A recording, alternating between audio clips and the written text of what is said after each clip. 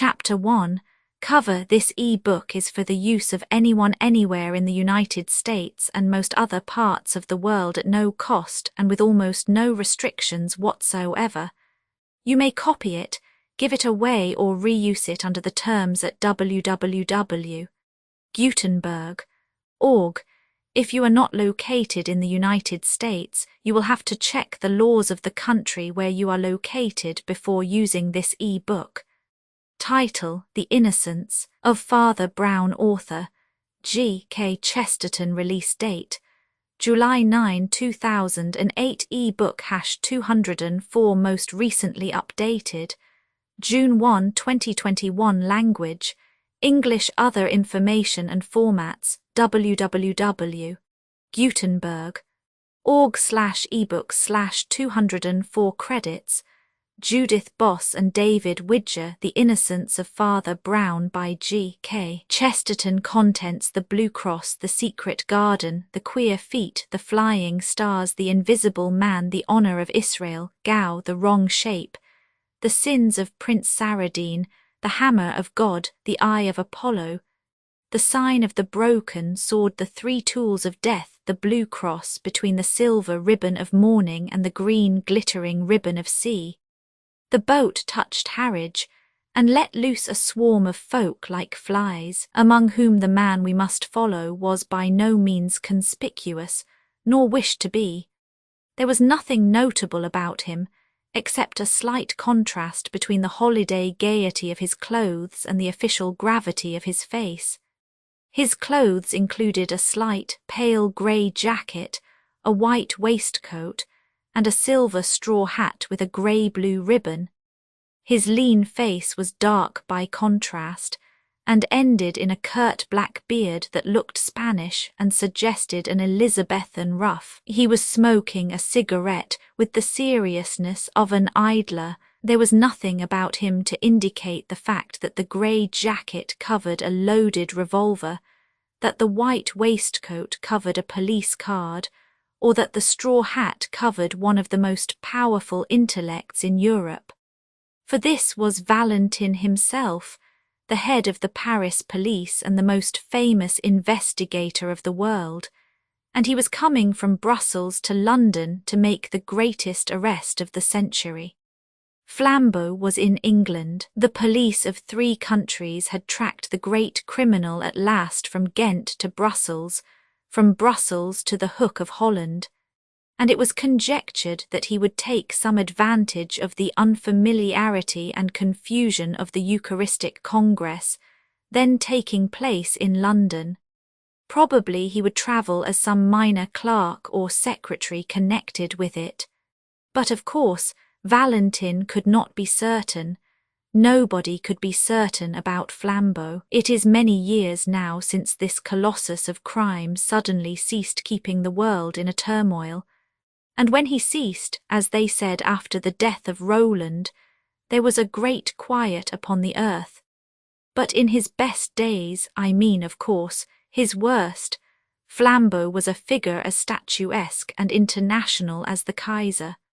Almost every morning the daily paper announced that he had escaped the consequences of one extraordinary crime by committing another. He was a Gascon of gigantic stature and bodily daring, and the wildest tales were told of his outbursts of athletic humour, how he turned the juged instruction upside down and stood him on his head, to clear his mind, how he ran down the Rue de Rivoli with a policeman under each arm. It is due to him to say that his fantastic physical strength was generally employed in such bloodless though undignified scenes. His real crimes were chiefly those of ingenious and wholesale robbery, but each of his thefts was almost a new sin, and would make a story by itself. It was he who ran the great Tyrolean Dairy Company in London, with no dairies, no cows, no carts, no milk, but with some 1,000 subscribers.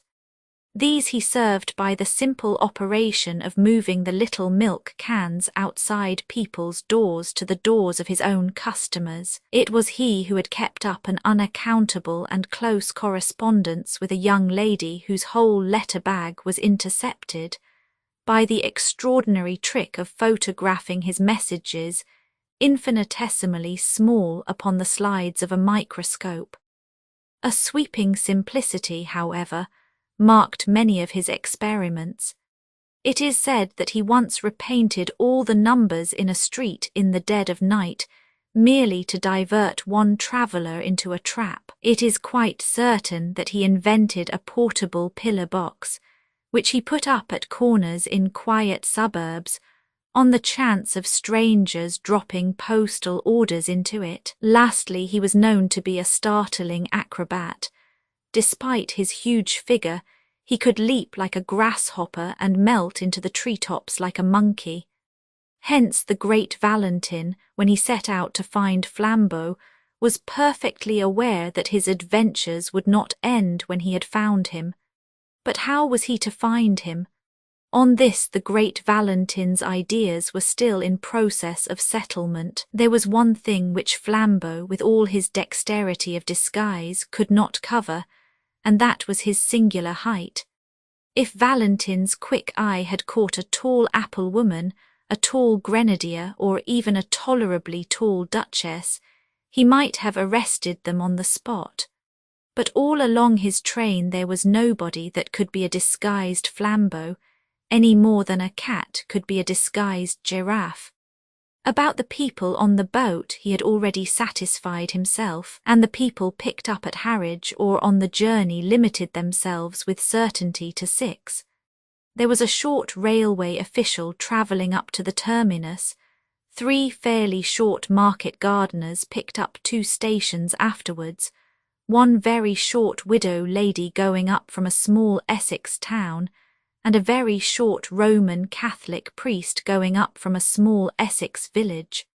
When it came to the last case, Valentin gave it up and almost laughed. The little priest was so much the essence of those eastern flats. He had a face as round and dull as a Norfolk dumpling. He had eyes as empty as the North Sea.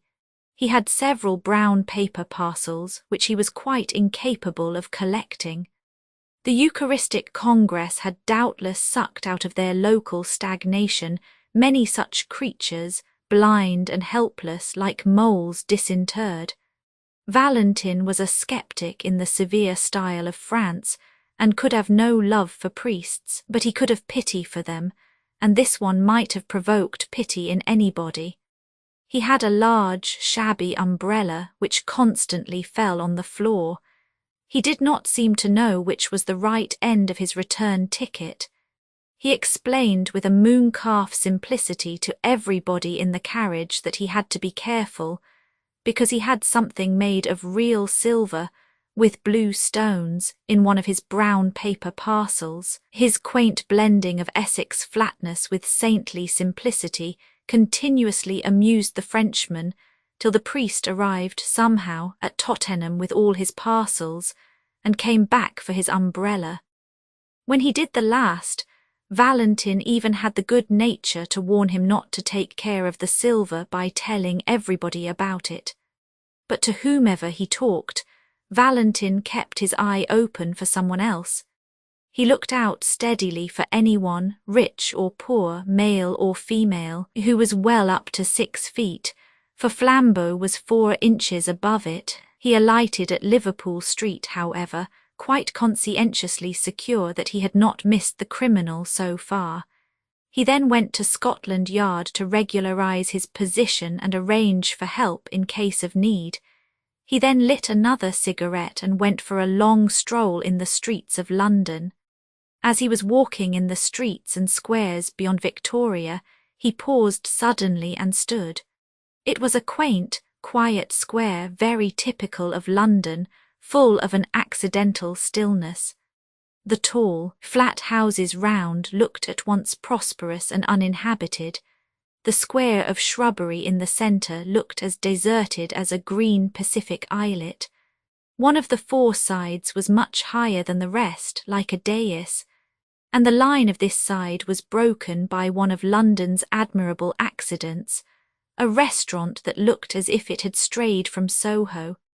It was an unreasonably attractive object, with dwarf plants in pots and long, striped blinds of lemon, yellow and white. It stood specially high above the street, and in the usual patchwork way of London, a flight of steps from the street ran up to meet the front door, almost as a fire escape might run up to a first-floor window.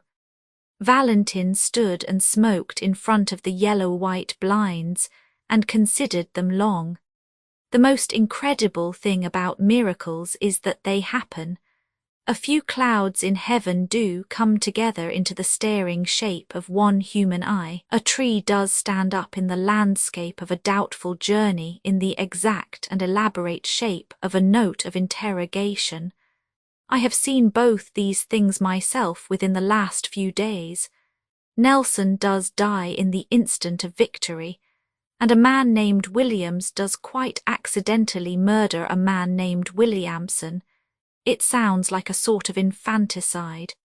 In short, there is in life an element of elfin coincidence which people reckoning on the prosaic may perpetually miss. As it has been well expressed in the paradox of Poe, wisdom should reckon on the unforeseen. Aristide Valentin was unfathomably French, and the French intelligence is intelligence specially and solely. He was not a thinking machine, for that is a brainless phrase of modern fatalism and materialism. A machine only is a machine because it cannot think, but he was a thinking man and a plain man at the same time. All his wonderful successes that looked like conjuring had been gained by plodding logic, by clear and commonplace French thought. The French electrify the world not by starting any paradox, they electrify it by carrying out a truism. They carry a truism so far, as in the French Revolution. But exactly because Valentin understood reason, he understood the limits of reason. Only a man who knows nothing of motors talks of motoring without petrol. Only a man who knows nothing of reason talks of reasoning without strong, undisputed first principles. Here he had no strong first principles. Flambeau had been missed at Harwich, and if he was in London at all, he might be anything from a tall tramp on Wimbledon Common to a tall toast master at the Hotel Metropole.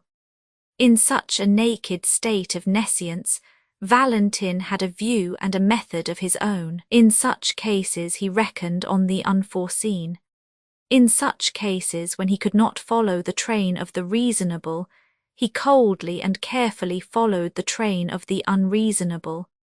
Instead of going to the right places, banks, police stations, rendezvous, he systematically went to the wrong places, knocked at every empty house, turned down every cul-de-sac, went up every lane blocked with rubbish, went round every crescent that led him uselessly out of the way. He defended this crazy course quite logically.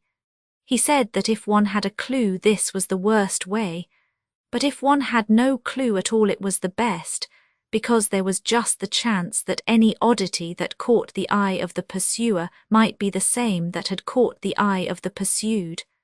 Somewhere a man must begin, and it had better be just where another man might stop. Something about that flight of steps up to the shop, something about the quietude and quaintness of the restaurant, roused all the detective's rare romantic fancy and made him resolve to strike at random. He went up the steps and, sitting down at a table by the window, asked for a cup of black coffee. It was halfway through the morning, and he had not breakfasted. The slight litter of other breakfasts stood about on the table to remind him of his hunger, and adding a poached egg to his order, he proceeded musingly to shake some white sugar into his coffee, thinking all the time about Flambeau. He remembered how Flambeau had escaped, once by a pair of nail scissors and once by a house on fire, once by having to pay for an unstamped letter, and once by getting people to look through a telescope at a comet that might destroy the world. He thought his detective brain as good as the criminal's, which was true. But he fully realized the disadvantage. The criminal is the creative artist, the detective only the critic, he said with a sour smile, and lifted his coffee cup to his lips slowly and put it down very quickly. He had put salt in it. He looked at the vessel from which the silvery powder had come. It was certainly a sugar basin, as unmistakably meant for sugar as a champagne bottle for champagne. He wondered why they should keep salt in it. He looked to see if there were any more orthodox vessels. Yes, there were 2 salt cellars quite full. Perhaps there was some speciality in the condiment in the salt cellars. He tasted it. It was sugar.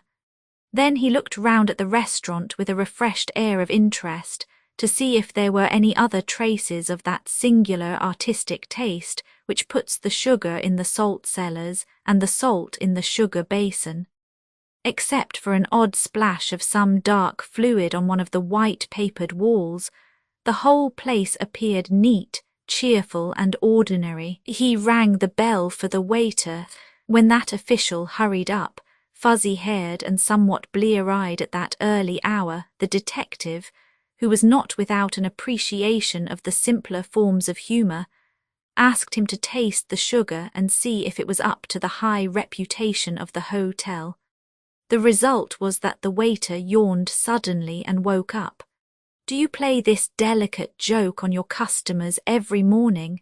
inquired Valentin. "Does changing the salt and sugar never pall on you as a jest?" The waiter, when this irony grew clearer, stammeringly assured him that the establishment had certainly no such intention.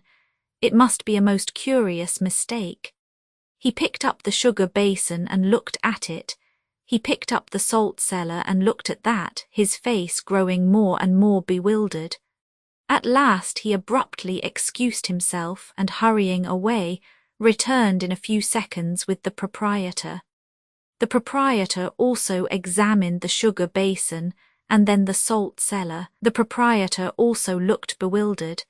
Suddenly the waiter seemed to grow inarticulate with a rush of words.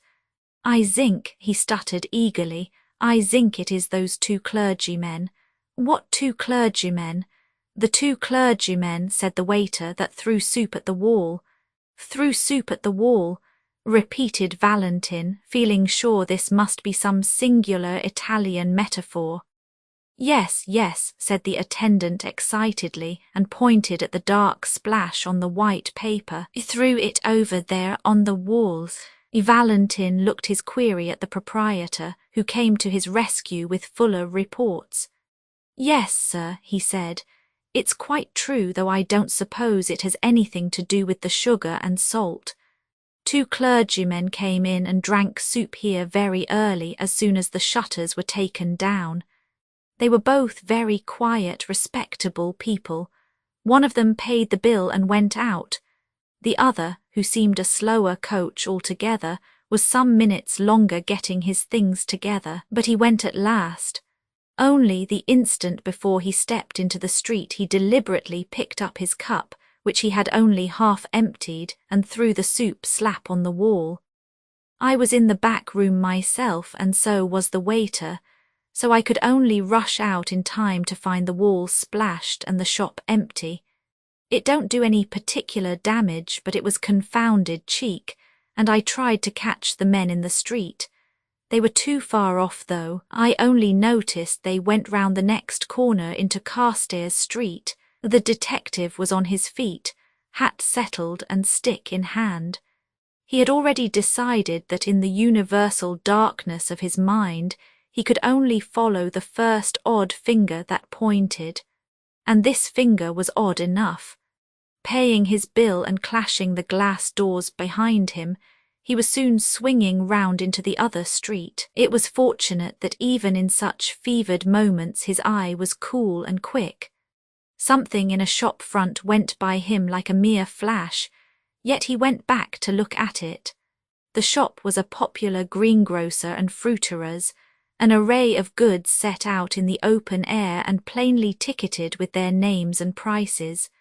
In the two most prominent compartments were two heaps, of oranges and of nuts respectively. On the heap of nuts lay a scrap of cardboard, on which was written in bold, blue chalk, "Best tangerine oranges, 2 a penny." On the oranges was the equally clear and exact description, "Finest Brazil nuts 4D, a lb." Valentin looked at these two placards and fancied he had met this highly subtle form of humour before, and that somewhat recently. He drew the attention of the red-faced fruiterer, who was looking rather sullenly up and down the street, to this inaccuracy in his advertisements. The fruiterer said nothing, but sharply put each card into its proper place. The detective, leaning elegantly on his walking cane, continued to scrutinize the shop. At last he said, "Pray excuse my apparent irrelevance, my good sir, but I should like to ask you a question in experimental psychology and the association of ideas." The red-faced shopman regarded him with an eye of menace, but he continued gaily, swinging his cane. "Why," he pursued, "why are 2 tickets wrongly placed in a greengrocer's shop like a shovel hat that has come to London for a holiday? Or, in case I do not make myself clear, what is the mystical association which connects the idea of nuts marked as oranges with the idea of 2 clergymen, one tall and the other short?" The eyes of the tradesman stood out of his head like a snail's. He really seemed for an instant likely to fling himself upon the stranger. At last he stammered angrily, "I don't know what you are to do with it, but if you're one of their friends, you can tell from me that I'll knock their silly eads off, parsons or no parsons, if they upset my apples again." "Indeed?" asked the detective with great sympathy. "Did they upset your apples?" "One of 'em did," said the heated shopman. "Rolled 'em all over the street. I'd caught the fool but for having to pick 'em up." "Which way did these parsons go?" asked Valentin. "Up that second road on the left-hand side and then across the square," said the other promptly. "Thanks," replied Valentin and vanished like a fairy. On the other side of the second square he found a policeman and said, "This is urgent, constable. Have you seen 2 clergymen in shovel hats?" The policeman began to chuckle heavily. "I sir, and if you asked me, one of 'em was drunk. He stood in the middle of the road, that bewildered that." "Which way did they go?" snapped Valentin. "They took one of them yellow buses over there," answered the man. "Them that go to Hampstead." Valentin produced his official card and said very rapidly, "Call up 2 of your men to come with me in pursuit," and crossed the road with such contagious energy that the ponderous policeman was moved to almost agile obedience. In a minute and a half the French detective was joined on the opposite pavement by an inspector and a man in plain clothes. "Well, sir," began the former, with smiling importance, "and what may?" Valentin pointed suddenly with his cane. "I'll tell you on the top of that omnibus," he said, and was darting and dodging across the tangle of the traffic. When all 3 sank panting on the top seats of the yellow vehicle, the inspector said, "We could go 4 times as quick in a taxi." "Quite true," replied their leader placidly, "if we only had an idea of where we were going." "Well, where are you going?" asked the other, staring. Valentin smoked frowningly for a few seconds, then, removing his cigarette, he said, "If you know what a man's doing, get in front of him, but if you want to guess what he's doing, keep behind him. Stray when he strays, stop when he stops, travel as slowly as he. Then you may see what he saw and may act as he acted.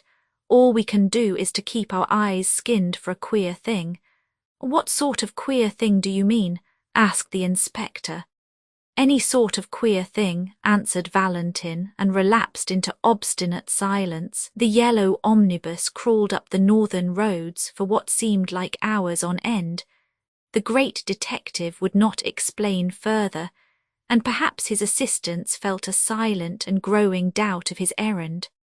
Perhaps also they felt a silent and growing desire for lunch, for the hours crept long past the normal luncheon hour, and the long roads of the North London suburbs seemed to shoot out into length after length like an infernal telescope. It was one of those journeys on which a man perpetually feels that now at last he must have come to the end of the universe, and then finds he has only come to the beginning of Tufnell Park.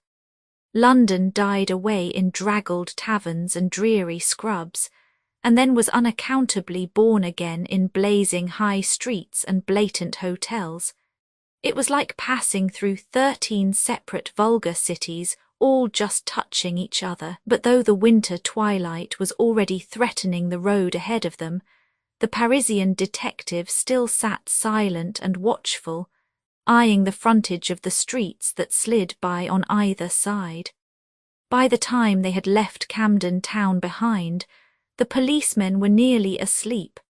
At least they gave something like a jump as Valentin leapt erect, struck a hand on each man's shoulder, and shouted to the driver to stop. They tumbled down the steps into the road without realizing why they had been dislodged. When they looked round for enlightenment, they found Valentin triumphantly pointing his finger towards a window on the left side of the road.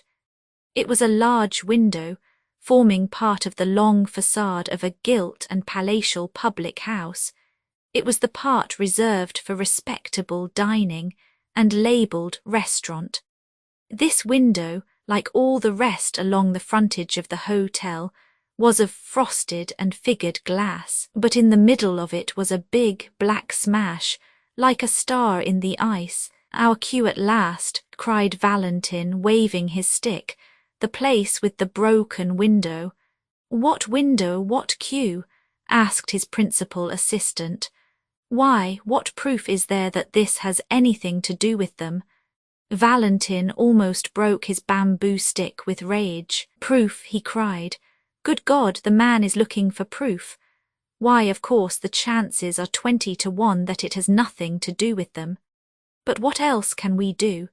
Don't you see we must either follow one wild possibility or else go home to bed?" He banged his way into the restaurant, followed by his companions, and they were soon seated at a late luncheon at a little table, and looked at the star of smashed glass from the inside. Not that it was very informative to them even then. "Got your window broken, I see," said Valentin to the waiter as he paid the bill. "Yes, sir," answered the attendant, bending busily over the change, to which Valentin silently added an enormous tip.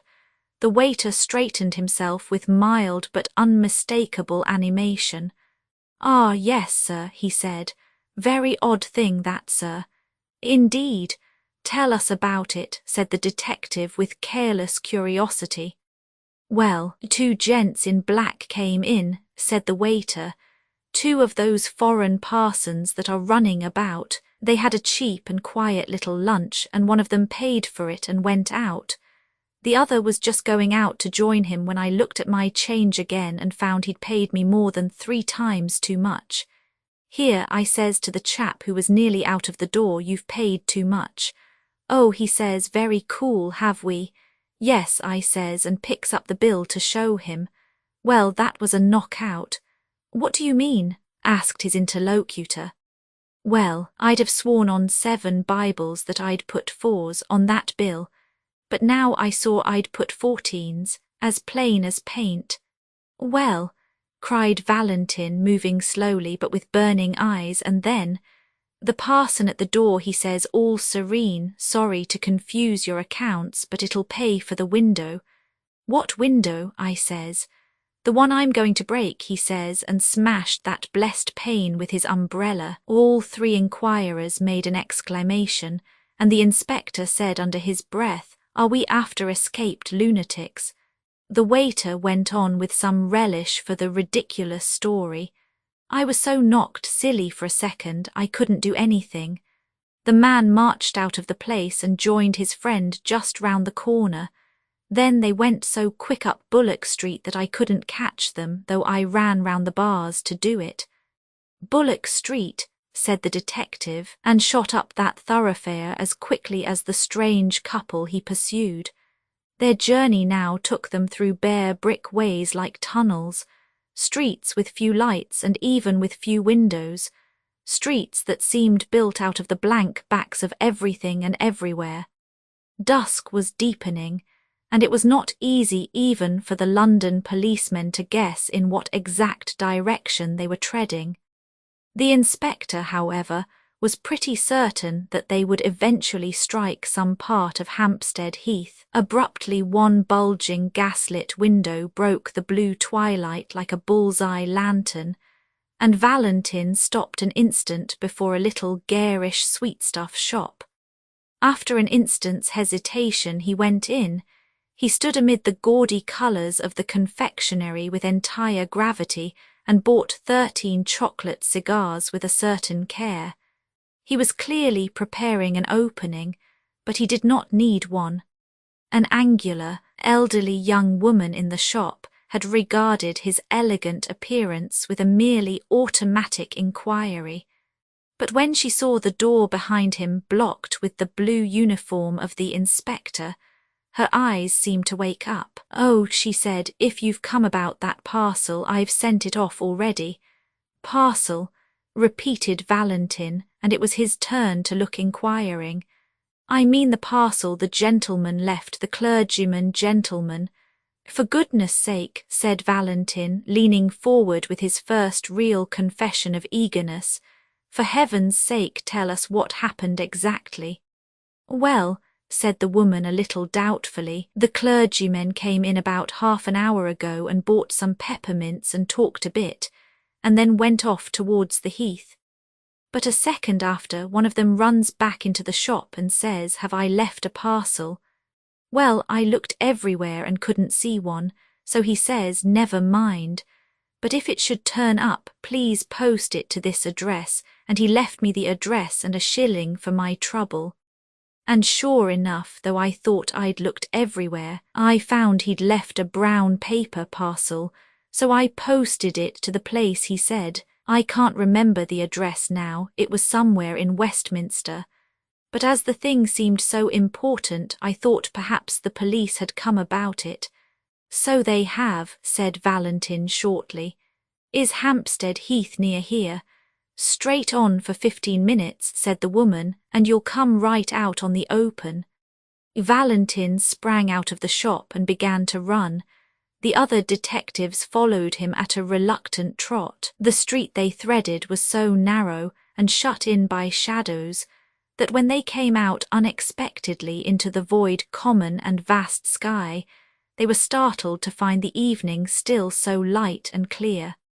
A perfect dome of peacock green sank into gold amid the blackening trees and the dark violet distances.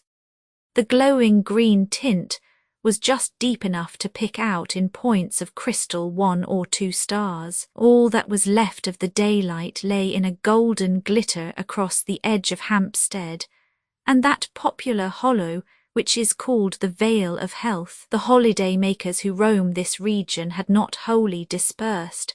A few couples sat shapelessly on benches, and here and there a distant girl still shrieked in one of the swings. The glory of heaven deepened and darkened around the sublime vulgarity of man, and standing on the slope and looking across the valley, Valentin beheld the thing which he sought.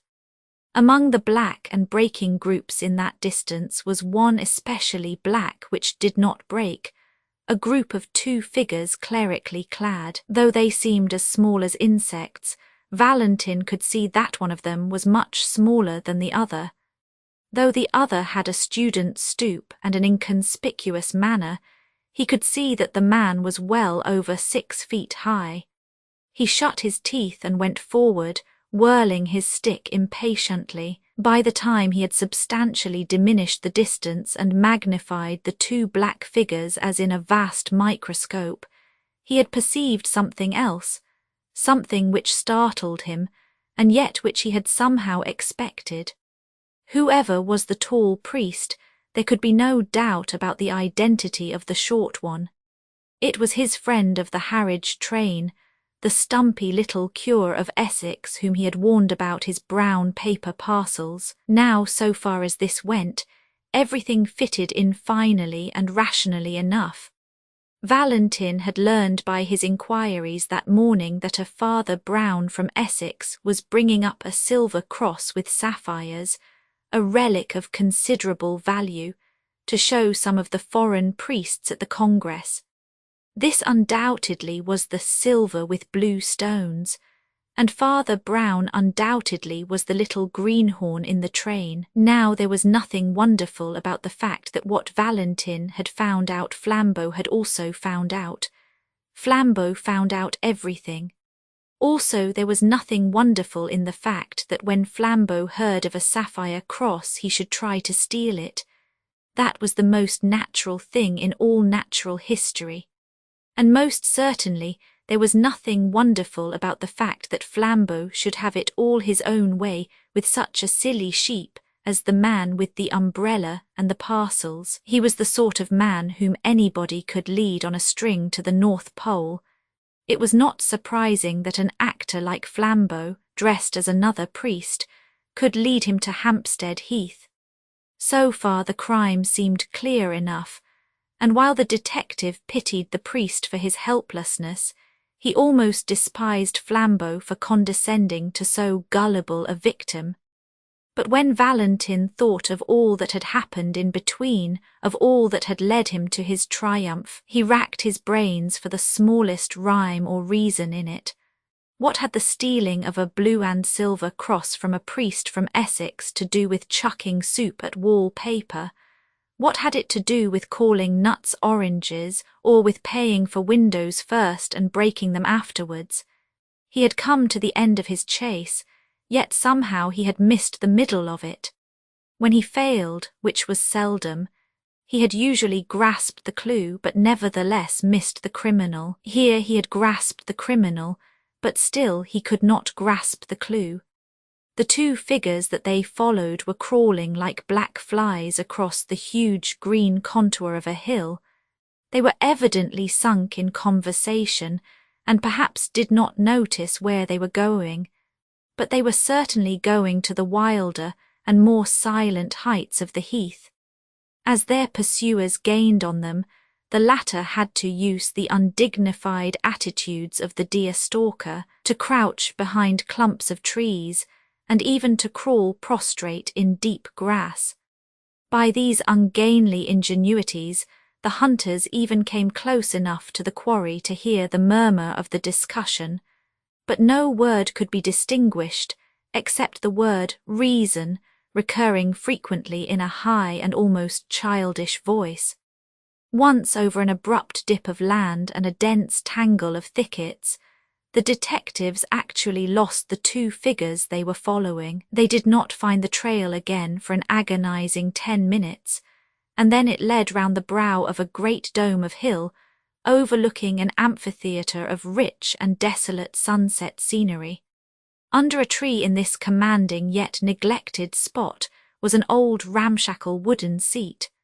On this seat sat the two priests still in serious speech together. The gorgeous green and gold still clung to the darkening horizon, but the dome above was turning slowly from peacock green to peacock blue, and the stars detached themselves more and more like solid jewels. Mutely motioning to his followers, Valentin contrived to creep up behind the big branching tree, and standing there in deathly silence, heard the words of the strange priests for the first time. After he had listened for a minute and a half, he was gripped by a devilish doubt. Perhaps he had dragged the two English policemen to the wastes of a nocturnal heath on an errand no saner than seeking figs on its thistles. For the two priests were talking exactly like priests, piously, with learning and leisure, about the most aerial enigmas of theology. The little Essex priest spoke the more simply, with his round face turned to the strengthening stars. The other talked with his head bowed, as if he were not even worthy to look at them. But no more innocently clerical conversation could have been heard in any white Italian cloister or black Spanish cathedral. The first he heard was the tale of one of Father Brown's sentences, which ended, "What they really meant in the Middle Ages by the heavens being incorruptible." The taller priest nodded his bowed head and said, "Ah, yes, these modern infidels appeal to their reason.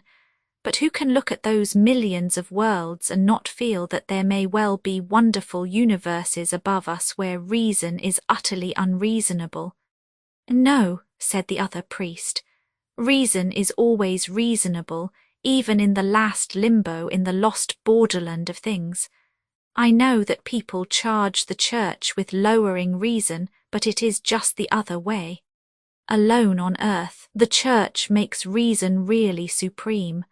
Alone on earth, the church affirms that God himself is bound by reason." The other priest raised his austere face to the spangled sky and said, "Yet who knows if in that infinite universe—" "Only infinite physically," said the little priest, turning sharply in his seat, "not infinite in the sense of escaping from the laws of truth." Valentin behind his tree was tearing his fingernails with silent fury. He seemed almost to hear the sniggers of the English detectives whom he had brought so far on a fantastic guess, only to listen to the metaphysical gossip of two mild old parsons. In his impatience he lost the equally elaborate answer of the tall cleric, and when he listened again it was again Father Brown who was speaking. "Reason and justice grip the remotest and the loneliest star. Look at those stars. Don't they look as if they were single diamonds and sapphires?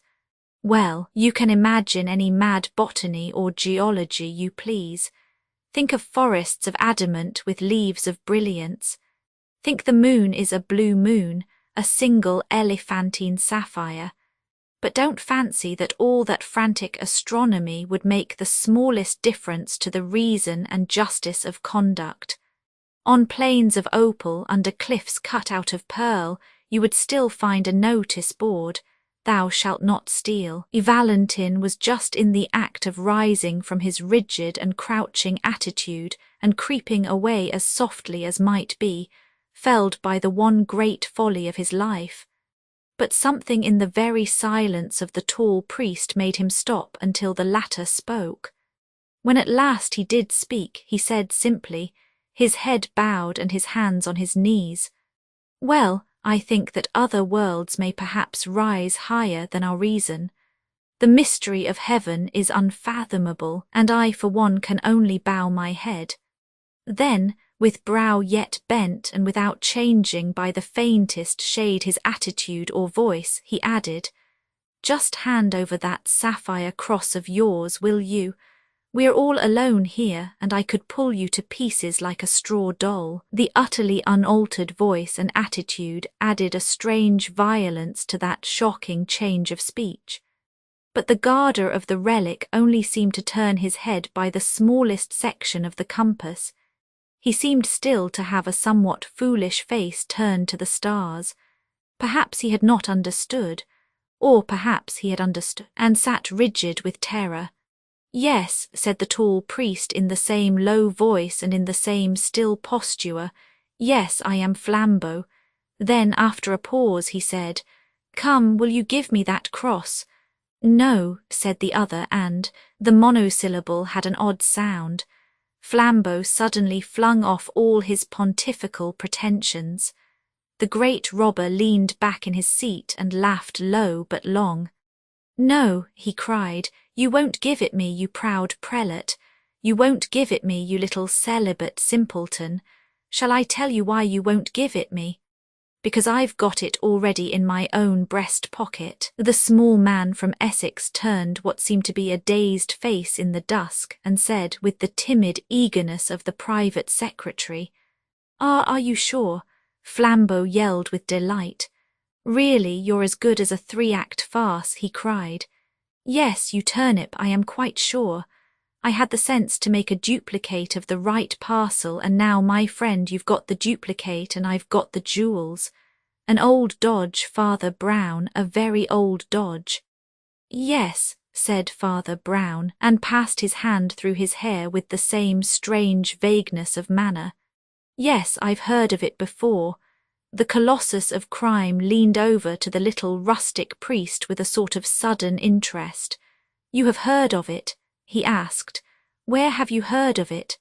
Well, I mustn't tell you his name, of course, said the little man simply. He was a penitent, you know. He had lived prosperously for about 20 years entirely on duplicate brown paper parcels, and so, you see, when I began to suspect you, I thought of this poor chap's way of doing it at once. Began to suspect me, repeated the outlaw with increased intensity. Did you really have the gumption to suspect me just because I brought you up to this bare part of the heath?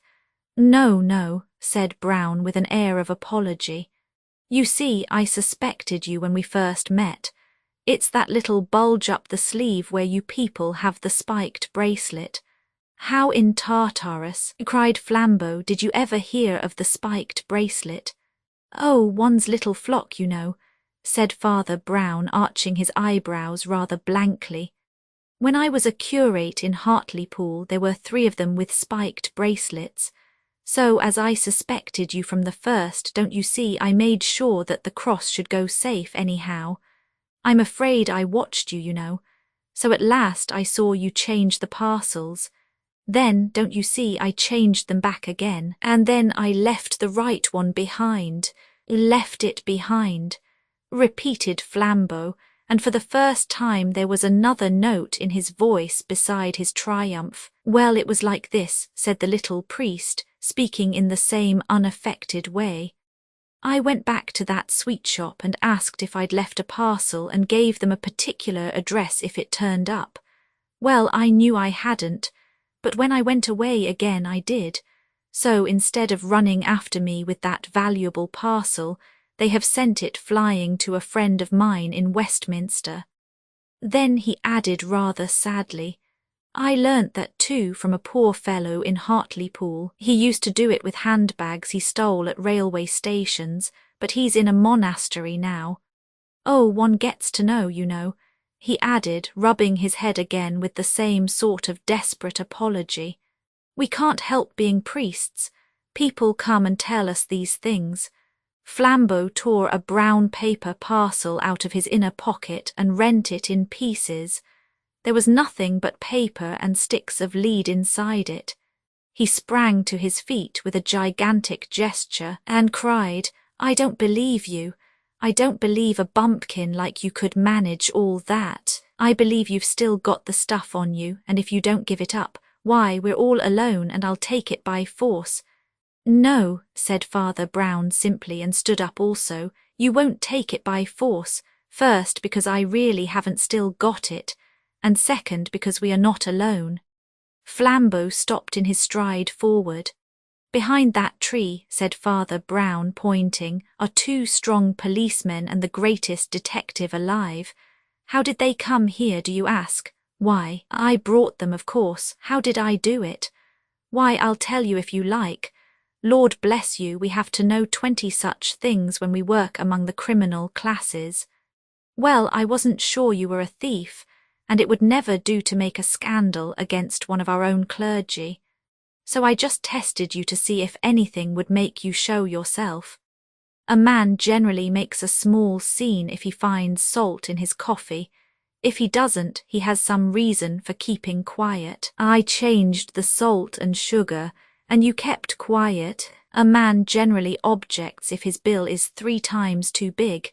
If he pays it, he has some motive for passing unnoticed. I altered your bill and you paid it. The world seemed waiting for Flambeau to leap like a tiger, but he was held back as by a spell. He was stunned with the utmost curiosity. Well, went on Father Brown with lumbering lucidity, as you wouldn't leave any tracks for the police, of course somebody had to. At every place we went to, I took care to do something that would get us talked about for the rest of the day. I didn't do much harm, a splashed wall, spilt apples, a broken window, but I saved the cross as the cross will always be saved. It is at Westminster by now. I rather wonder you didn't stop it with the donkey's whistle." "With the what?" asked Flambeau. "I'm glad you've never heard of it," said the priest, making a face. "It's a foul thing. I'm sure you're too good a man for a whistler. I couldn't have counted it even with the spots myself. I'm not strong enough in the legs." "What on earth are you talking about?" asked the other. "Well, I did think you'd know the spots," said Father Brown, agreeably surprised. "Oh, you can't have gone so very wrong yet. How in blazes do you know all these horrors?" cried Flambeau. The shadow of a smile crossed the round, simple face of his clerical opponent. "Oh, by being a celibate simpleton, I suppose," he said. "Has it never struck you that a man who does next to nothing but hear men's real sins is not likely to be wholly unaware of human evil? But as a matter of fact, another part of my trade too made me sure you weren't a priest." "What?" asked the thief, almost gaping. "You attacked reason," said Father Brown. "It's bad theology." And even as he turned away to collect his property, the 3 policemen came out from under the twilight trees. Flambeau was an artist and a sportsman. He stepped back and swept Valentin a great bow. "Do not bow to me, mon ami," said Valentin with silver clearness. "Let us both bow to our master." And they both stood an instant uncovered while the little Essex priest blinked about for his umbrella. The secret garden Aristide Valentin, chief of the Paris police, was late for his dinner, and some of his guests began to arrive before him. These were, however, reassured by his confidential servant, Ivan, the old man with a scar, and a face almost as grey as his moustaches, who always sat at a table in the entrance hall, a hall hung with weapons. Valentin's house was perhaps as peculiar and celebrated as its master. It was an old house, with high walls and tall poplars almost overhanging the Seine, but the oddity, and perhaps the police value of its architecture was this, that there was no ultimate exit at all except through this front door, which was guarded by Ivan and the armoury. The garden was large and elaborate, and there were many exits from the house into the garden. But there was no exit from the garden into the world outside. All round it ran a tall, smooth, unscalable wall with special spikes at the top. No bad garden, perhaps, for a man to reflect in whom some 100 criminals had sworn to kill. As Ivan explained to the guests, their host had telephoned that he was detained for 10 minutes. He was, in truth, making some last arrangements about executions and such ugly things, and though these duties were rootedly repulsive to him, he always performed them with precision. Ruthless in the pursuit of criminals, he was very mild about their punishment.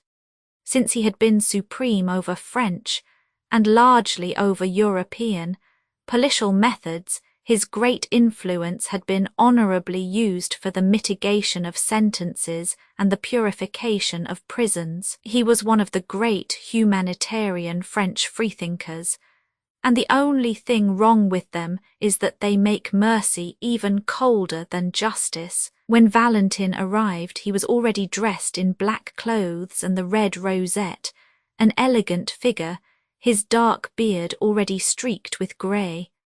He went straight through his house to his study, which opened on the grounds behind. The garden door of it was open, and after he had carefully locked his box in its official place, he stood for a few seconds at the open door looking out upon the garden. A sharp moon was fighting with the flying rags and tatters of a storm, and Valentin regarded it with a wistfulness unusual in such scientific natures as his. Perhaps such scientific natures have some psychic provision of the most tremendous problem of their lives. From any such occult mood, at least, he quickly recovered, for he knew he was late, and that his guests had already begun to arrive. A glance at his drawing-room when he entered, it was enough to make certain that his principal guest was not there, at any rate. He saw all the other pillars of the little party. He saw Lord Galloway, the English ambassador, a choleric old man with a russet face like an apple, wearing the blue ribbon of the Garter. He saw Lady Galloway, slim and thread-like, with silver hair and a face sensitive and superior. He saw her daughter, Lady Margaret Graham, a pale and pretty girl with an elfish face and copper-coloured hair. He saw the Duchess of Mont-St. Mitchell, black-eyed and opulent, and with her 2 daughters, black-eyed and opulent also. He saw Dr. Simon, a typical French scientist, with glasses, a pointed brown beard, and a forehead barred with those parallel wrinkles which are the penalty of superciliousness, since they come through constantly elevating the eyebrows. He saw Father Brown of Cobhole in Essex, whom he had recently met in England. He saw, perhaps with more interest than any of these, a tall man in uniform who had bowed to the Galloways without receiving any very hearty acknowledgment, and who now advanced alone to pay his respects to his host. This was Commandant O'Brien, of the French Foreign Legion. He was a slim yet somewhat swaggering figure, clean-shaven, dark-haired and blue-eyed, and as seemed natural in an officer of that famous regiment of victorious failures and successful suicides, he had an air at once dashing and melancholy. He was by birth an Irish gentleman, and in boyhood had known the Galloways, especially Margaret Graham. He had left his country after some crash of debts, and now expressed his complete freedom from British etiquette by swinging about in uniform, sabre and spurs. When he bowed to the ambassador's family, Lord and Lady Galloway bent stiffly, and Lady Margaret looked away, but for whatever old causes such people might be interested in each other, their distinguished host was not specially interested in them. No one of them at least was in his eyes the guest of the evening. Valentin was expecting, for special reasons, a man of world-wide fame, whose friendship he had secured during some of his great detective tours and triumphs in the United States. He was expecting Julius K. Brain, that multimillionaire whose colossal and even crushing endowments of small religions have occasioned so much easy sport and easier solemnity for the American and English papers. Nobody could quite make out whether Mr. Brain was an atheist or a Mormon or a Christian Scientist, but he was ready to pour money into any intellectual vessel, so long as it was an untried vessel. One of his hobbies was to wait for the American Shakespeare, a hobby more patient than angling. He admired Walt Whitman, but thought that Luke P., Tanner of Paris Par, was more progressive than Whitman any day. He liked anything that he thought progressive. He thought Valentin progressive, thereby doing him a grave injustice. The solid appearance of Julius K. Brain in the room was as decisive as a dinner bell.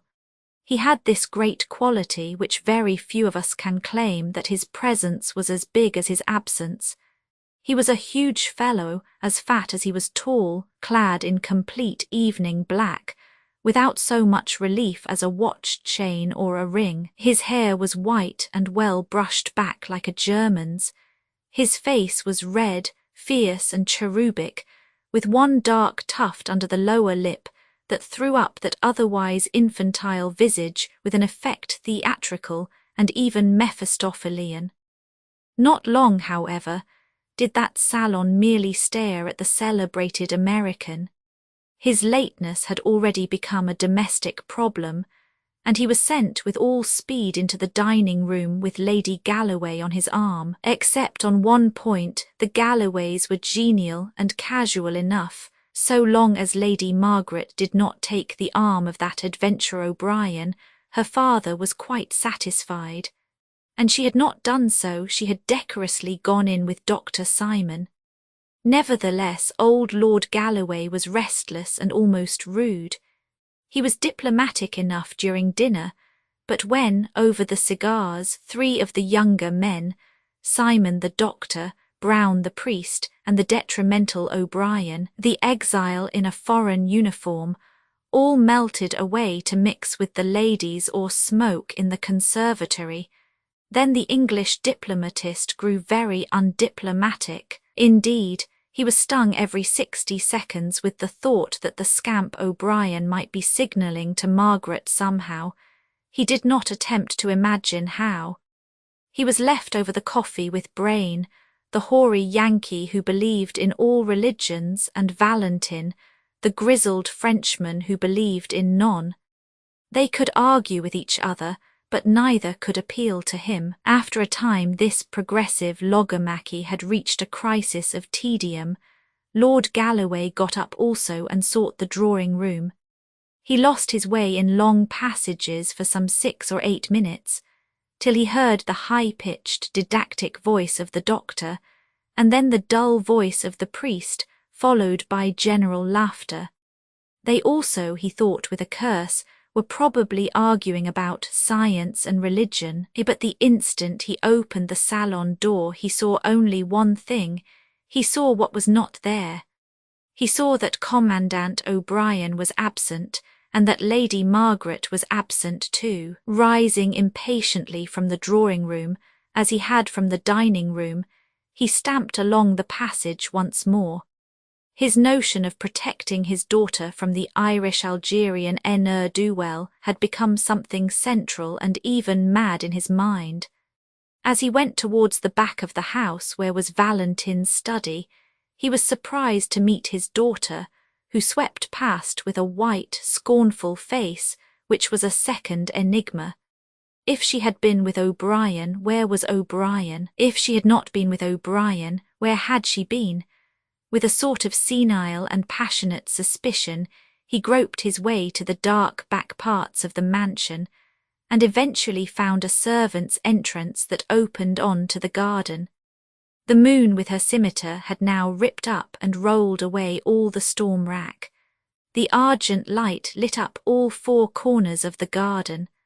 A tall figure in blue was striding across the lawn towards the study door. A glint of moonlit silver on his facings picked him out as Commandant O'Brien. He vanished through the French windows into the house, leaving Lord Galloway in an indescribable temper, at once virulent and vague. The blue and silver garden, like a scene in a theatre, seemed to taunt him with all that tyrannic tenderness against which his worldly authority was at war. The length and grace of the Irishman's stride enraged him as if he were a rival instead of a father. The moonlight maddened him. He was trapped as if by magic into a garden of troubadours, a Watteau fairyland, and willing to shake off such amorous imbecilities by speech, he stepped briskly after his enemy. As he did so, he tripped over some tree or stone in the grass, looked down at it first with irritation and then a second time with curiosity. The next instant the moon and the tall poplars looked at an unusual sight, an elderly English diplomatist running hard and crying or bellowing as he ran. His hoarse shouts brought a pale face to the study door. The beaming glasses and worried brow of Dr. Simon, who heard the nobleman's first clear words. Lord Galloway was crying, a corpse in the grass, a blood-stained corpse. O'Brien at last had gone utterly out of his mind. "We must tell Valentin at once," said the doctor when the other had brokenly described all that he had dared to examine. "It is fortunate that he is here." And even as he spoke the great detective entered the study, attracted by the cry. It was almost amusing to note his typical transformation. He had come with the common concern of a host and a gentleman, fearing that some guest or servant was ill. When he was told the gory fact, He turned with all his gravity instantly bright and businesslike. For this, however abrupt and awful, was his business. "Strange, gentlemen," he said as they hurried out into the garden, "that I should have hunted mysteries all over the earth, and now one comes and settles in my own backyard. But where is the place?" They crossed the lawn less easily, as a slight mist had begun to rise from the river, but under the guidance of the shaken Galloway they found the body sunken in deep grass, the body of a very tall and broad-shouldered man.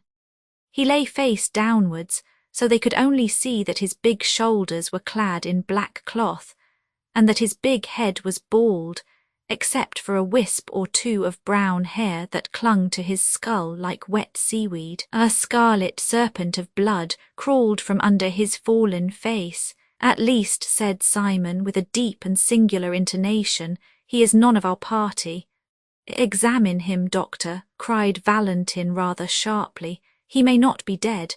The doctor bent down. "He is not quite cold, but I am afraid he is dead enough," he answered. "Just help me to lift him up."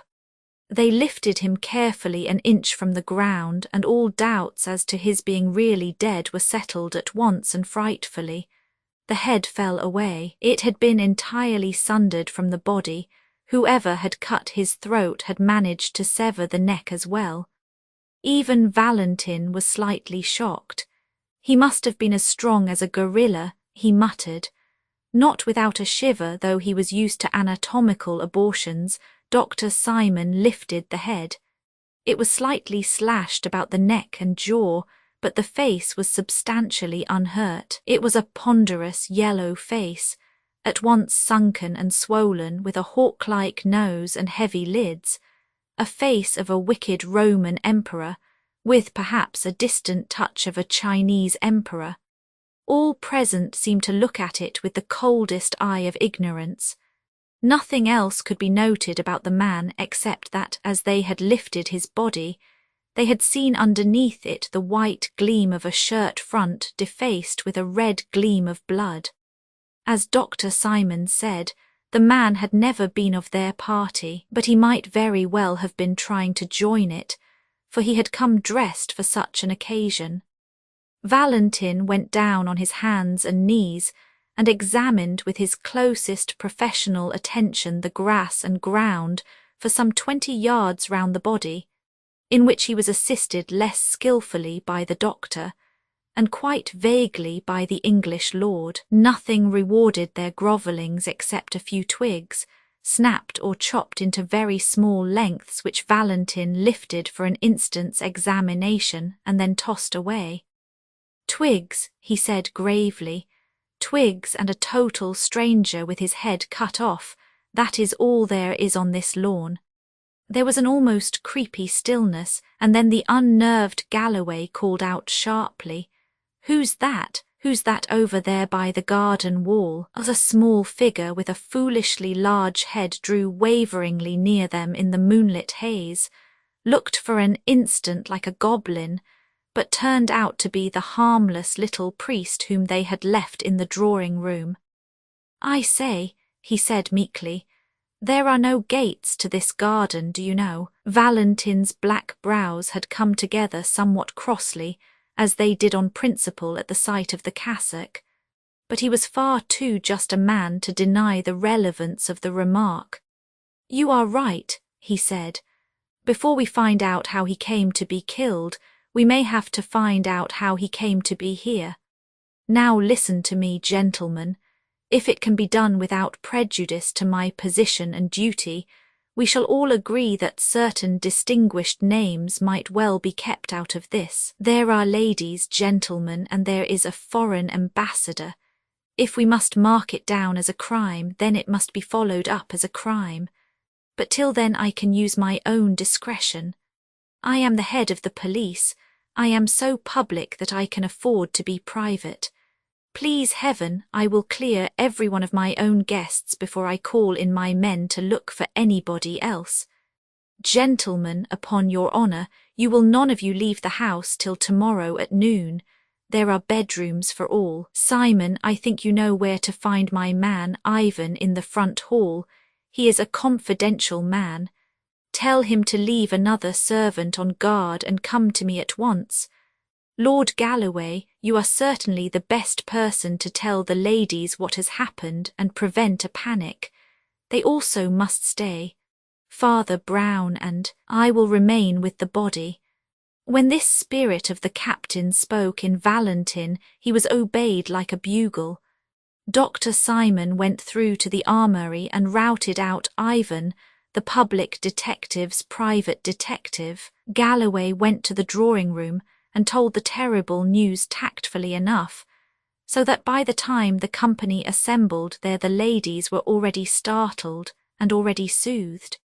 Meanwhile the good priest and the good atheist stood at the head and foot of the dead man motionless in the moonlight, like symbolic statues of their two philosophies of death. Ivan, the confidential man with the scar and the moustaches, came out of the house like a cannon ball, and came racing across the lawn to Valentin like a dog to his master. His livid face was quite lively with the glow of this domestic detective story, and it was with almost unpleasant eagerness that he asked his master's permission to examine the remains. "Yes, look if you like, Ivan," said Valentin, "but don't be long.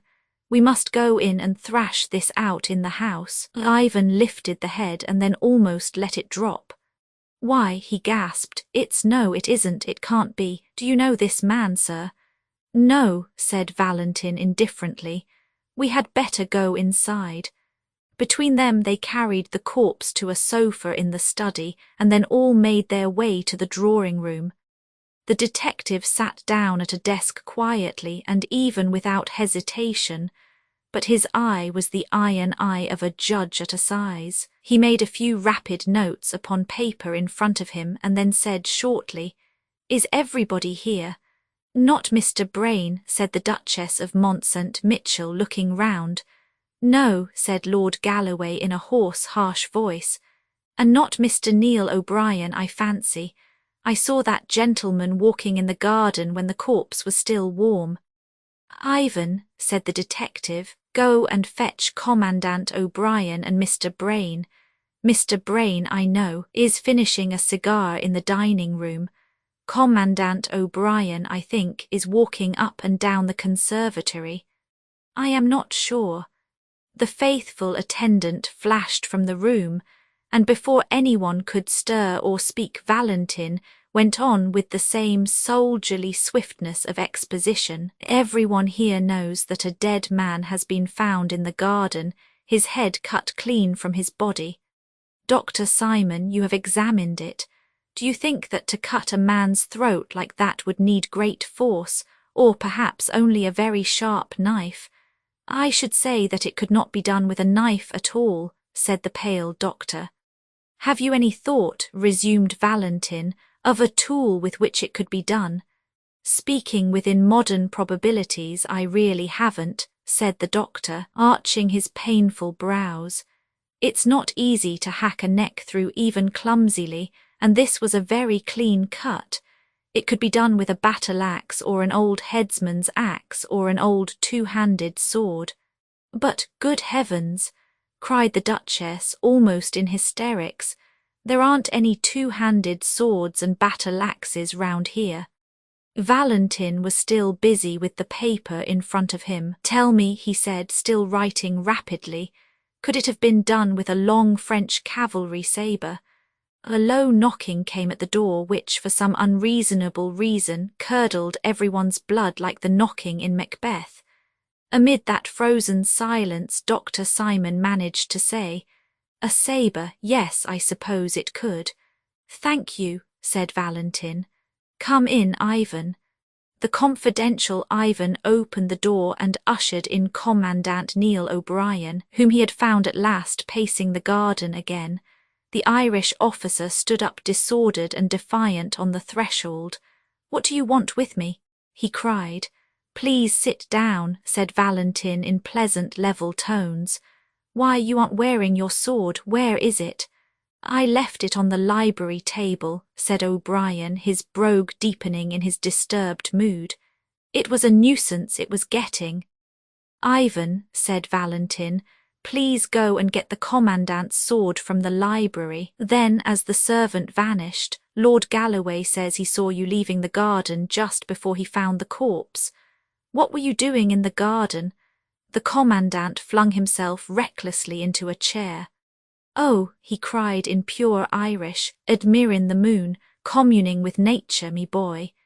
A heavy silence sank and endured, and at the end of it came again that trivial and terrible knocking. Ivan reappeared, carrying an empty steel scabbard.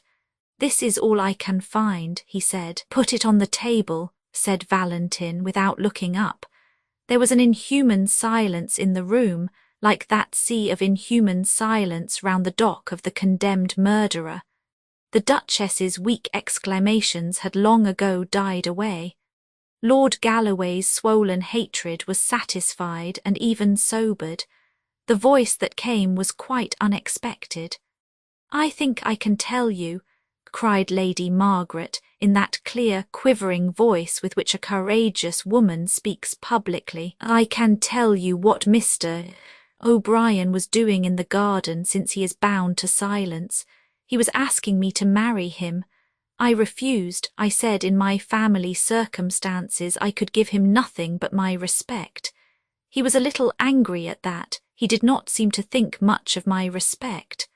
I wonder, she added with rather a wan smile, if he will care at all for it now, for I offer it him now.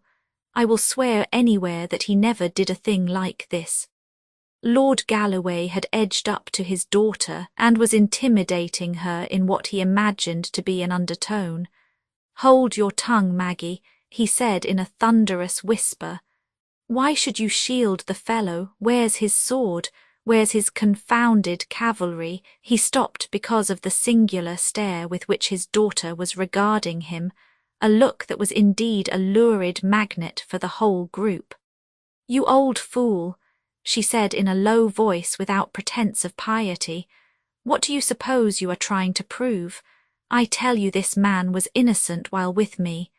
But if he wasn't innocent, he was still with me. If he murdered a man in the garden, who was it who must have seen, who must at least have known? Do you hate Neil so much as to put your own daughter? Lady Galloway screamed. Everyone else sat tingling at the touch of those satanic tragedies that have been between lovers before now. They saw the proud, white face of the Scotch aristocrat and her lover, the Irish adventurer, like old portraits in a dark house. The long silence was full of formless historical memories of murdered husbands and poisonous paramours. In the centre of this morbid silence an innocent voice said, "Was it a very long cigar?" The change of thought was so sharp that they had to look round to see who had spoken. "I mean," said little Father Brown from the corner of the room, "I mean that cigar Mr. Brain is finishing. It seems nearly as long as a walking stick." Despite the irrelevance, there was assent as well as irritation in Valentin's face as he lifted his head. "Quite right," he remarked sharply.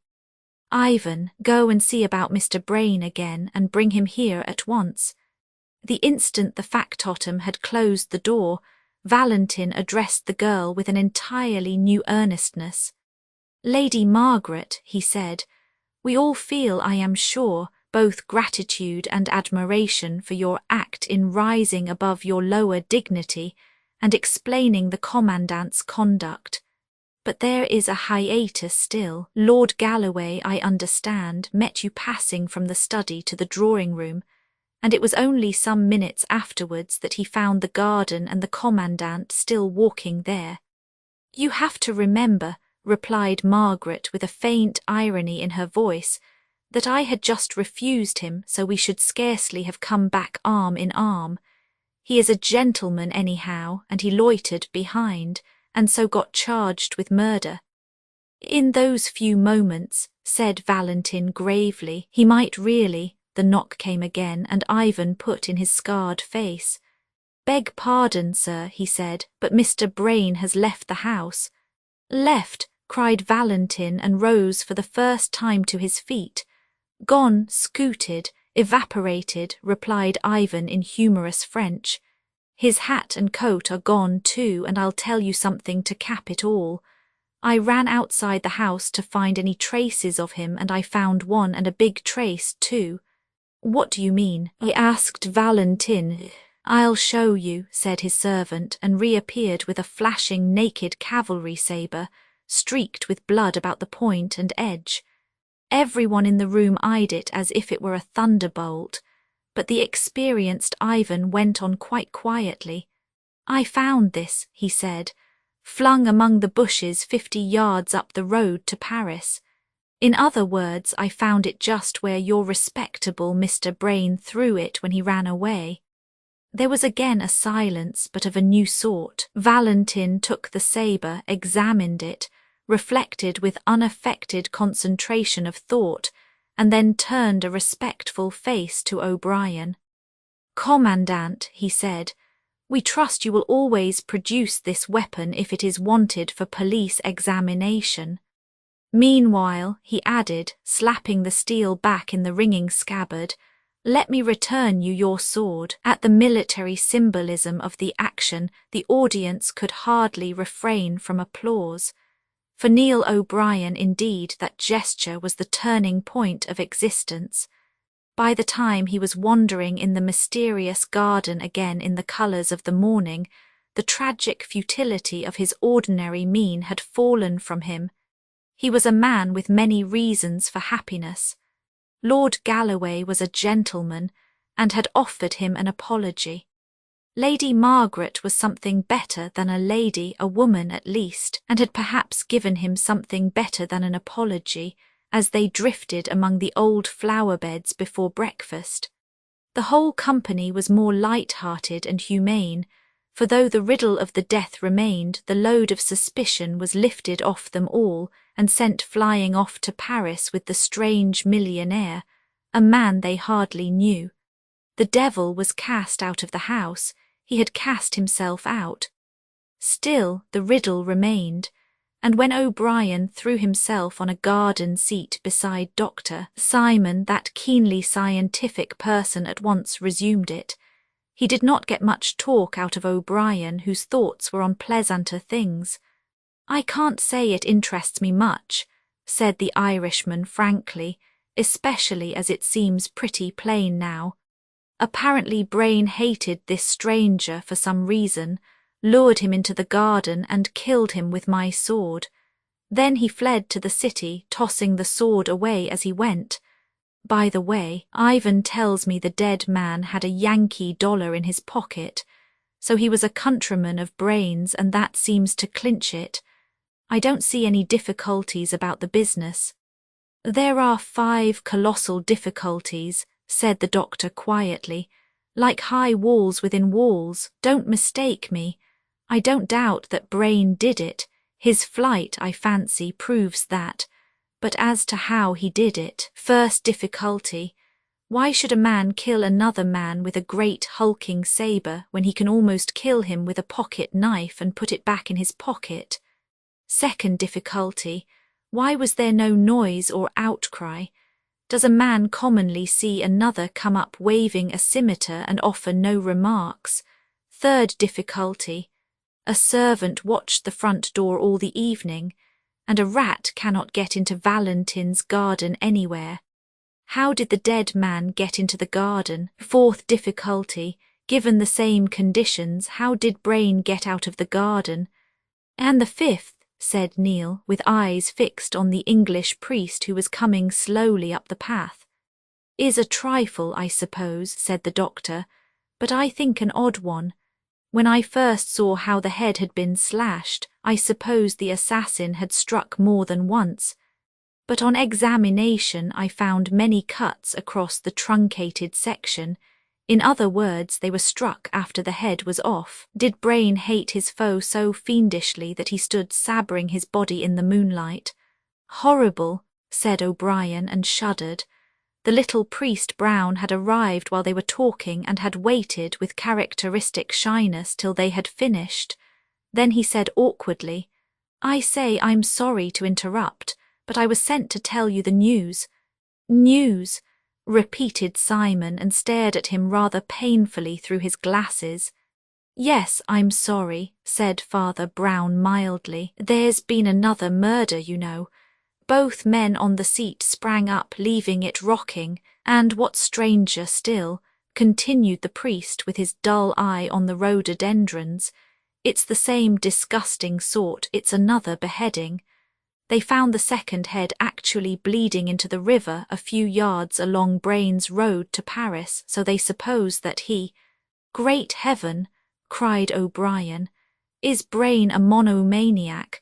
There are American vendettas, said the priest impassively. Then he added, they want you to come to the library and see it. Commandant O'Brien followed the others towards the inquest, feeling decidedly sick. As a soldier, he loathed all this secretive carnage. Where were these extravagant amputations going to stop? First one head was hacked off and then another. In this case, he told himself bitterly, it was not true that 2 heads were better than 1. As he crossed the study, he almost staggered at a shocking coincidence. Upon Valentin's table lay the coloured picture of yet a 3rd bleeding head, and it was the head of Valentin himself. A second glance showed him it was only a nationalist paper, called The Guillotine, which every week showed one of its political opponents with rolling eyes and writhing features just after execution. For Valentin was an anti-clerical of some note. But O'Brien was an Irishman, with a kind of chastity even in his sins, and his gorge rose against that great brutality of the intellect which belongs only to France. He felt Paris as a whole, from the grotesques on the Gothic churches to the gross caricatures in the newspapers. He remembered the gigantic jests of the Revolution. He saw the whole city as one ugly energy, from the sanguinary sketch lying on Valentin's table up to where, above a mountain and forest of gargoyles, the great devil grins on Notre Dame. The library was long, low, and dark. What light entered it shot from under low blinds, and had still some of the ruddy tinge of morning. Valentin and his servant Ivan were waiting for them at the upper end of a long, slightly sloping desk, on which lay the mortal remains, looking enormous in the twilight. The big black figure and yellow face of the man found in the garden confronted them essentially unchanged. The second head, which had been fished from among the river reeds that morning, lay streaming and dripping beside it. Valentin's men were still seeking to recover the rest of this second corpse, which was supposed to be afloat. Father Brown, who did not seem to share O'Brien's sensibilities in the least, went up to the second head and examined it with his blinking care. It was little more than a mop of wet white hair, fringed with silver fire in the red and level morning light. The face, which seemed of an ugly, empurpled and perhaps criminal type, had been much battered against trees or stones as it tossed in the water. "Good morning, Commandant O'Brien," said Valentin with quiet cordiality. "You have heard of Brain's last experiment in butchery, I suppose."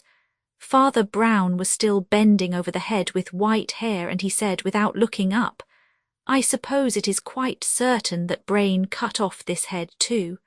"Well, it seems common sense," said Valentin with his hands in his pockets. "Killed in the same way as the other, found within a few yards of the other, and sliced by the same weapon which we know he carried away." "Yes, I know," replied Father Brown submissively. "Yet, you know, I doubt whether Brain could have cut off this head." "Why not?" inquired Dr. Simon with a rational stare. "Well, doctor," said the priest, looking up blinking, "can a man cut off his own head? I don't know."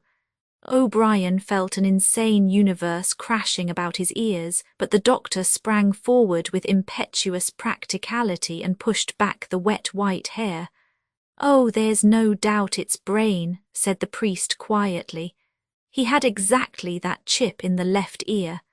The detective, who had been regarding the priest with steady and glittering eyes, opened his clenched mouth and said sharply, "You seem to know a lot about him, Father Brown." "I do," said the little man simply. "I've been about with him for some weeks. He was thinking of joining our church." The star of the fanatic sprang into Valentin's eyes. He strode towards the priest with clenched hands. "And perhaps," he cried with a blasting sneer, "and perhaps he was also thinking of leaving all his money to your church." "Perhaps he was," said Brown stolidly. "It is possible." "In that case," cried Valentin with a dreadful smile, "you may indeed know a great deal about him, about his life and about his." Commandant O'Brien laid a hand on Valentin's arm. "Drop that slanderous rubbish, Valentin," he said, "or there may be more swords yet." But Valentin, under the steady, humble gaze of the priest, had already recovered himself. "Well," he said shortly, "people's private opinions can wait. You gentlemen are still bound by your promise to stay. You must enforce it on yourselves and on each other. Ivan here will tell you anything more you want to know. I must get to business and write to the authorities. We can't keep this quiet any longer. I shall be writing in my study if there is any more news." "Is there any more news, Ivan?" asked Dr. Simon as the chief of police strode out of the room. "Only one more thing, I think, sir," said Ivan, wrinkling up his grey old face. "But that's important too in its way. There's that old buffer you found on the lawn," and he pointed without pretence of reverence at the big black body with the yellow head. "We've found out who he is anyhow." "Indeed?" cried the astonished doctor, "and who is he?" "His name was Arnold Becker," said the under-detective, "though he went by many aliases. He was a wandering sort of scamp and is known to have been in America, so that was where Brain got his knife into him. We didn't have much to do with him ourselves, for he worked mostly in Germany. We've communicated, of course, with the German police. But oddly enough, there was a twin brother of his named Louis Becker, whom we had a great deal to do with. In fact, we found it necessary to guillotine him only yesterday. Well, it's a rum thing, gentlemen, but when I saw that fellow flat on the lawn I had the greatest jump of my life. If I hadn't seen Louis Becker guillotined with my own eyes, I'd have sworn it was Louis Becker lying there in the grass. Then, of course, I remembered his twin brother in Germany, and following up the clue." The explanatory Ivan stopped, for the excellent reason that nobody was listening to him. The commandant and the doctor were both staring at Father Brown, who had sprung stiffly to his feet, and was holding his temples tight like a man in sudden and violent pain. "Stop, stop, stop," he cried. "Stop talking a minute, for I see half. Will God give me strength? Will my brain make the one jump and see all? Heaven help me, I used to be fairly good at thinking. I could paraphrase any page in Aquinas once. Will my head split, or will it see? I see half, I only see half." He buried his head in his hands and stood in a sort of rigid torture of thought or prayer, while the other three could only go on staring at this last prodigy of their wild 12 hours. When Father Brown's hands fell, they showed a face quite fresh and serious, like a child's. He heaved a huge sigh and said, "Let us get this said and done with as quickly as possible. Look here, this will be the quickest way to convince you all of the truth." He turned to the doctor. "Dr. Simon," he said, "you have a strong headpiece, and I heard you this morning asking the 5 hardest questions about this business. Well, if you will ask them again, I will answer them." Simon's pince-nez dropped from his nose in his doubt and wonder, but he answered at once. "Well, the first question, you know, is why a man should kill another with a clumsy sabre at all when a man can kill with a bodkin." "A man cannot behead with a bodkin," said Brown calmly, "and for this murder beheading was absolutely necessary." "Why?" asked O'Brien with interest. "And the next question?" asked Father Brown. Well, why didn't the man cry out or anything? Asked the doctor. Sabres in gardens are certainly unusual. Twigs, said the priest gloomily and turned to the window which looked on the scene of death. No one saw the point of the twigs. Why should they lie on that lawn, look at it, so far from any tree? They were not snapped off, they were chopped off. The murderer occupied his enemy with some tricks with the sabre, showing how he could cut a branch in mid-air or what not. Then, while his enemy bent down to see the result, a silent slash, and the head fell. Well, said the doctor slowly, that seems plausible enough, but my next two questions will stump anyone. The priest still stood looking critically out of the window and waited. You know how all the garden was sealed up like an airtight chamber, went on the doctor. Well, how did the strange man get into the garden? Without turning round, the little priest answered, there never was any strange man in the garden. There was a silence, and then a sudden cackle of almost childish laughter relieved the strain. The absurdity of Brown's remark moved Ivan to open taunts. Oh, he cried, then we didn't lug a great fat corpse on to a sofa last night. He hadn't got into the garden, I suppose. Got into the garden, repeated Brown reflectively. No, not entirely. Hang it all, cried Simon, a man gets into a garden or he doesn't. Not necessarily, said the priest with a faint smile. What is the next question, doctor? I fancy you're ill, exclaimed Dr. Simon sharply. But I'll ask the next question if you like. How did Brain get out of the garden? He didn't get out of the garden, said the priest, still looking out of the window. Didn't get out of the garden, exploded Simon. Not completely, said Father Brown. Simon shook his fists in a frenzy of French logic. A man gets out of a garden or he doesn't, he cried. Not always, said Father Brown. Dr. Simon sprang to his feet impatiently. I have no time to spare on such senseless talk, he cried angrily. If you can't understand a man being on one side of a wall or the other, I won't trouble you further. Doctor, said the cleric very gently, we have always got on very pleasantly together. If only for the sake of old friendship, stop and tell me your fifth question. The impatient Simon sank into a chair by the door and said briefly, the head and shoulders were cut about in a queer way. It seemed to be done after death. Yes, said the motionless priest, it was done so as to make you assume exactly the one simple falsehood that you did assume. It was done to make you take for granted that the head belonged to the body. The borderland of the brain, where all the monsters are made, moved horribly in the Gaelic O'Brien. He felt the chaotic presence of all the horsemen and fishwomen that man's unnatural fancy has begotten. A voice older than his first father's seemed saying in his ear, keep out of the monstrous garden where grows the tree with double fruit. Avoid the evil garden where died the man with two heads. Yet, while these shameful symbolic shapes passed across the ancient mirror of his Irish soul, his Frenchified intellect was quite alert, and was watching the odd priest as closely and incredulously as all the rest. Father Brown had turned round at last and stood against the window, with his face in dense shadow, but even in that shadow they could see it was pale as ashes. Nevertheless he spoke quite sensibly, as if there were no Gaelic souls on earth.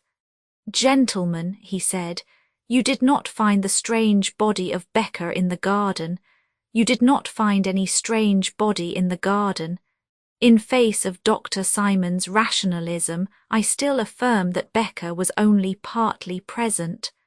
Look here, pointing to the black bulk of the mysterious corpse. You never saw that man in your lives. Did you ever see this man? He rapidly rolled away the bald, yellow head of the unknown and put in its place the white-maned head beside it. And there, complete, unified, unmistakable, lay Julius K. Brain, The murderer, went on Brown quietly, hacked off his enemy's head and flung the sword far over the wall, but he was too clever to fling the sword only. He flung the head over the wall also. Then he had only to clap on another head to the corpse, and as he insisted on a private inquest, you all imagined a totally new man. Clap on another head, said O'Brien, staring.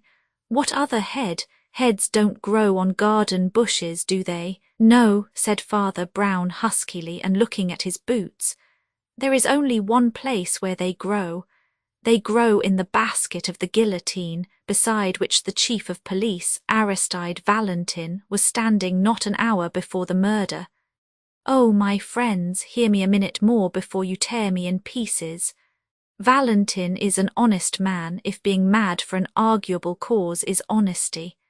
But did you never see in that cold, grey eye of his that he is mad? He would do anything to break what he calls the superstition of the cross. He has fought for it and starved for it, and now he has murdered for it. Brain's crazy millions had hitherto been scattered among so many sects that they did little to alter the balance of things. But Valentin heard a whisper that Brain, like so many scatter-brained skeptics, was drifting to us, and that was quite a different thing. Brain would pour supplies into the impoverished and pugnacious Church of France. He would support 6 nationalist newspapers like the Guillotine. The battle was already balanced on a point, and the fanatic took flame at the risk. He resolved to destroy the millionaire, and he did it as one would expect the greatest of detectives to commit his only crime. He abstracted the severed head of Becker on some criminological excuse, and took it home in his official box. He had that last argument with Brain that Lord Galloway did not hear the end of. That failing, he led him out into the sealed garden, talked about swordsmanship, used twigs and a sabre for illustration, and Ivan of the Scar sprang up. "You lunatic," he yelled. "You'll go to my master now if I take you by." "Why, I was going there," said Brown heavily. "I must ask him to confess and all that," driving the unhappy Brown before them like a hostage or sacrifice. They rushed together into the sudden stillness of Valentin's study. The great detective sat at his desk, apparently too occupied to hear their turbulent entrance. They paused a moment, and then something in the look of that upright and elegant back made the doctor run forward suddenly. A touch and a glance showed him that there was a small box of pills at Valentin's elbow, and that Valentin was dead in his chair, and on the blind face of the suicide was more than the pride of Cato. The queer feat if you meet a member of that select club, the 12 True Fishermen, entering the Vernon Hotel for the annual club dinner, you will observe as he takes off his overcoat that his evening coat is green and not black.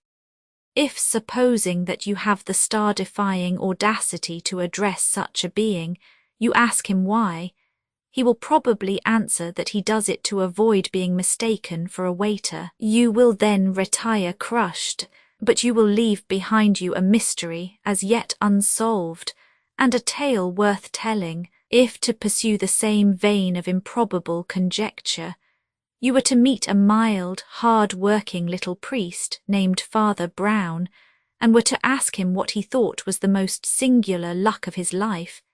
He would probably reply that upon the whole his best stroke was at the Vernon Hotel, where he had averted a crime, and perhaps saved a soul, merely by listening to a few footsteps in a passage. He is perhaps a little proud of this wild and wonderful guess of his, and it is possible that he might refer to it. But since it is immeasurably unlikely that you will ever rise high enough in the social world to find the 12 True Fishermen, or that you will ever sink low enough among slums and criminals to find Father Brown, I fear you will never hear the story at all unless you hear it from me. The Vernon Hotel, at which the 12 True Fishermen held their annual dinners, was an institution, such as can only exist in an oligarchical society, which has almost gone mad on good manners. It was that topsy-turvy product, an exclusive commercial enterprise. That is, it was a thing which paid not by attracting people, but actually by turning people away. In the heart of a plutocracy, tradesmen become cunning enough to be more fastidious than their customers. They positively create difficulties so that their wealthy and weary clients may spend money and diplomacy in overcoming them. If there were a fashionable hotel in London which no man could enter who was under 6 foot, society would meekly make up parties of 6-foot men to dine in it. If there were an expensive restaurant which by a mere caprice of its proprietor was only open on Thursday afternoon, it would be crowded on Thursday afternoon. The Vernon Hotel stood, as if by accident, in the corner of a square in Belgravia. It was a small hotel, and a very inconvenient one, but its very inconveniences were considered as walls protecting a particular class. One inconvenience in particular was held to be of vital importance: the fact that practically only 24 people could dine in the place at once. The only big dinner table was the celebrated terrace table, which stood open to the air on a sort of veranda overlooking one of the most exquisite old gardens in London. Thus it happened that even the 24 seats at this table could only be enjoyed in warm weather, and this making the enjoyment yet more difficult made it yet more desired. The existing owner of the hotel was a Jew named Lever, and he made nearly $1 million out of it by making it difficult to get into. Of course he combined with this limitation in the scope of his enterprise the most careful polish in its performance. The wines and cooking were really as good as any in Europe, and the demeanour of the attendants exactly mirrored the fixed mood of the English upper class. The proprietor knew all his waiters like the fingers on his hand. There were only 15 of them all told. It was much easier to become a member of Parliament than to become a waiter in that hotel. Each waiter was trained in terrible silence and smoothness, as if he were a gentleman's servant. And indeed, there was generally at least one waiter to every gentleman who dined. The club of the 12 True Fishermen would not have consented to dine anywhere but in such a place, for it insisted on a luxurious privacy, and would have been quite upset by the mere thought that any other club was even dining in the same building. On the occasion of their annual dinner, the fishermen were in the habit of exposing all their treasures, as if they were in a private house, especially the celebrated set of fish knives and forks which were, as it were, the insignia of the society, each being exquisitely wrought in silver in the form of a fish, and each loaded at the hilt with one large pearl. These were always laid out for the fish course, and the fish course was always the most magnificent in that magnificent repast. The society had a vast number of ceremonies and observances, but it had no history and no object. That was where it was so very aristocratic. You did not have to be anything in order to be one of the 12 fishers. Unless you were already a certain sort of person, you never even heard of them. It had been in existence 12 years. Its president was Mr. Audley.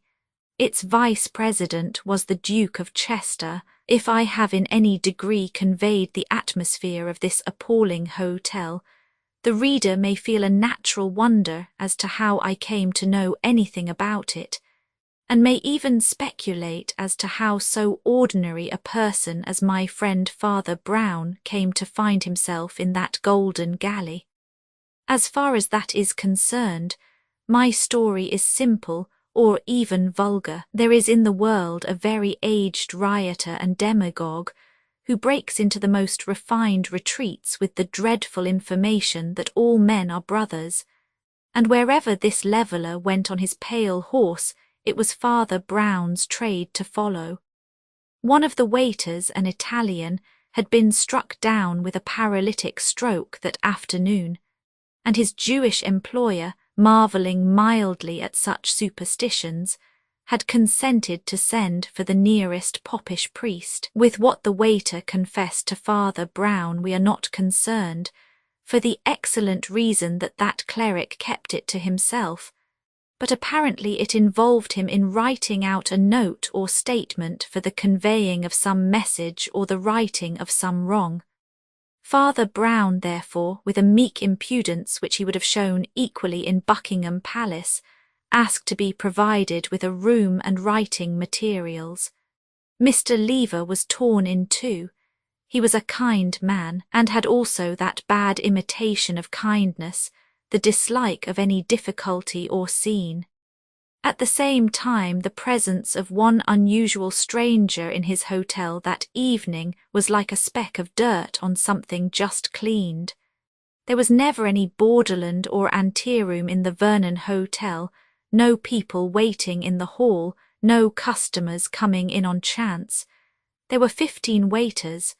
There were 12 guests. It would be as startling to find a new guest in the hotel that night as to find a new brother taking breakfast or tea in one's own family. Moreover, the priest's appearance was second-rate and his clothes muddy. A mere glimpse of him afar off might precipitate a crisis in the club. Mr. Lever at last hit on a plan to cover, since he might not obliterate the disgrace. When you enter, as you never will, the Vernon Hotel, you pass down a short passage decorated with a few dingy but important pictures, and come to the main vestibule and lounge, which opens on your right into passages leading to the public rooms, and on your left to a similar passage pointing to the kitchens and offices of the hotel. Immediately on your left hand is the corner of a glass office, which abuts upon the lounge, a house within a house, so to speak, like the old hotel bar which probably once occupied its place. In this office sat the representative of the proprietor. Nobody in this place ever appeared in person if he could help it. And just beyond the office, on the way to the servants' quarters, was the gentleman's cloak-room, the last boundary of the gentleman's domain. But between the office and the cloak-room was a small private room without other outlet, sometimes used by the proprietor for delicate and important matters, such as lending a duke £1,000 or declining to lend him sixpence. It is a mark of the magnificent tolerance of Mr. Lever that he permitted this holy place to be, for about half an hour, profaned by a mere priest, scribbling away on a piece of paper.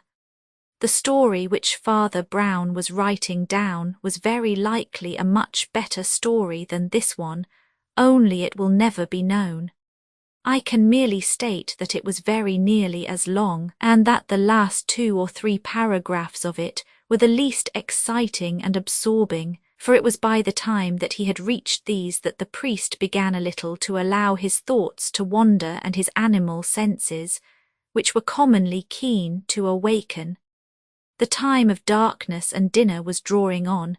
His own forgotten little room was without a light, and perhaps the gathering gloom, as occasionally happens, sharpened the sense of sound. As Father Brown wrote the last and least essential part of his document, he caught himself writing to the rhythm of a recurrent noise outside, just as one sometimes thinks to the tune of a railway train. When he became conscious of the thing, he found what it was, only the ordinary patter of feet passing the door, which in an hotel was no very unlikely matter. Nevertheless, he stared at the darkened ceiling and listened to the sound. After he had listened for a few seconds dreamily, he got to his feet and listened intently, with his head a little on one side. Then he sat down again and buried his brow in his hands, now not merely listening, but listening and thinking also. The footsteps outside at any given moment were such as one might hear in any hotel, And yet, taken as a whole, there was something very strange about them. There were no other footsteps. It was always a very silent house, for the few familiar guests went at once to their own apartments, and the well-trained waiters were told to be almost invisible until they were wanted. One could not conceive any place where there was less reason to apprehend anything irregular. But these footsteps were so odd that one could not decide to call them regular or irregular.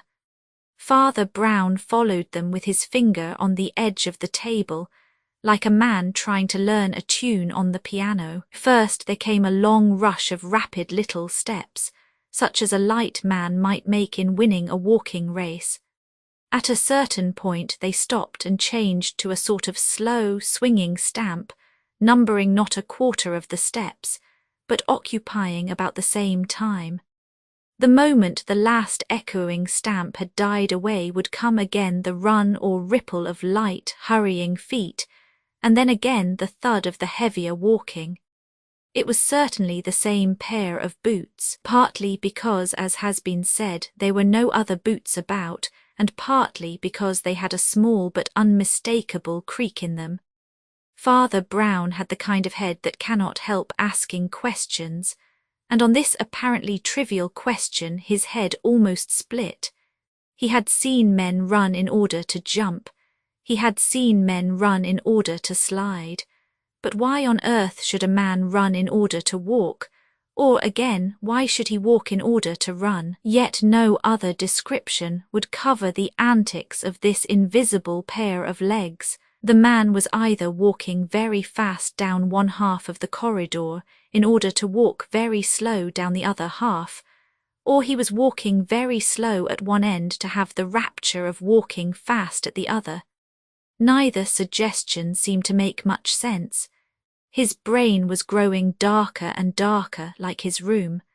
Yet, as he began to think steadily, the very blackness of his cell seemed to make his thoughts more vivid. He began to see as in a kind of vision the fantastic feet capering along the corridor in unnatural or symbolic attitudes. Was it a heathen religious dance, or some entirely new kind of scientific exercise? Father Brown began to ask himself with more exactness what the steps suggested. Taking the slow step first, it certainly was not the step of the proprietor. Men of his type walk with a rapid waddle, or they sit still. It could not be any servant or messenger waiting for directions. It did not sound like it. The poorer orders in an oligarchy sometimes lurch about when they are slightly drunk, but generally and especially in such gorgeous scenes, they stand or sit in constrained attitudes. No, that heavy yet springy step with a kind of careless emphasis, not specially noisy, yet not caring what noise it made, belonged to only one of the animals of this earth. It was a gentleman of Western Europe, and probably one who had never worked for his living. Just as he came to this solid certainty, the step changed to the quicker one, and ran past the door as feverishly as a rat. The listener remarked that though this step was much swifter, it was also much more noiseless, almost as if the man were walking on tiptoe. Yet it was not associated in his mind with secrecy, but with something else, something that he could not remember. He was maddened by one of those half-memories that make a man feel half-witted. Surely he had heard that strange, swift walking somewhere. Suddenly he sprang to his feet with a new idea in his head and walked to the door. His room had no direct outlet on the passage, but let on one side into the glass office and on the other into the cloak-room beyond. He tried the door into the office and found it locked. Then he looked at the window, now a square pane full of purple cloud cleft by livid sunset, and for an instant he smelt evil as a dog smells rats. The rational part of him, whether the wiser or not, regained its supremacy.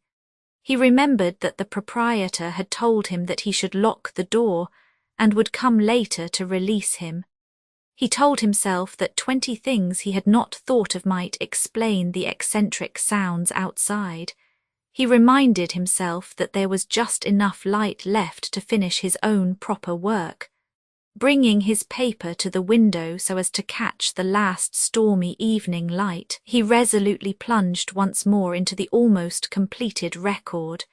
He had written for about 20 minutes, bending closer and closer to his paper in the lessening light. Then suddenly he sat upright. He had heard the strange feet once more. This time they had a third oddity. Previously the unknown man had walked with levity indeed and lightning quickness, but he had walked. This time he ran. One could hear the swift, soft, bounding steps coming along the corridor, like the pads of a fleeing and leaping panther. Whoever was coming was a very strong, active man, in still yet tearing excitement. Yet when the sound had swept up to the office like a sort of whispering whirlwind, it suddenly changed again to the old slow, swaggering stamp. Father Brown flung down his paper, and knowing the office door to be locked, went at once into the cloak-room on the other side. The attendant of this place was temporarily absent, probably because the only guests were at dinner, and his office was a sinecure. After groping through a grey forest of overcoats, he found that the dim cloak-room opened on the lighted corridor in the form of a sort of counter or half-door, like most of the counters across which we have all handed umbrellas and received tickets. There was a light immediately above the semicircular arch of this opening. It threw little illumination on Father Brown himself, who seemed a mere dark outline against the dim sunset window behind him, but it threw an almost theatrical light on the man who stood outside the cloak-room in the corridor. He was an elegant man in very plain evening dress, tall but with an air of not taking up much room. One felt that he could have slid along like a shadow where many smaller men would have been obvious and obstructive. His face, now flung back in the lamplight, was swarthy and vivacious, the face of a foreigner. His figure was good, his manners good-humoured and confident. A critic could only say that his black coat was a shade below his figure and manners, and even bulged and bagged in an odd way. The moment he caught sight of Brown's black silhouette against the sunset, he tossed down a scrap of paper with a number and called out with amiable authority, "I want my hat and coat, please. I find I have to go away at once."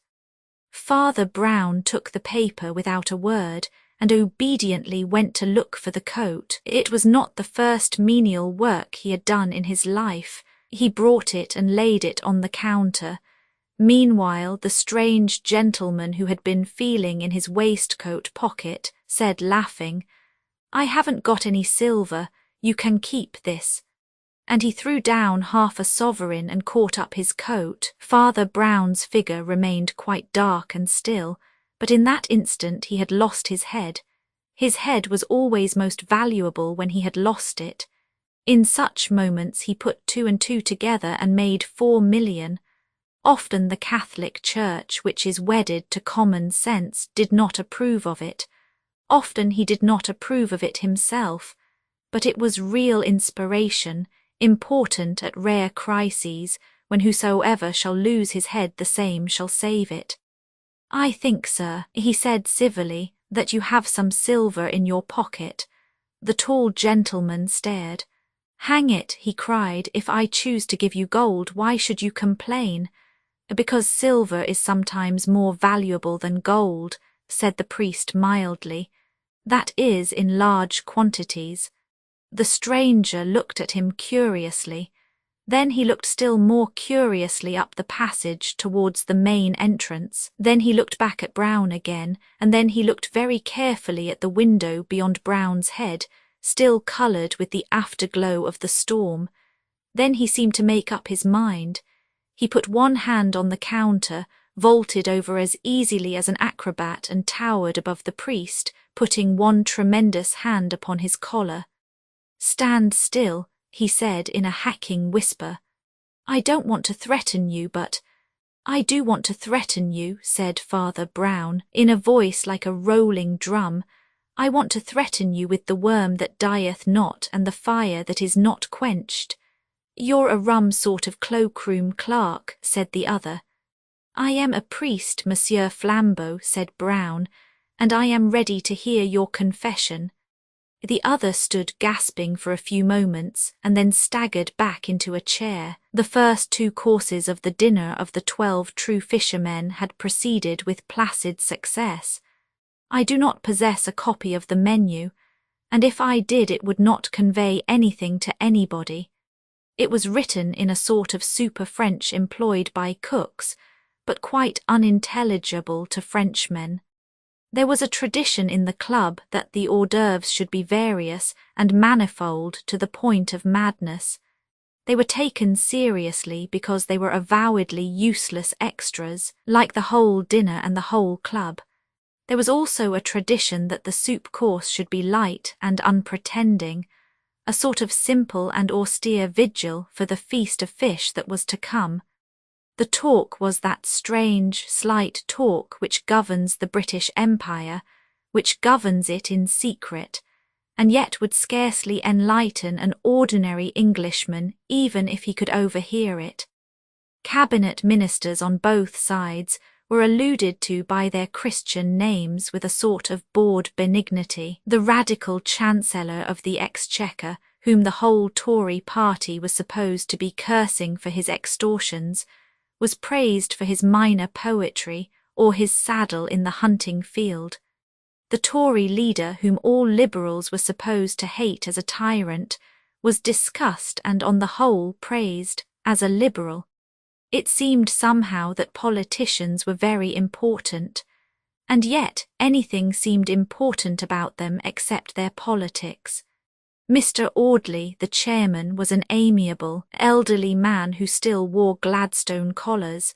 He was a kind of symbol of all that phantasmal and yet fixed society. He had never done anything, not even anything wrong. He was not fast, he was not even particularly rich. He was simply in the thing and there was an end of it. No party could ignore him, and if he had wished to be in the cabinet he certainly would have been put there. The Duke of Chester, the vice-president, was a young and rising politician. That is to say, he was a pleasant youth with flat, fair hair and a freckled face, with moderate intelligence and enormous estates. In public his appearances were always successful, and his principle was simple enough. When he thought of a joke he made it and was called brilliant. When he could not think of a joke he said that this was no time for trifling and was called able. In private, in a club of his own class, he was simply quite pleasantly frank and silly, like a schoolboy. Mr. Audley, never having been in politics, treated them a little more seriously. Sometimes he even embarrassed the company by phrases suggesting that there was some difference between a Liberal and a Conservative. He himself was a Conservative, even in private life. He had a roll of grey hair over the back of his collar, like certain old-fashioned statesmen, and seen from behind he looked like the man the Empire wants. Seen from the front he looked like a mild, self-indulgent bachelor with rooms in the Albany, which he was. As has been remarked, there were 24 seats at the terrace table, and only 12 members of the club. Thus they could occupy the terrace in the most luxurious style of all, being ranged along the inner side of the table, with no one opposite, commanding an uninterrupted view of the garden, the colours of which were still vivid, though evening was closing in somewhat luridly for the time of year. The chairman sat in the centre of the line, and the vice-president at the right-hand end of it. When the 12 guests first trooped into their seats, it was the custom, for some unknown reason, for all the 15 waiters to stand lining the wall like troops presenting arms to the king, while the fat proprietor stood and bowed to the club with radiant surprise, as if he had never heard of them before. But before the first chink of knife and fork, this army of retainers had vanished. Only the one or two required to collect and distribute the plates darting about in deathly silence. Mr. Lever, the proprietor, of course, had disappeared in convulsions of courtesy long before. It would be exaggerative, indeed irreverent, to say that he ever positively appeared again. But when the important course, the fish course, was being brought on, there was, how shall I put it, a vivid shadow, a projection of his personality, which told that he was hovering near. The sacred fish course consisted, to the eyes of the vulgar, in a sort of monstrous pudding, about the size and shape of a wedding cake, in which some considerable number of interesting fishes had finally lost the shapes which God had given to them. The 12 true fishermen took up their celebrated fish knives and fish forks, and approached it as gravely as if every inch of the pudding cost as much as the silver fork it was eaten with. So it did, for all I know. This course was dealt with in eager and devouring silence, and it was only when his plate was nearly empty that the young Duke made the ritual remark, "They can't do this anywhere but here." "Nowhere," said Mr. Audley, in a deep bass voice, turning to the speaker and nodding his venerable head a number of times. "Nowhere, assuredly, except here. It was represented to me that at the Café Anglais—" Here he was interrupted and even agitated for a moment by the removal of his plate, but he recaptured the valuable thread of his thoughts. "It was represented to me that the same could be done at the Café Anglais. Nothing like it, sir," he said, shaking his head ruthlessly like a hanging judge. "Nothing like it." "Overrated place," said a certain Colonel Pound, speaking by the look of him for the first time for some months. "Oh, I don't know," said the Duke of Chester, who was an optimist. "It's jolly good for some things. You can't beat it at." A waiter came swiftly along the room, and then stopped dead. His stoppage was as silent as his tread, but all those vague and kindly gentlemen were so used to the utter smoothness of the unseen machinery which surrounded and supported their lives, that a waiter doing anything unexpected was a start and a jar. They felt as you and I would feel if the inanimate world disobeyed, if a chair ran away from us. The waiter stood staring a few seconds, while there deepened on every face at table a strange shame which is wholly the product of our time.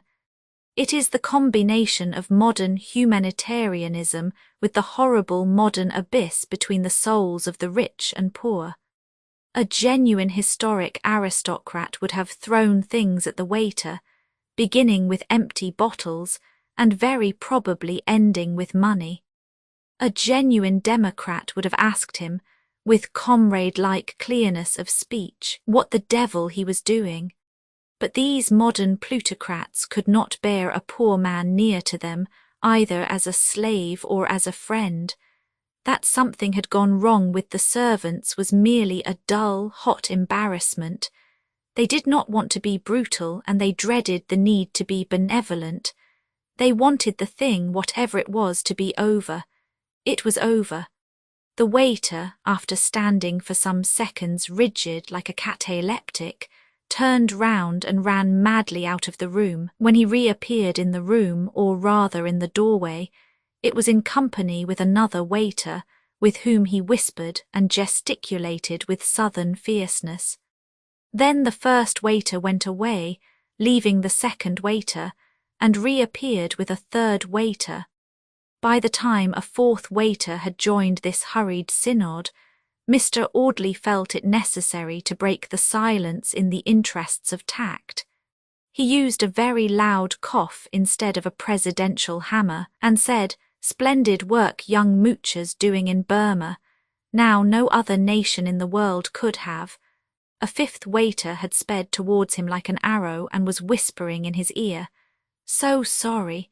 Important, might the proprietor speak to you?" The chairman turned in disorder and with a dazed stare saw Mr. Lever coming towards them with his lumbering quickness. The gait of the good proprietor was indeed his usual gait, but his face was by no means usual. Generally it was a genial copper brown, now it was a sickly yellow. "You will pardon me, Mr. Audley," he said with asthmatic breathlessness. "I have great apprehensions. Your fish plates, they are cleared away with the knife and fork on them."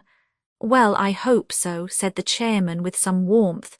"You see him," panted the excited hotel keeper. "You see the waiter who took them away, you know him." "Know the waiter," answered Mr. Audley indignantly. "Certainly not." Mr. Lever opened his hands with a gesture of agony. "I never send him," he said. "I know not when or why he come.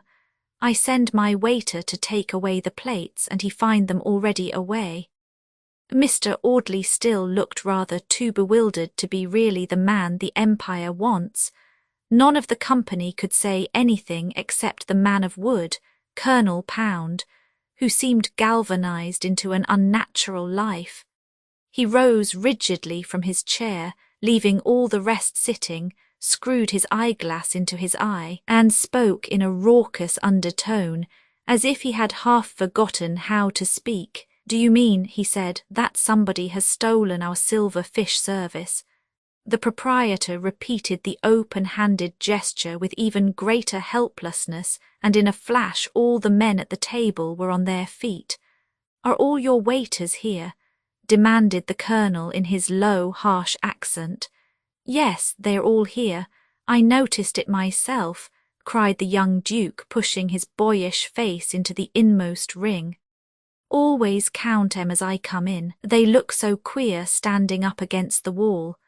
"But surely one cannot exactly remember," began Mr. Audley with heavy hesitation. "I remember exactly, I tell you," cried the Duke excitedly.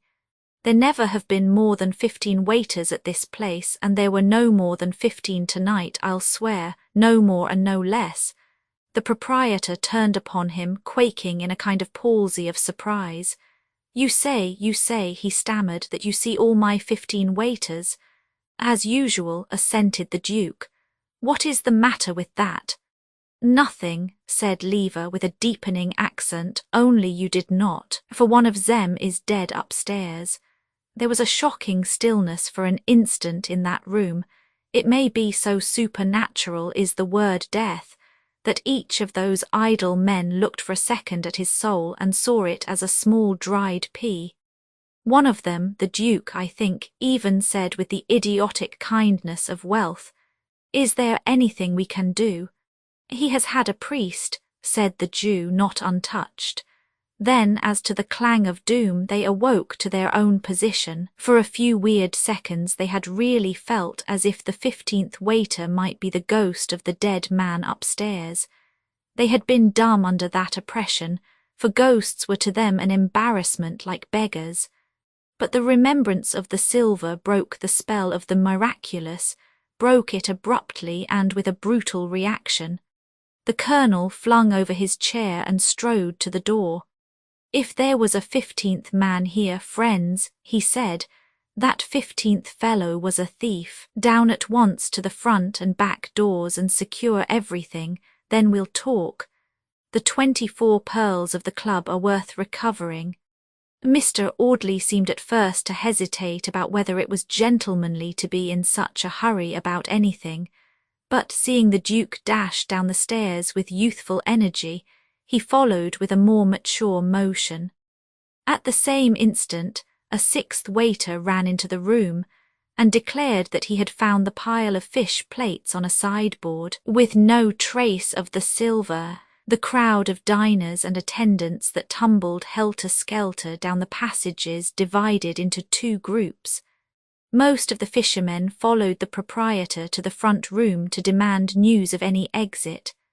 Colonel Pound, with the chairman, the vice-president, and 1 or 2 others darted down the corridor leading to the servants' quarters, as the more likely line of escape. As they did so they passed the dim alcove or cavern of the cloak room, and saw a short, black-coated figure, presumably an attendant, standing a little way back in the shadow of it. "Hallo there," called out the Duke. "Have you seen anyone pass?" The short figure did not answer the question directly, but merely said, "Perhaps I have got what you are looking for, gentlemen." They paused, wavering and wondering, while he quietly went to the back of the cloak-room and came back with both hands full of shining silver, which he laid out on the counter as calmly as a salesman. It took the form of a dozen quaintly shaped forks and knives. You, began the Colonel, quite thrown off his balance at last. Then he peered into the dim little room and saw two things. First, that the short, black-clad man was dressed like a clergyman, and second, that the window of the room behind him was burst, as if someone had passed violently through. "Valuable things to deposit in a cloak-room, aren't they?" remarked the clergyman with cheerful composure. Did you steal those things?" stammered Mr. Audley with staring eyes. "If I did," said the cleric pleasantly, "at least I am bringing them back again." "But you didn't," said Colonel Pound, still staring at the broken window. "To make a clean breast of it, I didn't," said the other with some humour, and he seated himself quite gravely on a stool. "But you know who did," said the Colonel. "I don't know his real name," said the priest placidly, "but I know something of his fighting weight and a great deal about his spiritual difficulties. I formed the physical estimate when he was trying to throttle me, and the moral estimate when he repented." "Oh, I say, repented," cried young Chester with a sort of crow of laughter. Father Brown got to his feet, putting his hands behind him. "Odd, isn't it," he said, "that a thief and a vagabond should repent when so many who are rich and secure remain hard and frivolous and without fruit for God or man? But there, if you will excuse me, you trespass a little upon my province. If you doubt the penitence as a practical fact, there are your knives and forks. You are the 12 true fishers, and there are all your silver fish. But he has made me a fisher of men." "Did you catch this man?" asked the Colonel, frowning. Father Brown looked him full in his frowning face. "Yes," he said, "I caught him with an unseen hook and an invisible line which is long enough to let him wander to the ends of the world, and still to bring him back with a twitch upon the thread." There was a long silence. All the other men present drifted away to carry the recovered silver to their comrades, or to consult the proprietor about the queer condition of affairs. But the grim-faced Colonel still sat sideways on the counter, swinging his long, lank legs and biting his dark moustache. At last he said quietly to the priest, "He must have been a clever fellow, but I think I know a cleverer." "He was a clever fellow," answered the other, "but I am not quite sure of what other you mean." "I mean you," said the Colonel with a short laugh. "I don't want to get the fellow jailed, make yourself easy about that. But I'd give a good many silver forks to know exactly how you fell into this affair and how you got the stuff out of him. I reckon you're the most up-to-date devil of the present company." Father Brown seemed rather to like the saturnine candour of the soldier. "Well," he said, smiling, "I mustn't tell you anything of the man's identity or his own story, of course, but there's no particular reason why I shouldn't tell you of the mere outside facts which I found out for myself." He hopped over the barrier with unexpected activity and sat beside Colonel Pound, kicking his short legs like a little boy on a gate. He began to tell the story as easily as if he were telling it to an old friend by a Christmas fire. "You see, Colonel," he said, "I was shut up in that small room there doing some writing, when I heard a pair of feet in this passage doing a dance that was as queer as the dance of death. First came quick, funny little steps like a man walking on tiptoe for a wager. Then came slow, careless, creaking steps, as of a big man walking about with a cigar. But they were both made by the same feet, I swear, and they came in rotation. First the run and then the walk, and then the run again. I wondered at first idly and then wildly why a man should act these two parts at once. One walk I knew, it was just like yours, Colonel. It was the walk of a well-fed gentleman waiting for something, who strolls about rather because he is physically alert than because he is mentally impatient. I knew that I knew the other walk too, but I could not remember what it was. What wild creature had I met on my travels that tore along on tiptoe in that extraordinary style? Then I heard a clink of plates somewhere, and the answer stood up as plain as St. Peter's. It was the walk of a waiter, that walk with the body slanted forward, the eyes looking down, the ball of the toe spurning away the ground, the coat tails and napkin flying. Then I thought for a minute and a half more, and I believe I saw the manner of the crime as clearly as if I were going to commit it. Colonel Pound looked at him keenly, but the speaker's mild grey eyes were fixed upon the ceiling with almost empty wistfulness. A crime, he said slowly, is like any other work of art. Don't look surprised. Crimes are by no means the only works of art that come from an infernal workshop. But every work of art, divine or diabolic, has one indispensable mark. I mean that the centre of it is simple, however much the fulfilment may be complicated. Thus in Hamlet, let us say, the grotesqueness of the grave digger, the flowers of the mad girl, the fantastic finery of Osric, the pallor of the ghost and the grin of the skull are all oddities in a sort of tangled wreath round one plain tragic figure of a man in black. Well, this also, he said, getting slowly down from his seat with a smile, this also is the plain tragedy of a man in black. Yes, he went on, seeing the Colonel look up in some wonder, the whole of this tale turns on a black coat. In this, as in Hamlet, there are the rococo excrescences, yourselves, let us say. There is the dead waiter, who was there when he could not be there. There is the invisible hand that swept your table clear of silver and melted into air. But every clever crime is founded ultimately on someone quite simple fact, some fact that is not itself mysterious. The mystification comes in covering it up, in leading men's thoughts away from it. This large and subtle and in the ordinary course most profitable crime was built on the plain fact that a gentleman's evening dress is the same as a waiter's. All the rest was acting, and thundering good acting too. Still, said the Colonel, getting up and frowning at his boots, I am not sure that I understand. Colonel, said Father Brown, I tell you that this archangel of impudence who stole your forks walked up and down this passage 20 times in the blaze of all the lamps, in the glare of all the eyes. He did not go and hide in dim corners where suspicion might have searched for him. He kept constantly on the move in the lighted corridors, and everywhere that he went he seemed to be there by right. Don't ask me what he was like. You have seen him yourself 6 or 7 times tonight. You were waiting with all the other grand people in the reception room at the end of the passage there, with the terrace just beyond. Whenever he came among you gentlemen, he came in the lightning style of a waiter, with bent head, flapping napkin and flying feet. He shot out on to the terrace, did something to the table cloth, and shot back again towards the office and the waiter's quarters. By the time he had come under the eye of the office clerk, and the waiters he had become another man in every inch of his body, in every instinctive gesture. He strolled among the servants with the absent-minded insolence which they have all seen in their patrons.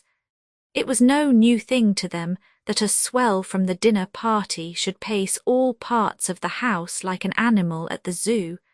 They know that nothing marks the smart set more than a habit of walking where one chooses. When he was magnificently weary of walking down that particular passage, he would wheel round and pace back past the office, In the shadow of the arch just beyond he was altered as by a blast of magic, and went hurrying forward again among the 12 fishermen, an obsequious attendant. Why should the gentleman look at a chance waiter? Why should the waiters suspect a first-rate walking gentleman? Once or twice he played the coolest tricks. In the proprietor's private quarters he called out breezily for a siphon of soda water, saying he was thirsty. He said genially that he would carry it himself, and he did. He carried it quickly and correctly through the thick of you, a waiter with an obvious errand. Of course, it could not have been kept up long, but it only had to be kept up till the end of the fish course. His worst moment was when the waiters stood in a row, but even then he contrived to lean against the wall just round the corner in such a way that for that important instant the waiters thought him a gentleman, while the gentleman thought him a waiter. The rest went like winking. If any waiter caught him away from the table, that waiter caught a languid aristocrat. He had only to time himself 2 minutes before the fish was cleared, become a swift servant, and clear it himself. He put the plates down on a sideboard, stuffed the silver in his breast pocket, giving it a bulgy look, and ran like a hare. I heard him coming till he came to the cloak-room. There he had only to be a plutocrat again, a plutocrat called away suddenly on business. He had only to give his ticket to the cloakroom attendant and go out again elegantly as he had come in. Only I happened to be the cloakroom attendant. "What did you do to him?" cried the colonel, with unusual intensity. "What did he tell you?" "I beg your pardon," said the priest immovably, "that is where the story ends." "And the interesting story begins," muttered Pound. "I think I understand his professional trick, but I don't seem to have got hold of yours." "I must be going," said Father Brown. They walked together along the passage to the entrance hall, where they saw the fresh, freckled face of the Duke of Chester, who was bounding buoyantly along towards them. "Come along, Pound," he cried breathlessly. "I've been looking for you everywhere. The dinner's going again in spanking style, and old Audley has got to make a speech in honour of the forks being saved. We want to start some new ceremony, don't you know, to commemorate the occasion. I say, you really got the goods back. What do you suggest?" "Why," said the colonel, eyeing him with a certain sardonic approval, "I should suggest that henceforward we wear green coats instead of black. One never knows what mistakes may arise when one looks so like a waiter." "Oh, hang it all," said the young man, "a gentleman never looks like a waiter." "Nor a waiter like a gentleman, I suppose," said Colonel Pound with the same lowering laughter on his face. "Reverend sir, your friend must have been very smart to act the gentleman." Father Brown buttoned up his commonplace overcoat to the neck, for the night was stormy, and took his commonplace umbrella from the stand. "Yes," he said, "it must be very hard work to be a gentleman, but do you know I have sometimes thought that it may be almost as laborious to be a waiter." And saying good evening, he pushed open the heavy doors of that palace of pleasures. The golden gates closed behind him, and he went at a brisk walk through the damp, dark streets in search of a penny omnibus. The flying stars, the most beautiful crime I ever committed, Flambeau would say in his highly moral old age, was also by a singular coincidence my last. It was committed at Christmas. As an artist, I had always attempted to provide crimes suitable to the special season or landscapes in which I found myself, choosing this or that terrace or garden for a catastrophe, as if for a statuary group. Thus squires should be swindled in long rooms panelled with oak, while Jews, on the other hand, should rather find themselves unexpectedly penniless among the lights and screens of the café rich. Thus, in England, if I wished to relieve a dean of his riches, which is not so easy as you might suppose, I wish to frame him, if I make myself clear, in the green lawns and grey towers of some cathedral town. Similarly in France, when I had got money out of a rich and wicked peasant, which is almost impossible, it gratified me to get his indignant head relieved against a grey line of clipped poplars, and those solemn plains of Gaul over which broods the mighty spirit of millet. Well, my last crime was a Christmas crime, a cheery, cosy English middle-class crime, a crime of Charles Dickens. I did it in a good old middle-class house near Putney, a house with a crescent of Carriage Drive, a house with a stable by the side of it, a house with the name on the 2 outer gates, a house with a monkey tree. Enough, you know the species. I really think my imitation of Dickens's style was dexterous and literary. It seems almost a pity I repented the same evening. Flambeau would then proceed to tell the story from the inside, and even from the inside it was odd. Seen from the outside it was perfectly incomprehensible, and it is from the outside that the stranger must study it. From this standpoint the drama may be said to have begun when the front doors of the house with the stable opened on the garden with the monkey tree, and a young girl came out with bread to feed the birds on the afternoon of Boxing Day. She had a pretty face, with brave brown eyes, but her figure was beyond conjecture, for she was so wrapped up in brown furs that it was hard to say which was hair and which was fur. But for the attractive face she might have been a small toddling bear. The winter afternoon was reddening towards evening, and already a ruby light was rolled over the bloomless beds, filling them, as it were, with the ghosts of the dead roses. On one side of the house stood the stable, on the other an alley or cloister of laurels led to the larger garden behind. The young lady, having scattered bread for the birds, for the 4th or 5th time that day, because the dog ate it, passed unobtrusively down the lane of laurels and into a glimmering plantation of evergreens behind. Here she gave an exclamation of wonder, real or ritual, and looking up at the high garden wall above her, beheld it fantastically bestridden by a somewhat fantastic figure. "Oh, don't jump, Mr. Crook," she called out in some alarm. "It's much too high." The individual riding the party wall like an aerial horse was a tall, angular young man, with dark hair sticking up like a hair brush, intelligent and even distinguished lineaments, but a sallow and almost alien complexion. This showed the more plainly because he wore an aggressive red tie, the only part of his costume of which he seemed to take any care.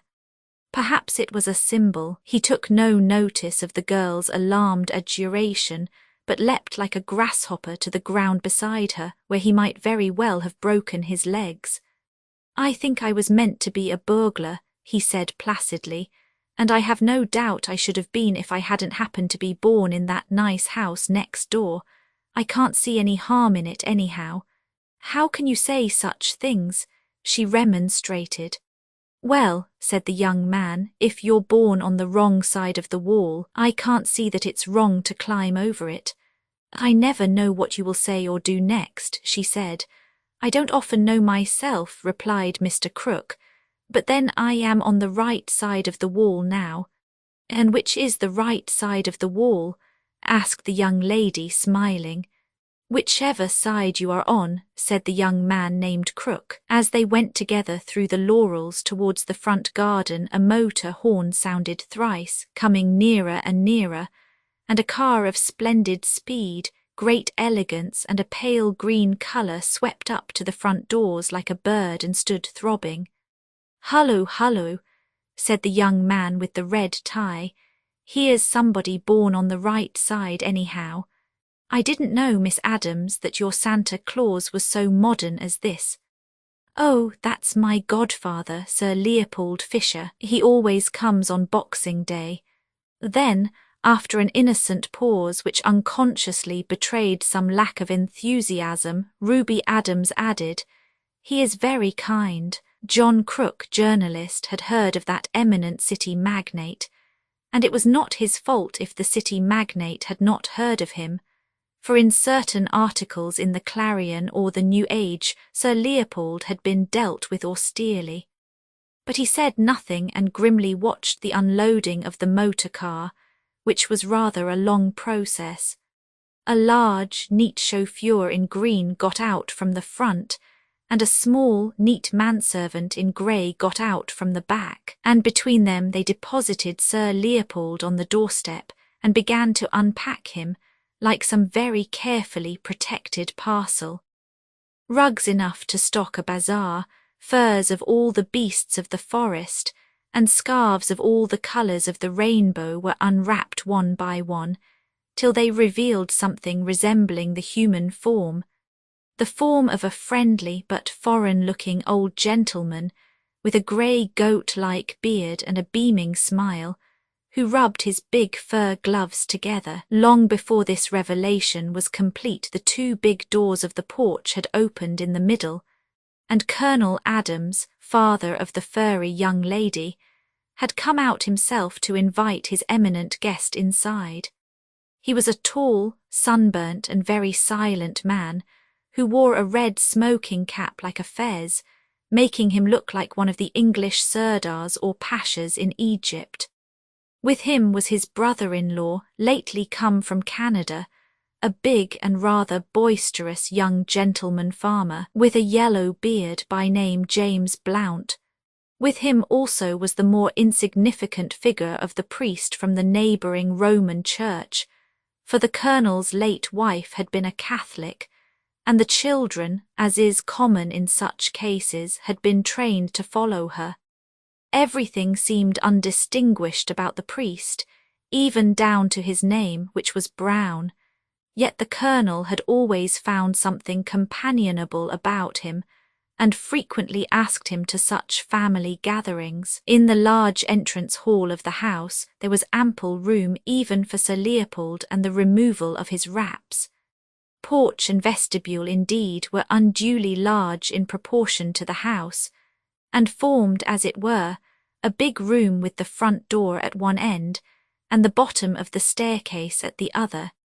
In front of the large hall fire over which hung the colonel's sword, the process was completed, and the company, including the saturnine Crook, presented to Sir Leopold Fisher. That venerable financier, however, still seemed struggling with portions of his well-lined attire, and at length produced from a very interior tailcoat pocket a black oval case which he radiantly explained to be his Christmas present for his goddaughter. With an unaffected vainglory that had something disarming about it, he held out the case before them all. It flew open at a touch and half blinded them. It was just as if a crystal fountain had spurted in their eyes. In a nest of orange velvet lay like 3 eggs, 3 white and vivid diamonds that seemed to set the very air on fire all round them. Fisher stood beaming benevolently and drinking deep of the astonishment and ecstasy of the girl, the grim admiration and gruff thanks of the colonel, the wonder of the whole group. "I'll put him back now, my dear," said Fisher, returning the case to the tails of his coat. "I had to be careful of 'em coming down. They are the 3 great African diamonds called the Flying Stars because they've been stolen so often. All the big criminals are on the track, but even the rough men about in the streets and hotels could hardly have kept their hands off them. I might have lost them on the road here. It was quite possible. Quite natural, I should say," growled the man in the red tie. "I shouldn't blame 'em if they had taken 'em. When they ask for bread and you don't even give them a stone, I think they might take the stone for themselves." "I won't have you talking like that," cried the girl, who was in a curious glow. "You've only talked like that since you became a horrid what's-his-name. You know what I mean. What do you call a man who wants to embrace the chimney-sweep?" A saint, said Father Brown. I think, said Sir Leopold with a supercilious smile, that Ruby means a socialist. A radical does not mean a man who lives on radishes, remarked Crook with some impatience, and a conservative does not mean a man who preserves jam. Neither, I assure you, does a socialist mean a man who desires a social evening with the chimney sweep. A socialist means a man who wants all the chimneys swept and all the chimney sweeps paid for it. But who won't allow you, put in the priest in a low voice, to own your own soot. Crook looked at him with an eye of interest and even respect. Does one want to own soot? He asked. One might, answered Brown with speculation in his eye. I've heard that gardeners use it, and I once made 6 children happy at Christmas when the conjurer didn't come, entirely with soot applied externally. Oh, splendid, cried Ruby. Oh, I wish you'd do it to this company. The boisterous Canadian Mr. Blount was lifting his loud voice in applause, and the astonished financier his in some considerable deprecation, when a knock sounded at the double front doors.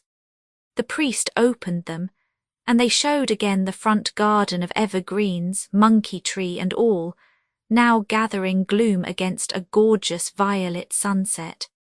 The scene thus framed was so coloured and quaint, like a back scene in a play, that they forgot a moment the insignificant figure standing in the door. He was dusty-looking and in a frayed coat, evidently a common messenger. "Any of you gentlemen, Mr. Blount?" he asked, and held forward a letter doubtfully. Mr. Blount started and stopped in his shout of assent. Ripping up the envelope with evident astonishment, he read it.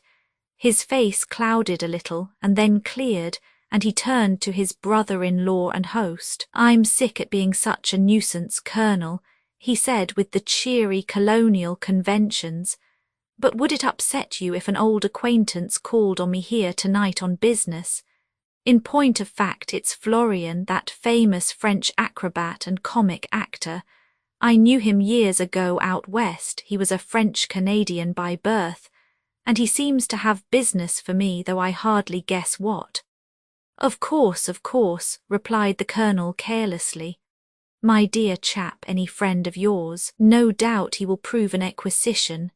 "He'll black his face if that's what you mean," cried Blount, laughing. "I don't doubt he'd black everyone else's eyes. I don't care, I'm not refined. I like the jolly old pantomime where a man sits on his top hat." "Not on mine, please," said Sir Leopold Fisher with dignity. Well, observed Crook airily, "don't let's quarrel. There are lower jokes than sitting on a top hat." Dislike of the red-tied youth, born of his predatory opinions and evident intimacy with the pretty godchild, led Fisher to say, in his most sarcastic, magisterial manner, "No doubt you have found something much lower than sitting on a top hat. What is it, pray?" "Letting a top hat sit on you, for instance," said the socialist. Now, cried the Canadian farmer with his barbarian benevolence, "don't let's spoil a jolly evening. What I say is, let's do something for the company tonight. Not blacking faces or sitting on hats if you don't like those, but something of the sort. Why couldn't we have a proper old English pantomime, clown, Columbine, and so on? I saw one when I left England at 12 years old, and it's blazed in my brain like a bonfire ever since. I came back to the old country only last year, and I find the thing's extinct. Nothing but a lot of snivelling fairy plays. I want a hot poker and a policeman made into sausages, and they give me princesses moralizing by moonlight, blue birds or something.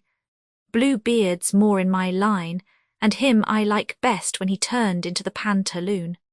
"I'm all for making a policeman into sausages," said John Crook. "It's a better definition of socialism than some recently given, but surely the get-up would be too big a business." "Not a scrap," cried Blount, quite carried away. "A harlequinade's the quickest thing we can do for 2 reasons. First, one can gag to any degree, and second, all the objects are household things, tables and towel horses and washing baskets and things like that. That's true, admitted Crook, nodding eagerly and walking about, but I'm afraid I can't have my policeman's uniform. Haven't killed a policeman lately. Blount frowned thoughtfully a space and then smote his thigh. Yes, we can, he cried. I've got Florian's address here and he knows every costumier in London.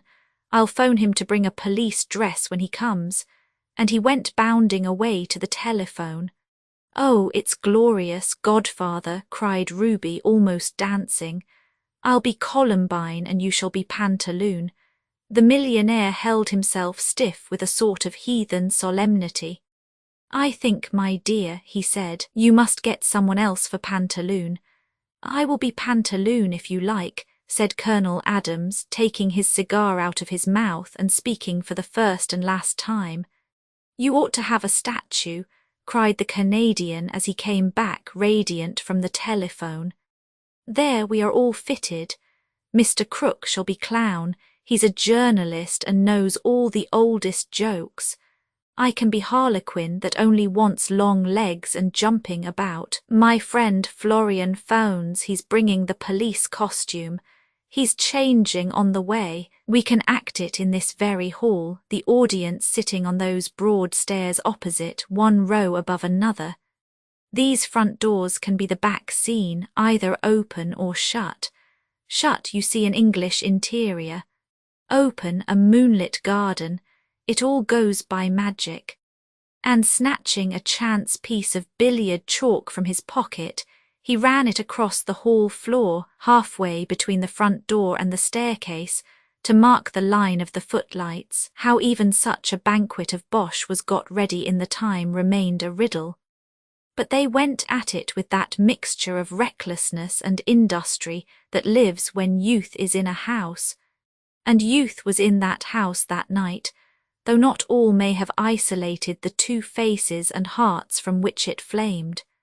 As always happens, the invention grew wilder and wilder through the very tameness of the bourgeois conventions from which it had to create. The Columbine looked charming in an outstanding skirt that strangely resembled the large lampshade in the drawing-room.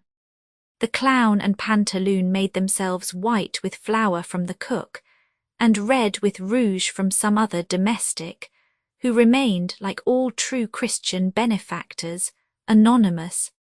The Harlequin, already clad in silver paper out of cigar boxes, was with difficulty prevented from smashing the old Victorian lustre chandeliers, that he might cover himself with resplendent crystals. In fact, he would certainly have done so, had not Ruby unearthed some old pantomime paste jewels she had worn at a fancy dress party as the Queen of Diamonds. Indeed, her uncle James Blount was getting almost out of hand in his excitement. He was like a schoolboy. He put a paper donkey's head unexpectedly on Father Brown, who bore it patiently, and even found some private manner of moving his ears. He even essayed to put the paper donkey's tail to the coat-tails of Sir Leopold Fisher. This, however, was frowned down. "Uncle is too absurd," cried Ruby to Crook, round whose shoulders she had seriously placed a string of sausages. "Why is he so wild?" "He is Harlequin to your Columbine," said Crook. "I am only the clown who makes the old jokes." "I wish you were the Harlequin," she said, and left the string of sausages swinging. Father Brown, though he knew every detail done behind the scenes, and had even evoked applause by his transformation of a pillow into a pantomime baby, went round to the front and sat among the audience with all the solemn expectation of a child at his first matinee. The spectators were few relations, one or two local friends, and the servants. Sir Leopold sat in the front seat, his full and still fur-collared figure largely obscuring the view of the little cleric behind him. But it has never been settled by artistic authorities whether the cleric lost much, The pantomime was utterly chaotic, yet not contemptible. There ran through it a rage of improvisation which came chiefly from Crook the clown. Commonly he was a clever man, and he was inspired tonight with a wild omniscience, a folly wiser than the world, that which comes to a young man who has seen for an instant a particular expression on a particular face. He was supposed to be the clown, but he was really almost everything else, the author so far as there was an author, the prompter, the scene painter, the scene shifter, and above all the orchestra. At abrupt intervals in the outrageous performance, he would hurl himself in full costume at the piano and bang out some popular music equally absurd and appropriate. The climax of this, as of all else, was the moment when the two front doors at the back of the scene flew open, showing the lovely moonlit garden, but showing more prominently the famous professional guest, the great Florian, dressed up as a policeman. The clown at the piano played the constabulary chorus in the Pirates of Penzance, but it was drowned in the deafening applause, for every gesture of the great comic actor was an admirable though restrained version of the carriage and manner of the police. The harlequin leapt upon him and hit him over the helmet, the pianist playing "Where Did You Get That Hat?" He faced about in admirably simulated astonishment, and then the leaping harlequin hit him again, the pianist suggesting a few bars of "Then we had another one." Then the harlequin rushed right into the arms of the policeman and fell on top of him, amid a roar of applause. Then it was that the strange actor gave that celebrated imitation of a dead man, of which the fame still lingers round Putney. It was almost impossible to believe that a living person could appear so limp. The athletic harlequin swung him about like a sack, or twisted, or tossed him like an Indian club, all the time to the most maddeningly ludicrous tunes from the piano. When the harlequin heaved the comic constable heavily off the floor the clown played, "I arise from dreams of thee," when he shuffled him across his back, with my bundle on my shoulder, and when the harlequin finally let fall the policeman with a most convincing thud, the lunatic at the instrument struck into a jingling measure with some words which are still believed to have been, "I sent a letter to my love, and on the way I dropped it." At about this limit of mental anarchy Father Brown's view was obscured altogether, for the city magnate in front of him rose to his full height and thrust his hands savagely into all his pockets. Then he sat down nervously, still fumbling, and then stood up again. For an instant it seemed seriously likely that he would stride across the footlights. Then he turned a glare at the clown playing the piano, and then he burst in silence out of the room. The priest had only watched for a few more minutes the absurd but not inelegant dance of the amateur harlequin over his splendidly unconscious foe. With real though rude art, the harlequin danced slowly backwards out of the door into the garden, which was full of moonlight and stillness. The vamped dress of silver paper and paste, which had been too glaring in the footlights, looked more and more magical and silvery as it danced away under a brilliant moon. The audience was closing in with a cataract of applause when Brown felt his arm abruptly touched, and he was asked in a whisper to come into the colonel's study. He followed his summoner with increasing doubt, which was not dispelled by a solemn comicality in the scene of the study. There sat Colonel Adams, still unaffectedly dressed as a pantaloon, with the knobbed whalebone nodding above his brow, but with his poor old eyes sad enough to have sobered a Saturnalia. Sir Leopold Fisher was leaning against the mantelpiece and heaving with all the importance of panic. "This is a very painful matter, Father Brown," said Adams.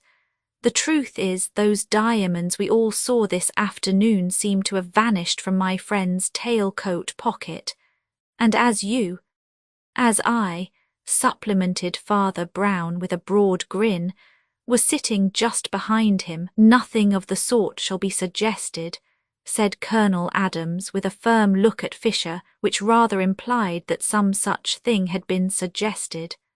I only ask you to give me the assistance that any gentleman might give. Which is turning out his pockets, said Father Brown, and proceeded to do so, displaying 7 and 6pence, a return ticket, a small silver crucifix, a small breviary, and a stick of chocolate. The Colonel looked at him long and then said, Do you know, I should like to see the inside of your head more than the inside of your pockets. My daughter is one of your people, I know. Well, she has lately, and he stopped. She has lately, cried out old Fisher, opened her father's house to a cut-throat socialist who says openly he would steal anything from a richer man. This is the end of it. Here is the richer man and none the richer.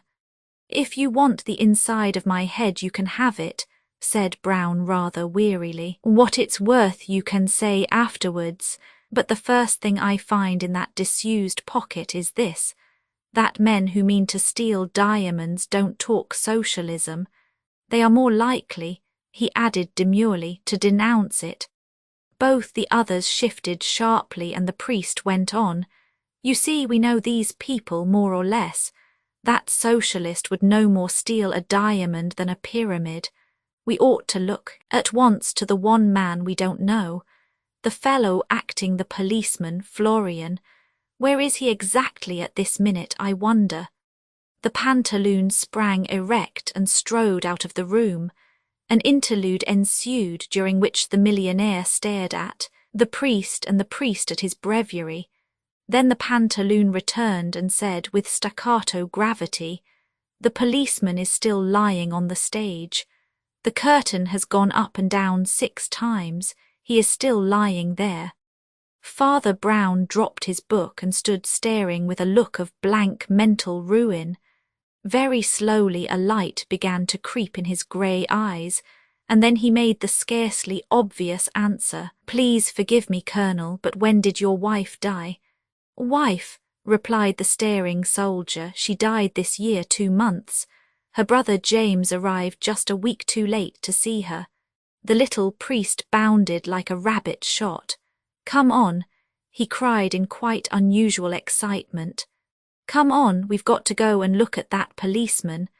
They rushed on to the now curtained stage, breaking rudely past the Columbine and clown, who seemed whispering quite contentedly, and Father Brown bent over the prostrate comic policeman. Chloroform, he said as he rose. I only guessed it just now. There was a startled stillness, and then the Colonel said slowly, Please say seriously what all this means. Father Brown suddenly shouted with laughter, then stopped and only struggled with it for instants during the rest of his speech. Gentlemen, he gasped, there's not much time to talk. I must run after the criminal, but this great French actor who played the policeman, this clever corpse the harlequin waltzed with and dandled and threw about, he was. His voice again failed him, and he turned his back to run.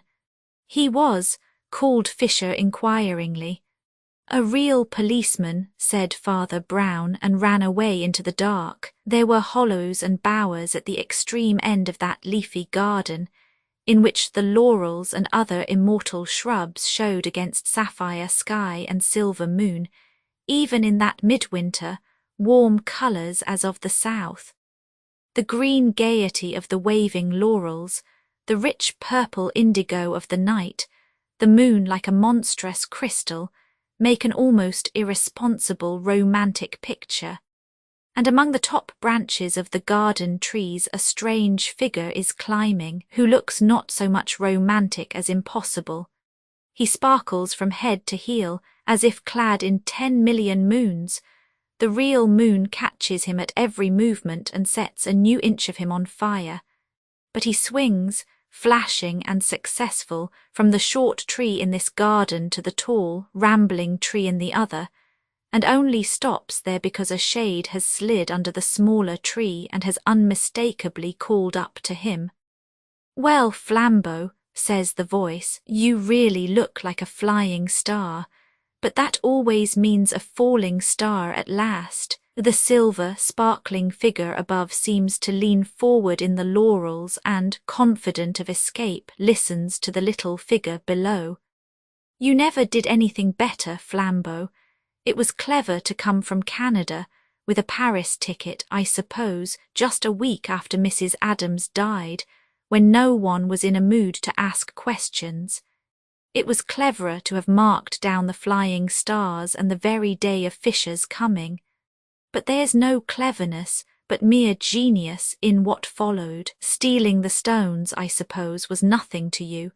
You could have done it by sleight of hand in 100 other ways besides that pretence of putting a paper donkey's tail to Fisher's coat. But in the rest you eclipsed yourself. The silvery figure among the green leaves seems to linger as if hypnotized, though his escape is easy behind him. He is staring at the man below. "Oh, yes," says the man below, "I know all about it. I know you not only forced the pantomime, but put it to a double use. You were going to steal the stones quietly. News came by an accomplice that you were already suspected, and a capable police officer was coming to rout you up that very night. A common thief would have been thankful for the warning and fled, but you are a poet. You already had the clever notion of hiding the jewels in a blaze of false stage jewellery.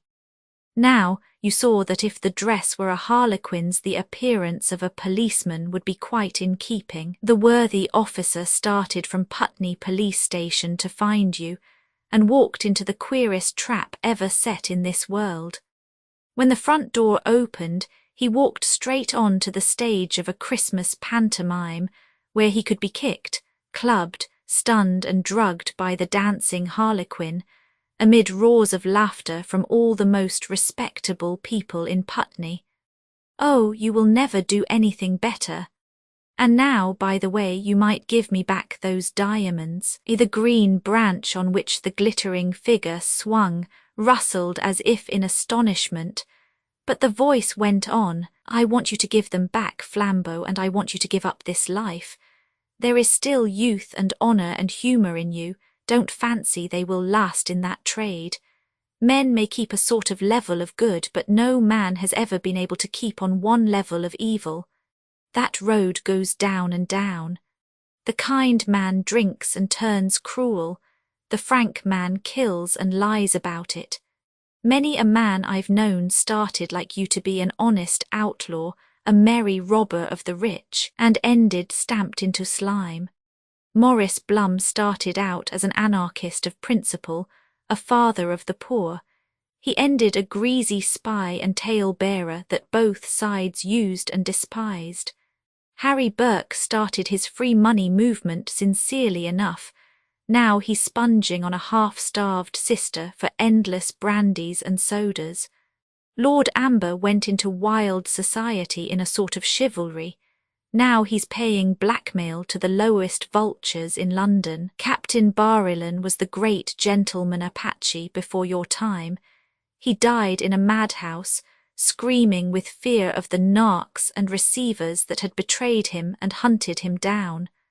I know the woods look very free behind you, Flambeau. I know that in a flash you could melt into them like a monkey. But some day you will be an old grey monkey, Flambeau. You will sit up in your free forest cold at heart and close to death, and the treetops will be very bare. Everything continued still, as if the small man below held the other in the tree in some long invisible leash, and he went on, "Your downward steps have begun. You used to boast of doing nothing mean, but you are doing something mean tonight. You are leaving suspicion on an honest boy with a good deal against him already. You are separating him from the woman he loves and who loves him.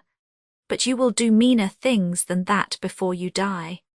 3 flashing diamonds fell from the tree to the turf. The small man stooped to pick them up, and when he looked up again the green cage of the tree was emptied of its silver bird. The restoration of the gems, accidentally picked up by Father Brown, of all people, ended the evening in uproarious triumph, and Sir Leopold, in his height of good humour, even told the priest that though he himself had broader views, he could respect those whose creed required them to be cloistered and ignorant of this world. The invisible man in the cool blue twilight of 2 steep streets in Camden Town, the shop at the corner, a confectioner's, glowed like the butt of a cigar. One should rather say, perhaps, like the butt of a firework, for the light was of many colours and some complexity, broken up by many mirrors and dancing on many gilt and gaily coloured cakes and sweetmeats. Against this one fiery glass were glued the noses of many gutter snipes, for the chocolates were all wrapped in those red and gold and green metallic colours which are almost better than chocolate itself, and the huge white wedding cake in the window was somehow at once remote and satisfying, just as if the whole North Pole were good to eat. Such rainbow provocations could naturally collect the youth of the neighbourhood up to the ages of 10 or 12, but this corner was also attractive to youth at a later stage, and a young man not less than 24 was staring into the same shop window. To him, also, the shop was of fiery charm, but this attraction was not wholly to be explained by chocolates, which, however, he was far from despising. He was a tall, burly, red-haired young man with a resolute face but a listless manner. He carried under his arm a flat grey portfolio of black and white sketches, which he had sold with more or less success to publishers ever since his uncle, who was an admiral, had disinherited him for socialism, because of a lecture which he had delivered against that economic theory. His name was John Turnbull Angus. Entering at last, he walked through the confectioner's shop to the back room, which was a sort of pastry cook restaurant, merely raising his hat to the young lady who was serving there. She was a dark, elegant, alert girl in black, with a high colour and very quick, dark eyes, and after the ordinary interval she followed him into the inner room to take his order. His order was evidently a usual one. "I want, please," he said with precision, 1 halfpenny bun and a small cup of black coffee. An instant before the girl could turn away he added, "Also, as I want you to marry me." The young lady of the shop stiffened suddenly and said, "Those are jokes I don't allow." The red-haired young man lifted grey eyes of an unexpected gravity. "Really and truly," he said, "it's as serious as the halfpenny bun. It is expensive like the bun, one pays for it. It is indigestible like the bun, it hurts." The dark young lady had never taken her dark eyes off him, but seemed to be studying him with almost tragic exactitude. At the end of her scrutiny she had something like the shadow of a smile, and she sat down in a chair. "Don't you think," observed Angus absently, "that it's rather cruel to eat these halfpenny buns? They might grow up into penny buns. I shall give up these brutal sports when we are married." The dark young lady rose from her chair and walked to the window, evidently in a state of strong but not unsympathetic cogitation. When at last she swung round again, with an air of resolution, she was bewildered to observe that the young man was carefully laying out on the table various objects from the shop window. They included a pyramid of highly coloured sweets, several plates of sandwiches, and the 2 decanters containing that mysterious port and sherry which are peculiar to pastry cooks. In the middle of this neat arrangement he had carefully let down the enormous load of white sugared cake which had been the huge ornament of the window. "What on earth are you doing?" she asked. "Duty, my dear Laura," he began. "Oh, for the Lord's sake, stop a minute," she cried, "and don't talk to me in that way. I mean, what is all that? A ceremonial meal, Miss Hope. And what is that?" she asked impatiently, pointing to the mountain of sugar. "The wedding cake, Mrs. Angus." "Well, he said..." The girl marched to that article, removed it with some clatter and put it back in the shop window. She then returned and, putting her elegant elbows on the table, regarded the young man not unfavourably but with considerable exasperation. "You don't give me any time to think," she said. "I'm not such a fool," he answered. "That's my Christian humility." She was still looking at him, but she had grown considerably graver behind the smile. "Mr. Angus," she said steadily, "before there is a minute more of this nonsense, I must tell you something about myself as shortly as I can." "Delighted," replied Angus gravely. "You might tell me something about myself too while you are about it." "Oh, do hold your tongue and listen," she said. "It's nothing that I'm ashamed of, and it isn't even anything that I'm specially sorry about. But what would you say if there were something that is no business of mine and yet is my nightmare?" "In that case," said the man seriously, "I should suggest that you bring back the cake." "Well, you must listen to the story first," said Laura persistently. "To begin with, I must tell you that my father owned the inn called the Red Fish at Ludbury, and I used to serve people in the bar. I have often wondered," he said, "why there was a kind of a Christian air about this one confectioner's shop. Ludbury is a sleepy, grassy little hole in the eastern counties, and the only kind of people who ever came to the Red Fish were occasional commercial travellers, and for the rest, the most awful people you can see, only you've never seen them. I mean little loungy men who had just enough to live on and had nothing to do but lean about in bar-rooms and bet on horses, in bad clothes that were just too good for them. Even these wretched young rotters were not very common at our house, but there were two of them that were a lot too common in every sort of way. They both lived on money of their own and were wearisomely idle and overdressed, but yet I was a bit sorry for them, because I half believe they slunk into our little empty bar because each of them had a slight deformity, the sort of thing that some yokels laugh at. It wasn't exactly a deformity either, it was more an oddity. One of them was a surprisingly small man, something like a dwarf, or at least like a jockey. He was not at all jockeyish to look at, though. He had a round black head and a well-trimmed black beard, bright eyes like a bird's. He jingled money in his pockets. He jangled a great gold watch chain, and he never turned up except dressed just too much like a gentleman to be one. He was no fool, though a futile idler. He was curiously clever at all kinds of things that couldn't be the slightest use, a sort of impromptu conjuring, making 15 matches set fire to each other like a regular firework, or cutting a banana or some such thing into a dancing doll. His name was Isidore Smythe, and I can see him still, with his little dark face, just coming up to the counter, making a jumping kangaroo out of 5 cigars.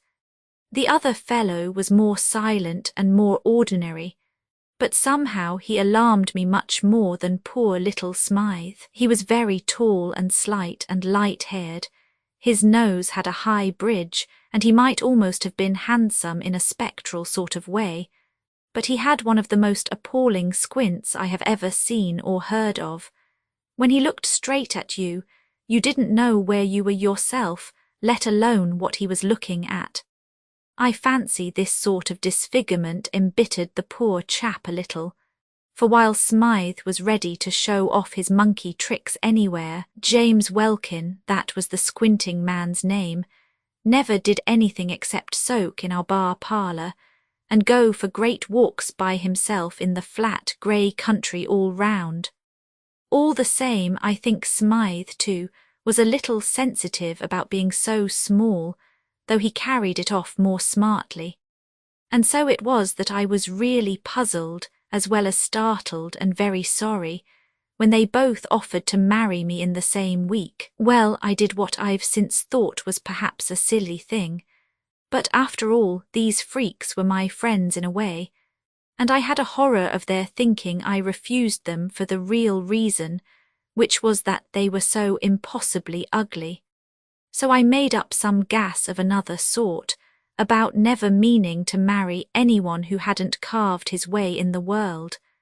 I said it was a point of principle with me not to live on money that was just inherited like theirs. 2 days after I had talked in this well-meaning sort of way, the whole trouble began. The first thing I heard was that both of them had gone off to seek their fortunes, as if they were in some silly fairy tale. Well, I've never seen either of them from that day to this, but I've had 2 letters from the little man called Smythe, and really they were rather exciting. Ever heard of the other man? Asked Angus. No, he never wrote, said the girl after an instant's hesitation. Smythe's first letter was simply to say that he had started out walking with Welkin to London, but Welkin was such a good walker that the little man dropped out of it and took a rest by the roadside. He happened to be picked up by some travelling show, and partly because he was nearly a dwarf, and partly because he was really a clever little wretch, he got on quite well in the show business and was soon sent up to the aquarium to do some tricks that I forget. That was his first letter. His second was much more of a startler, and I only got it last week. The man called Angus emptied his coffee cup and regarded her with mild and patient eyes. Her own mouth took a slight twist of laughter as she resumed, I suppose you've seen on the hoardings all about this Smythe's silent service, or you must be the only person that hasn't. Oh, I don't know much about it. It's some clockwork invention for doing all the housework by machinery. You know the sort of thing, press a button, a butler who never drinks. Turn a handle, 10 housemaids who never flirt. You must have seen the advertisements. Well, whatever these machines are, they are making pots of money, and they are making it all for that little imp whom I knew down in Ludbury. I can't help feeling pleased the poor little chap has fallen on his feet, but the plain fact is, I'm in terror of his turning up any minute and telling me he's carved his way in the world, as he certainly has. And the other man, repeated Angus with a sort of obstinate quietude. Laura Hope got to her feet suddenly. My friend, she said, I think you are a witch. Yes, you are quite right. I have not seen a line of the other man's writing, and I have no more notion than the dead of what or where he is. But it is of him that I am frightened. It is he who is all about my path. It is he who has half driven me mad. Indeed, I think he has driven me mad. For I have felt him where he could not have been, and I have heard his voice when he could not have spoken. Well, my dear, said the young man cheerfully, if he were Satan himself, he is done for now you have told somebody. One goes mad all alone, old girl. But when was it you fancied you felt and heard our squinting friend? I heard James Welkin laugh as plainly as I hear you speak, said the girl steadily. There was nobody there, for I stood just outside the shop at the corner and could see down both streets at once. I had forgotten how he laughed, though his laugh was as odd as his squint. I had not thought of him for nearly a year, but it's a solemn truth that a few seconds later the first letter came from his rival. Did you ever make the spectre speak or squeak or anything? Asked Angus, with some interest. Laura suddenly shuddered and then said with an unshaken voice, yes, just when I had finished reading the second letter from Isidore Smythe announcing his success. Just then I heard Welkin say he shan't have you, though. It was quite plain as if he were in the room. It is awful, I think I must be mad. If you really were mad, said the young man, you would think you must be sane. But certainly there seems to me to be something a little rum about this unseen gentleman. 2 heads are better than one. I spare you allusions to any other organs, and really, if you would allow me as a sturdy, practical man to bring back the wedding cake out of the window. Even as he spoke, there was a sort of steely shriek in the street outside, and a small motor driven at devilish speed shot up to the door of the shop and stuck there. In the same flash of time, a small man in a shiny top hat stood stamping in the outer room. Angus, who had hitherto maintained hilarious ease from motives of mental hygiene, revealed the strain of his soul by striding abruptly out of the inner room and confronting the newcomer. A glance at him was quite sufficient to confirm the savage guesswork of a man in love. This very dapper but dwarfish figure, with the spike of black beard carried insolently forward, the clever, unrestful eyes, the neat but very nervous fingers, could be none other than the man just described to him. Isidore Smythe, who made dolls out of banana skins and matchboxes. Isidore Smythe, who made millions out of undrinking butlers and unflirting housemaids of metal. For a moment the two men, instinctively understanding each other's air of possession, looked at each other with that curious cold generosity which is the soul of rivalry. Mr. Smythe, however, made no allusion to the ultimate ground of their antagonism, but said simply and explosively, "Has Miss Hope seen that thing on the window?" "On the window," repeated the staring Angus. "There's no time to explain other things," said the small millionaire shortly. "There's some tomfoolery going on here that has to be investigated." He pointed his polished walking stick at the window, recently depleted by the bridal preparations of Mr. Angus, and that gentleman was astonished to see along the front of the glass a long strip of paper pasted, which had certainly not been on the window when he looked through it some time before. Following the energetic Smythe outside into the street, he found that some yard and a half of stamp paper had been carefully gummed along the glass outside, and on this was written in straggly characters, "If you marry Smythe, he will die." "Laura," said Angus, putting his big red head into the shop, "you're not mad." "It's the writing of that fellow Welkin," said Smythe gruffly. "I haven't seen him for years, but he's always bothering me. 5 times in the last fortnight he's had threatening letters left at my flat, and I can't even find out who leaves them, let alone if it is Welkin himself. The porter of the flat swears that no suspicious characters have been seen, and here he has pasted up a sort of dado on a public shop window while the people in the shop—" "Quite so," said Angus modestly, "while the people in the shop were having tea. Well, sir, I can assure you I appreciate your common sense in dealing so directly with the matter. We can talk about other things afterwards. The fellow cannot be very far off yet, for I swear there was no paper there when I went last to the window 10 or 15 minutes ago. On the other hand, he's too far off to be chased, as we don't even know the direction. If you'll take my advice, Mr. Smythe, you'll put this at once in the hands of some energetic inquiry man, private rather than public. I know an extremely clever fellow who has set up in business 5 minutes from here in your car. His name's Flambeau, and though his youth was a bit stormy, he's a strictly honest man now, and his brains are worth money. He lives in Lucknow Mansions, Hampstead." "That is odd," said the little man, arching his black eyebrows. "I live myself in Himalaya Mansions, round the corner. Perhaps you might care to come with me. I can go to my rooms and sort out these queer Welkin documents while you run round and get your friend the detective." "You are very good," said Angus politely. "Well, the sooner we act the better." Both men, with a queer kind of impromptu fairness, took the same sort of formal farewell of the lady, and both jumped into the brisk little car. As Smythe took the handles and they turned the great corner of the street, Angus was amused to see a gigantesque poster of Smythe's silent service, with a picture of a huge headless iron doll carrying a saucepan with the legend, "A cook who is never cross." "I use them in my own flat," said the little black-bearded man, laughing, partly for advertisements and partly for real convenience.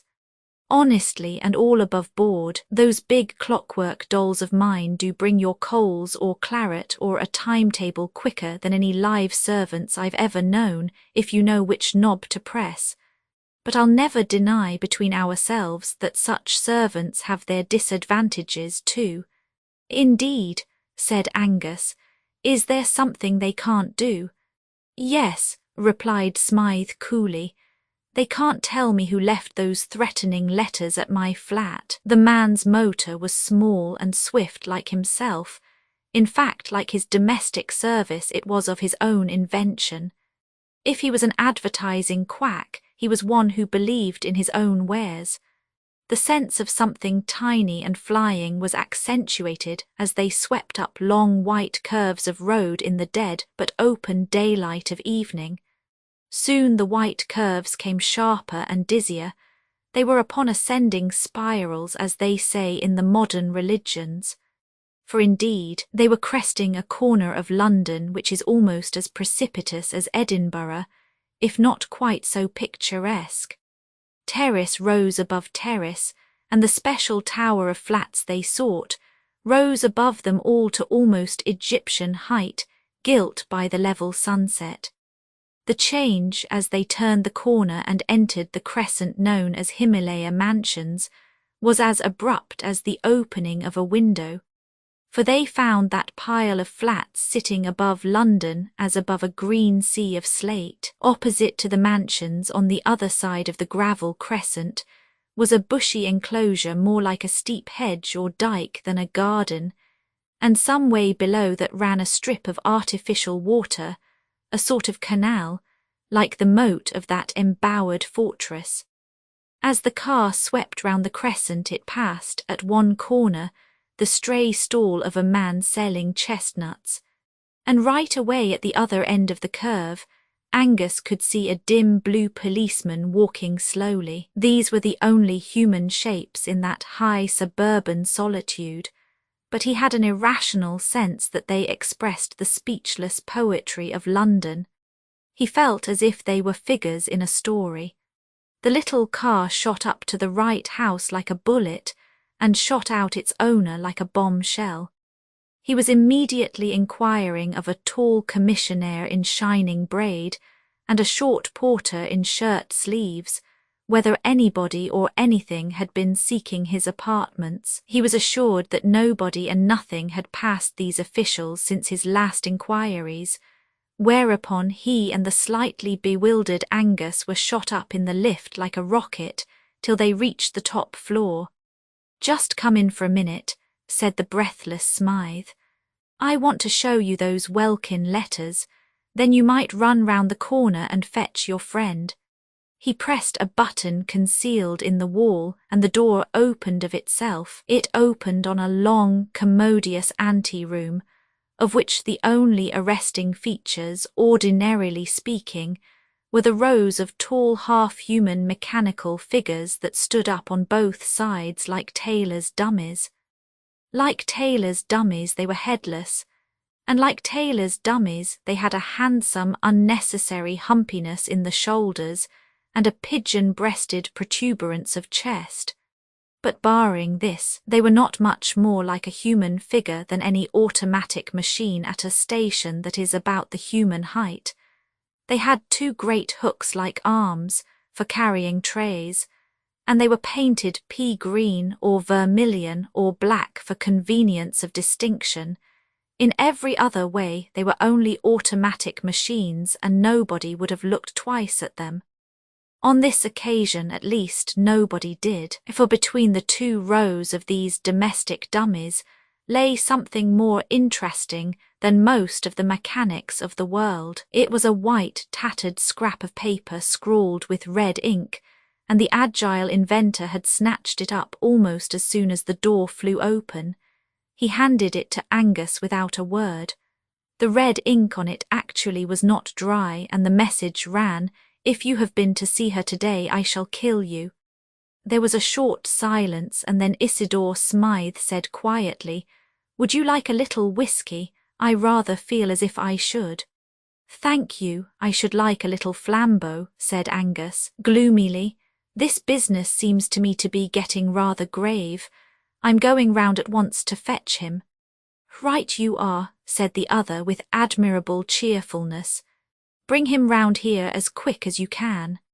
But as Angus closed the front door behind him, he saw Smythe push back a button, and one of the clockwork images glided from its place and slid along a groove in the floor carrying a tray with siphon and decanter. There did seem something a trifle weird about leaving the little man alone among those dead servants, who were coming to life as the door closed. 6 steps down from Smythe's landing the man in shirt sleeves was doing something with a pail. Angus stopped to extract a promise, fortified with a prospective bribe, that he would remain in that place until the return with the detective, and would keep count of any kind of stranger coming up those stairs. Dashing down to the front hall, he then laid similar charges of vigilance on the commissionaire at the front door, from whom he learned the simplifying circumstances that there was no back door. Not content with this, he captured the floating policeman and induced him to stand opposite the entrance and watch it, and finally paused an instant for a pennyworth of chestnuts and an inquiry as to the probable length of the merchant's stay in the neighbourhood. The chestnut seller, turning up the collar of his coat, told him he should probably be moving shortly, as he thought it was going to snow. Indeed, the evening was growing grey and bitter, but Angus, with all his eloquence, proceeded to nail the chestnut man to his post. Keep yourself warm on your own chestnuts, he said earnestly. Eat up your whole stock, I'll make it worth your while. I'll give you a sovereign if you'll wait here till I come back, and then tell me whether any man, woman, or child has gone into that house where the commissionaire is standing. He then walked away smartly, with a last look at the besieged tower. I've made a ring round that room anyhow, he said. They can't all 4 of them be Mr. Welkin's accomplices. Lucknow Mansions were, so to speak, on a lower platform of that hill of houses, of which Himalaya Mansions might be called the peak. Mr. Flambeau's semi-official flat was on the ground floor, and presented in every way a marked contrast to the American machinery and cold hotel-like luxury of the flat of the silent service.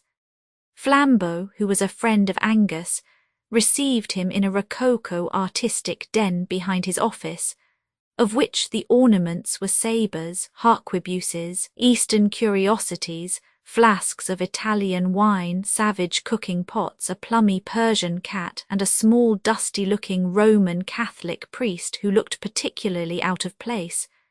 "This is my friend Father Brown," said Flambeau. "I've often wanted you to meet him. Splendid weather this, a little cold for southerners like me." "Yes, I think it will keep clear," said Angus, sitting down on a violet-striped Eastern ottoman.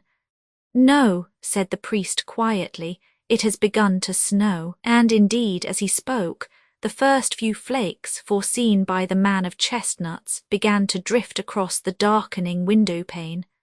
"Well," said Angus heavily, "I'm afraid I've come on business, and rather jumpy business at that. The fact is, Flambeau, within a stone's throw of your house is a fellow who badly wants your help. He's perpetually being haunted and threatened by an invisible enemy, a scoundrel whom nobody has even seen." As Angus proceeded to tell the whole tale of Smythe and Welkin, beginning with Laura's story, and going on with his own, the supernatural laugh at the corner of 2 empty streets, the strange, distinct words spoken in an empty room, Flambeau grew more and more vividly concerned, and the little priest seemed to be left out of it, like a piece of furniture. When it came to the scribbled stamp paper pasted on the window, Flambeau rose, seeming to fill the room with his huge shoulders. "If you don't mind," he said, "I think you had better tell me the rest on the nearest road to this man's house. It strikes me somehow that there is no time to be lost." "Delighted," said Angus, rising also, though he's safe enough for the present, for I've set 4 men to watch the only hole to his burrow. They turned out into the street, the small priest trundling after them with the docility of a small dog. He merely said in a cheerful way, like one making conversation, how quick the snow gets thick on the ground. As they threaded the steep side streets already powdered with silver, Angus finished his story, and by the time they reached the crescent with the towering flats, he had leisure to turn his attention to the 4 sentinels. The chestnut seller, both before and after receiving a sovereign, swore stubbornly that he had watched the door and seen no visitor enter.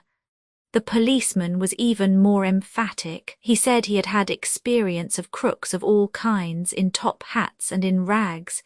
He wasn't so green as to expect suspicious characters to look suspicious. He looked out for anybody, and so help him, there had been nobody.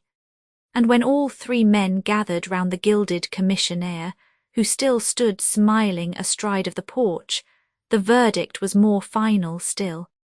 I've got a right to ask any man, duke or dustman, what he wants in these flats, said the genial and gold-laced giant, and I'll swear there's been nobody to ask since this gentleman went away. The unimportant Father Brown, who stood back, looking modestly at the pavement, here ventured to say meekly, "Has nobody been up and down stairs, then, since the snow began to fall? It began while we were all round at Flambeau's." "Nobody's been in here, sir, you can take it from me," said the official with beaming authority. "Then I wonder what that is," said the priest, and stared at the ground blankly like a fish. The others all looked down also, and Flambeau used a fierce exclamation and a French gesture. For it was unquestionably true that down the middle of the entrance, guarded by the man in gold lace, actually between the arrogant, stretched legs of that colossus, ran a stringy pattern of grey footprints stamped upon the white snow. "God!" cried Angus involuntarily, "the invisible man." Without another word he turned and dashed up the stairs with Flambeau following, but Father Brown still stood looking about him in the snow-clad street, as if he had lost interest in his query. Flambeau was plainly in a mood to break down the door with his big shoulders, but the Scotchman, with more reason if less intuition, fumbled about on the frame of the door till he found the invisible button, and the door swung slowly open. It showed substantially the same serried interior. The hall had grown darker, though it was still struck here and there with the last crimson shafts of sunset, and 1 or 2 of the headless machines had been moved from their places for this or that purpose, and stood here and there about the Twillet place. The green and red of their coats were all darkened in the dusk, and their likeness to human shapes slightly increased by their very shapelessness. But in the middle of them all, exactly where the paper with the red ink had lain, there lay something that looked like red ink spilt out of its bottle. But it was not red ink. With a French combination of reason and violence, Flambeau simply said "murder," and plunging into the flat had explored every corner and cupboard of it in 5 minutes. But if he expected to find a corpse, he found none. Isidore Smythe was not in the place, either dead or alive. After the most tearing search, the 2 men met each other in the outer hall with streaming faces and staring eyes. "My friend," said Flambeau, talking French in his excitement, "not only is your murderer invisible, but he makes invisible also the murdered man." Angus looked round at the dim room full of dummies, and in some Celtic corner of his Scotch soul a shudder started.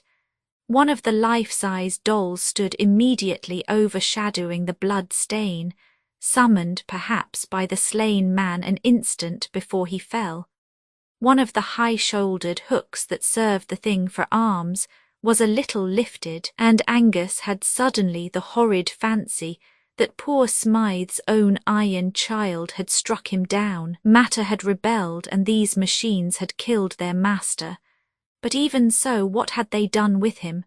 Eaten him, said the nightmare at his ear, and he sickened for an instant at the idea of rent, human remains absorbed and crushed into all that acephalous clockwork. He recovered his mental health by an emphatic effort and said to Flambeau, "Well, there it is. The poor fellow has evaporated like a cloud and left a red streak on the floor.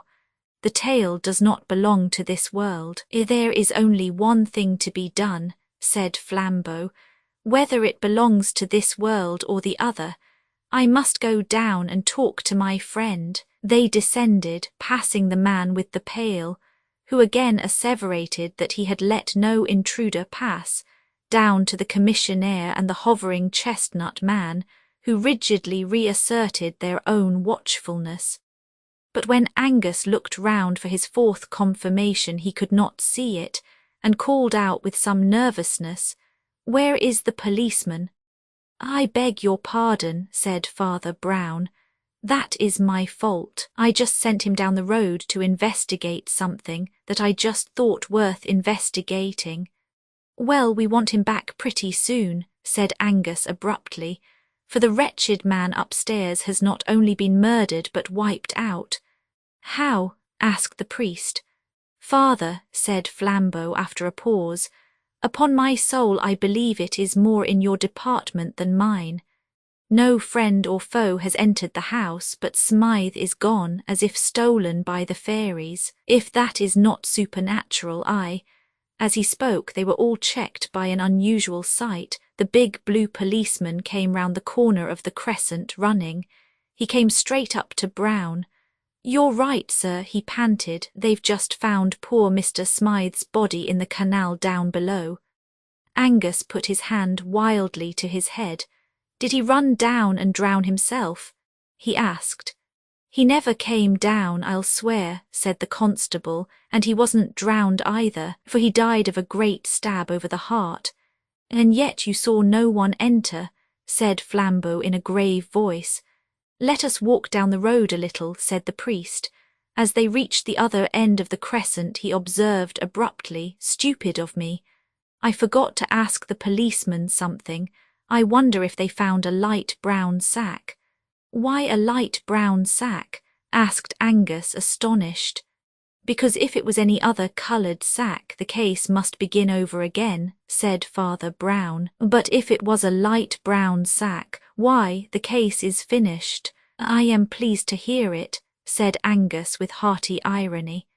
"It hasn't begun so far as I am concerned. You must tell us all about it," said Flambeau with a strange heavy simplicity like a child. Unconsciously they were walking with quickening steps down the long sweep of road on the other side of the high crescent, Father Brown leading briskly, though in silence. At last he said with an almost touching vagueness, "Well, I'm afraid you'll think it so prosy. We always begin at the abstract end of things, and you can't begin this story anywhere else. Have you ever noticed this, that people never answer what you say? They answer what you mean or what they think you mean. Suppose one lady says to another in a country house, 'Is anybody staying with you?' The lady doesn't answer yes. The butler, the 3 footmen, the parlour-maid, and so on, though the parlour-maid may be in the room or the butler behind her chair. She says there is nobody staying with us, meaning nobody of the sort you mean. But suppose a doctor inquiring into an epidemic asks, 'Who is staying in the house?' Then the lady will remember the butler, the parlour-maid, and the rest. All language is used like that. You never get a question answered literally, even when you get it answered truly. When those 4 quite honest men said that no man had gone into the mansions, they did not really mean that no man had gone into them. They meant no man whom they could suspect of being your man. A man did go into the house and did come out of it, but they never noticed him. An invisible man?" inquired Angus, raising his red eyebrows. "A mentally invisible man," said Father Brown, a minute or two after he resumed in the same unassuming voice like a man thinking his way. "Of course you can't think of such a man until you do think of him. That's where his cleverness comes in. But I came to think of him through 2 or 3 little things in the tale Mr. Angus told us. First, there was the fact that this Welkin went for long walks, and then there was the vast lot of stamp paper on the window. And then, most of all, there were the 2 things the young lady said, things that couldn't be true. Don't get annoyed," he added hastily, noting a sudden movement of the Scotchman's head. "She thought they were true. A person can't be quite alone in a street a second before she receives a letter. She can't be quite alone in a street when she starts reading a letter just received. There must be somebody pretty near her. He must be mentally invisible." "Why must there be somebody near her?" asked Angus. "Because," said Father Brown, barring carrier pigeons, "somebody must have brought her the letter." "Do you really mean to say," asked Flambeau with energy, "that Welkin carried his rival's letters to his lady?" "Yes," said the priest. "Welkin carried his rival's letters to his lady. You see he had to." "Oh, I can't stand much more of this," exploded Flambeau. "Who is this fellow? What does he look like? What is the usual get-up of a mentally invisible man?" "He is dressed rather handsomely in red, blue and gold," replied the priest promptly with precision, "and in this striking and even showy costume he entered Himalaya mansions under 8 human eyes. He killed Smythe in cold blood and came down into the street again carrying the dead body in his arms." "Reverend sir," cried Angus, standing still, "are you raving mad or am I?" "You are not mad," said Brown, "only a little unobservant. You have not noticed such a man as this, for example." He took 3 quick strides forward and put his hand on the shoulder of an ordinary passing postman who had bustled by them unnoticed under the shade of the trees. "Nobody ever notices postmen somehow," he said thoughtfully. "Yet they have passions like other men, and even carry large bags where a small corpse can be stowed quite easily. The postman, instead of turning naturally, had ducked and tumbled against the garden fence.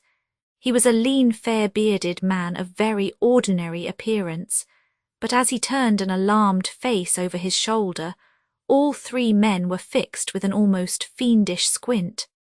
Flambeau went back to his sabres, purple rugs and Persian cat, having many things to attend to.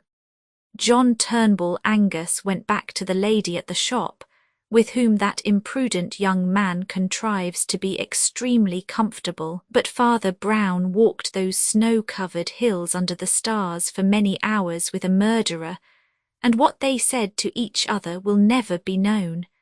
The honour of Israel Gow, a stormy evening of olive and silver was closing in, as Father Brown, wrapped in a grey Scotch plaid, came to the end of a grey Scotch valley and beheld the strange castle of Glengyle. It stopped one end of the glen or hollow like a blind alley, and it looked like the end of the world. Rising in steep roofs and spires of sea-green slate in the manner of the old French-Scotch Châteaux, it reminded an Englishman of the sinister steeple hats of witches in fairy tales, and the pine woods that rocked round the green turrets looked, by comparison, as black as numberless flocks of ravens. This note of a dreamy, almost a sleepy devilry was no mere fancy from the landscape, for there did rest on the place one of those clouds of pride and madness and mysterious sorrow which lie more heavily on the noble houses of Scotland than on any other of the children of men.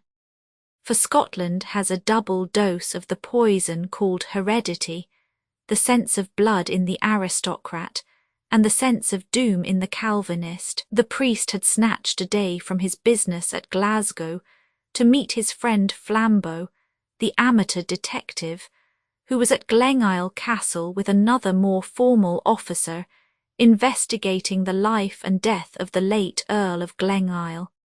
That mysterious person was the last representative of a race whose valour, insanity, and violent cunning had made them terrible even among the sinister nobility of their nation in the 16th century.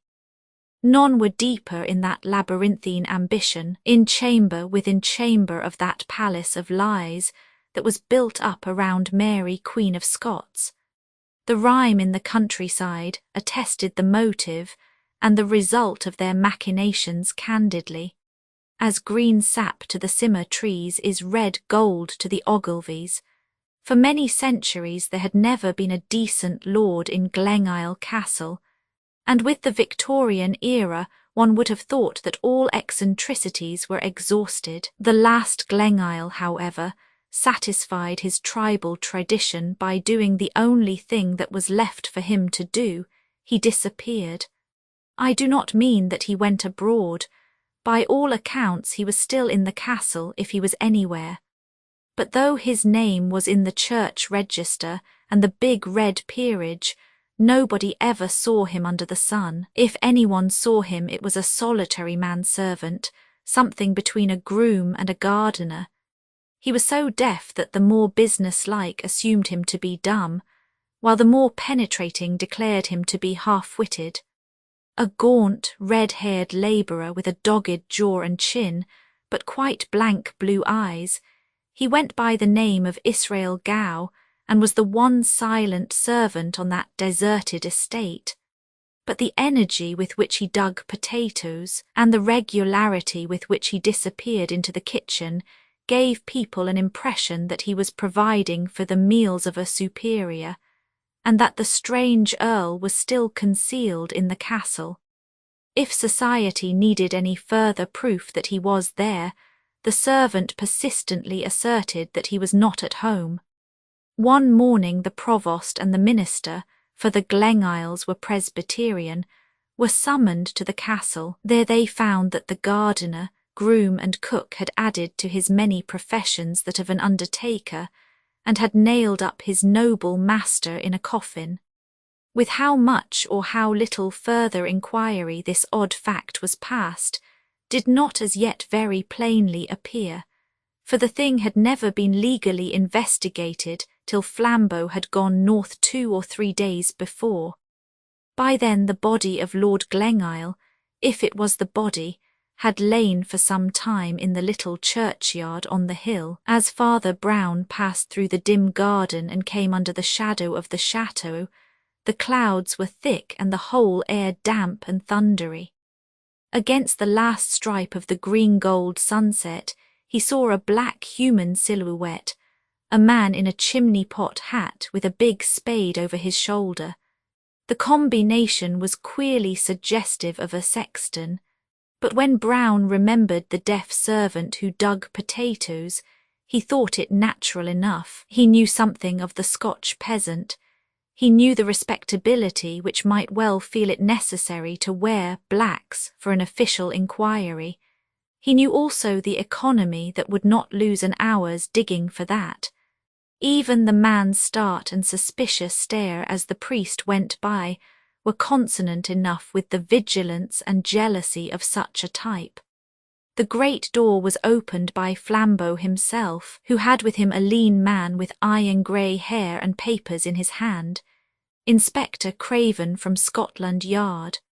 The entrance hall was mostly stripped and empty, but the pale, sneering faces of 1 or 2 of the wicked Ogilvies looked down out of black periwigs and blackening canvas. Following them into an inner room, Father Brown found that the allies had been seated at a long oak table, of which their end was covered with scribbled papers, flanked with whisky and cigars. Through the whole of its remaining length it was occupied by detached objects arranged at intervals, objects about as inexplicable as any objects could be. One looked like a small heap of glittering broken glass. Another looked like a high heap of brown dust. A third appeared to be a plain stick of wood. "You seem to have a sort of geological museum here," he said, as he sat down, jerking his head briefly in the direction of the brown dust and the crystalline fragments. "Not a geological museum," replied Flambeau. "Say a psychological museum." "Oh, for the Lord's sake," cried the police detective, laughing, "don't let's begin with such long words." "Don't you know what psychology means?" asked Flambeau with friendly surprise. "Psychology means being off your chump." "Still I hardly follow," replied the official. "Well," said Flambeau with decision, "I mean that we've only found out one thing about Lord Glengyle. He was a maniac." The black silhouette of Gow with his top hat and spade passed the window, dimly outlined against the darkening sky. Father Brown stared passively at it and answered, "I can understand there must have been something odd about the man, or he wouldn't have buried himself alive, nor been in such a hurry to bury himself dead. But what makes you think it was lunacy?" "Well," said Flambeau, "you just listen to the list of things Mr. Craven has found in the house." "We must get a candle," said Craven suddenly. "A storm is getting up and it's too dark to read." "Have you found any candles?" asked Brown, smiling, "among your oddities?" Flambeau raised a grave face and fixed his dark eyes on his friend. "That is curious too," he said. 25 candles and not a trace of a candlestick. In the rapidly darkening room and rapidly rising wind, Brown went along the table to where a bundle of wax candles lay among the other scrappy exhibits. As he did so, he bent accidentally over the heap of red-brown dust, and a sharp sneeze cracked the silence. "Hullo," he said, "snuff." He took one of the candles, lit it carefully, came back and stuck it in the neck of the whiskey bottle. The unrestful night air, blowing through the crazy window, waved the long flame like a banner, and on every side of the castle they could hear the miles and miles of black pine wood seething like a black sea around a rock. "I will read the inventory," began Craven gravely, picking up one of the papers. "The inventory of what we found loose and unexplained in the castle. You are to understand that the place generally was dismantled and neglected, but 1 or 2 rooms had plainly been inhabited in a simple but not squalid style by somebody who was not the servant. The list is as follows. First item, a very considerable hoard of precious stones, nearly all diamonds and all of them loose without any setting whatever. Of course it is natural that the Ogilvies should have family jewels, but those are exactly the jewels that are almost always set in particular articles of ornament. The Ogilvies would seem to have kept theirs loose in their pockets like coppers. Second item, heaps and heaps of loose snuff, not kept in a horn or even a pouch, but lying in heaps on the mantelpieces, on the sideboard, on the piano, anywhere. It looks as if the old gentleman would not take the trouble to look in a pocket or lift a lid. Third item, here and there about the house curious little heaps of minute pieces of metal, some like steel springs and some in the form of microscopic wheels, as if they had gutted some mechanical toy. Fourth item, the wax candles which have to be stuck in bottle necks because there is nothing else to stick them in. Now I wish you to note how very much queerer all this is than anything we anticipated. For the central riddle we are prepared. We have all seen at a glance that there was something wrong about the last Earl. We have come here to find out whether he really lived here, whether he really died here, whether that red-haired scarecrow who did his burying had anything to do with his dying. But suppose the worst in all this, the most lurid or melodramatic solution you like. Suppose the servant really killed the master, or suppose the master isn't really dead, or suppose the master is dressed up as the servant, or suppose the servant is buried for the master. Invent what Wilkie Collins tragedy you like, and you still have not explained a candle without a candlestick, or why an elderly gentleman of good family should habitually spill snuff on the piano. The core of the tale we could imagine, it is the fringes that are mysterious. By no stretch of fancy can the human mind connect together snuff and diamonds and wax and loose clockwork. I think I see the connection, said the priest. This Glengyle was mad against the French Revolution. He was an enthusiast for the ancient regime and was trying to reenact literally the family life of the last Bourbons. He had snuff because it was the 18th century luxury, wax candles because they were the 18th century lighting. The mechanical bits of iron represent the locksmith hobby of Louis Roman XVI. The diamonds are for the diamond necklace of Marie Antoinette. Both the other men were staring at him with round eyes.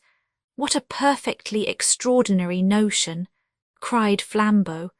Do you really think that is the truth? I am perfectly sure it isn't, answered Father Brown. Only you said that nobody could connect snuff and diamonds and clockwork and candles. I give you that connection offhand. The real truth, I am very sure, lies deeper. He paused a moment and listened to the wailing of the wind in the turrets. Then he said, the late Earl of Glengyle was a thief. He lived a second and darker life as a desperate housebreaker. He did not have any candlesticks because he only used these candles cut short in the little lantern he carried. The snuff he employed as the fiercest French criminals have used pepper, to fling it suddenly in dense masses in the face of a captor or pursuer, but the final proof is in the curious coincidence of the diamonds and the small steel wheels. Surely that makes everything plain to you. Diamonds and small steel wheels are the only two instruments with which you can cut out a pane of glass. The bough of a broken pine tree lashed heavily in the blast against the window pane behind them, as if in parody of a burglar, but they did not turn round. Their eyes were fastened on Father Brown. Diamonds and small wheels, repeated Craven ruminating. Is that all that makes you think it the true explanation? I don't think it the true explanation, replied the priest placidly. But you said that nobody could connect the four things. The true tale, of course, is something much more humdrum. Glengyle had found, or thought he had found, precious stones on his estate. Somebody had bamboozled him with those loose brilliants, saying they were found in the castle caverns. The little wheels are some diamond-cutting affair. He had to do the thing very roughly and in a small way, with the help of a few shepherds or rude fellows on these hills. Snuff is the one great luxury of such Scotch shepherds. It's the one thing with which you can bribe them. They didn't have candlesticks because they didn't want them. They held the candles in their hands when they explored the caves. Is that all? Asked Flambeau after a long pause. Have we got to the dull truth at last? Oh, no, said Father Brown, as the wind died in the most distant pine woods with a long hoot as of mockery. Father Brown, with an utterly impassive face, went on.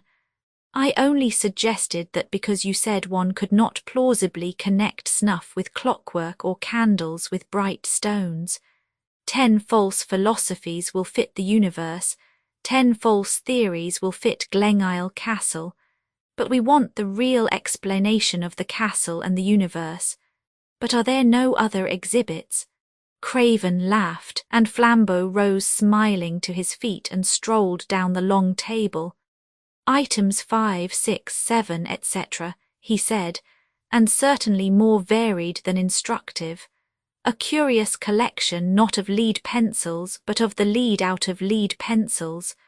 A senseless stick of bamboo with the top rather splintered. It might be the instrument of the crime. Only there isn't any crime. The only other things are a few old missals and little Catholic pictures, which the Ogilvies kept, I suppose, from the Middle Ages, their family pride being stronger than their Puritanism. We only put them in the museum because they seem curiously cut about and defaced.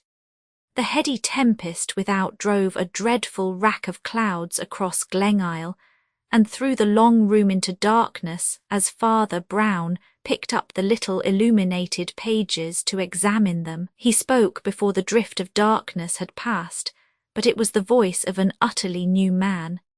"Mr. Craven," said he, talking like a man 10 years younger, "you have got a legal warrant, haven't you, to go up and examine that grave? The sooner we do it the better and get to the bottom of this horrible affair. If I were you, I should start now." "Now," repeated the astonished detective, "and why now?" "Because this is serious," answered Brown. "This is not spilt snuff or loose pebbles. That might be there for 100 reasons. There is only one reason I know of for this being done, and the reason goes down to the roots of the world. These religious pictures are not just dirtied or torn or scrawled over, which might be done in idleness or bigotry by children or by Protestants. These have been treated very carefully and very queerly.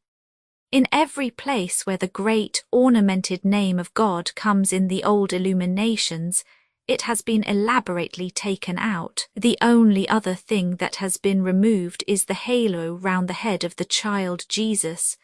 Therefore, I say, let us get our warrant and our spade and our hatchet, and go up and break open that coffin." "What do you mean?" demanded the London officer. "I mean," answered the little priest, and his voice seemed to rise slightly in the roar of the gale. "I mean that the great devil of the universe may be sitting on the top tower of this castle at this moment, as big as 100 elephants and roaring like the apocalypse. There is black magic somewhere at the bottom of this." "Black magic," repeated Flambeau in a low voice, for he was too enlightened a man not to know of such things. "But what can these other things mean?" "Oh, something damnable, I suppose," replied Brown impatiently. "How should I know? How can I guess all their mazes down below?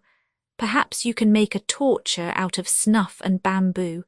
Perhaps lunatics lust after wax and steel filings.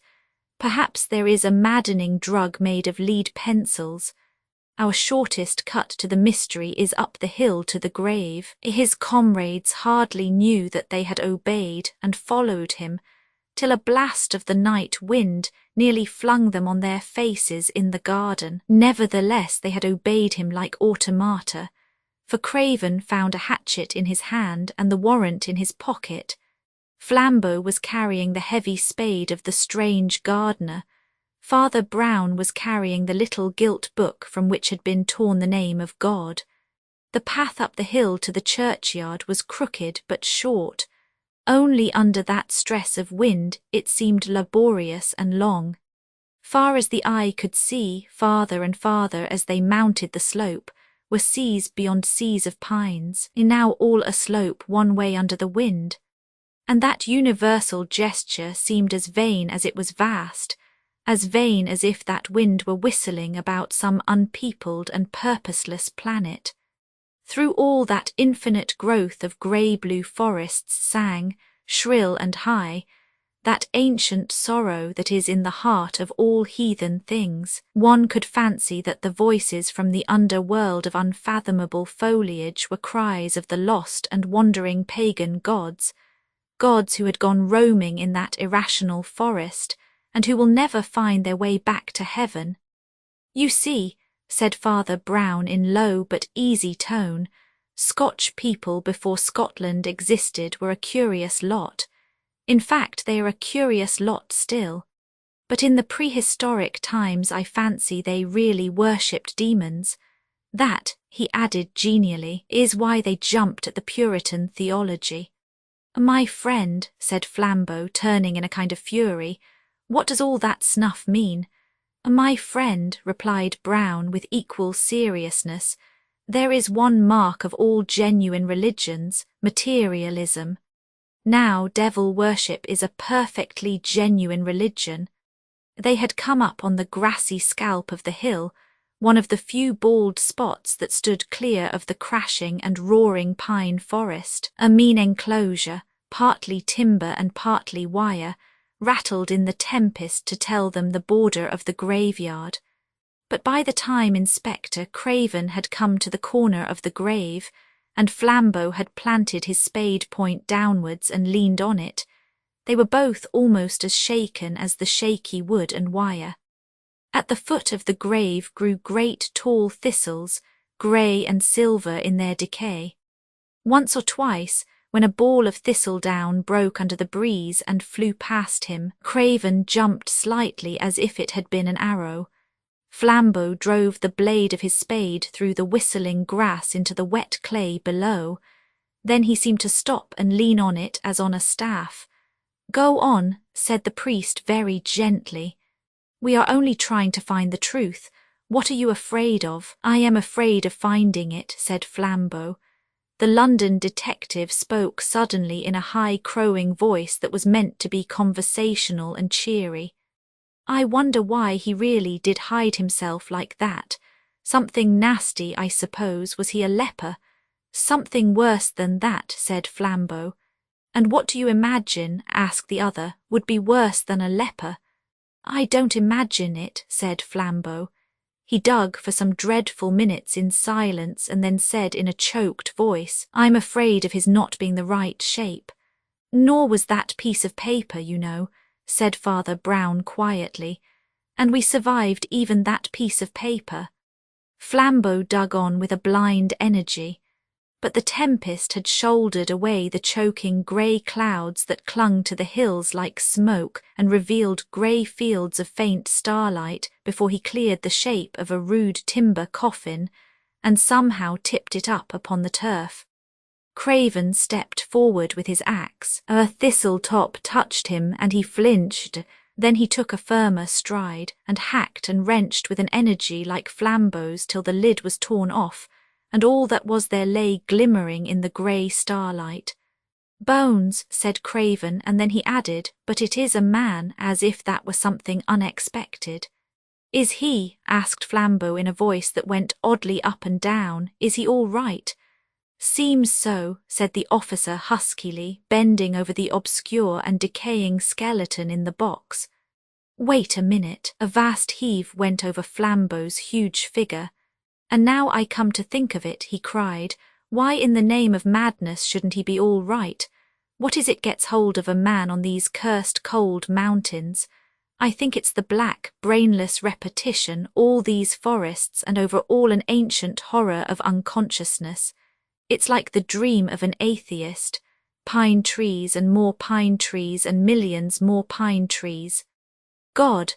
cried the man by the coffin, "but he hasn't got a head." While the others stood rigid, the priest for the first time showed a leap of startled concern. "No head," he repeated. "No head," as if he had almost expected some other deficiency. Half-witted visions of a headless baby born to Glengyle, of a headless youth hiding himself in the castle, of a headless man pacing those ancient halls or that gorgeous garden, passed in panorama through their minds, but even in that stiffened instant the tale took no root in them and seemed to have no reason in it. They stood listening to the loud woods and the shrieking sky quite foolishly, like exhausted animals. Thought seemed to be something enormous that had suddenly slipped out of their grasp. "There are 3 headless men," said Father Brown, "standing round this open grave." The pale detective from London opened his mouth to speak, and left it open like a yokel, while a long scream of wind tore the sky. Then he looked at the axe in his hands as if it did not belong to him, and dropped it. "Father," said Flambeau in that infantile and heavy voice he used very seldom, "what are we to do?" His friend's reply came with the pent promptitude of a gun going off. "Sleep," cried Father Brown. "Sleep, we have come to the end of the ways. Do you know what sleep is? Do you know that every man who sleeps believes in God? It is a sacrament, for it is an act of faith and it is a food. And we need a sacrament, if only a natural one. Something has fallen on us that falls very seldom on men. Perhaps the worst thing that can fall on them. Craven's parted lips came together to say, "What do you mean?" The priest had turned his face to the castle as he answered, "We have found the truth, and the truth makes no sense." He went down the path in front of them with a plunging and reckless step very rare with him, and when they reached the castle again, he threw himself upon sleep with the simplicity of a dog. Despite his mystic praise of slumber, Father Brown was up earlier than anyone else except the silent gardener, and was found smoking a big pipe and watching that expert at his speechless labours in the kitchen garden. Towards daybreak the rocking storm had ended in roaring rains, and the day came with a curious freshness. The gardener seemed even to have been conversing, but at sight of the detectives he planted his spade sullenly in a bed and, saying something about his breakfast, shifted along the lines of cabbages and shut himself in the kitchen. "He's a valuable man, that," said Father Brown. "He does the potatoes amazingly. Still," he added with a dispassionate charity, "he has his faults, which of us hasn't? He doesn't dig this bank quite regularly. There, for instance," and he stamped suddenly on one spot. "I'm really very doubtful about that potato." "And why?" asked Craven, amused with the little man's hobby. "I'm doubtful about it," said the other, "because old Gow was doubtful about it himself. He put his spade in methodically in every place but just this. There must be a mighty fine potato just here." Flambeau pulled up the spade and impetuously drove it into the place. He turned up under a load of soil, something that did not look like a potato, but rather like a monstrous, over-domed mushroom. But it struck the spade with a cold click. It rolled over like a ball and grinned up at them. "The Earl of Glengyle," said Brown sadly, and looked down heavily at the skull. Then, after a momentary meditation, he plucked the spade from Flambeau, and saying, "We must hide it again," clamped the skull down in the earth. Then he leaned his little body and huge head on the great handle of the spade that stood up stiffly in the earth, and his eyes were empty and his forehead full of wrinkles. "If one could only conceive," he muttered, "the meaning of this last monstrosity." And leaning on the large spade handle, he buried his brows in his hands, as men do in church. All the corners of the sky were brightening into blue and silver. The birds were chattering in the tiny garden trees, so loud it seemed as if the trees themselves were talking. But the three men were silent enough. "Well, I give it all up," said Flambeau at last boisterously. "My brain and this world don't fit each other, and there's an end of it. Snuff, spoilt prayer books, and the insides of musical boxes. What?" Brown threw up his bothered brow and rapped on the spade handle with an intolerance quite unusual with him. "Oh, tut, tut, tut, tut," he cried. "All that is as plain as a pikestaff. I understood the snuff and clockwork and so on when I first opened my eyes this morning. And since then I've had it out with old Gow, the gardener, who is neither so deaf nor so stupid as he pretends. There's nothing amiss about the loose items. I was wrong about the torn mass book too. There's no harm in that.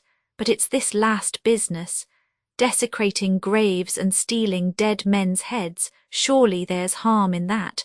Surely there's black magic still in that. That doesn't fit into the quite simple story of the snuff and the candles." And striding about again, he smoked moodily. "My friend," said Flambeau with a grim humour, "you must be careful with me and remember I was once a criminal. The great advantage of that estate was that I always made up the story myself, and acted it as quick as I chose. This detective business of waiting about is too much for my French impatience. All my life, for good or evil, I have done things at the instant. I always fought duels the next morning. I always paid bills on the nail. I never even put off a visit to the dentist." Father Brown's pipe fell out of his mouth and broke into 3 pieces on the gravel path.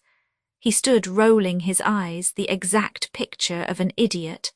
"Lord, what a turnip I am," he kept saying. "Lord, what a turnip." Then, in a somewhat groggy kind of way, he began to laugh. "The dentist," he repeated. 6 hours in the spiritual abyss, and all because I never thought of the dentist. Such a simple, such a beautiful and peaceful thought. Friends, we have passed a night in hell. But now the sun is risen, the birds are singing, and the radiant form of the dentist consoles the world. "I will get some sense out of this," cried Flambeau, striding forward, "if I use the tortures of the Inquisition." Father Brown repressed what appeared to be a momentary disposition to dance on the now sunlit lawn and cried quite piteously like a child, "Oh, let me be silly a little. You don't know how unhappy I have been. And now I know that there has been no deep sin in this business at all. Only a little lunacy, perhaps, and who minds that?" He spun round once more, then faced them with gravity. "This is not a story of crime," he said. "Rather, it is the story of a strange and crooked honesty. We are dealing with the one man on earth, perhaps, who has taken no more than his due. It is a study in the savage living logic that has been the religion of this race. That old local rhyme about the house of Glengyle, as green sap to the simmer trees is red gold to the Ogilvies, was literal as well as metaphorical. It did not merely mean that the Glengyles sought for wealth. It was also true that they literally gathered gold. They had a huge collection of ornaments and utensils in that metal. They were in fact misers whose mania took that turn. In the light of that fact, run through all the things we found in the castle. Diamonds without their gold rings, candles without their gold candlesticks, snuff without the gold snuff boxes, pencil leads without the gold pencil cases, a walking stick without its gold top, clockwork without the gold clocks, or rather watches. And mad as it sounds, because the halos and the name of God in the old missals were of real gold, these also were taken away. The garden seemed to brighten, the grass to grow gayer in the strengthening sun as the crazy truth was told. Flambeau lit a cigarette as his friend went on. "Were taken away," continued Father Brown, "were taken away but not stolen. Thieves would never have left this mystery. Thieves would have taken the gold snuff boxes, snuff and all, the gold pencil cases, lead and all. We have to deal with a man with a peculiar conscience, but certainly a conscience. I found that mad moralist this morning in the kitchen garden yonder, and I heard the whole story. The late Archibald Ogilvy was the nearest approach to a good man ever born at Glengyle, but his bitter virtue took the turn of the misanthrope. He moped over the dishonesty of his ancestors, from which somehow he generalized a dishonesty of all men. More especially he distrusted philanthropy or free giving, and he swore if he could find one man who took his exact rights, he should have all the gold of Glengyle. Having delivered this defiance to humanity, he shut himself up, without the smallest expectation of its being answered. One day, however, a deaf and seemingly senseless lad from a distant village brought him a belated telegram, and Glengyle, in his acrid pleasantry, gave him a new farthing. At least he thought he had done so, but when he turned over his change he found the new farthing still there and a sovereign gone. The accident offered him vistas of sneering speculation. Either way the boy would show the greasy greed of the species. Either he would vanish, a thief stealing a coin, or he would sneak back with it virtuously, a snob seeking a reward. In the middle of that night Lord Glengyle was knocked up out of his bed, for he lived alone, and forced to open the door to the deaf idiot. The idiot brought with him, not the sovereign, but exactly 19 shillings and 11 pence 3 farthings in change. Then the wild exactitude of this action took hold of the mad lord's brain like fire. He swore he was Diogenes that had long sought an honest man and at last had found one. He made a new will which I have seen. He took the literal youth into his huge, neglected house and trained him up as his solitary servant and, after an odd manner, his heir. And whatever that queer creature understands, he understood absolutely his lord's two fixed ideas. First, that the letter of right is everything, and second, that he himself was to have the gold of Glengyle. So far, that is all, and that is simple. He has stripped the house of gold and taken not a grain that was not gold, not so much as a grain of snuff. He lifted the gold leaf off an old illumination, fully satisfied that he left the rest unspoilt. All that I understood, but I could not understand this skull business. I was really uneasy about that human head buried among the potatoes. It distressed me till Flambeau said the word. It will be all right. He will put the skull back in the grave when he has taken the gold out of the tooth.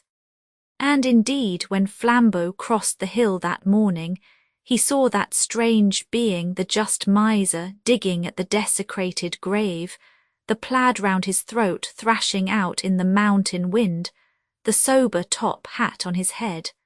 The wrong shape, certain of the great roads going north out of London, continue far into the country, a sort of attenuated and interrupted spectre of a street, with great gaps in the building, but preserving the line. Here will be a group of shops, followed by a fenced field or paddock, and then a famous public house, and then perhaps a market garden or a nursery garden, and then one large private house, and then another field and another inn, and so on. If anyone walks along one of these roads, he will pass a house which will probably catch his eye, though he may not be able to explain its attraction. It is a long, low house running parallel with the road, painted mostly white and pale green, with a veranda and sun blinds, and porches capped with those quaint sort of cupolas like wooden umbrellas that one sees in some old-fashioned houses. In fact, it is an old-fashioned house, very English and very suburban in the good old wealthy Clapham sense, and yet the house has a look of having been built chiefly for the hot weather. Looking at its white paint and sun blinds, one thinks vaguely of puggarees and even of palm trees. I cannot trace the feeling to its root. Perhaps the place was built by an Anglo-Indian. Anyone passing this house, I say, would be namelessly fascinated by it, would feel that it was a place about which some story was to be told, and he would have been right, as you shall shortly hear, for this is the story of the strange things that did really happen in it in the Whitsuntide of the year 18. Anyone passing the house on the Thursday before Whitsunday at about 4:30 p.m.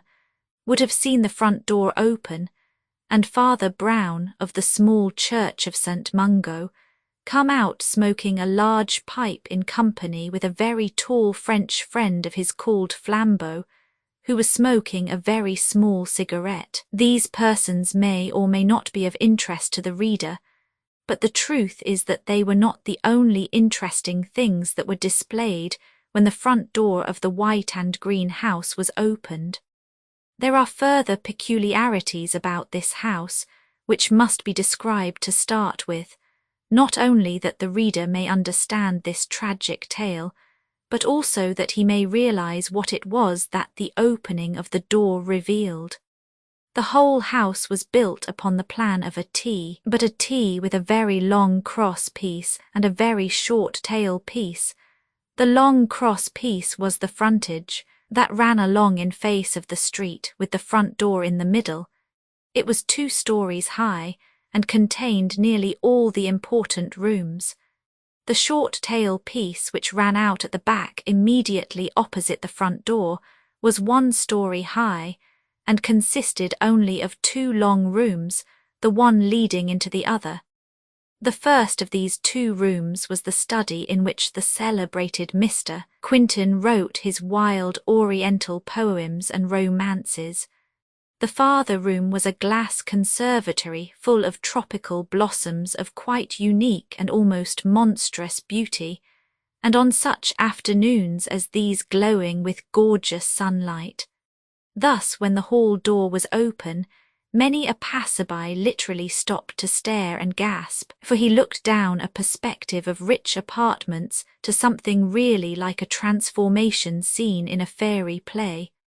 Purple clouds and golden suns and crimson stars that were at once scorchingly vivid and yet transparent and far away. Leonard Quinton, the poet, had himself most carefully arranged this effect, and it is doubtful whether he so perfectly expressed his personality in any of his poems, for he was a man who drank and bathed in colours, who indulged his lust for colour somewhat to the neglect of form, even of good form.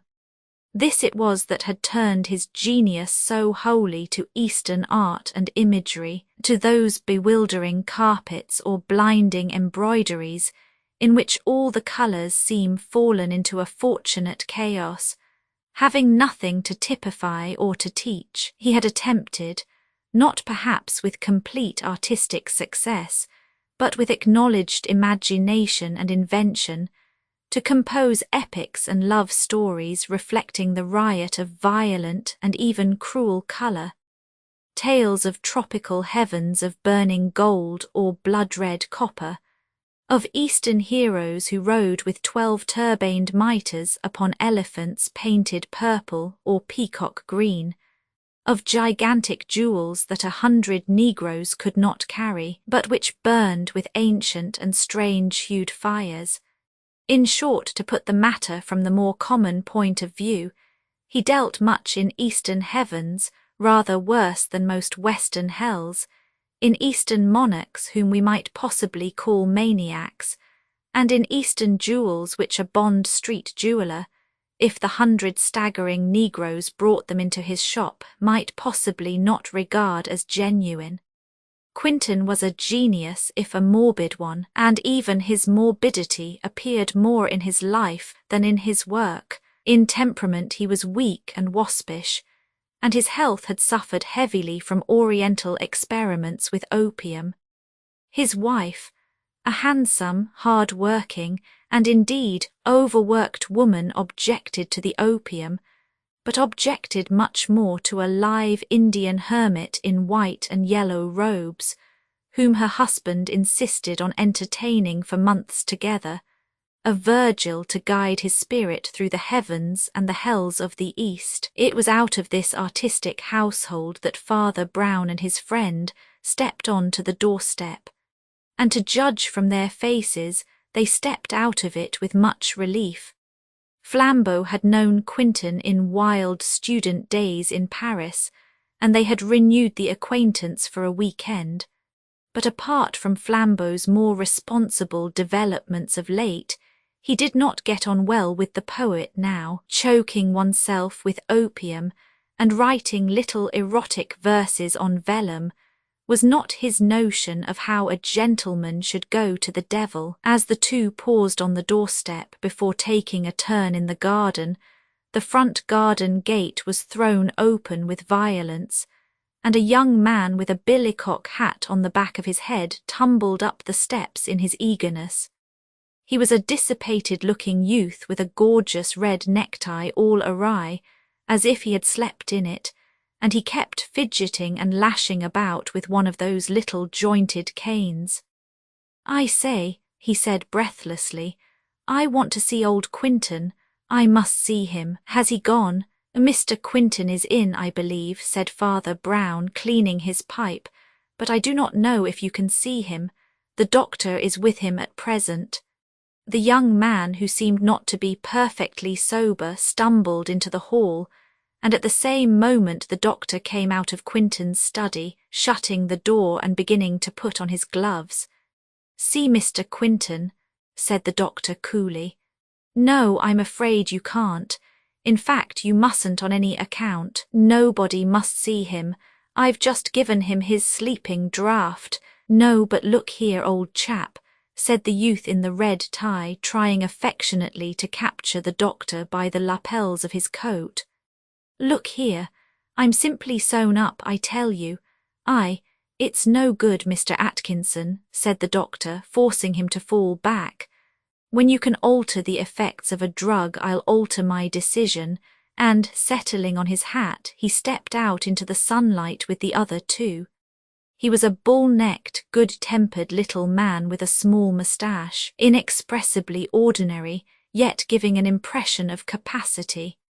The young man in the billycock, who did not seem to be gifted with any tact in dealing with people beyond the general idea of clutching hold of their coats, stood outside the door as dazed as if he had been thrown out bodily, and silently watched the other three walk away together through the garden. That was a sound, spanking lie I told just now, remarked the medical man, laughing. In point of fact, poor Quinton doesn't have his sleeping draught for nearly half an hour, but I'm not going to have him bothered with that little beast who only wants to borrow money that he wouldn't pay back if he could. He's a dirty little scamp, though he is Mrs. Quinton's brother, and she's as fine a woman as ever walked. Yes, said Father Brown, she's a good woman. So I propose to hang about the garden till the creature has cleared off, went on the doctor, and then I'll go into Quinton with the medicine. Atkinson can't get in because I locked the door. In that case, Dr. Harris, said Flambeau, we might as well walk round at the back by the end of the conservatory. There's no entrance to it that way, but it's worth seeing even from the outside. Yes, and I might get a squint at my patient, laughed the doctor, for he prefers to lie on an ottoman right at the end of the conservatory amid all those blood-red poinsettias. It would give me the creeps, but what are you doing? Father Brown had stopped for a moment and picked up out of the long grass where it had almost been wholly hidden a queer, crooked oriental knife, inlaid exquisitely in coloured stones and metals. What is this? Asked Father Brown, regarding it with some disfavour. Oh, Quinton's, I suppose, said Dr. Harris carelessly. He has all sorts of Chinese knick-knacks about the place, or perhaps it belongs to that mild Hindu of his whom he keeps on a string. What Hindu? Asked Father Brown, still staring at the dagger in his hand. Oh, some Indian conjurer, said the doctor lightly, a fraud, of course. You don't believe in magic? Asked Father Brown without looking up. Oh, cricky, magic, said the doctor. It's very beautiful, said the priest in a low, dreaming voice. The colours are very beautiful, but it's the wrong shape. What for? Asked Flambeau, staring. For anything, it's the wrong shape in the abstract. Don't you ever feel that about Eastern art? The colours are intoxicatingly lovely, but the shapes are mean and bad, deliberately mean and bad. I have seen wicked things in a Turkey carpet. Mon Dieu, cried Flambeau, laughing.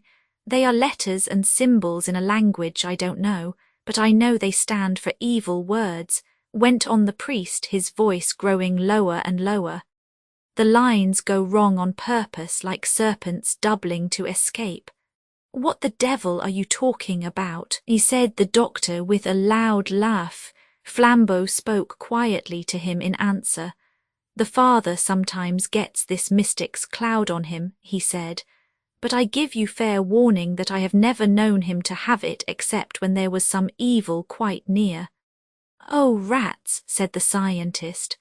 Why, look at it, cried Father Brown, holding out the crooked knife at arm's length, as if it were some glittering snake. Don't you see it is the wrong shape? Don't you see that it has no hearty and plain purpose? It does not point like a spear. It does not sweep like a scythe. It does not look like a weapon. It looks like an instrument of torture. Well, as you don't seem to like it, said the jolly Harris, it had better be taken back to its owner.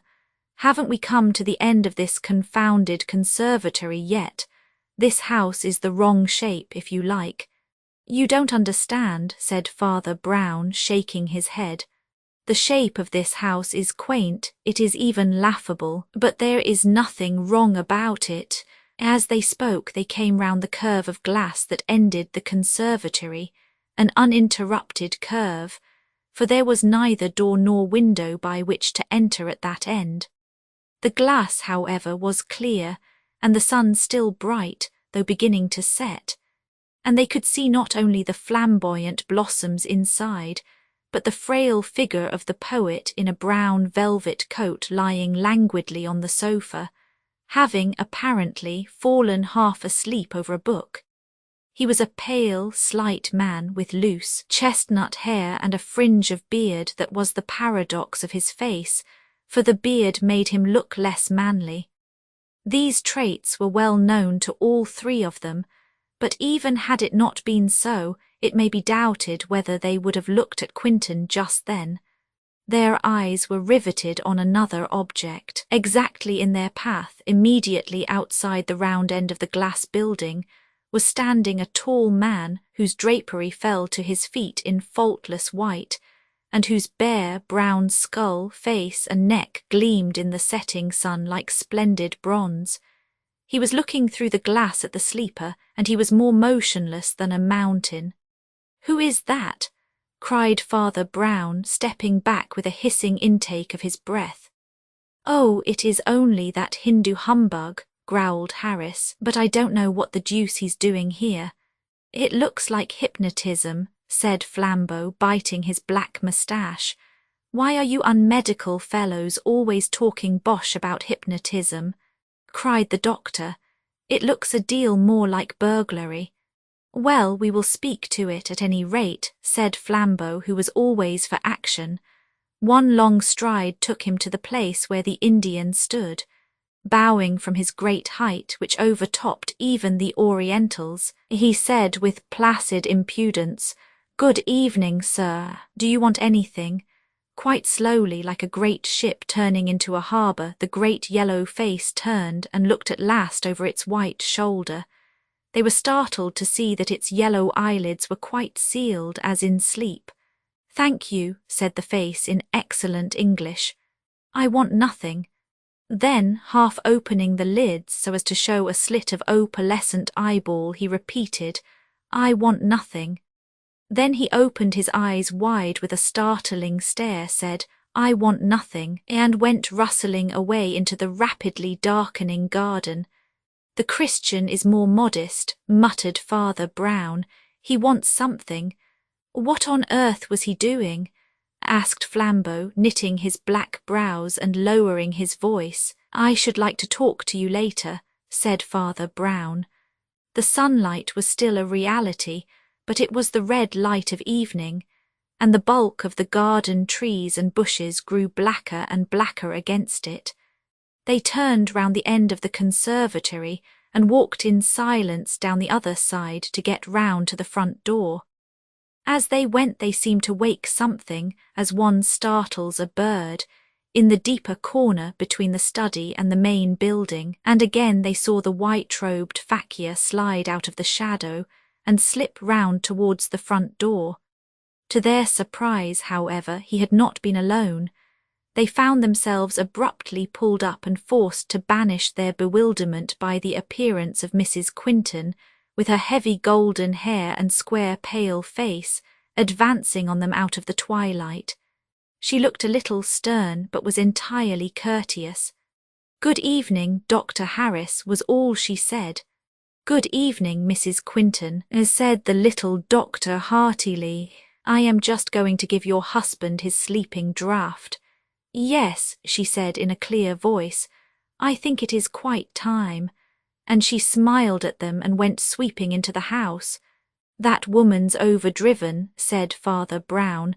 "That's the kind of woman that does her duty for 20 years and then does something dreadful."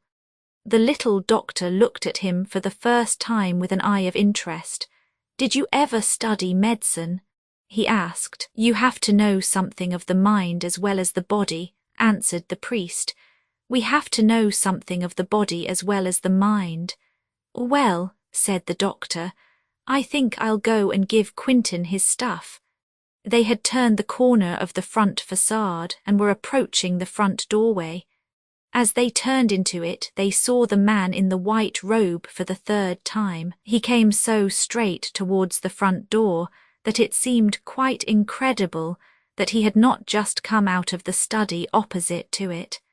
Yet they knew that the study door was locked. Father Brown and Flambeau, however, kept this weird contradiction to themselves, and Dr. Harris was not a man to waste his thoughts on the impossible. He permitted the omnipresent Asiatic to make his exit, and then stepped briskly into the hall.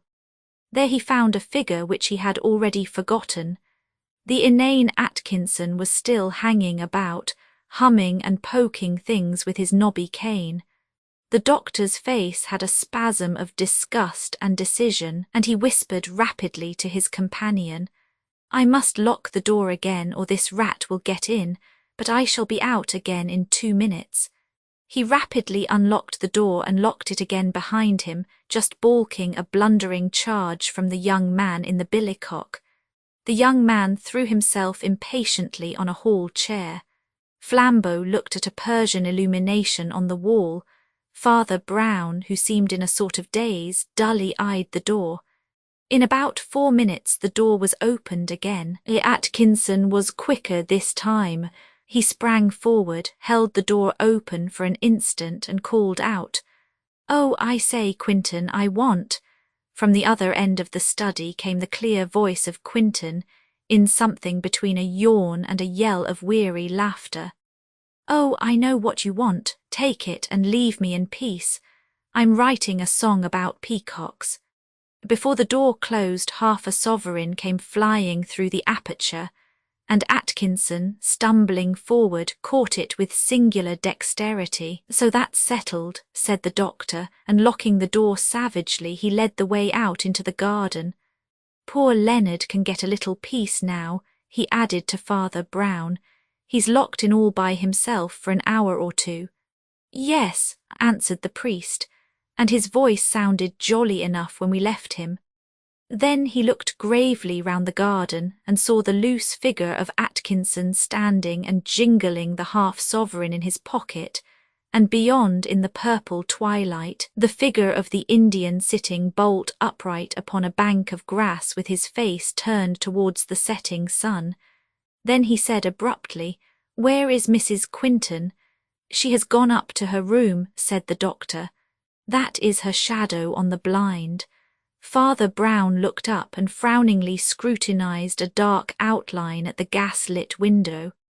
"Yes," he said, "that is her shadow," and he walked a yard or 2 and threw himself upon a garden seat. Flambeau sat down beside him, but the doctor was one of those energetic people who live naturally on their legs. He walked away smoking into the twilight, and the 2 friends were left together. "My father," said Flambeau in French, "what is the matter with you?" Father Brown was silent and motionless for half a minute, then he said, "Superstition is irreligious, but there is something in the air of this place. I think it's that Indian, at least partly." He sank into silence and watched the distant outline of the Indian, who still sat rigid as if in prayer. At first sight he seemed motionless, but as Father Brown watched him, he saw that the man swayed ever so slightly with a rhythmic movement, just as the dark treetops swayed ever so slightly in the wind that was creeping up the dim garden paths and shuffling the fallen leaves a little. The landscape was growing rapidly dark, as if for a storm, but they could still see all the figures in their various places. Atkinson was leaning against a tree with a listless face. Quinton's wife was still at her window. The doctor had gone strolling round the end of the conservatory. They could see his cigar like a will-o'-the-wisp, and the fakir still sat rigid and yet rocking, while the trees above him began to rock and almost to roar. Storm was certainly coming. "When that Indian spoke to us," went on Brown in a conversational undertone, "I had a sort of vision, a vision of him and all his universe, yet he only said the same thing 3 times. When first he said, 'I want nothing,' It meant only that he was impenetrable, that Asia does not give itself away. Then he said again, I want nothing, and I knew that he meant that he was sufficient to himself like a cosmos, that he needed no God, neither admitted any sins. And when he said the third time, I want nothing, he said it with blazing eyes, and I knew that he meant literally what he said, that nothing was his desire and his home, that he was weary for nothing as for wine, that annihilation, the mere destruction of everything or anything. 2 drops of rain fell, and for some reason Flambeau started and looked up as if they had stung him.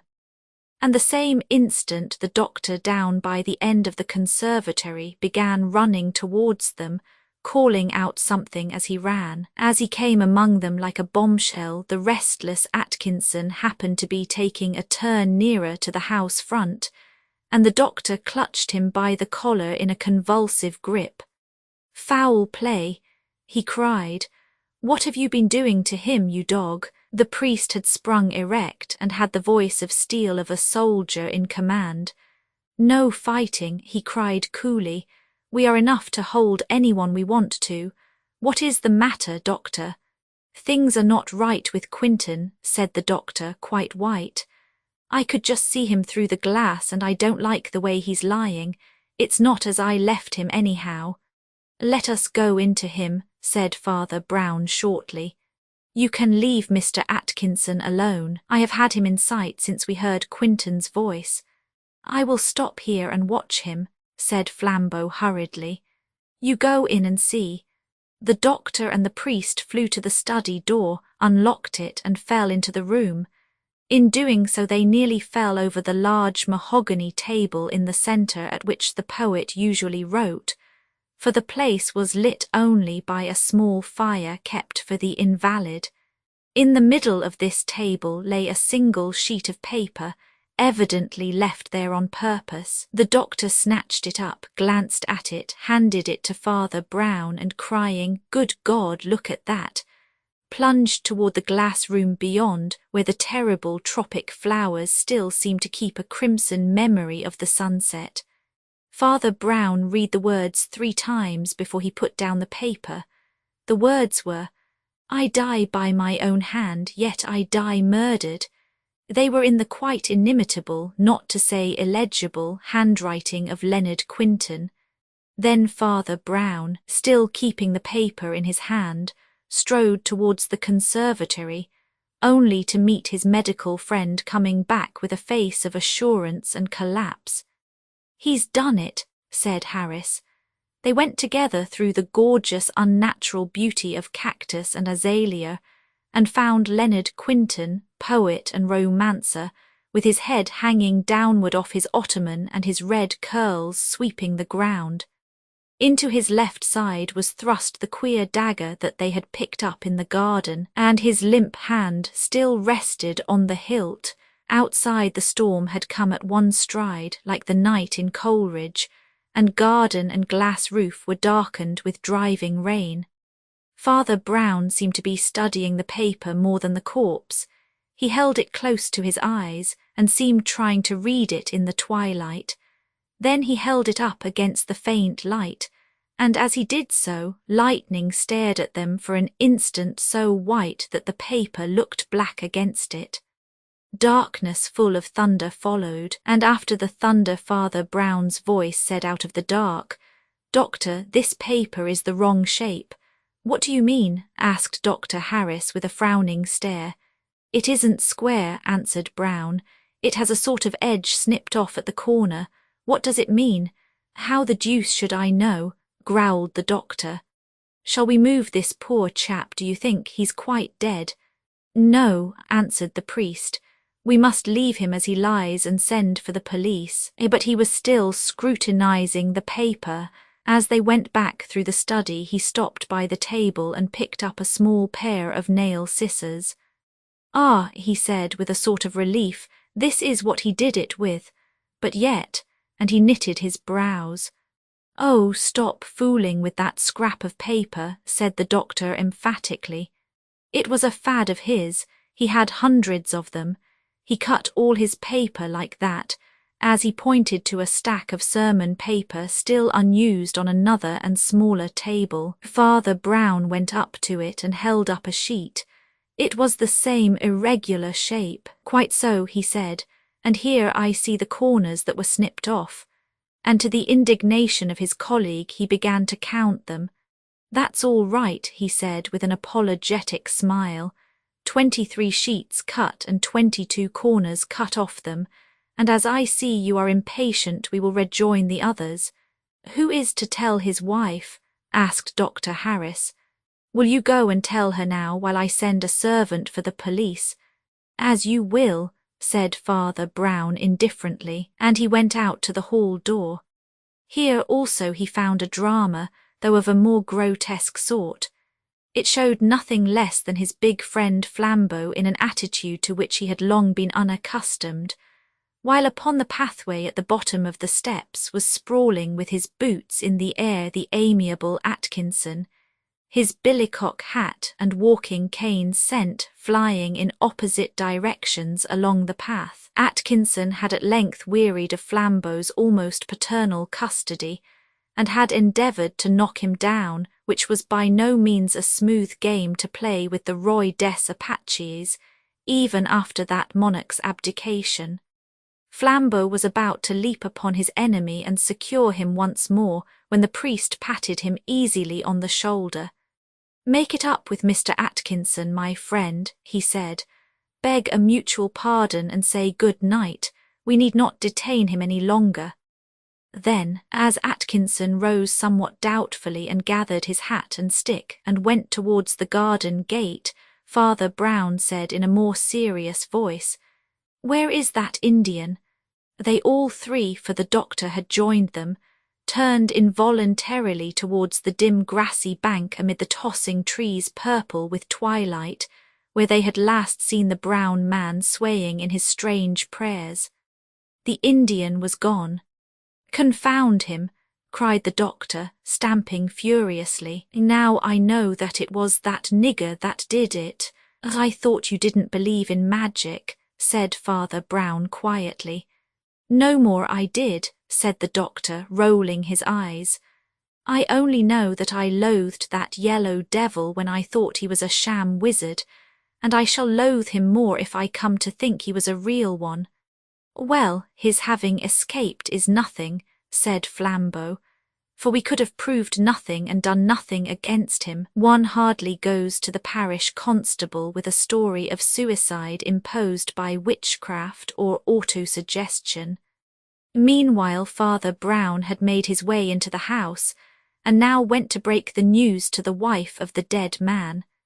When he came out again he looked a little pale and tragic, but what passed between them in that interview was never known, even when all was known. Flambeau, who was talking quietly with the doctor, was surprised to see his friend reappear so soon at his elbow, but Brown took no notice and merely drew the doctor apart. "You have sent for the police, haven't you?" he asked. "Yes," answered Harris. "They ought to be here in 10 minutes. Will you do me a favour?" said the priest quietly. "The truth is I make a collection of these curious stories, which often contain, as in the case of our Hindu friend, elements which can hardly be put into a police report. Now I want you to write out a report of this case for my private use. Yours is a clever trade," he said, looking the doctor gravely and steadily in the face. "I sometimes think that you know some details of this matter which you have not thought fit to mention. Mine is a confidential trade like yours, and I will treat anything you write for me in strict confidence, but write the whole." The doctor, who had been listening thoughtfully with his head a little on one side, looked the priest in the face for an instant and said, "All right," and went into the study, closing the door behind him. "Flambeau," said Father Brown, "there is a long seat there under the veranda where we can smoke out of the rain. You are my only friend in the world, and I want to talk to you, or perhaps be silent with you."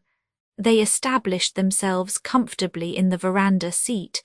Father Brown, against his common habit, accepted a good cigar and smoked it steadily in silence while the rain shrieked and rattled on the roof of the veranda. "My friend," he said at length, "this is a very queer case, a very queer case."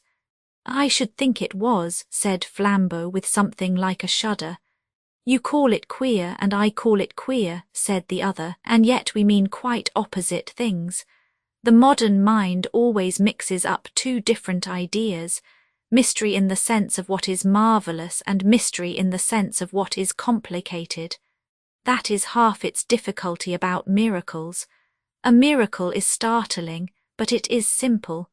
It is simple because it is a miracle. It is power coming directly from God or the devil instead of indirectly through nature or human wills. Now you mean that this business is marvelous because it is miraculous, because it is witchcraft worked by a wicked Indian. Understand, I do not say that it was not spiritual or diabolic. Heaven and hell only know by what surrounding influences strange sins come into the lives of men. But for the present my point is this: if it was pure magic, as you think, then it is marvelous. But it is not mysterious, that is, it is not complicated. The quality of a miracle is mysterious, but its manner is simple. Now the manner of this business has been the reverse of simple. The storm that had slackened for a little seemed to be swelling again, and there came heavy movements as of faint thunder. Father Brown let fall the ash of his cigar and went on.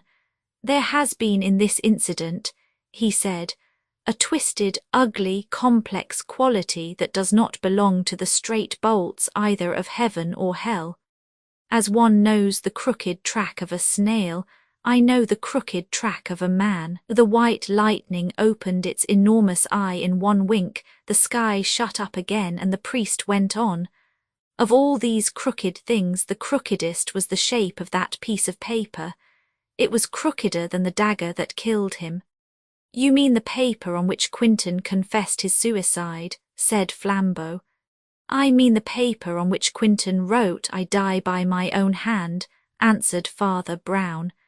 "The shape of that paper, my friend, was the wrong shape, the wrong shape. If ever I have seen it in this wicked world, it only had a corner snipped off," said Flambeau, "and I understand that all Quintin's paper was cut that way." "It was a very odd way," said the other, "and a very bad way to my taste and fancy. Look here, Flambeau, this Quintin, God receive his soul, was perhaps a bit of a cur in some ways, but he really was an artist with the pencil as well as the pen. His handwriting, though hard to read, was bold and beautiful. I can't prove what I say, I can't prove anything, but I tell you with the full force of conviction that he could never have cut that mean little piece off a sheet of paper. If he had wanted to cut down paper for some purpose of fitting in or binding up or what not, he would have made quite a different slash with the scissors. Do you remember the shape? It was a mean shape. It was a wrong shape, like this, don't you remember?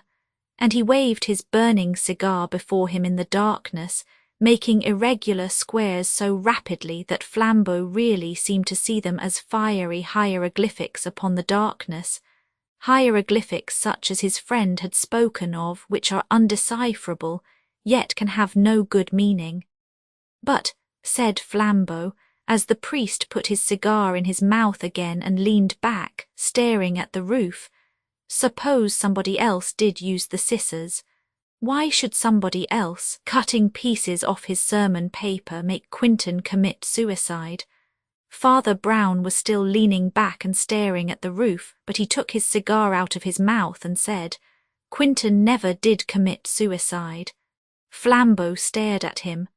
"Why, confound it all," he cried, "then why did he confess to suicide?"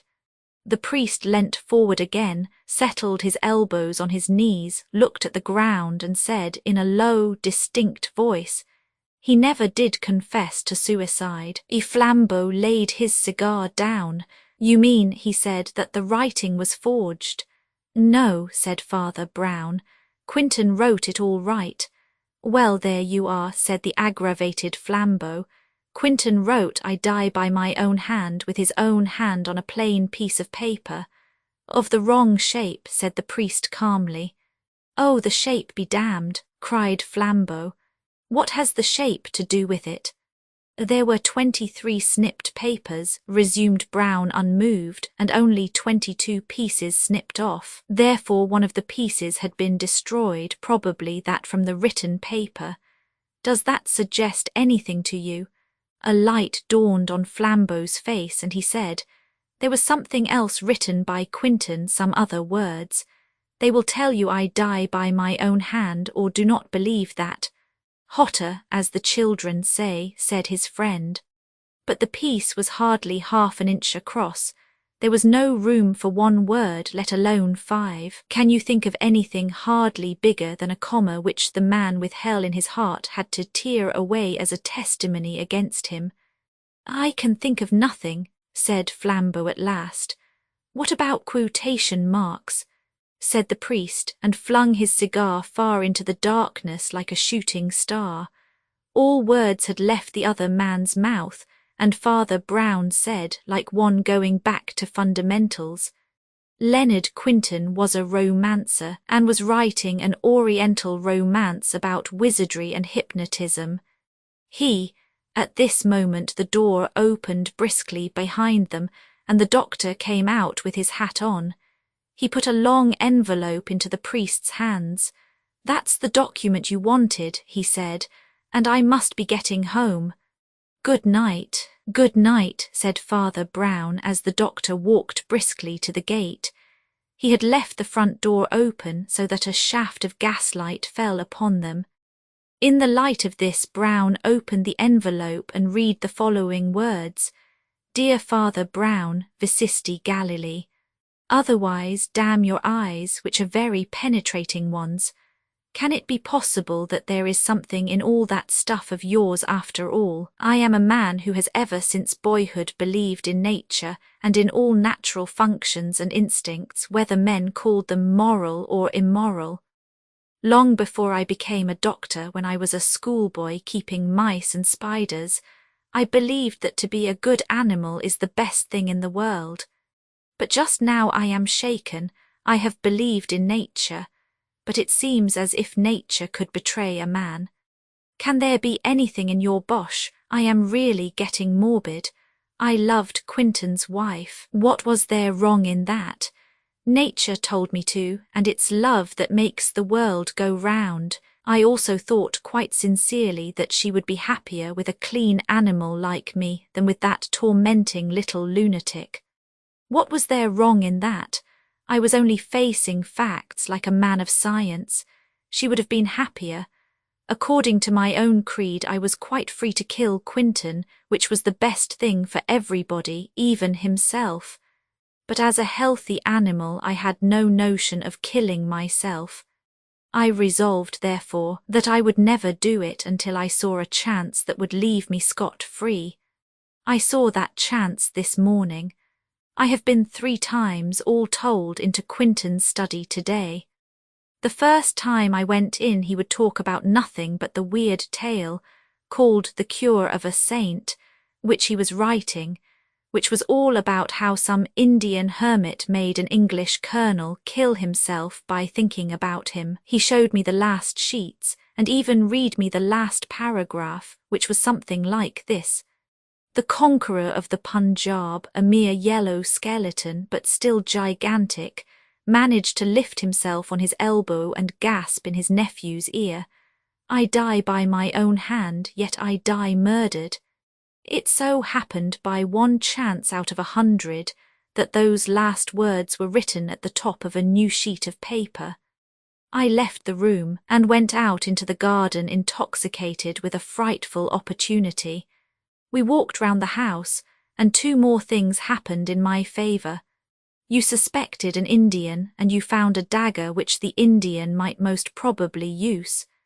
Taking the opportunity to stuff it in my pocket, I went back to Quinton's study, locked the door, and gave him his sleeping draught. He was against answering Atkinson at all, but I urged him to call out and quiet the fellow, because I wanted a clear proof that Quentin was alive. When I left the room for the second time, Quentin lay down in the conservatory, and I came through the study. I am a quick man with my hands, and in a minute and a half I had done what I wanted to do. I had emptied all the first part of Quentin's romance into the fireplace, where it burnt to ashes. Then I saw that the quotation marks wouldn't do, so I snipped them off, and to make it seem likelier, snipped the whole quire to match. Then I came out with the knowledge that Quentin's confession of suicide lay on the front table, while Quentin lay alive but asleep in the conservatory beyond. The last act was a desperate one, you can guess it. I pretended to have seen Quentin dead and rushed to his room. I delayed you with the paper, and being a quick man with my hands, killed Quentin while you were looking at his confession of suicide. He was half asleep, being drugged, and I put his own hand on the knife and drove it into his body. The knife was of so queer a shape that no one but an operator could have calculated the angle that would reach his heart. I wonder if you noticed this. When I had done it, the extraordinary thing happened. Nature deserted me. I felt ill. I felt just as if I had done something wrong. I think my brain is breaking up. I feel some sort of desperate pleasure in thinking I have told the thing to somebody, that I shall not have to be alone with it if I marry and have children. What is the matter with me? Madness, or can one have remorse just as if one were in Byron's poems? I cannot write any more. James Erskine Harris. Father Brown carefully folded up the letter and put it in his breast pocket just as there came a loud peal at the gate bell, and the wet waterproofs of several policemen gleamed in the road outside.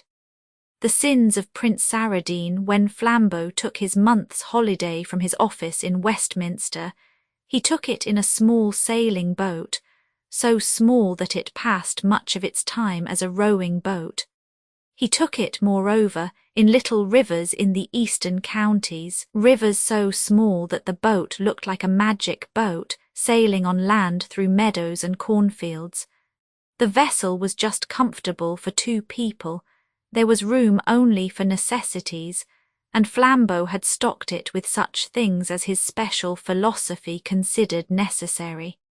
They reduced themselves apparently to 4 essentials: tins of salmon if he should want to eat, loaded revolvers if he should want to fight, a bottle of brandy, presumably in case he should faint, and a priest, presumably in case he should die.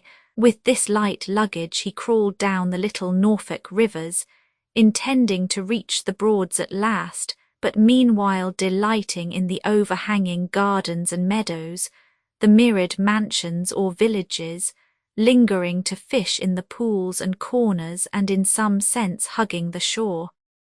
Like a true philosopher, Flambeau had no aim in his holiday, but like a true philosopher he had an excuse. He had a sort of half-purpose, which he took just so seriously that its success would crown the holiday, but just so lightly that its failure would not spoil it. Years ago, when he had been a king of thieves and the most famous figure in Paris, he had often received wild communications of approval, denunciation, or even love, but one had somehow stuck in his memory. It consisted simply of a visiting card, in an envelope with an English postmark. On the back of the card was written in French and in green ink, "If you ever retire and become respectable, come and see me. I want to meet you, for I have met all the other great men of my time. That trick of yours of getting one detective to arrest the other was the most splendid scene in French history." On the front of the card was engraved in the formal fashion, "Prince Saradine, Reed House, Reed Island, Norfolk." He had not troubled much about the prince then, beyond ascertaining that he had been a brilliant and fashionable figure in southern Italy. In his youth, it was said, he had eloped with a married woman of high rank. The escapade was scarcely startling in his social world, but it had clung to men's minds because of an additional tragedy: the alleged suicide of the insulted husband, who appeared to have flung himself over a precipice in Sicily. The prince then lived in Vienna for a time, but his more recent years seem to have been passed in perpetual and restless travel. But when Flambeau, like the prince himself, had left European celebrity and settled in England, it occurred to him that he might pay a surprise visit to this eminent exile in the Norfolk Broads. Whether he should find the place he had no idea, and indeed it was sufficiently small and forgotten. But as things fell out, he found it much sooner than he expected. They had moored their boat one night under a bank veiled in high grasses and short pollarded trees. Sleep after heavy sculling had come to them early, and by a corresponding accident they awoke before it was light.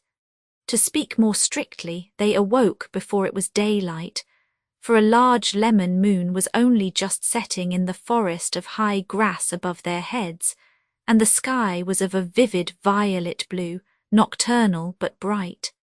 Both men had simultaneously a reminiscence of childhood, of the elfin and adventurous time when tall weeds close over us like woods. Standing up thus against the large low moon, the daisies really seemed to be giant daisies, the dandelions to be giant dandelions. Somehow it reminded them of the dado of a nursery wall-paper. The drop of the riverbed sufficed to sink them under the roots of all shrubs and flowers and make them gaze upwards at the grass. "By Jove," said Flambeau, "it's like being in fairyland." Father Brown sat bolt upright in the boat and crossed himself. His movement was so abrupt that his friend asked him with a mild stare what was the matter. "The people who wrote the medieval ballads," answered the priest, "knew more about fairies than you do. It isn't only nice things that happen in fairyland." "Oh, bosh," said Flambeau. "Only nice things could happen under such an innocent moon. I am for pushing on now and seeing what does really come. We may die and rot before we ever see again such a moon or such a mood." "All right," said Father Brown. "I never said it was always wrong to enter fairyland. I only said it was always dangerous." They pushed slowly up the brightening river. The glowing violet of the sky and the pale gold of the moon grew fainter and fainter, and faded into that vast colourless cosmos that precedes the colours of the dawn.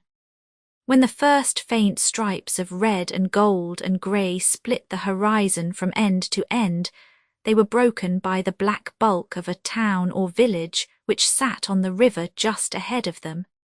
It was already an easy twilight, in which all things were visible, when they came under the hanging roofs and bridges of this riverside hamlet. The houses, with their long, low, stooping roofs, seemed to come down to drink at the river, like huge grey and red cattle. The broadening and whitening dawn had already turned to working daylight before they saw any living creature on the wharves and bridges of that silent town. Eventually they saw a very placid and prosperous man in his shirt sleeves, with a face as round as the recently sunken moon, and rays of red whisker around the low arc of it, who was leaning on a post above the sluggish tide. By an impulse not to be analysed, Flambeau rose to his full height in the swaying boat and shouted at the man to ask if he knew Reed Island or Reed House. The prosperous man's smile grew slightly more expansive, and he simply pointed up the river towards the next bend of it. Flambeau went ahead without further speech. The boat took many such grassy corners and followed many such reedy and silent reaches of river, but before the search had become monotonous, they had swung round a specially sharp angle and come into the silence of a sort of pool or lake, the sight of which instinctively arrested them, for in the middle of this wider piece of water, fringed on every side with rushes, lay a long, low islet, along which ran a long, low house or bungalow built of bamboo or some kind of tough tropic cane. The upstanding rods of bamboo which made the walls were pale yellow. The sloping rods that made the roof were of darker red or brown. Otherwise the long house was a thing of repetition and monotony. The early morning breeze rustled the reeds round the island and sang in the strange ribbed house as in a giant panpipe. "By George," cried Flambeau, "here is the place after all. Here is Reed Island if ever there was one. Here is Reed House if it is anywhere. I believe that fat man with whiskers was a fairy." "Perhaps," remarked Father Brown impartially. "If he was a bad fairy." But even as he spoke, the impetuous Flambeau had run his boat ashore in the rattling reeds, and they stood in the long, quaint islet beside the odd and silent house. The house stood with its back, as it were, to the river and the only landing stage. The main entrance was on the other side, and looked down the long island garden. The visitors approached it, therefore, by a small path running round nearly 3 sides of the house, close under the low eaves. Through 3 different windows on 3 different sides they looked in on the same long, well-lit room, panelled in light wood with a large number of looking-glasses, and laid out as for an elegant lunch. The front door, when they came round to it at last, was flanked by 2 turquoise-blue flower pots. It was opened by a butler of the drearier type, long, lean, grey and listless, who murmured that Prince Saradine was from home at present, but was expected hourly, the house being kept ready for him and his guests. The exhibition of the card with the scrawl of green ink awoke a flicker of life in the parchment face of the depressed retainer, and it was with a certain shaky courtesy that he suggested that the strangers should remain. "His Highness may be here any minute," he said, "and would be distressed to have just missed any gentleman he had invited. We have orders always to keep a little cold lunch for him and his friends, and I am sure he would wish it to be offered." Moved with curiosity to this minor adventure, Flambeau assented gracefully, and followed the old man, who ushered him ceremoniously into the long, lightly panelled room. There was nothing very notable about it, except the rather unusual alternation of many long, low windows with many long, low oblongs of looking-glass, which gave a singular air of lightness and unsubstantialness to the place. It was somehow like lunching out of doors. 1 or 2 pictures of a quiet kind hung in the corners, one a large grey photograph of a very young man in uniform, another a red chalk sketch of 2 long-haired boys. Asked by Flambeau whether the soldierly person was the prince, the butler answered shortly in the negative. It was the prince's younger brother, Captain Stephen Saradine, he said, and with that the old man seemed to dry up suddenly and lose all taste for conversation. After lunch had tailed off with exquisite coffee and liqueurs, the guests were introduced to the garden, the library, and the housekeeper, a dark, handsome lady of no little majesty, and rather like a Plutonic Madonna. It appeared that she and the butler were the only survivors of the prince's original foreign, managed the other servants now in the house being new and collected in Norfolk by the housekeeper. This latter lady went by the name of Mrs. Anthony, but she spoke with a slight Italian accent, and Flambeau did not doubt that Anthony was a Norfolk version of some more Latin name. Mr. Paul, the butler, also had a faintly foreign air, but he was in tongue and training English, as are many of the most polished men-servants of the cosmopolitan nobility. Pretty and unique as it was, the place had about it a curious luminous sadness. Hours passed in it like days. The long, well-windowed rooms were full of daylight, but it seemed a dead daylight. And through all other incidental noises, the sound of talk, the clink of glasses, or the passing feet of servants. They could hear on all sides of the house the melancholy noise of the river. "We have taken a wrong turning and come to a wrong place," said Father Brown, looking out of the window at the grey-green sedges and the silver flood. "Never mind. One can sometimes do good by being the right person in the wrong place." Father Brown, though commonly a silent, was an oddly sympathetic little man, and in those few but endless hours he unconsciously sank deeper into the secrets of Reed House than his professional friend. He had that knack of friendly silence which is so essential to gossip, and saying scarcely a word, he probably obtained from his new acquaintances all that in any case they would have told. The butler, indeed, was naturally uncommunicative. He betrayed a sullen and almost animal affection for his master, who, he said, had been very badly treated. The chief offender seemed to be His Highness's brother, whose name alone would lengthen the old man's lantern jaws and pucker his parrot nose into a sneer. Captain Stephen was a ne'er-do-well, apparently, and had drained his benevolent brother of hundreds and thousands, forced him to fly from fashionable life and live quietly in this retreat. That was all Paul the butler would say, and Paul was obviously a partisan. The Italian housekeeper was somewhat more communicative, being, as Brown fancied, somewhat less content. Her tone about her master was faintly acid, though not without a certain awe. Flambeau and his friend were standing in the room of the looking-glasses examining the red sketch of the two boys, when the housekeeper swept in swiftly on some domestic errand. It was a peculiarity of this glittering, glass-panelled place that anyone entering was reflected in 4 or 5 mirrors at once, and Father Brown, without turning round, stopped in the middle of a sentence of family criticism. But Flambeau, who had his face close up to the picture, was already saying in a loud voice, "The brothers Saradine, I suppose. They both look innocent enough. It would be hard to say which is the good brother and which the bad." Then, realizing the lady's presence, he turned the conversation with some triviality and strolled out into the garden.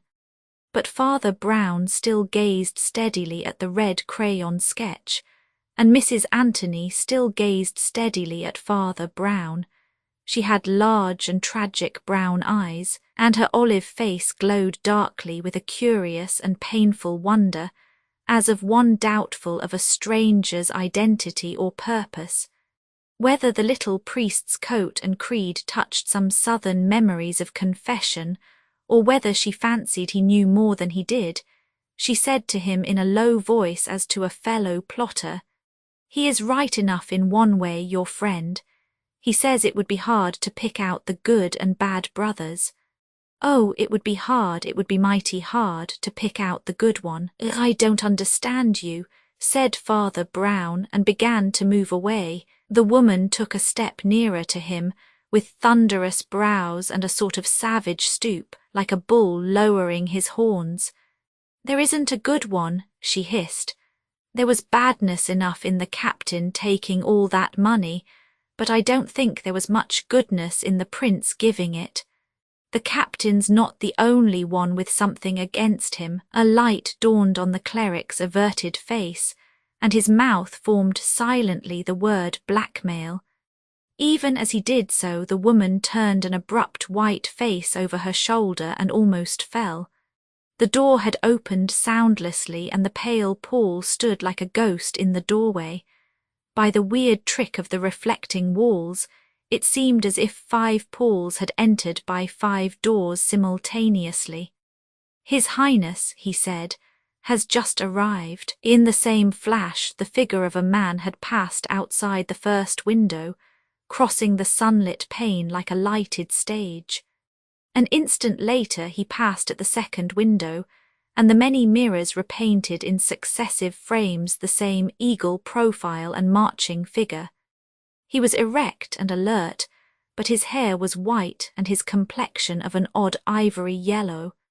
He had that short, curved Roman nose which generally goes with long, lean cheeks and chin, but these were partly masked by moustache and imperial. The moustache was much darker than the beard, giving an effect slightly theatrical, and he was dressed up to the same dashing part, having a white top hat, an orchid in his coat, a yellow waistcoat and yellow gloves which he flapped and swung as he walked. When he came round to the front door, they heard the stiff Paul open it, and heard the new arrival say cheerfully, "Well, you see I have come." The stiff Mr. Paul bowed and answered in his inaudible manner. For a few minutes their conversation could not be heard. Then the butler said, "Everything is at your disposal," and the glove-flapping Prince Saradine came gaily into the room to greet them. They beheld once more that spectral scene, 5 princes entering a room with 5 doors. The prince put the white hat and yellow gloves on the table and offered his hand quite cordially. "Delighted to see you here, Mr. Flambeau," he said, "knowing you very well by reputation, if that's not an indiscreet remark." "Not at all," answered Flambeau, laughing. "I am not sensitive. Very few reputations are gained by unsullied virtue." The prince flashed a sharp look at him to see if the retort had any personal point. Then he laughed also and offered chairs to everyone, including himself. "Pleasant little place this, I think," he said with a detached air. "Not much to do, I fear, but the fishing is really good." The priest, who was staring at him with the grave stare of a baby, was haunted by some fancy that escaped definition. He looked at the grey, carefully curled hair, yellow-white visage, and slim, somewhat foppish figure. These were not unnatural, though perhaps a shade prononcé, like the outfit of a figure behind the footlights. The nameless interest lay in something else, in the very framework of the face. Brown was tormented with a half-memory of having seen it somewhere before. The man looked like some old friend of his dressed up. Then he suddenly remembered the mirrors, and put his fancy down to some psychological effect of that multiplication of human masks. Prince Saradine distributed his social attentions between his guests with great gaiety and tact. Finding the detective of a sporting turn and eager to employ his holiday, he guided Flambeau and Flambeau's boat down to the best fishing spot in the stream, and was back in his own canoe in 20 minutes to join Father Brown in the library and plunge equally politely into the priest's more philosophic pleasures. He seemed to know a great deal both about the fishing and the books, though of these not the most edifying. He spoke 5 or 6 languages, though chiefly the slang of each. He had evidently lived in varied cities and very motley societies, for some of his cheerfulest stories were about gambling hells and opium dens, Australian bushrangers or Italian brigands. Father Brown knew that the once celebrated Saradine had spent his last few years in almost ceaseless travel, but he had not guessed that the travels were so disreputable or so amusing. Indeed, with all his dignity of a man of the world, Prince Saradine radiated to such sensitive observers as the priest a certain atmosphere of the restless and even the unreliable. His face was fastidious, but his eye was wild.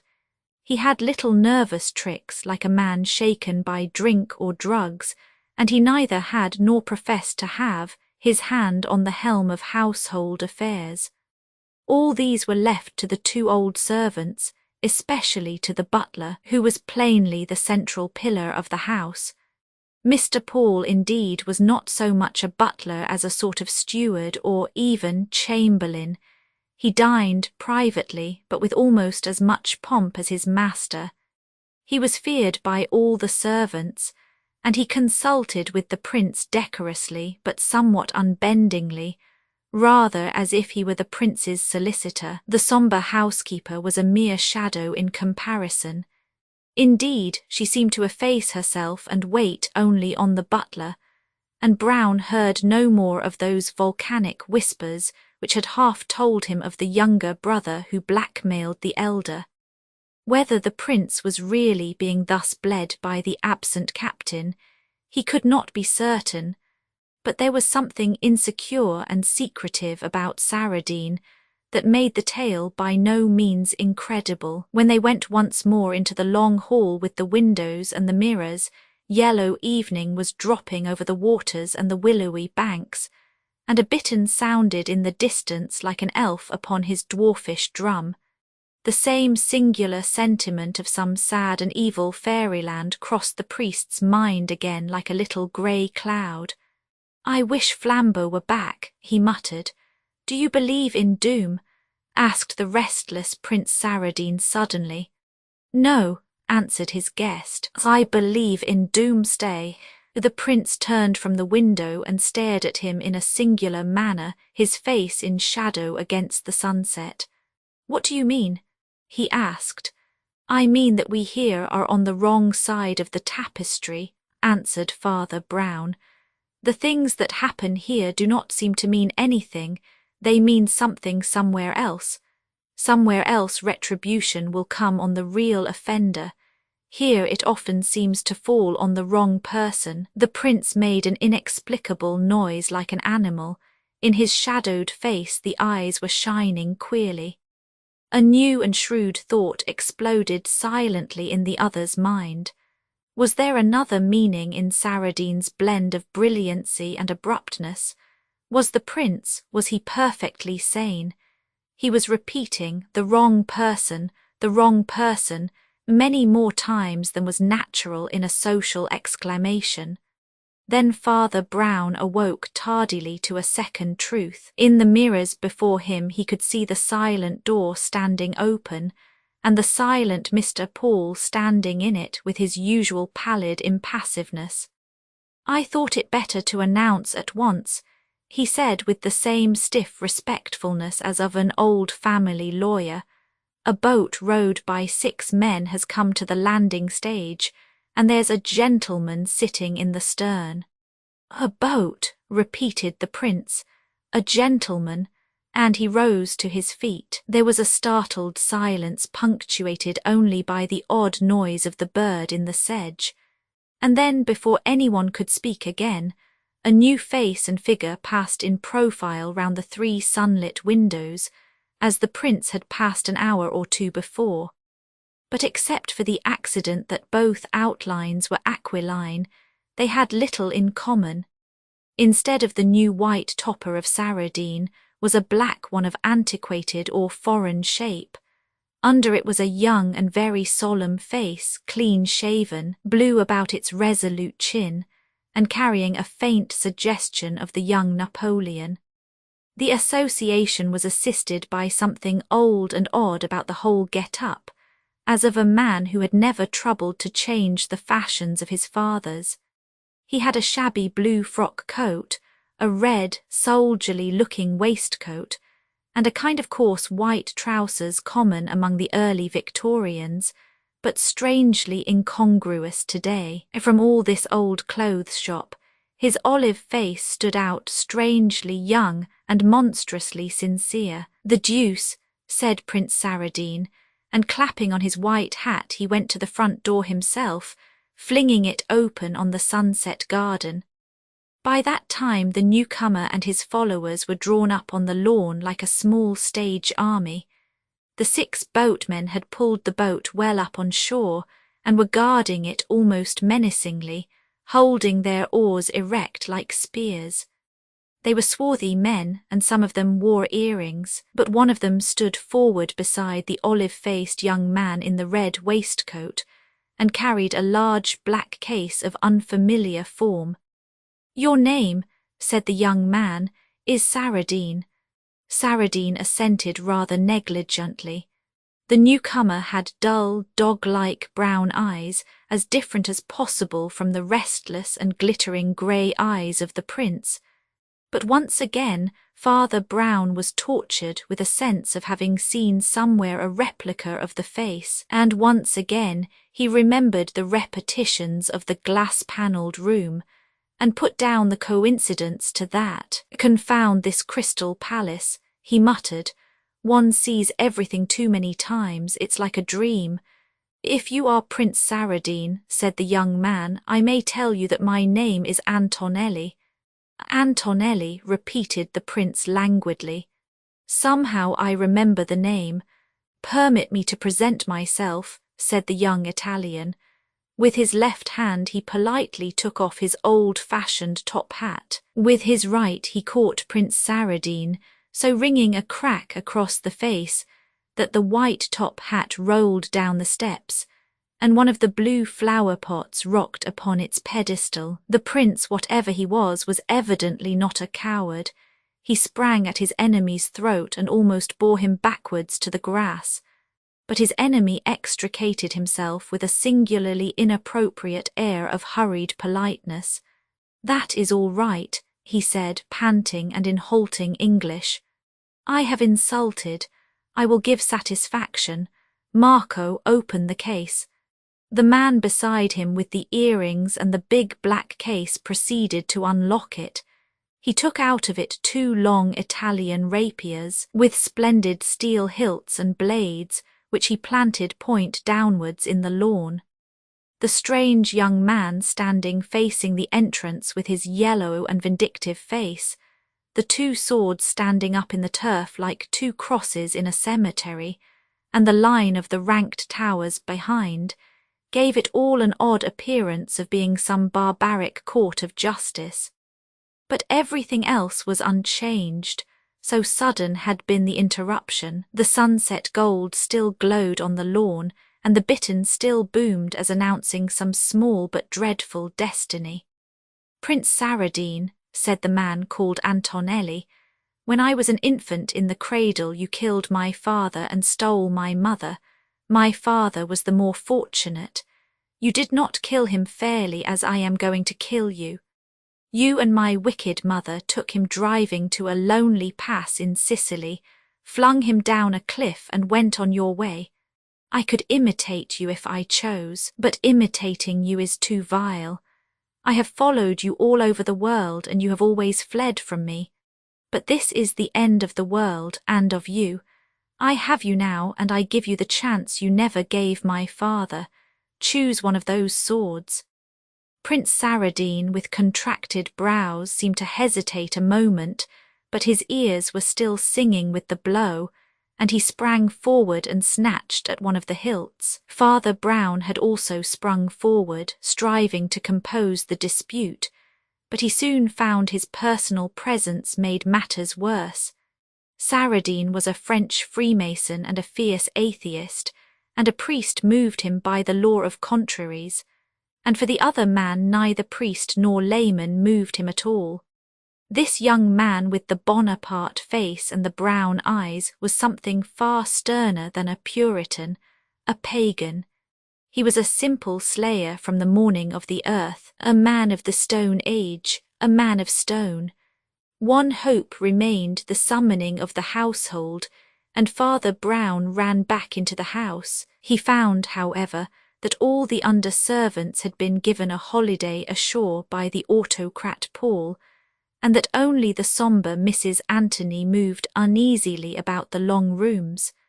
But the moment she turned a ghastly face upon him, he resolved one of the riddles of the House of Mirrors. The heavy brown eyes of Antonelli were the heavy brown eyes of Mrs. Anthony, and in a flash he saw half the story. Your son is outside, he said without wasting words. Either he or the prince will be killed. Where is Mr. Paul? He is at the landing stage, said the woman faintly. He is signalling for help.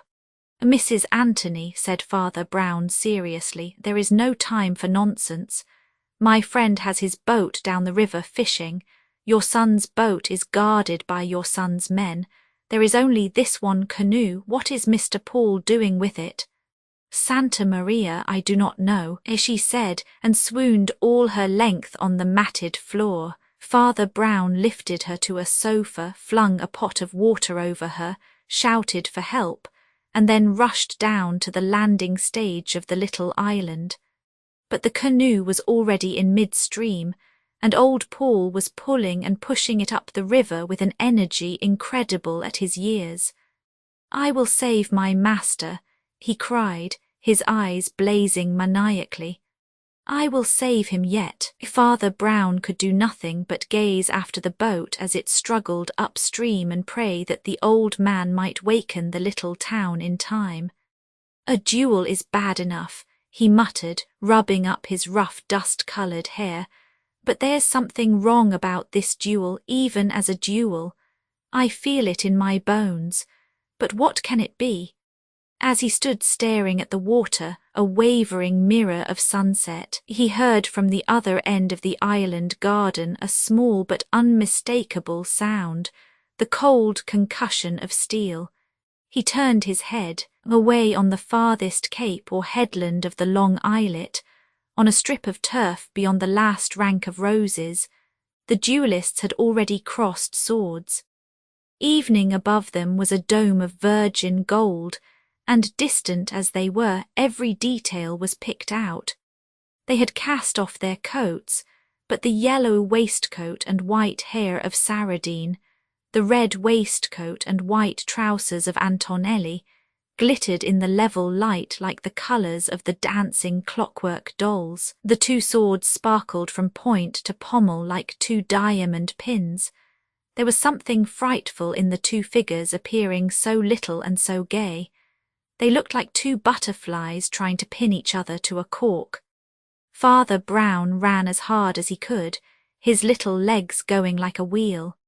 But when he came to the field of combat, he found he was born too late and too early, too late to stop the strife, under the shadow of the grim Sicilians leaning on their oars, and too early to anticipate any disastrous issue of it, for the two men were singularly well matched, the prince using his skill with a sort of cynical confidence, the Sicilian using his with a murderous care. Few finer fencing matches can ever have been seen in crowded amphitheatres than that which tinkled and sparkled on that forgotten island in the reedy river. The dizzy fight was balanced so long that hope began to revive in the protesting priest. By all common probability, Paul must soon come back with the police. It would be some comfort even if Flambeau came back from his fishing, for Flambeau, physically speaking, was worth 4 other men. But there was no sign of Flambeau, and, what was much queerer, no sign of Paul or the police.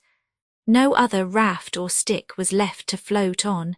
In that lost island, in that vast nameless pool, they were cut off as on a rock in the Pacific. Almost as he had the thought, the ringing of the rapiers quickened to a rattle, the prince's arms flew up, and the point shot out behind between his shoulder blades. He went over with a great whirling movement, almost like one throwing the half of a boy's cartwheel. The sword flew from his hand like a shooting star, and dived into the distant river, and he himself sank with so earth-shaking a subsidence that he broke a big rose tree with his body, and shook up into the sky a cloud of red earth, like the smoke of some heathen sacrifice. The Sicilian had made blood offering to the ghost of his father. The priest was instantly on his knees by the corpse, but only to make too sure that it was a corpse. As he was still trying some last hopeless tests, he heard for the first time voices from farther up the river, and saw a police boat shoot up to the landing stage, with constables and other important people, including the excited Paul. The little priest rose with a distinctly dubious grimace. "Now, why on earth," he muttered, "why on earth couldn't he have come before?" Some 7 minutes later the island was occupied by an invasion of townsfolk and police, and the latter had put their hands on the victorious duellist, ritually reminding him that anything he said might be used against him. "I shall not say anything," said the monomaniac with a wonderful and peaceful face. "I shall never say anything more. I am very happy, and I only want to be hanged." Then he shut his mouth as they led him away, and it is the strange but certain truth that he never opened it again in this world, except to say guilty at his trial. Father Brown had stared at the suddenly crowded garden, the arrest of the man of blood, the carrying away of the corpse after its examination by the doctor, rather as one watches the break-up of some ugly dream. He was motionless like a man in a nightmare. He gave his name and address as a witness, but declined their offer of a boat to the shore, and remained alone in the island garden, gazing at the broken rose bush and the whole green theatre of that swift and inexplicable tragedy. The light died along the river, mist rose in the marshy banks, a few belated birds flitted fitfully across. Stuck stubbornly in his subconsciousness, which was an unusually lively one, was an unspeakable certainty that there was something still unexplained. This sense that had clung to him all day could not be fully explained by his fancy about Looking-Glass Land. Somehow he had not seen the real story, but some game or mask, and yet people do not get hanged or run through the body for the sake of a charade.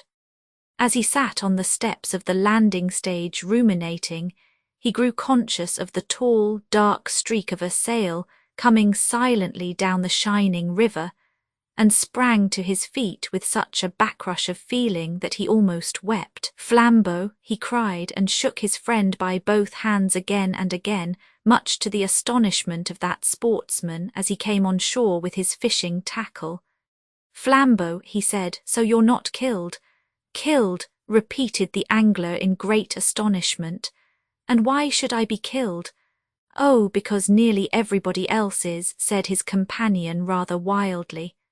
"Saradine got murdered, and Antonelli wants to be hanged, and his mother's fainted, and I, for one, don't know whether I'm in this world or the next, but thank God you're in the same one."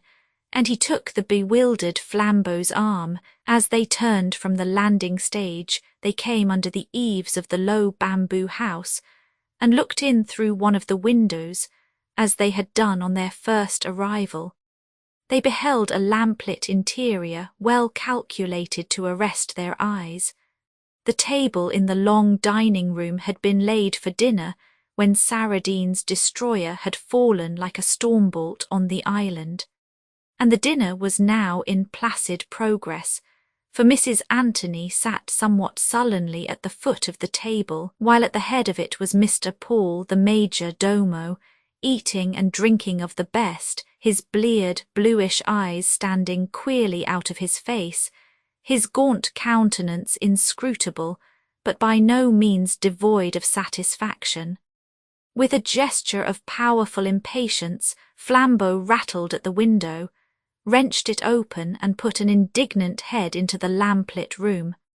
"Well," he cried, "I can understand you may need some refreshment, but really to steal your master's dinner while he lies murdered in the garden. I have stolen a great many things in a long and pleasant life," replied the strange old gentleman placidly. "This dinner is one of the few things I have not stolen. This dinner and this house and garden happen to belong to me." A thought flashed across Flambeau's face. "You mean to say," he began, "that the will of Prince Saradine—" "I am Prince Saradine," said the old man, munching a salted almond. Father Brown, who was looking at the birds outside, jumped as if he were shot and put in at the window a pale face like a turnip. "You are what?" he repeated in a shrill voice. "Paul, Prince Saradine, of vos orders," said the venerable person politely, lifting a glass of sherry. "I live here very quietly, being a domestic kind of fellow, and for the sake of modesty I am called Mr. Paul, to distinguish me from my unfortunate brother Mr. Stephen. He died, I hear, recently, in the garden. Of course it is not my fault if enemies pursue him to this place. It is owing to the regrettable irregularity of his life. He was not a domestic character." He relapsed into silence and continued to gaze at the opposite wall just above the bowed and sombre head of the woman. They saw plainly the family likeness that had haunted them in the dead man. Then his old shoulders began to heave and shake a little, as if he were choking, but his face did not alter. "My God!" cried Flambeau after a pause, "he's laughing." "Come away," said Father Brown, who was quite white. "Come away from this house of hell. Let us get into an honest boat again." Night had sunk on rushes and river by the time they had pushed off from the island, and they went downstream in the dark, warming themselves with 2 big cigars that glowed like crimson ship's lanterns. Father Brown took his cigar out of his mouth and said, "I suppose you can guess the whole story now. After all, it's a primitive story. A man had 2 enemies. He was a wise man, and so he discovered that 2 enemies are better than 1. "I do not follow that," answered Flambeau. "Oh, it's really simple," rejoined his friend. "Simple, though anything but innocent. Both the Saradines were scamps, but the prince, the elder, was the sort of scamp that gets to the top, and the younger, the captain, was the sort that sinks to the bottom. This squalid officer fell from beggar to blackmailer, and one ugly day he got his hold upon his brother, the prince. Obviously it was for no light matter, for Prince Paul Saradine was frankly fast and had no reputation to lose as to the mere sins of society. In plain fact, it was a hanging matter, and Stephen literally had a rope round his brother's neck. He had somehow discovered the truth about the Sicilian affair, and could prove that Paul murdered old Antonelli in the mountains. The captain raked in the hush money heavily for 10 years, until even the prince's splendid fortune began to look a little foolish. But Prince Saradine bore another burden besides his blood-sucking brother. He knew that the son of Antonelli, a mere child at the time of the murder, had been trained in savage Sicilian loyalty, and lived only to avenge his father, not with the gibbet, for he lacked Stephen's legal proof, but with the old weapons of vendetta. The boy had practised arms with a deadly perfection, and about the time that he was old enough to use them, Prince Saradine began, as the society papers said, to travel. The fact is that he began to flee for his life, passing from place to place like a hunted criminal, but with one relentless man upon his trail. That was Prince Paul's position, and by no means a pretty one. The more money he spent on eluding Antonelli, the less he had to silence Stephen. The more he gave to silence Stephen, the less chance there was of finally escaping Antonelli. Then it was that he showed himself a great man, a genius like Napoleon. Instead of resisting his 2 antagonists, he surrendered suddenly to both of them. He gave way like a Japanese wrestler, and his foes fell prostrate before him. He gave up the race round the world, and he gave up his address to young Antonelli. Then he gave up everything to his brother. He sent Stephen money enough for smart clothes and easy travel, with a letter saying roughly, "This is all I have left. You have cleaned me out. I still have a little house in Norfolk, with servants and a cellar, and if you want more from me you must take that. Come and take possession if you like, and I will live there quietly as your friend or agent or anything." He knew that the Sicilian had never seen the Saradine brothers save perhaps in pictures. He knew they were somewhat alike, both having grey, pointed beards. Then he shaved his own face and waited. The trap worked. The unhappy captain in his new clothes entered the house in triumph as a prince and walked upon the Sicilian's sword. There was one hitch, and it is to the honour of human nature. Evil spirits like Saradine often blunder by never expecting the virtues of mankind. He took it for granted that the Italian's blow, when it came, would be dark, violent and nameless like the blow it avenged, that the victim would be knifed at night or shot from behind a hedge, and so die without speech.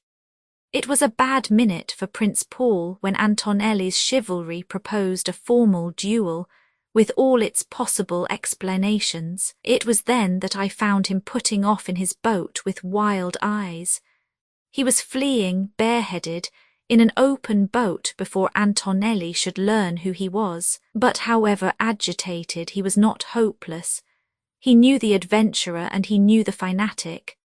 It was quite probable that Stephen, the adventurer, would hold his tongue, through his mere histrionic pleasure in playing a part, his lust for clinging to his new cosy quarters, his rascal's trust in luck, and his fine fencing. It was certain that Antonelli, the fanatic, would hold his tongue and be hanged without telling tales of his family. Paul hung about on the river till he knew the fight was over.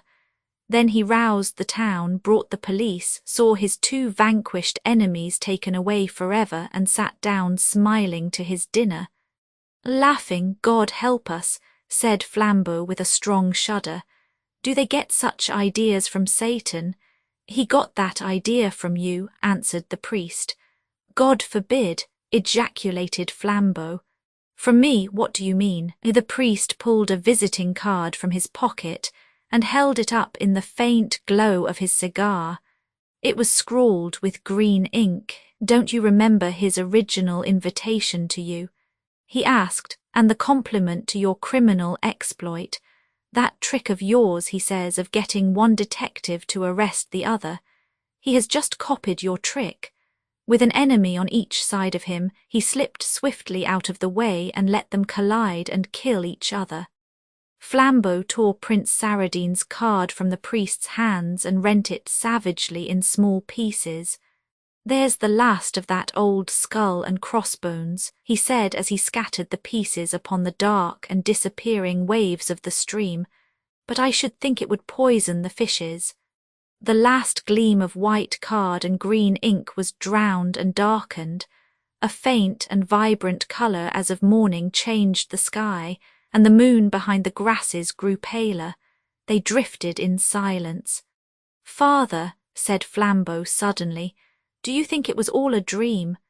The priest shook his head, whether in dissent or agnosticism, but remained mute. A smell of hawthorn and of orchards came to them through the darkness, telling them that a wind was awake. The next moment it swayed their little boat and swelled their sail, and carried them onward down the winding river to happier places and the homes of harmless men. The Hammer of God, the little village of Bohun Beacon, was perched on a hill so steep that the tall spire of its church seemed only like the peak of a small mountain. At the foot of the church stood a smithy, generally red with fires and always littered with hammers and scraps of iron. Opposite to this, over a rude cross of cobbled paths, was the Blue Boar, the only inn of the place. It was upon this crossway, in the lifting of a leaden and silver daybreak, that 2 brothers met in the street and spoke, though one was beginning the day and the other finishing it. The Rev. and Hon. Wilfrid Bohun was very devout, and was making his way to some austere exercises of prayer or contemplation at dawn. Colonel the Hon. Norman Bohun, his elder brother, was by no means devout, and was sitting in evening dress on the bench outside the Blue Boar, drinking what the philosophic observer was free to regard either as his last glass on Tuesday or his first on Wednesday. The colonel was not particular. The Bohuns were one of the very few aristocratic families really dating from the Middle Ages, and their pennon had actually seen Palestine. But it is a great mistake to suppose that such houses stand high in chivalric tradition. Few except the poor preserve traditions. Aristocrats live not in traditions but in fashions. The Bohuns had been Mohocks under Queen Anne and Mashers under Queen Victoria, but like more than one of the really ancient houses, they had rotted in the last 2 centuries into mere drunkards and dandy degenerates, till there had even come a whisper of insanity. Certainly there was something hardly human about the colonel's wolfish pursuit of pleasure, and his chronic resolution not to go home till morning had a touch of the hideous clarity of insomnia. He was a tall, fine animal, elderly, but with hair still startlingly yellow. He would have looked merely blonde and leonine, but his blue eyes were sunk so deep in his face that they looked black. They were a little too close together. He had very long yellow moustaches, on each side of them a fold or furrow from nostril to jaw, so that a sneer seemed cut into his face. Over his evening clothes he wore a curious pale yellow coat that looked more like a very light dressing gown than an overcoat, and on the back of his head was stuck an extraordinary broad-brimmed hat of a bright green colour, evidently some oriental curiosity caught up at random. He was proud of appearing in such incongruous attires, proud of the fact that he always made them look congruous. His brother the curate had also the yellow hair and the elegance, but he was buttoned up to the chin in black, and his face was clean-shaven, cultivated, and a little nervous. He seemed to live for nothing but his religion. But there were some who said, notably the blacksmith, who was a Presbyterian, that it was a love of Gothic architecture rather than of God, and that his haunting of the church like a ghost was only another and purer turn of the almost morbid thirst for beauty which sent his brother raging after women and wine. This charge was doubtful, while the man's practical piety was indubitable. Indeed, the charge was mostly an ignorant misunderstanding of the love of solitude and secret prayer, and was founded on his being often found kneeling, not before the altar, but in peculiar places in the crypts or gallery, or even in the belfry. He was at the moment about to enter the church through the yard of the smithy, but stopped and frowned a little as he saw his brother's cavernous eyes staring in the same direction. On the hypothesis that the colonel was interested in the church, he did not waste any speculations. There only remained the blacksmith's shop, and though the blacksmith was a Puritan and none of his people, Wilfrid Bohun had heard some scandals about a beautiful and rather celebrated wife. He flung a suspicious look across the shed, and the colonel stood up laughing to speak to him. "Good morning, Wilfrid," he said. "Like a good landlord, I am watching sleeplessly over my people. I am going to call on the blacksmith." Wilfrid looked at the ground and said, "The blacksmith is out. He is over at Greenford." "As I know," answered the other with silent laughter. "That is why I am calling on him." "Norman," said the cleric with his eye on a pebble in the road, "are you ever afraid of thunderbolts?" "What do you mean?" asked the colonel. "Is your hobby meteorology?" "I mean," said Wilfrid without looking up, "do you ever think that God might strike you in the street?" "I beg your pardon," said the colonel. "I see your hobby is folklore." "I know your hobby is blasphemy," retorted the religious man, stung in the one live place of his nature. "But if you do not fear God, you have good reason to fear man." The elder raised his eyebrows politely. "Fear man," he said. "Barnes the blacksmith is the biggest and strongest man for 40 miles round," said the clergyman sternly. "I know you are no coward or weakling, but he could throw you over the wall." This struck home, being true, and the lowering line by mouth and nostril darkened and deepened. For a moment he stood with the heavy sneer on his face. But in an instant Colonel Bohun had recovered his own cruel good humour and laughed, showing 2 dog-like front teeth under his yellow moustache. "In that case, my dear Wilfrid," he said quite carelessly, "it was wise for the last of the Bohuns to come out partially in armour." And he took off the queer round hat covered with green, showing that it was lined within with steel. Wilfrid recognised it indeed as a light Japanese or Chinese helmet torn down from a trophy that hung in the old family hall. "It was the first hat to hand," explained his brother airily. "Always the nearest hat, and the nearest woman. The blacksmith is away at Greenford," said Wilfrid quietly. "The time of his return is unsettled." And with that he turned and went into the church with bowed head, crossing himself like one who wishes to be quit of an unclean spirit. He was anxious to forget such grossness in the cool twilight of his tall Gothic cloisters, but on that morning it was fated that his still round of religious exercises should be everywhere arrested by small shocks. As he entered the church, hitherto always empty at that hour, a kneeling figure rose hastily to its feet and came towards the full daylight of the doorway.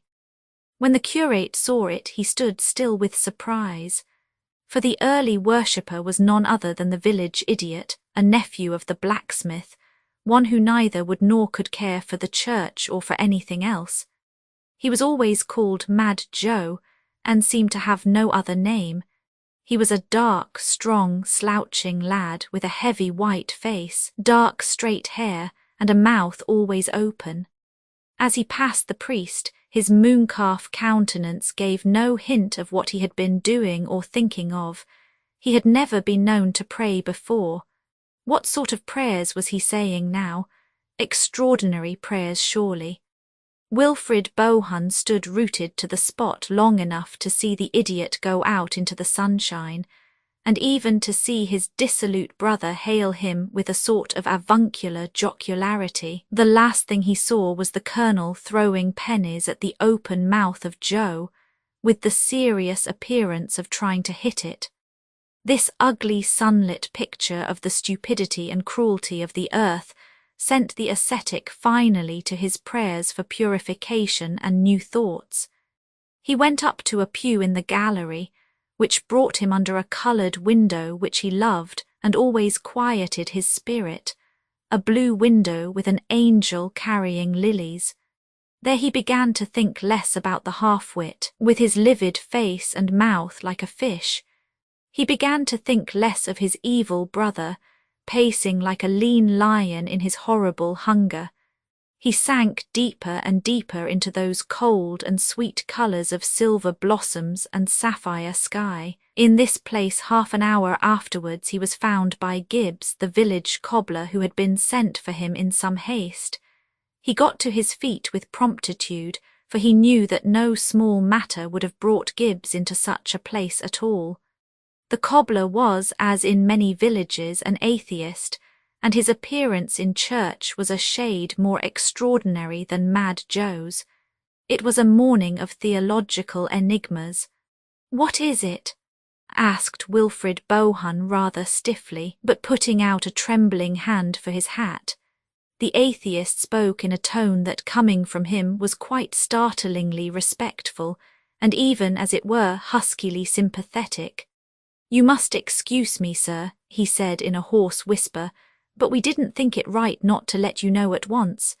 I'm afraid a rather dreadful thing has happened, sir. I'm afraid your brother—" Wilfrid clenched his frail hands. "What devilry has he done now?" he cried in voluntary passion. "Why, sir," said the cobbler, coughing, "I'm afraid he's done nothing and won't do anything. I'm afraid he's done for. You had really better come down, sir." The curate followed the cobbler down a short winding stair which brought them out at an entrance rather higher than the street. Bohun saw the tragedy in one glance, flat underneath him like a plan. In the yard of the smithy were standing 5 or 6 men mostly in black, one in an inspector's uniform. They included the doctor, the Presbyterian minister, and the priest from the Roman Catholic chapel, to which the blacksmith's wife belonged. The latter was speaking to her indeed very rapidly in an undertone, as she, a magnificent woman with red gold hair, was sobbing blindly on a bench. Between these two groups, and just clear of the main heap of hammers, lay a man in evening dress, spread-eagled and flat on his face. From the height above, Wilfrid could have sworn to every item of his costume and appearance, down to the Bohun rings upon his fingers, but the skull was only a hideous splash, like a star of blackness and blood. Wilfrid Bohun gave but one glance and ran down the steps into the yard. The doctor, who was the family physician, saluted him, but he scarcely took any notice. He could only stammer out, "My brother is dead. What does it mean? What is this horrible mystery?" There was an unhappy silence, and then the cobbler, the most outspoken man present, answered. "Plenty of horror, sir," he said, "but not much mystery." "What do you mean?" asked Wilfred with a white face. "It's plain enough," answered Gibbs. "There is only one man for 40 miles round that could have struck such a blow as that, and he's the man that had most reason to." "We must not prejudge anything," put in the doctor, a tall, black-bearded man, rather nervously, "but it is competent for me to corroborate what Mr. Gibbs says about the nature of the blow, sir. It is an incredible blow. Mr. Gibbs says that only one man in this district could have done it. I should have said myself that nobody could have done it." A shudder of superstition went through the slight figure of the curate. "I can hardly understand," he said. "Mr. Bohun," said the doctor in a low voice, "metaphors literally fail me. It is inadequate to say that the skull was smashed to bits like an eggshell. Fragments of bone were driven into the body and the ground like bullets into a mud wall. It was the hand of a giant." He was silent a moment, looking grimly through his glasses. Then he added, "The thing has one advantage, that it clears most people of suspicion at one stroke. If you or I or any normally made man in the country were accused of this crime, we should be acquitted as an infant would be acquitted of stealing the Nelson column." "That's what I say," repeated the cobbler obstinately.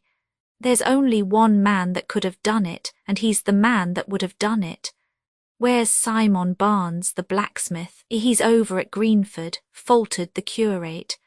"More likely over in France," muttered the cobbler. "No, he is in neither of those places," said a small and colourless voice which came from the little Roman priest who had joined the group. "As a matter of fact, he is coming up the road at this moment." The little priest was not an interesting man to look at, having stubbly brown hair and a round and stolid face, but if he had been as splendid as Apollo, no one would have looked at him at that moment. Everyone turned round and peered at the pathway which wound across the plain below, along which was indeed walking, at his own huge stride, and with a hammer on his shoulder, Simon the smith. He was a bony and gigantic man, with deep, dark, sinister eyes and a dark chin beard.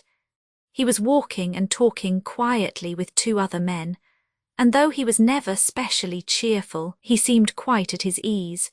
"My God," cried the atheistic cobbler, "and there's the hammer he did it with."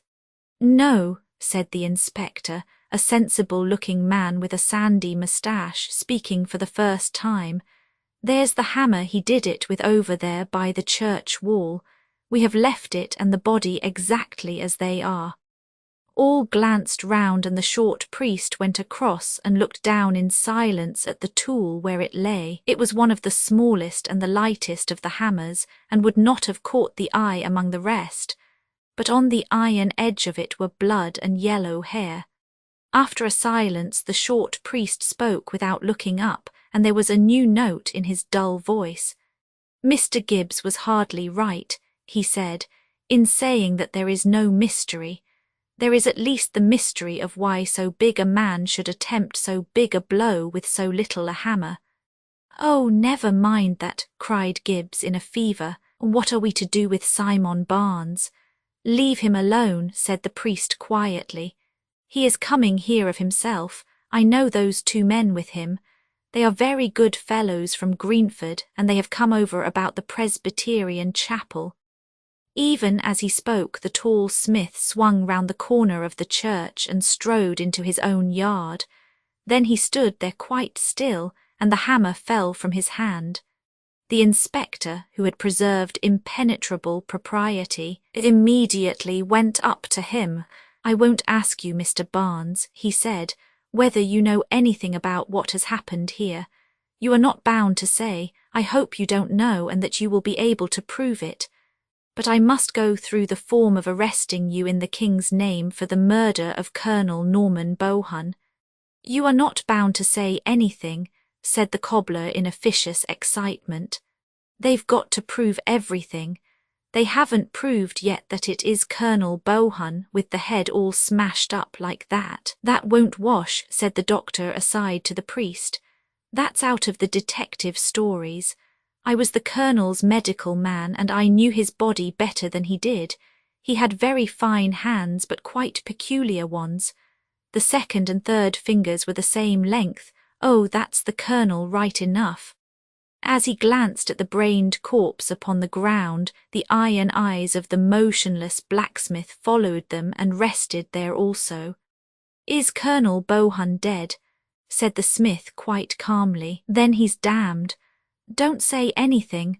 Oh, don't say anything," cried the atheist cobbler, dancing about in an ecstasy of admiration of the English legal system. For no man is such a legalist as the good secularist. The blacksmith turned on him over his shoulder the august face of a fanatic.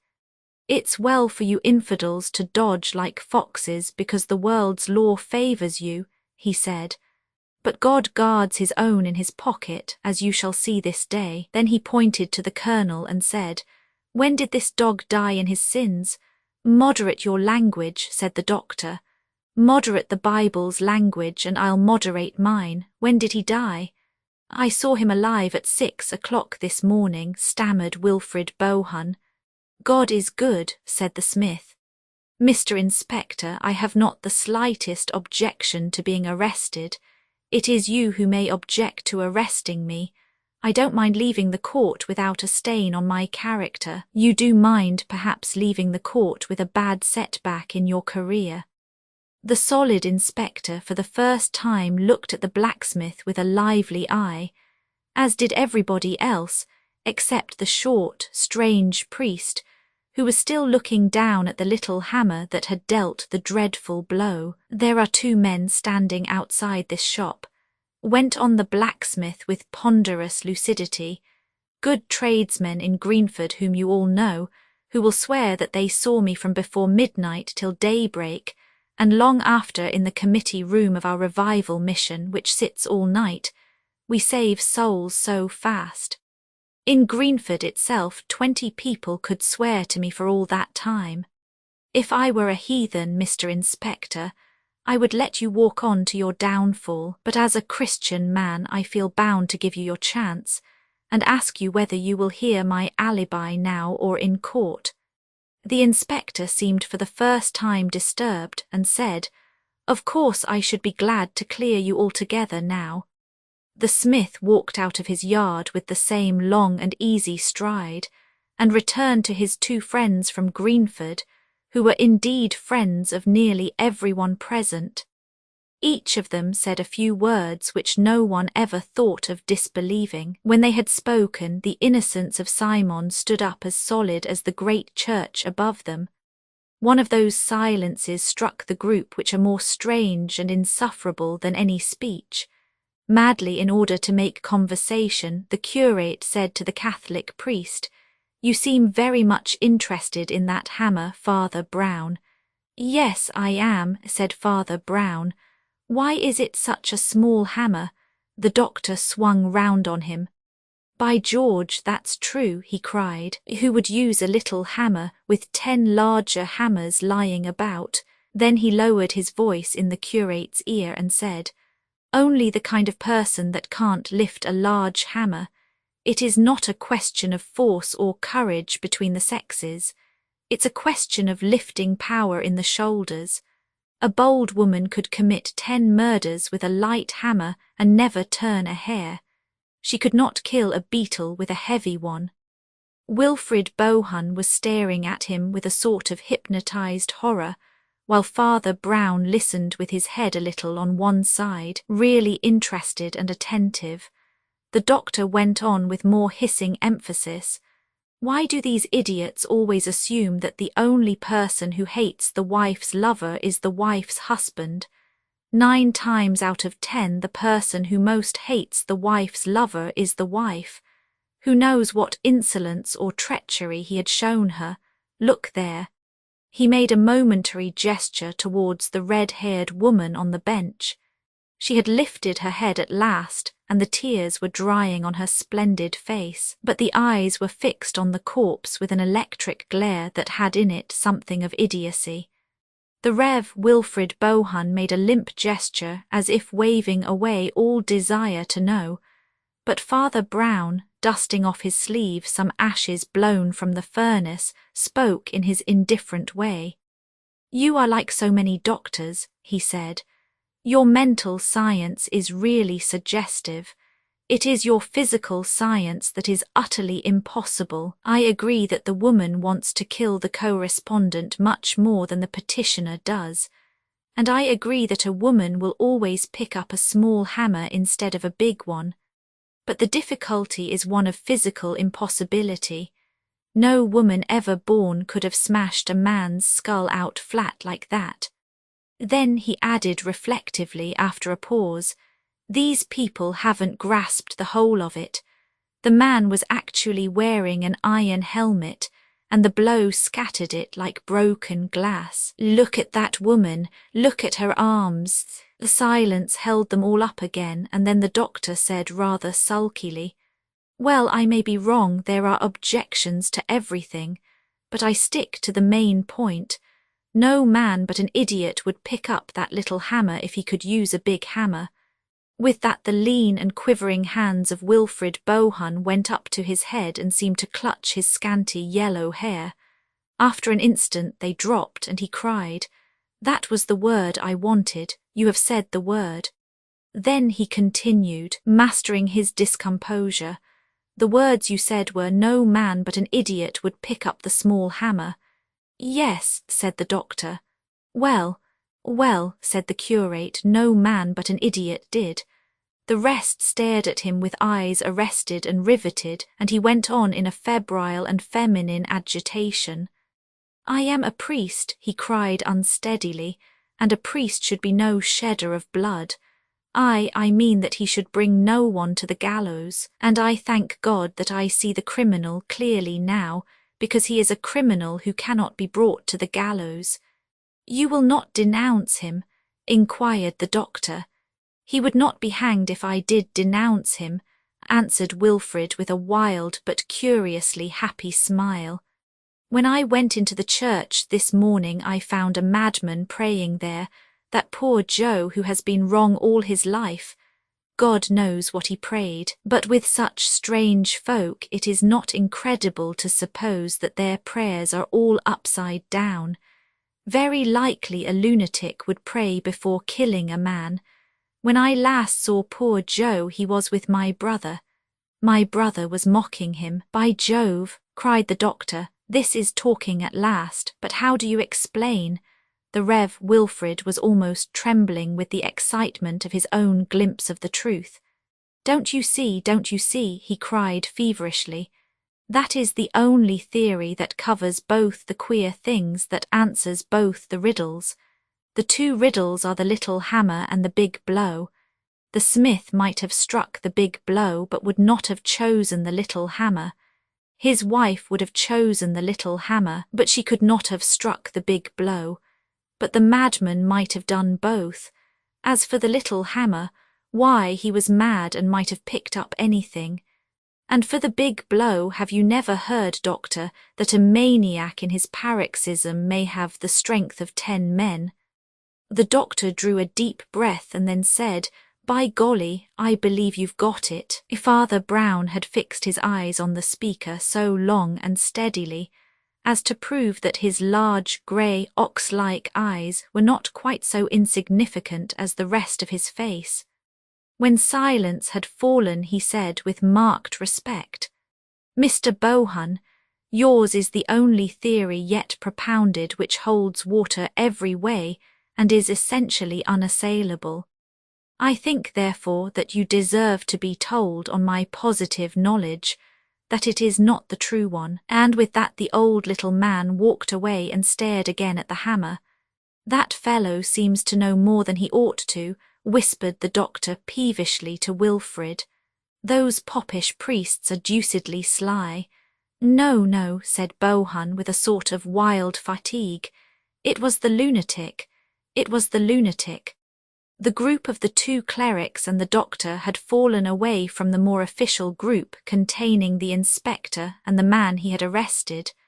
Now, however, that their own party had broken up, they heard voices from the others. The priest looked up quietly and then looked down again as he heard the blacksmith say in a loud voice, "I hope I've convinced you, Mr. Inspector.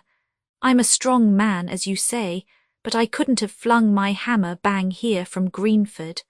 My hammer hasn't got wings that it should come flying 1/2 mile over hedges and fields." The inspector laughed amicably and said, "No, I think you can be considered out of it, though it's one of the rummiest coincidences I ever saw. I can only ask you to give us all the assistance you can in finding a man as big and strong as yourself. By George, you might be useful if only to hold him. I suppose you yourself have no guess at the man." "I may have a guess," said the pale smith, "but it is not at a man." Then, seeing the scared eyes turn towards his wife on the bench, he put his huge hand on her shoulder and said, "Nor a woman either." "What do you mean?"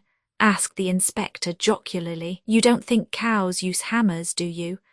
"I think no thing of flesh held that hammer," said the blacksmith in a stifled voice. "Mortally speaking, I think the man died alone." Wilfrid made a sudden forward movement and peered at him with burning eyes.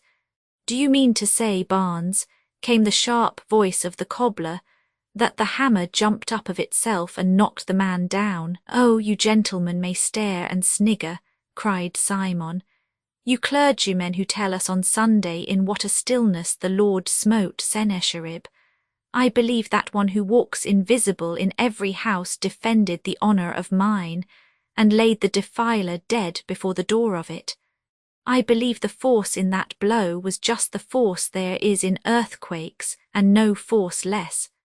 Wilfrid said, with a voice utterly undescribable, "I told Norman myself to beware of the thunderbolt." "That agent is outside my jurisdiction," said the inspector with a slight smile. "You are not outside his," answered the smith. "See you to it," and turning his broad back he went into the house. The shaken Wilfrid was led away by Father Brown, who had an easy and friendly way with him. "Let us get out of this horrid place, Mr. Bohun," he said. "May I look inside your church? I hear it's one of the oldest in England.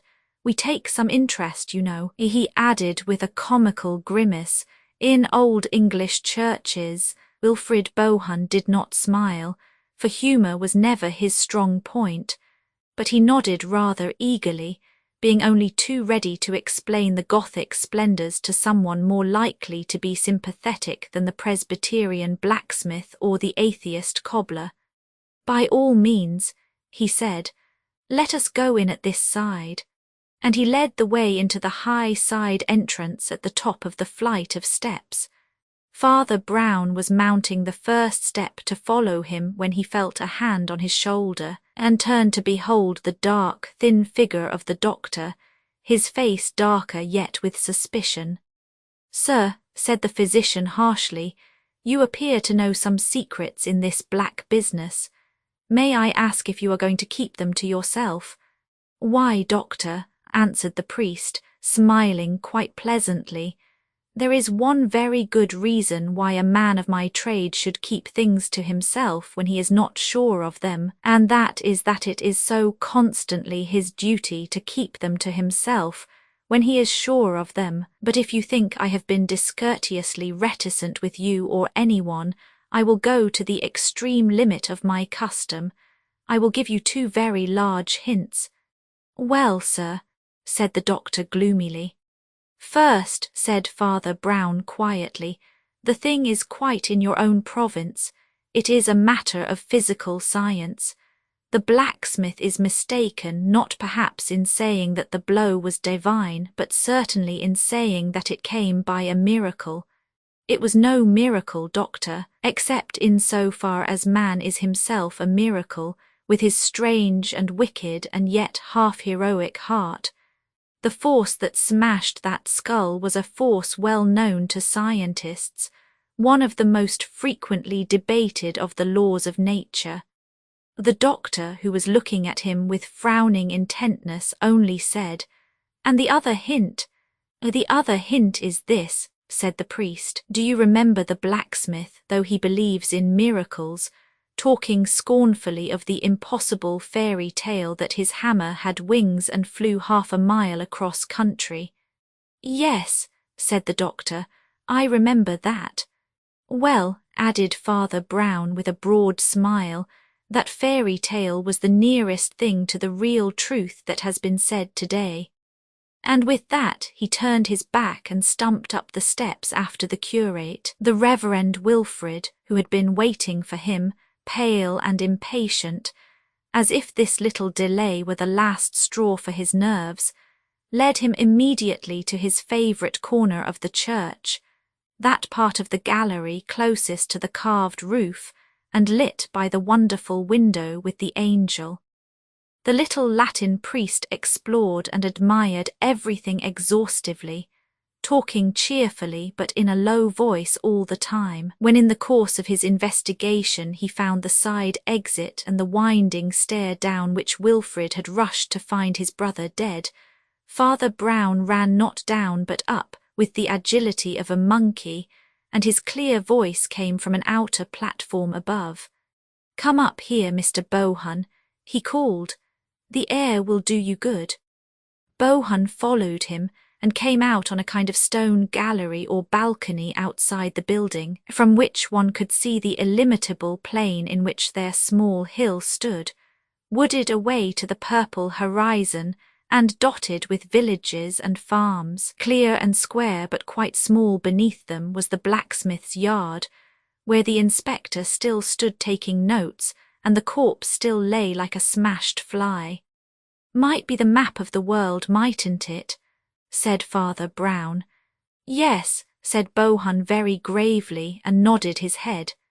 Immediately beneath and about them, the lines of the Gothic building plunged outwards into the void with a sickening swiftness akin to suicide. There is that element of Titan energy in the architecture of the Middle Ages that, from whatever aspect it be seen, it always seems to be rushing away, like the strong back of some maddened horse.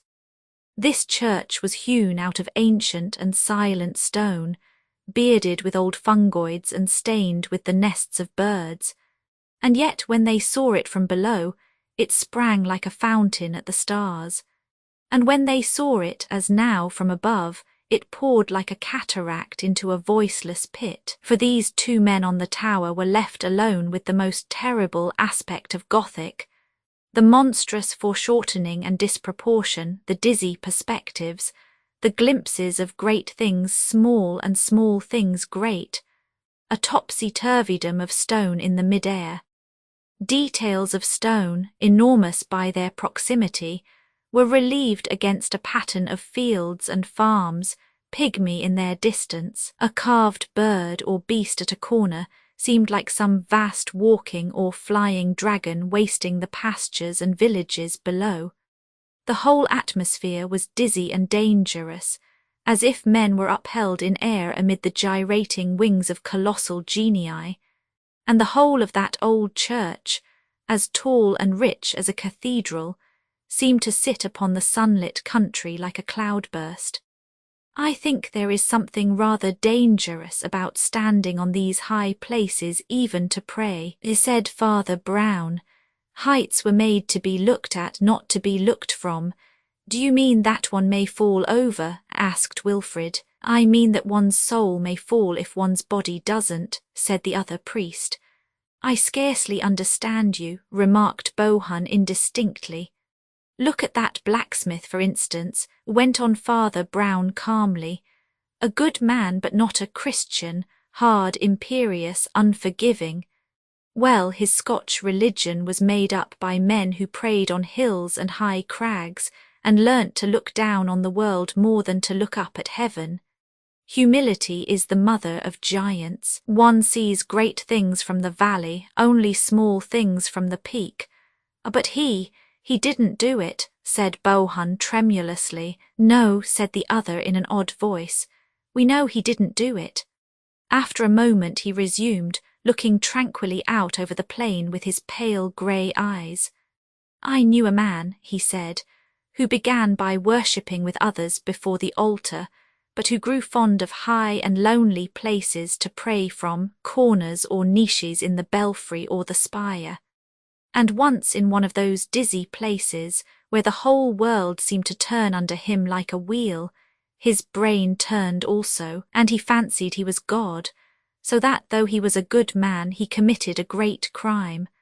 Wilfrid's face was turned away, but his bony hands turned blue and white as they tightened on the parapet of stone. He thought it was given to him to judge the world and strike down the sinner. He would never have had such a thought if he had been kneeling with other men upon a floor. But he saw all men walking about like insects. He saw one especially strutting just below him, insolent and evident by a bright green hat, a poisonous insect. Rooks cawed round the corners of the belfry, but there was no other sound till Father Brown went on.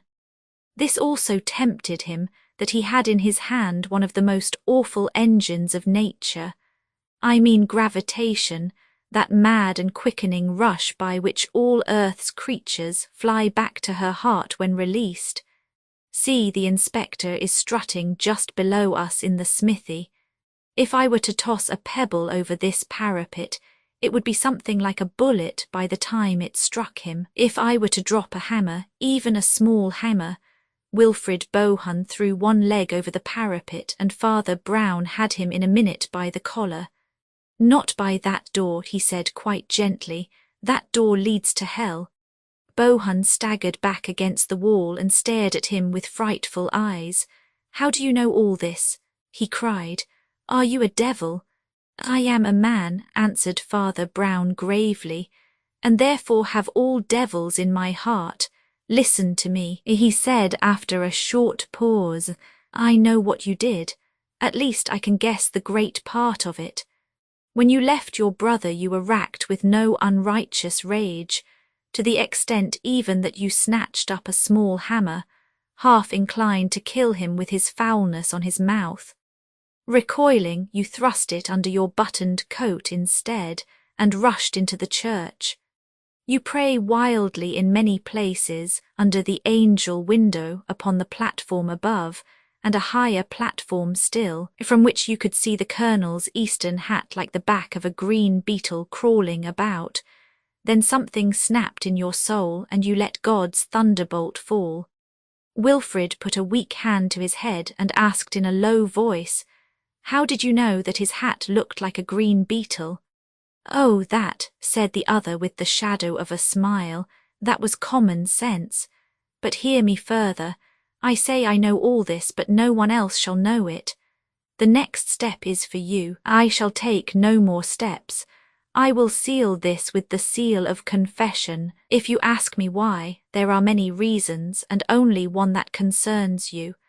I leave things to you because you have not yet gone very far wrong as assassins go. You did not help to fix the crime on the smith when it was easy, or on his wife when that was easy. You tried to fix it on the imbecile because you knew that he could not suffer. That was one of the gleams that it is my business to find in assassins. And now come down into the village and go your own way as free as the wind. Before I have said my last word, they went down the winding stairs in utter silence and came out into the sunlight by the smithy. Wilfrid Bohun carefully unlatched the wooden gate of the yard and going up to the inspector said, "I wish to give myself up. I have killed my brother." The eye of Apollo, that singular smoky sparkle, at once a confusion and a transparency, which is the strange secret of the Thames, was changing more and more from its grey to its glittering extreme as the sun climbed to the zenith over Westminster, and two men crossed Westminster Bridge. One man was very tall and the other very short. They might even have been fantastically compared to the arrogant clock tower of Parliament and the humbler humped shoulders of the Abbey, for the short man was in clerical dress. The official description of the tall man was M. Hercule Flambeau, private detective, and he was going to his new offices in a new pile of flats facing the Abbey entrance. The official description of the short man was the Reverend J. Brown, attached to St. Francis Xavier's Church, Camberwell, and he was coming from a Camberwell deathbed to see the new offices of his friend. The building was American in its skyscraping altitude, and American also in the oiled elaboration of its machinery of telephones and lifts. But it was barely finished and still understaffed. Only 3 tenants had moved in. The office just above Flambeau was occupied, as also was the office just below him. The 2 floors above that and the 3 floors below were entirely bare. But the first glance at the new tower of flats caught something much more arresting. Save for a few relics of scaffolding, the one glaring object was erected outside the office just above Flambeau's. It was an enormous gilt effigy of the human eye, surrounded with rays of gold and taking up as much room as 2 or 3 of the office windows. "What on earth is that?" asked Father Brown, and stood still. "Oh, a new religion," said Flambeau, laughing. "One of those new religions that forgive your sins by saying you never had any. Rather like Christian Science, I should think. The fact is that a fellow calling himself Calon, I don't know what his name is except that it can't be that, has taken the flat just above me. I have 2 lady typewriters underneath me and this enthusiastic old humbug on top. He calls himself the new priest of Apollo, and he worships the sun." "Let him look out," said Father Brown. "The sun was the cruelest of all the gods, but what does that monstrous eye mean?" "As I understand it, it is a theory of theirs," answered Flambeau, "that a man can endure anything if his mind is quite steady. Their 2 great symbols are the sun and the open eye, for they say that if a man were really healthy he could stare at the sun." "If a man were really healthy," said Father Brown, "he would not bother to stare at it." "Well, that's all I can tell you about the new religion," went on Flambeau carelessly. "It claims, of course, that it can cure all physical diseases." "Can it cure the one spiritual disease?" asked Father Brown with a serious curiosity. "And what is the one spiritual disease?" asked Flambeau, smiling. "Oh, thinking one is quite well," said his friend. Flambeau was more interested in the quiet little office below him than in the flamboyant temple above. He was a lucid southerner, incapable of conceiving himself as anything but a Catholic or an atheist, and new religions of a bright and pallid sort were not much in his line. But humanity was always in his line, especially when it was good-looking. Moreover, the ladies downstairs were characters in their way. The office was kept by 2 sisters, both slight and dark, one of them tall and striking. She had a dark, eager and aquiline profile, and was one of those women whom one always thinks of in profile, as of the clean-cut edge of some weapon. She seemed to cleave her way through life. She had eyes of startling brilliancy, but it was the brilliancy of steel rather than of diamonds, and her straight, slim figure was a shade too stiff for its grace. Her younger sister was like her shortened shadow, a little greyer, paler, and more insignificant. They both wore a business-like black, with little masculine cuffs and collars.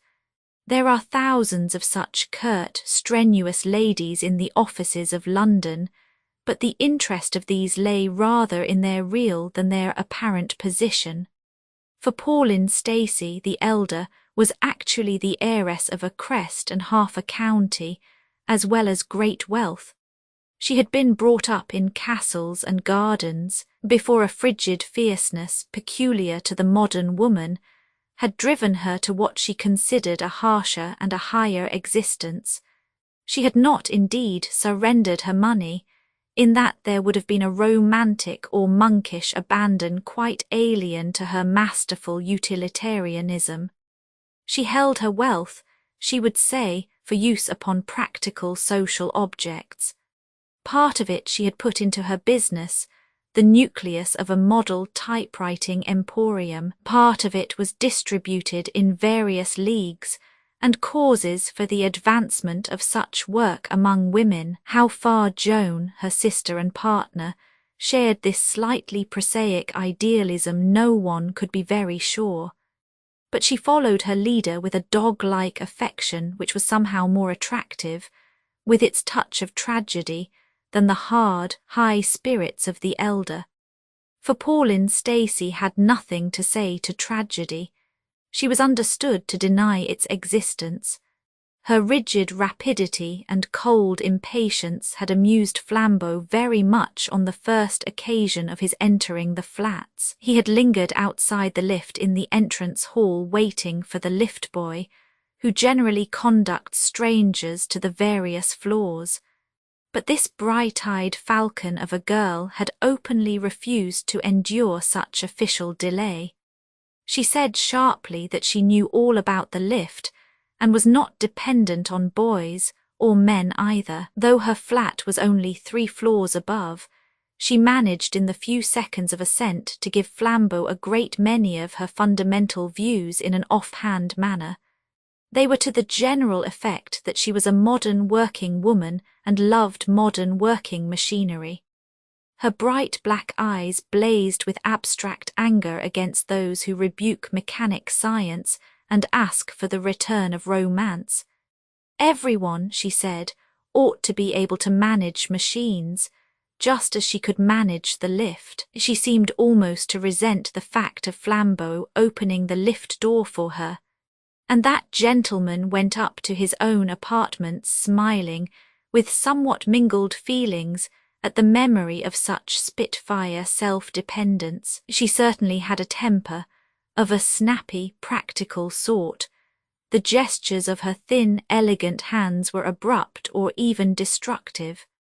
Once Flambeau entered her office on some typewriting business, and found she had just flung a pair of spectacles belonging to her sister into the middle of the floor and stamped on them.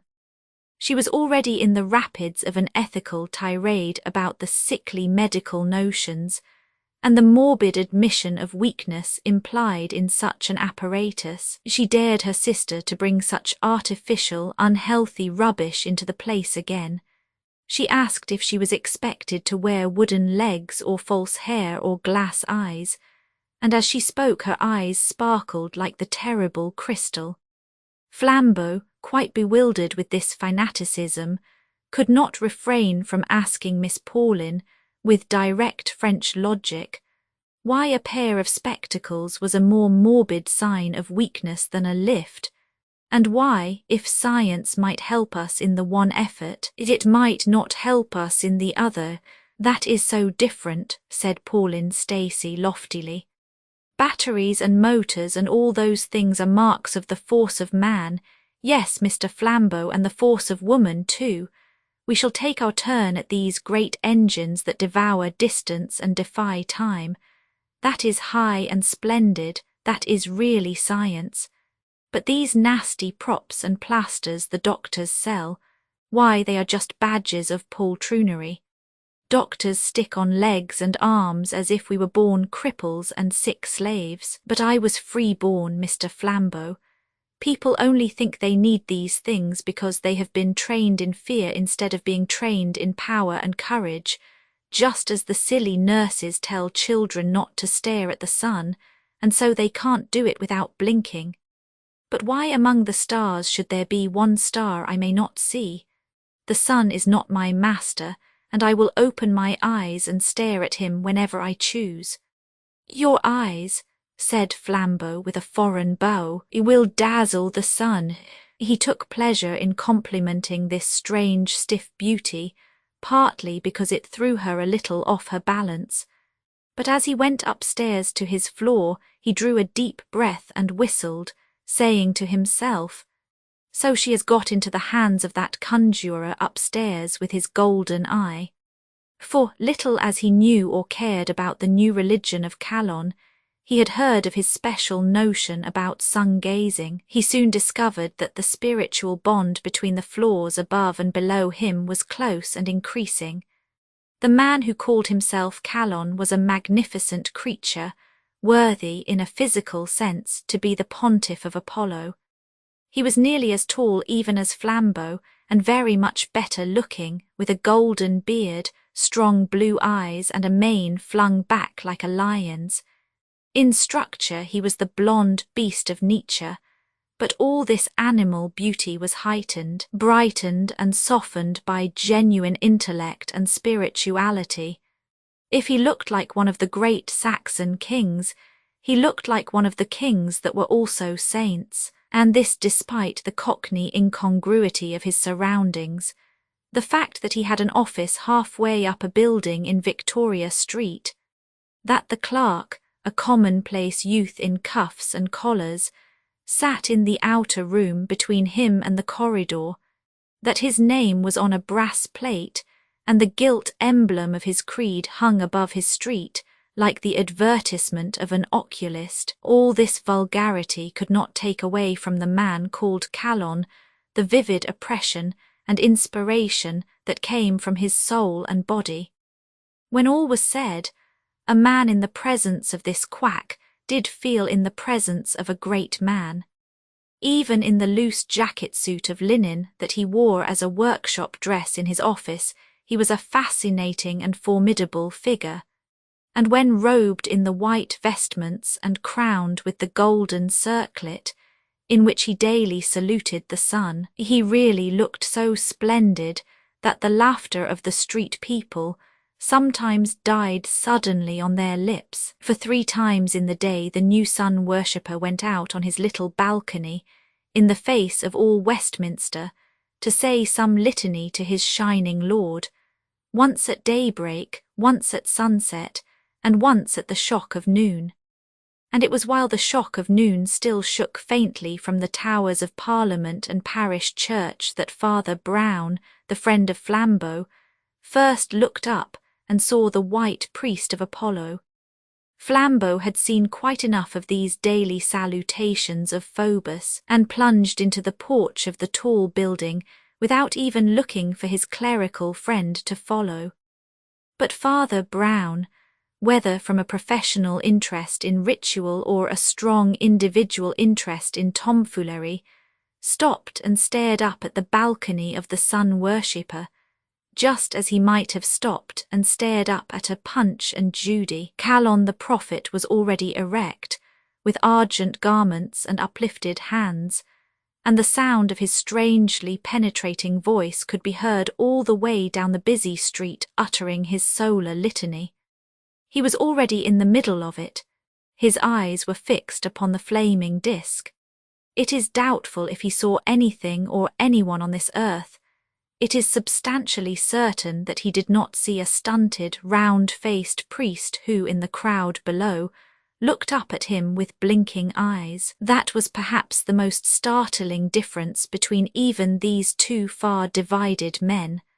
Father Brown could not look at anything without blinking, but the priest of Apollo could look on the blaze at noon without a quiver of the eyelid. "O sun," cried the prophet, "O star that art too great to be allowed among the stars, O fountain that flowest quietly in that secret spot that is called space, white father of all white unwearied things, white flames and white flowers and white peaks, Father, who art more innocent than all thy most innocent and quiet children, primal purity into the peace of which a rush and crash like the reversed rush of a rocket was cloven with a strident and incessant yelling. 5 people rushed into the gate of the mansions as 3 people rushed out, and for an instant they all deafened each other. The sense of some utterly abrupt horror seemed for a moment to fill half the street with bad news that was all the worse because no one knew what it was. 2 figures remained still after the crash of commotion, the fair priest of Apollo on the balcony above, and the ugly priest of Christ below him. At last the tall figure and titanic energy of Flambeau appeared in the doorway of the mansions and dominated the little mob. Talking at the top of his voice like a foghorn, he told somebody or anybody to go for a surgeon. And as he turned back into the dark and thronged entrance, his friend Father Brown dipped in insignificantly after him. Even as he ducked and dived through the crowd, he could still hear the magnificent melody and monotony of the solar priest, still calling on the happy God who is the friend of fountains and flowers. Father Brown found Flambeau and some 6 other people standing round the enclosed space into which the lift commonly descended. But the lift had not descended. Something else had descended, something that ought to have come by a lift. For the last 4 minutes Flambeau had looked down on it, had seen the brained and bleeding figure of that beautiful woman who denied the existence of tragedy. He had never had the slightest doubt that it was Pauline Stacey, and though he had sent for a doctor, he had not the slightest doubt that she was dead. He could not remember for certain whether he had liked her or disliked her. There was so much both to like and dislike. But she had been a person to him, and the unbearable pathos of details and habit stabbed him with all the small daggers of bereavement. He remembered her pretty face and priggish speeches with a sudden secret vividness which is all the bitterness of death. In an instant, like a bolt from the blue, like a thunderbolt from nowhere, that beautiful and defiant body had been dashed down the open well of the lift to death at the bottom. Was it suicide? With so insolent an optimist it seemed impossible. Was it murder? But who was there in those hardly inhabited flats to murder anybody?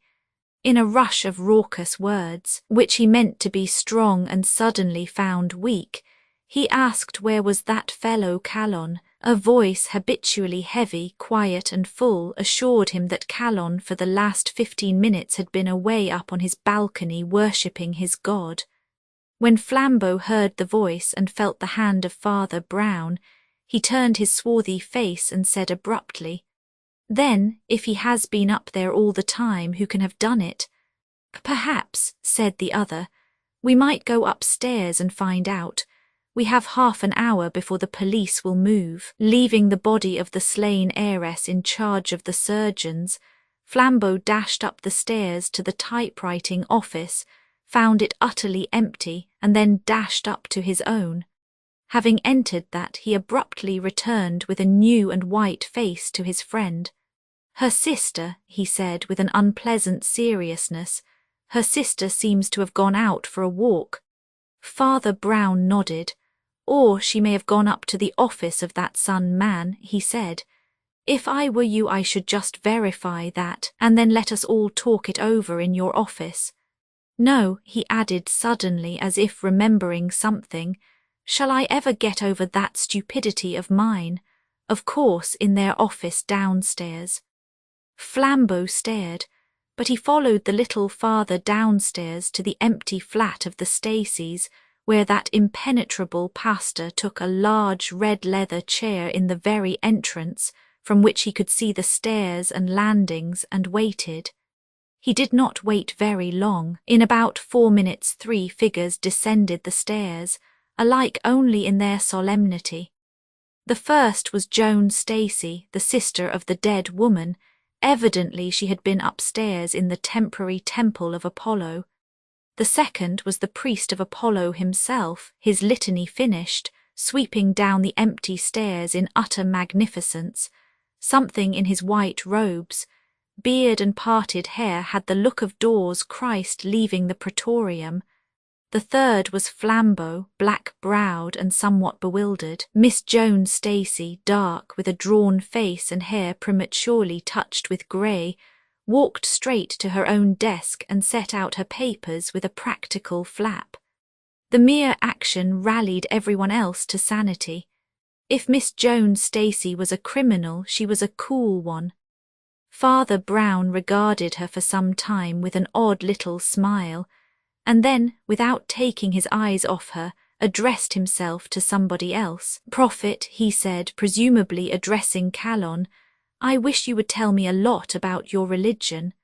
I shall be proud to do it, said Calon, inclining his still crowned head, but I am not sure that I understand. Why, it's like this, said Father Brown in his frankly doubtful way. We are taught that if a man has really bad first principles, that must be partly his fault. But for all that, we can make some difference between a man who insults his quite clear conscience and a man with a conscience more or less clouded with sophistries. Now, do you really think that murder is wrong at all? Is this an accusation? Asked Calon very quietly. No, answered Brown, equally gently. It is the speech for the defence. In the long and startled stillness of the room the prophet of Apollo slowly rose, and really it was like the rising of the sun. He filled that room with his light and life, in such a manner that a man felt he could as easily have filled Salisbury Plain. His robed form seemed to hang the whole room with classic draperies.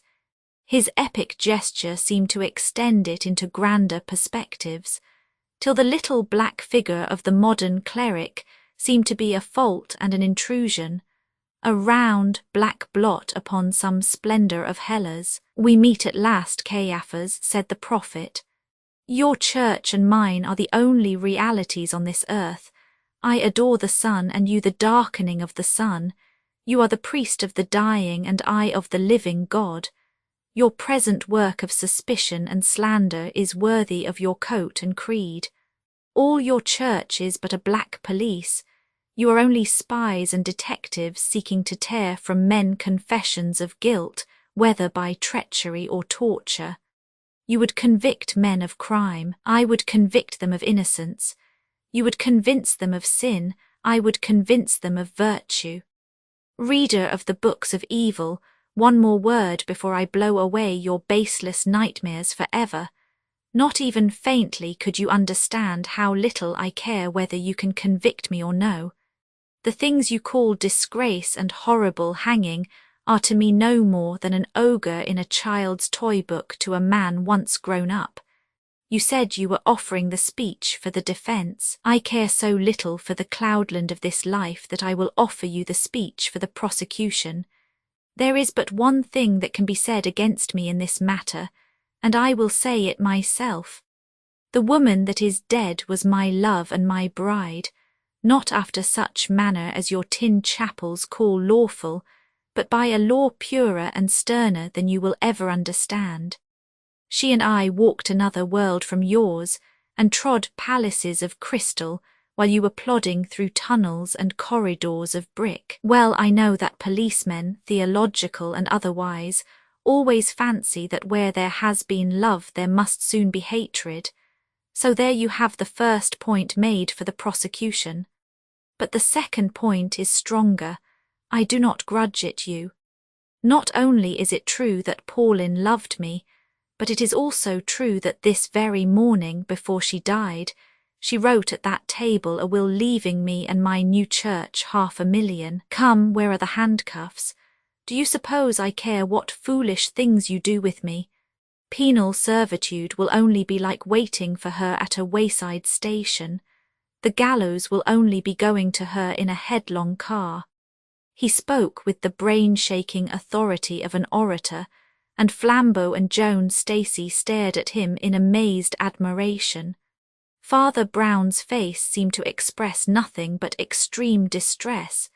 He looked at the ground with one wrinkle of pain across his forehead. The prophet of the sun leaned easily against the mantelpiece and resumed, "In a few words I have put before you the whole case against me, the only possible case against me.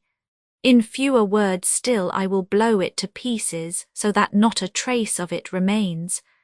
As to whether I have committed this crime, the truth is in one sentence. I could not have committed this crime. Pauline Stacey fell from this floor to the ground at 12:05. 100 people will go into the witness box and say that I was standing out upon the balcony of my own rooms above from just before the stroke of noon to 1/4 past, the usual period of my public prayers.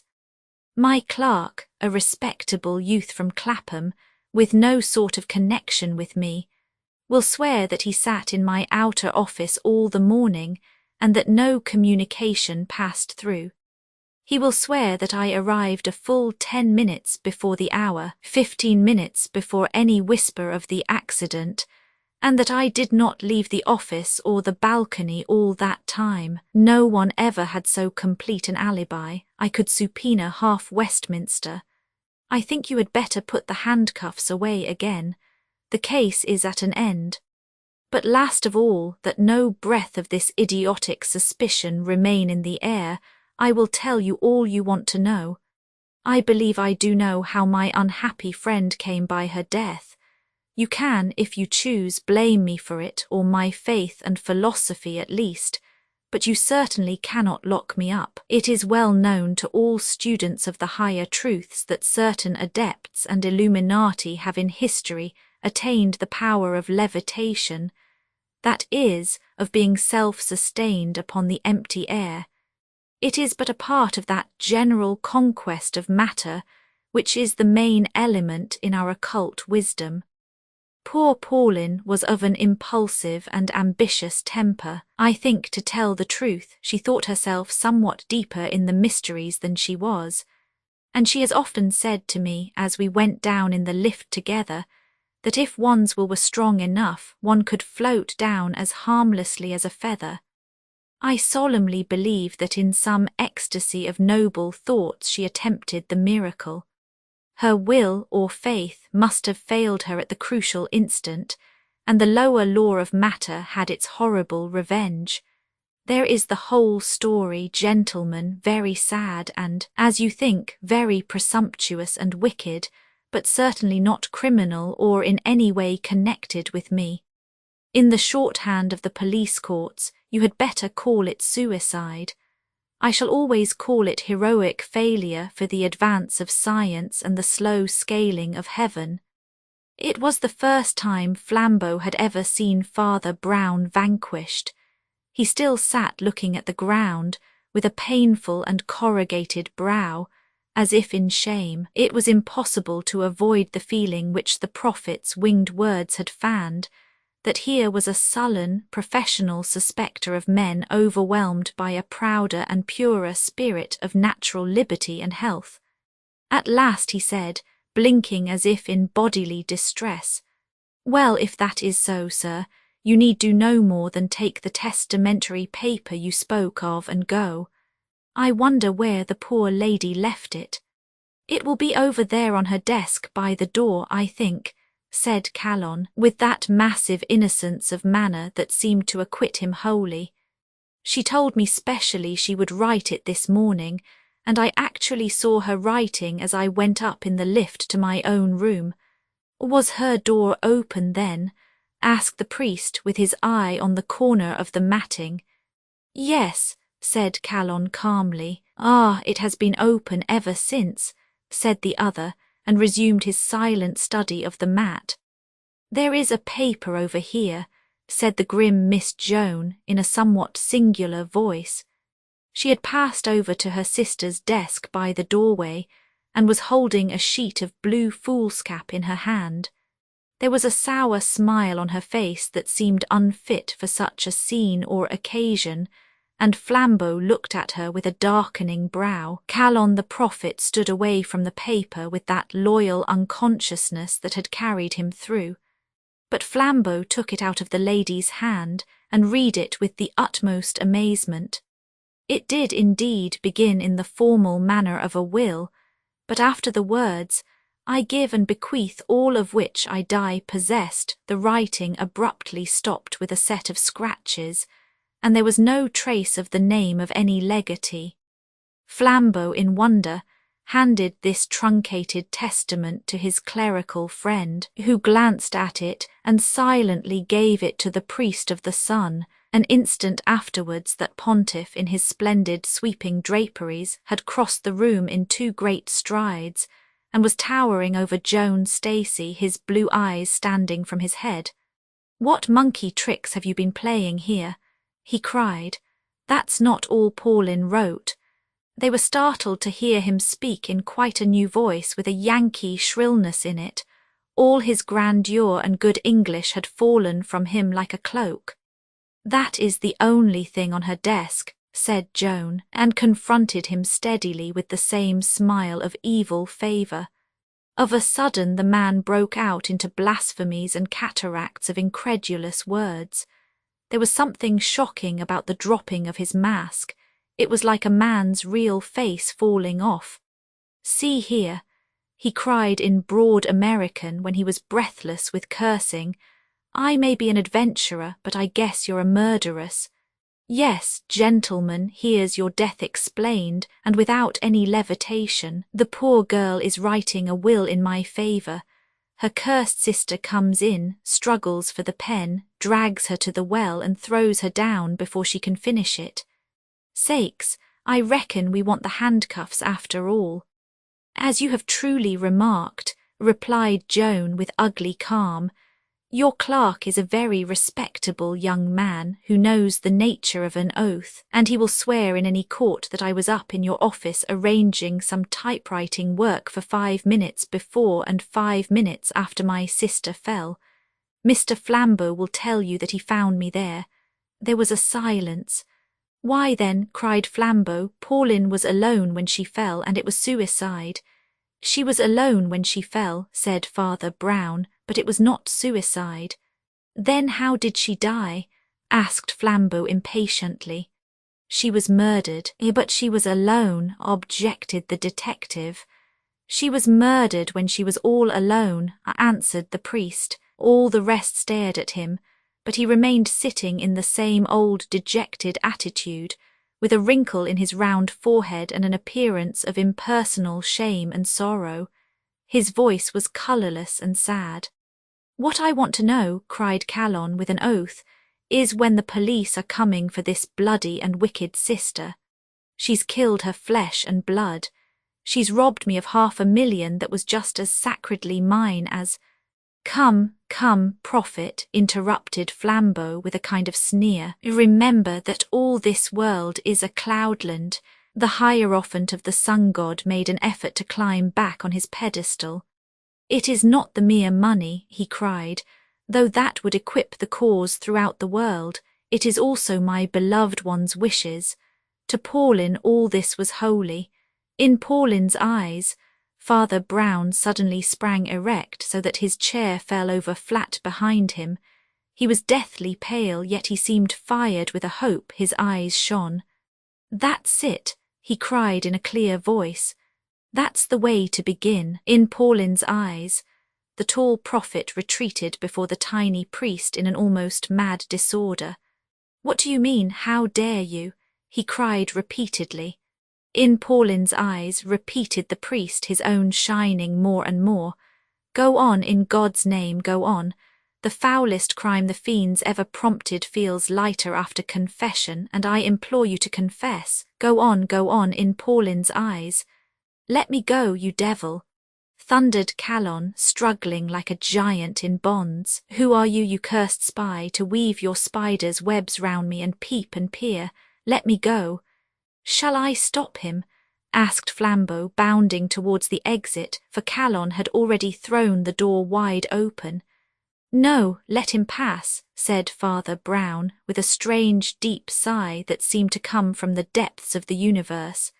"Let Cain pass by, for he belongs to God." There was a long-drawn silence in the room when he had left it, which was to Flambeau's fierce wits one long agony of interrogation. Miss Joan Stacey very coolly tidied up the papers on her desk. "Father," said Flambeau at last, "it is my duty, not my curiosity only. It is my duty to find out, if I can, who committed the crime." "Which crime?" asked Father Brown. "The one we are dealing with, of course," replied his impatient friend. "We are dealing with 2 crimes," said Brown, "crimes of very different weight, and by very different criminals." Miss Joan Stacey, having collected and put away her papers, proceeded to lock up her drawer. Father Brown went on, noticing her as little as she noticed him. "The 2 crimes," he observed, were committed against the same weakness of the same person in a struggle for her money. The author of the larger crime found himself thwarted by the smaller crime. The author of the smaller crime got the money. "Oh, don't go on like a lecturer," groaned Flambeau. "Put it in a few words." "I can put it in one word," answered his friend. Miss Joan Stacey skewered her business-like black hat onto her head with a business-like black frown before a little mirror, and as the conversation proceeded, took her handbag and umbrella in an unhurried style and left the room. "The truth is one word and a short one," said Father Brown. "Pauline Stacey was blind." "Blind," repeated Flambeau, and rose slowly to his whole huge stature. "She was subject to it by blood," Brown proceeded. "Her sister would have started eyeglasses if Pauline would have let her, but it was her special philosophy or fad that one must not encourage such diseases by yielding to them. She would not admit the cloud, or she tried to dispel it by will. So her eyes got worse and worse with straining, but the worst strain was to come. It came with this precious prophet, or whatever he calls himself, who taught her to stare at the hot sun with the naked eye. It was called accepting Apollo. Oh, if these new pagans would only be old pagans, they would be a little wiser.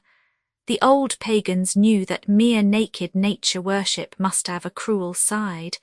They knew that the eye of Apollo can blast and blind. There was a pause, and the priest went on in a gentle and even broken voice.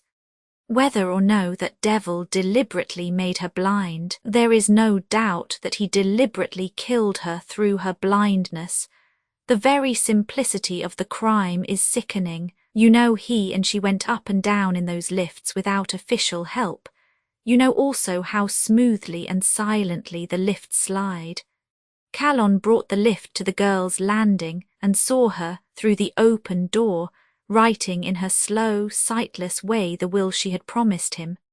He called out to her cheerily that he had the lift ready for her, and she was to come out when she was ready. Then he pressed a button and shot soundlessly up to his own floor, walked through his own office, out onto his own balcony, and was safely praying before the crowded street when the poor girl, having finished her work, ran gaily out to where lover and lift were to receive her, and stepped. "Don't!" cried Flambeau. "He ought to have got 500,000 by pressing that button," continued the little father in the colourless voice in which he talked of such horrors. "But that went smash. It went smash because there happened to be another person who also wanted the money, and who also knew the secret about poor Pauline's sight. There was one thing about that will that I think nobody noticed. Although it was unfinished and without signature, the other Miss Stacey and some servant of hers had already signed it as witnesses. Joan had signed first, saying Pauline could finish it later, with a typical feminine contempt for legal forms. Therefore, Joan wanted her sister to sign the will without real witnesses. Why? I thought of the blindness and felt sure she had wanted Pauline to sign in solitude because she had wanted her not to sign at all. People like the Staceys always use fountain pens, but this was specially natural to Pauline. By habit and her strong will and memory she could still write almost as well as if she saw, but she could not tell when her pen needed dipping.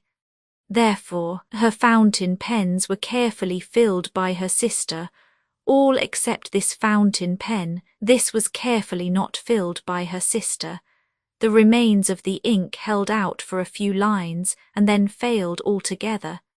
And the prophet lost £500,000 and committed one of the most brutal and brilliant murders in human history for nothing.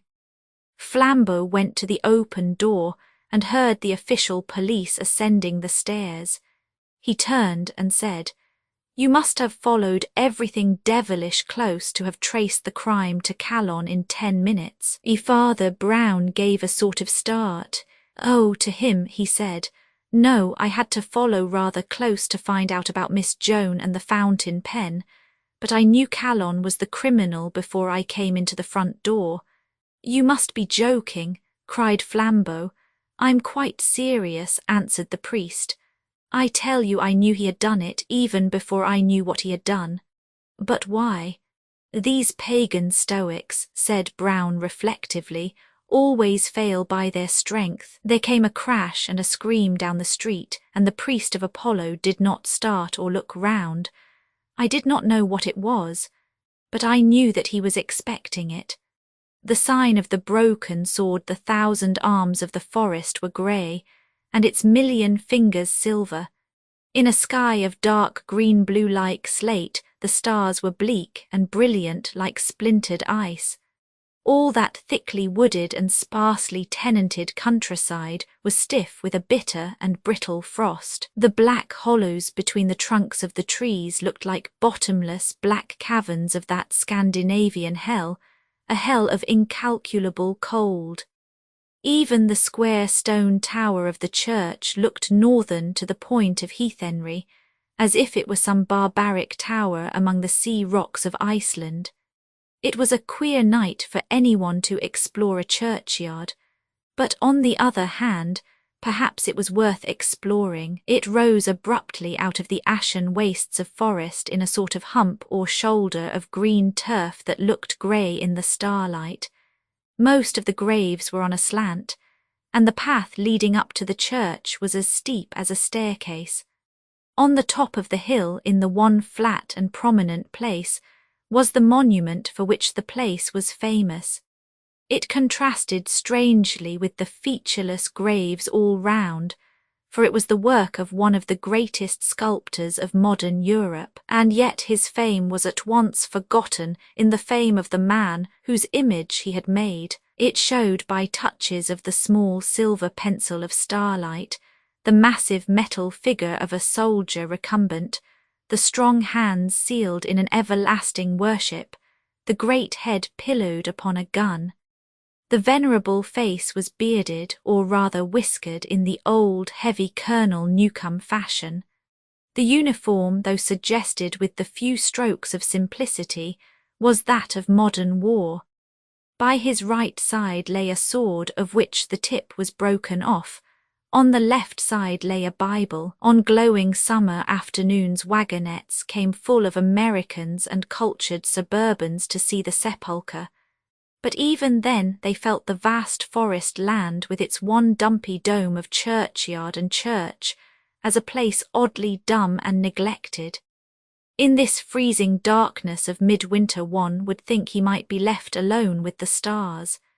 Nevertheless, in the stillness of those stiff woods, a wooden gate creaked, and 2 dim figures dressed in black climbed up the little path to the tomb. So faint was that frigid starlight that nothing could have been traced about them, except that while they both wore black, one man was enormously big, and the other, perhaps by contrast, almost startlingly small. They went up to the great graven tomb of the historic warrior, and stood for a few minutes staring at it. There was no human, perhaps no living, thing for a wide circle, and a morbid fancy might well have wondered if they were human themselves.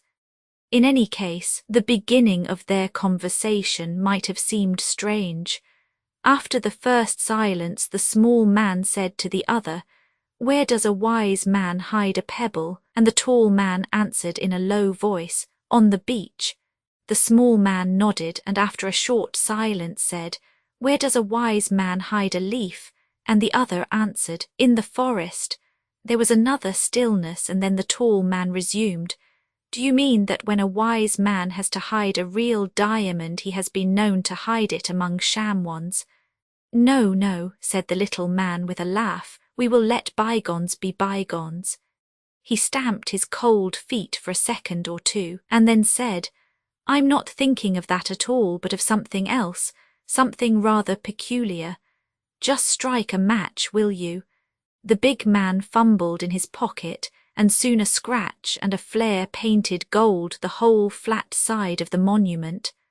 On it was cut in black letters the well-known words which so many Americans had reverently read, Sacred to the memory of General Sir Arthur St. Clair, hero and martyr, who always vanquished his enemies and always spared them, and was treacherously slain by them at last. May God, in whom he trusted, both reward and revenge him. The match burnt the big man's fingers, blackened and dropped. He was about to strike another, but his small companion stopped him. "That's all right, Flambeau, old man. I saw what I wanted. Or rather, I didn't see what I didn't want, and now we must walk 1.5 miles along the road to the next inn, and I will try to tell you all about it. For heaven knows a man should have a fire and ale when he dares tell such a story." They descended the precipitous path. They relatched the rusty gate and set off at a stamping, ringing walk down the frozen forest road. They had gone a full 1/4 mile before the smaller man spoke again. He said, "Yes, the wise man hides a pebble on the beach. But what does he do if there is no beach? Do you know anything of that great St. Clair trouble?" "I know nothing about English generals, Father Brown," answered the large man, laughing, "though a little about English policemen. I only know that you have dragged me a precious long dance to all the shrines of this fellow, whoever he is. One would think he got buried in 6 different places. I've seen a memorial to General St. Clair in Westminster Abbey. I've seen a ramping equestrian statue of General St. Clair on the embankment. I've seen a medallion of St. Clair in the street he was born in and another in the street he lived in. And now you drag me after dark to his coffin in the village churchyard. I am beginning to be a bit tired of his magnificent personality, especially as I don't in the least know who he was. What are you hunting for in all these crypts and effigies?" "I am only looking for one word," said Father Brown. "A word that isn't there." "Well," asked Flambeau, "are you going to tell me anything about it?" "I must divide it into 2 parts," remarked the priest. "First there is what everybody knows, and then there is what I know. Now what everybody knows is short and plain enough. It is also entirely wrong." "Right you are," said the big man called Flambeau cheerfully. "Let's begin at the wrong end. Let's begin with what everybody knows, which isn't true. If not wholly untrue, it is at least very inadequate," continued Brown. "For in point of fact, all that the public knows amounts precisely to this. The public knows that Arthur St. Clair was a great and successful English general. It knows that after splendid yet careful campaigns both in India and Africa, he was in command against Brazil when the great Brazilian patriot Olivier issued his ultimatum. It knows that on that occasion St. Clair with a very small force attacked Olivier with a very large one and was captured after heroic resistance. And it knows that after his capture, and to the abhorrence of the civilized world, St. Clair was hanged on the nearest tree. He was found swinging there after the Brazilians had retired, with his broken sword hung round his neck. "And that popular story is untrue," suggested Flambeau. "No," said his friend quietly, "that story is quite true so far as it goes." "Well, I think it goes far enough," said Flambeau. "But if the popular story is true, what is the mystery?"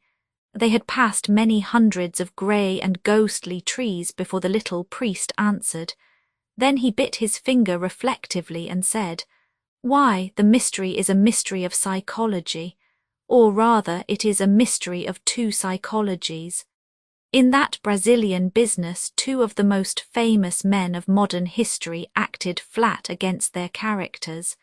Mind you, Olivier and St. Clair were both heroes, the old thing and no mistake.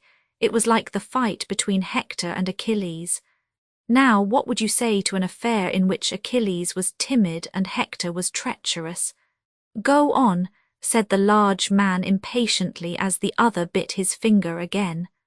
"Sir Arthur St. Clair was a soldier of the old religious type, the type that saved us during the mutiny, continued Brown. He was always more for duty than for dash, and with all his personal courage was decidedly a prudent commander, particularly indignant at any needless waste of soldiers.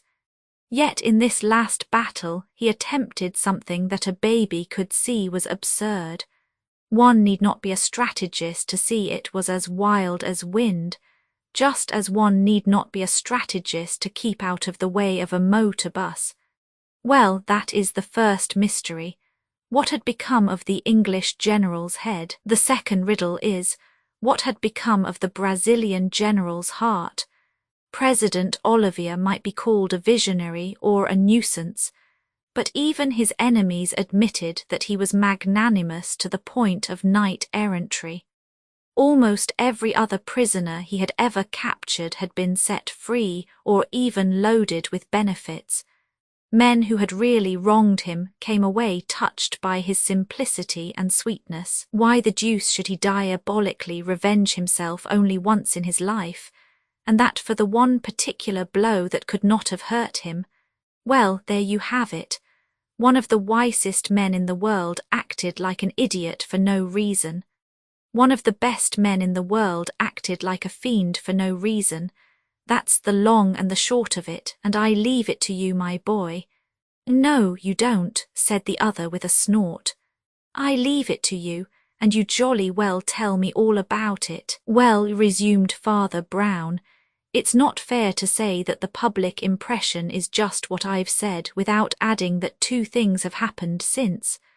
I can't say they threw a new light, for nobody can make sense of them, but they threw a new kind of darkness.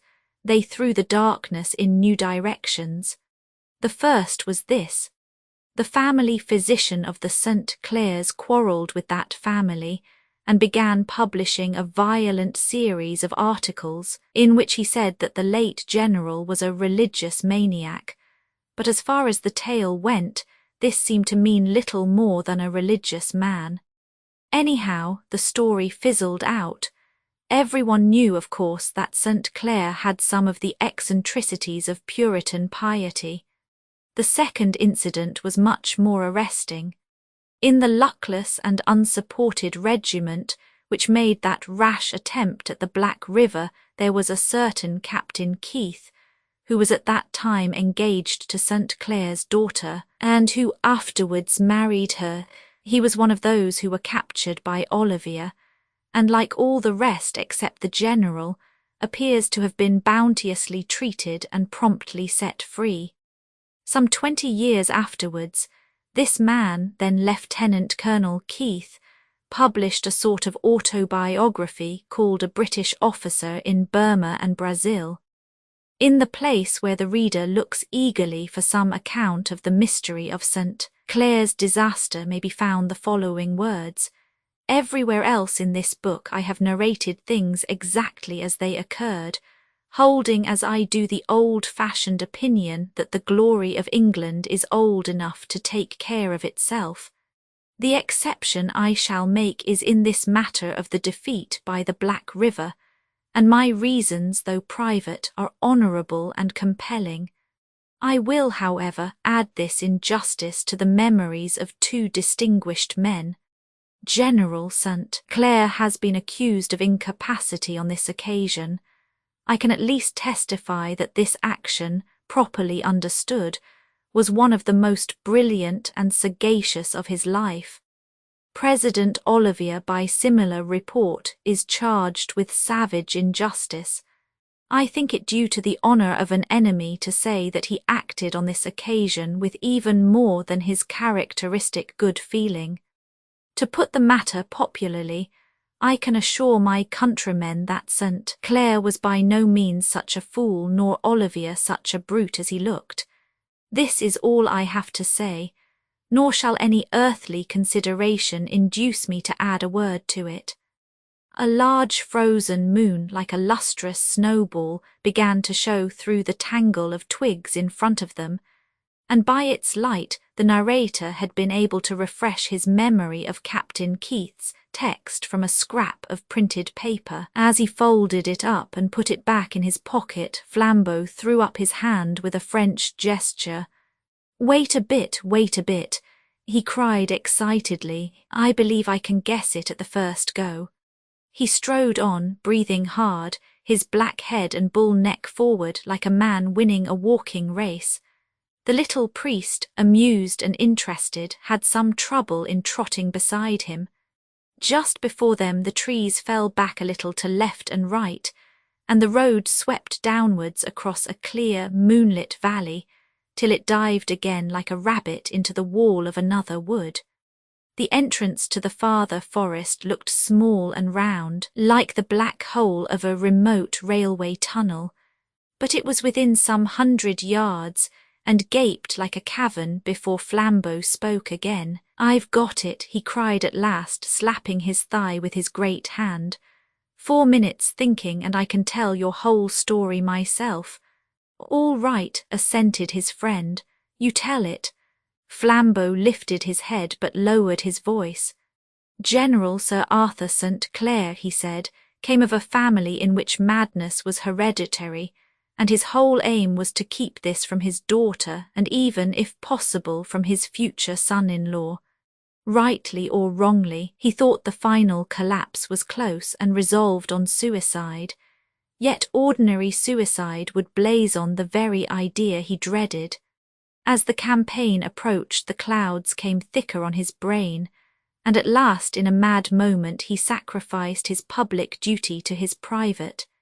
He rushed rashly into battle, hoping to fall by the first shot. When he found that he had only attained capture and discredit, the sealed bomb in his brain burst, and he broke his own sword and hanged himself. He stared firmly at the grey facade of forest in front of him, with the one black gap in it, like the mouth of the grave into which their path plunged. Perhaps something menacing in the road thus suddenly swallowed reinforced his vivid vision of the tragedy, for he shuddered. "A horrid story," he said. "A horrid story," repeated the priest with bent head, "but not the real story." Then he threw back his head with a sort of despair and cried, "Oh, I wish it had been." The tall Flambeau faced round and stared at him. "Yours is a clean story," cried Father Brown, deeply moved. "A sweet, pure, honest story, as open and white as that moon. Madness and despair are innocent enough. There are worse things, Flambeau."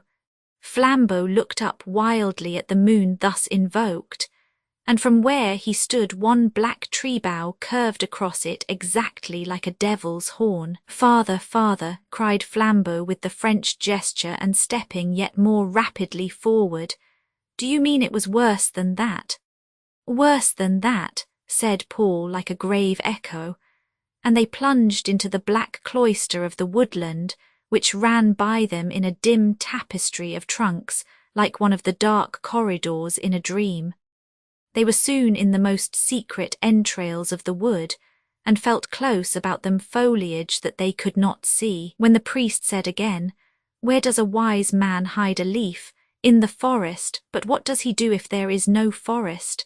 "Well, well," cried Flambeau irritably, "what does he do?" "He grows a forest to hide it in," said the priest in an obscure voice. "A fearful sin." "Look here," cried his friend impatiently, for the dark wood and the dark saying got a little on his nerves. "Will you tell me this story or not? What other evidence is there to go on?" "There are 3 more bits of evidence," said the other, "that I have dug up in holes and corners, and I will give them in logical rather than chronological order. First of all, of course, our authority for the issue and event of the battle is in Olivier's own dispatches, which are lucid enough. He was entrenched with 2 or 3 regiments on the heights that swept down to the Black River, on the other side of which was lower and more marshy ground. Beyond this again was gently rising country, on which was the first English outpost, supported by others which lay, however, considerably in its rear. The British forces as a whole were greatly superior in numbers, but this particular regiment was just far enough from its base to make Olivier consider the project of crossing the river to cut it off. By sunset, however, he had decided to retain his own position, which was a specially strong one. At daybreak next morning he was thunderstruck to see that this stray handful of English, entirely unsupported from their rear, had flung themselves across the river, half by a bridge to the right, and the other half by a ford higher up, and were massed upon the marshy bank below him. That they should attempt an attack with such numbers against such a position was incredible enough, but Olivier noticed something yet more extraordinary.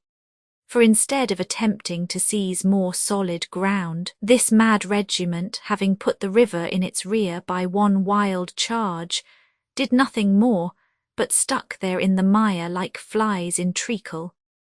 Needless to say, the Brazilians blew great gaps in them with artillery, which they could only return with spirited but lessening rifle fire. Yet they never broke, and Olivier's curt account ends with a strong tribute of admiration for the mystic valour of these imbeciles. Our line then advanced finally, writes Olivier, and drove them into the river. We captured General St. Clair himself and several other officers. The colonel and the major had both fallen in the battle. I cannot resist saying that few finer sights can have been seen in history than the last stand of this extraordinary regiment, wounded officers picking up the rifles of dead soldiers, and the general himself facing us on horseback bareheaded, and with a broken sword. On what happened to the general afterwards Olivier is as silent as Captain Keith. "Well," grunted Flambeau, "get on to the next bit of evidence." "The next evidence," said Father Brown, "took some time to find, but it will not take long to tell. I found at last in an almshouse down in the Lincolnshire fens an old soldier who not only was wounded at the Black River, but had actually knelt beside the colonel of the regiment when he died. This latter was a certain Colonel Clancy, a big bull of an Irishman, and it would seem that he died almost as much of rage as of bullets. He, at any rate, was not responsible for that ridiculous raid. It must have been imposed on him by the general. His last edifying words, according to my informant, were these: 'And there goes the damned old donkey with the end of his sword knocked off.' I wish it was his head." You will remark that everyone seems to have noticed this detail about the broken sword blade, though most people regard it somewhat more reverently than did the late Colonel Clancy. And now for the third fragment. Their path through the woodland began to go upward, and the speaker paused a little for breath before he went on. Then he continued in the same business-like tone. "Only a month or two ago a certain Brazilian official died in England, having quarrelled with Olivier and left his country. He was a well-known figure both here and on the continent, a Spaniard named Espardo. I knew him myself, a yellow-faced old dandy with a hooked nose. For various private reasons I had permission to see the documents he had left. He was a Catholic, of course, and I had been with him towards the end. There was nothing of his that lit up any corner of the Black St. Clair business, except 5 or 6 common exercise books filled with the diary of some English soldier. I can only suppose that it was found by the Brazilians on one of those that fell. Anyhow, it stopped abruptly the night before the battle, but the account of that last day in the poor fellow's life was certainly worth reading. I have it on me, but it's too dark to read it here, and I will give you a resume. The first part of that entry is full of jokes, evidently flung about among the men about somebody called the Vulture. It does not seem as if this person, whoever he was one of themselves, nor even an Englishman. Neither is he exactly spoken of as one of the enemy. It sounds rather as if he were some local go-between and non-combatant, perhaps a guide or a journalist. He has been closeted with old Colonel Clancy, but is more often seen talking to the Major. Indeed, the Major is somewhat prominent in this soldier's narrative, a lean, dark-haired man, apparently of the name of Murray, a North of Ireland man and a Puritan. There are continual jests about the contrast between this Ulsterman's austerity and the conviviality of Colonel Clancy. There is also some joke about the vulture wearing bright-coloured clothes, but all these levities are scattered by what may well be called the note of a bugle. Behind the English camp and almost parallel to the river ran one of the few great roads of that district. Westward, the road curved round towards the river, which it crossed by the bridge before mentioned. To the east, the road swept backwards into the wilds, and some 2 miles along it was the next English outpost. From this direction there came along the road that evening a glitter and clatter of light cavalry, in which even the simple diarist could recognize with astonishment the general with his staff. He rode the great white horse which you have seen so often in illustrated papers and academy pictures, and you may be sure that the salute they gave him was not merely ceremonial. He, at least, wasted no time on ceremony, but springing from the saddle immediately, mixed with the group of officers, and fell into emphatic though confidential speech. What struck our friend the diarist most was his special disposition to discuss matters with Major Murray. But indeed, such a selection, so long as it was not marked, was in no way unnatural. The 2 men were made for sympathy. They were men who read their Bibles. They were both the old evangelical type of officer. However this may be, it is certain that when the general mounted again, he was still talking earnestly to Murray, and that as he walked his horse slowly down the road towards the river, the tall Ulsterman still walked by his bridle rein in earnest debate. The soldiers watched the two until they vanished behind a clump of trees where the road turned towards the river. The colonel had gone back to his tent, and the men to their pickets. The man with the diary lingered for another 4 minutes and saw a marvellous sight. The great white horse which had marched slowly down the road as it had marched in so many processions, flew back, galloping up the road towards them as if it were mad to win a race. At first they thought it had run away with the man on its back, but they soon saw that the general, a fine rider, was himself urging it to full speed. Horse and man swept up to them like a whirlwind, and then, reining up the reeling charger, the general turned on them a face like flame, and called for the colonel like the trumpet that wakes the dead. I conceive that all the earthquake events of that catastrophe tumbled on top of each other rather like lumber in the minds of men such as our friend with the diary. With the dazed excitement of a dream, they found themselves falling, literally falling into their ranks, and learned that an attack was to be led at once across the river. The general and the major, it was said, had found out something at the bridge, and there was only just time to strike for life. The major had gone back at once to call up the reserve along the road behind. It was doubtful if even with that prompt appeal help could reach them in time. But they must pass the stream that night and seize the heights by morning. It is with the very stir and throb of that romantic nocturnal march that the diary suddenly ends. Father Brown had mounted ahead, for the woodland path grew smaller, steeper, and more twisted, till they felt as if they were ascending a winding staircase. The priest's voice came from above out of the darkness. There was one other little and enormous thing. When the general urged them to their chivalric charge, he half drew his sword from the scabbard, and then, as if ashamed of such melodrama, thrust it back again. The sword again, you see.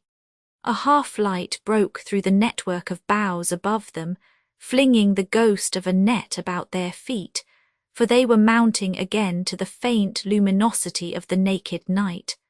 Flambeau felt truth all round him as an atmosphere, but not as an idea. He answered with bewildered brain, "Well, what's the matter with the sword? Officers generally have swords, don't they? They are not often mentioned in modern war," said the other dispassionately. "But in this affair one falls over the blessed sword everywhere." "Well, what is there in that?" growled Flambeau. "It was a twopence-coloured sort of incident, the old man's blade breaking in his last battle.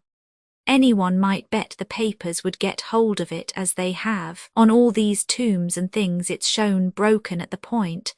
I hope you haven't dragged me through this polar expedition merely because two men with an eye for a picture saw St. Clair's broken sword." "No," cried Father Brown with a sharp voice like a pistol shot. "But who saw his unbroken sword?" "What do you mean?" cried the other, and stood still under the stars. They had come abruptly out of the grey gates of the wood. "I say, who saw his unbroken sword," repeated Father Brown obstinately. "Not the writer of the diary anyhow, the general sheathed it in time." Flambeau looked about him in the moonlight as a man struck blind might look in the sun, and his friend went on for the first time with eagerness. "Flambeau," he cried, "I cannot prove it even after hunting through the tombs. But I am sure of it. Let me add just one more tiny fact that tips the whole thing over. The colonel, by a strange chance, was one of the first struck by a bullet. He was struck long before the troops came to close quarters. But he saw St. Clair's sword broken. Why was it broken? How was it broken? My friend, it was broken before the battle." "Oh," said his friend with a sort of forlorn jocularity, "and pray where is the other piece?" "I can tell you," said the priest promptly. "In the northeast corner of the cemetery of the Protestant cathedral at Belfast." "Indeed?" inquired the other. "Have you looked for it?" "I couldn't," replied Brown with frank regret. "There's a great marble monument on top of it, a monument to the heroic Major Murray who fell fighting gloriously at the famous Battle of the Black River." Flambeau seemed suddenly galvanized into existence. "You mean," he cried hoarsely, "that General St. Clair hated Murray and murdered him on the field of battle because—" "You are still full of good and pure thoughts," said the other. "It was worse than that." "Well," said the large man, "my stock of evil imagination is used up." The priest seemed really doubtful where to begin, and at last he said again, "Where would a wise man hide a leaf? In the forest." The other did not answer. If there were no forest, he would make a forest, and if he wished to hide a dead leaf, he would make a dead forest. There was still no reply, and the priest added still more mildly and quietly, "And if a man had to hide a dead body, he would make a field of dead bodies to hide it in." Flambeau began to stamp forward with an intolerance of delay in time or space, but Father Brown went on as if he were continuing the last sentence. "Sir Arthur St. Clair, as I have already said, was a man who read his Bible. That was what was the matter with him. When will people understand that it is useless for a man to read his Bible unless he also reads everybody else's Bible? A printer reads a Bible for misprints.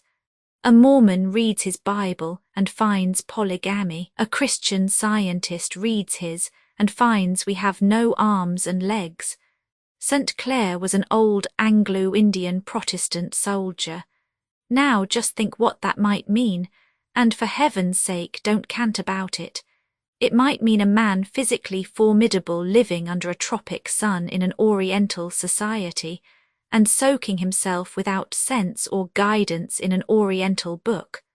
Of course he read the Old Testament rather than the New.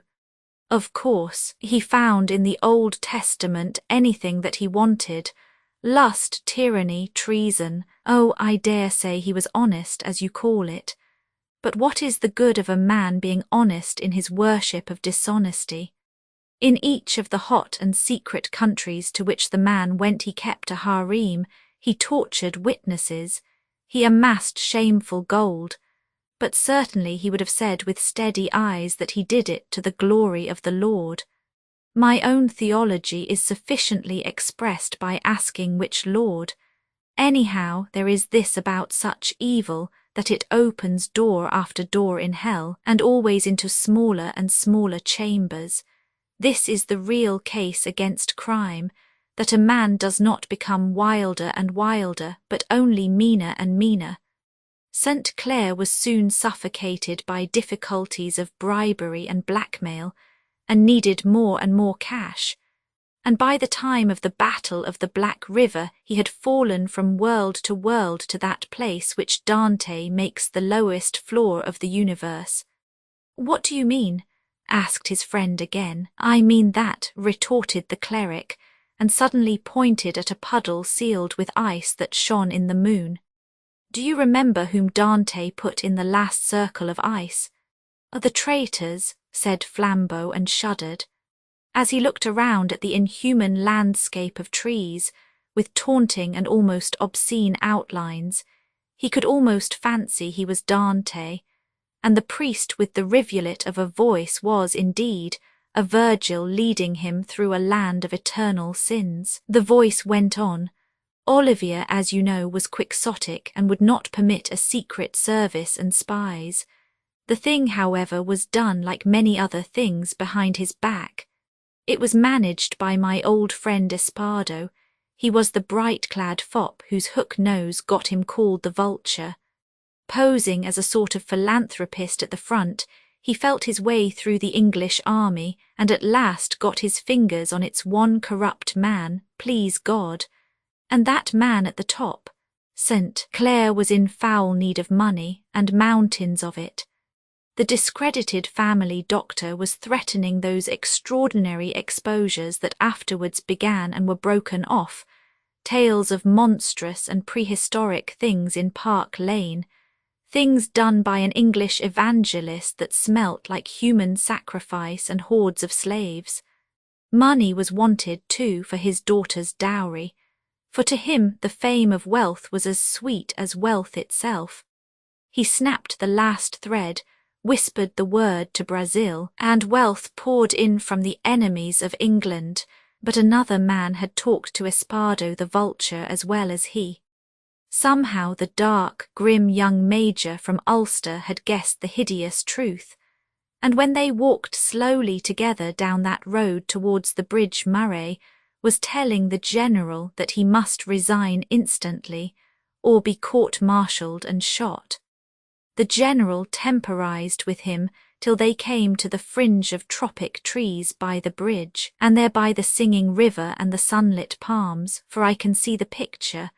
The general drew his sabre and plunged it through the body of the major. The wintry road curved over a ridge in cutting frost, with cruel black shapes of bush and thicket, but Flambeau fancied that he saw beyond it faintly the edge of an aureole that was not starlight and moonlight, but some fire such as is made by men.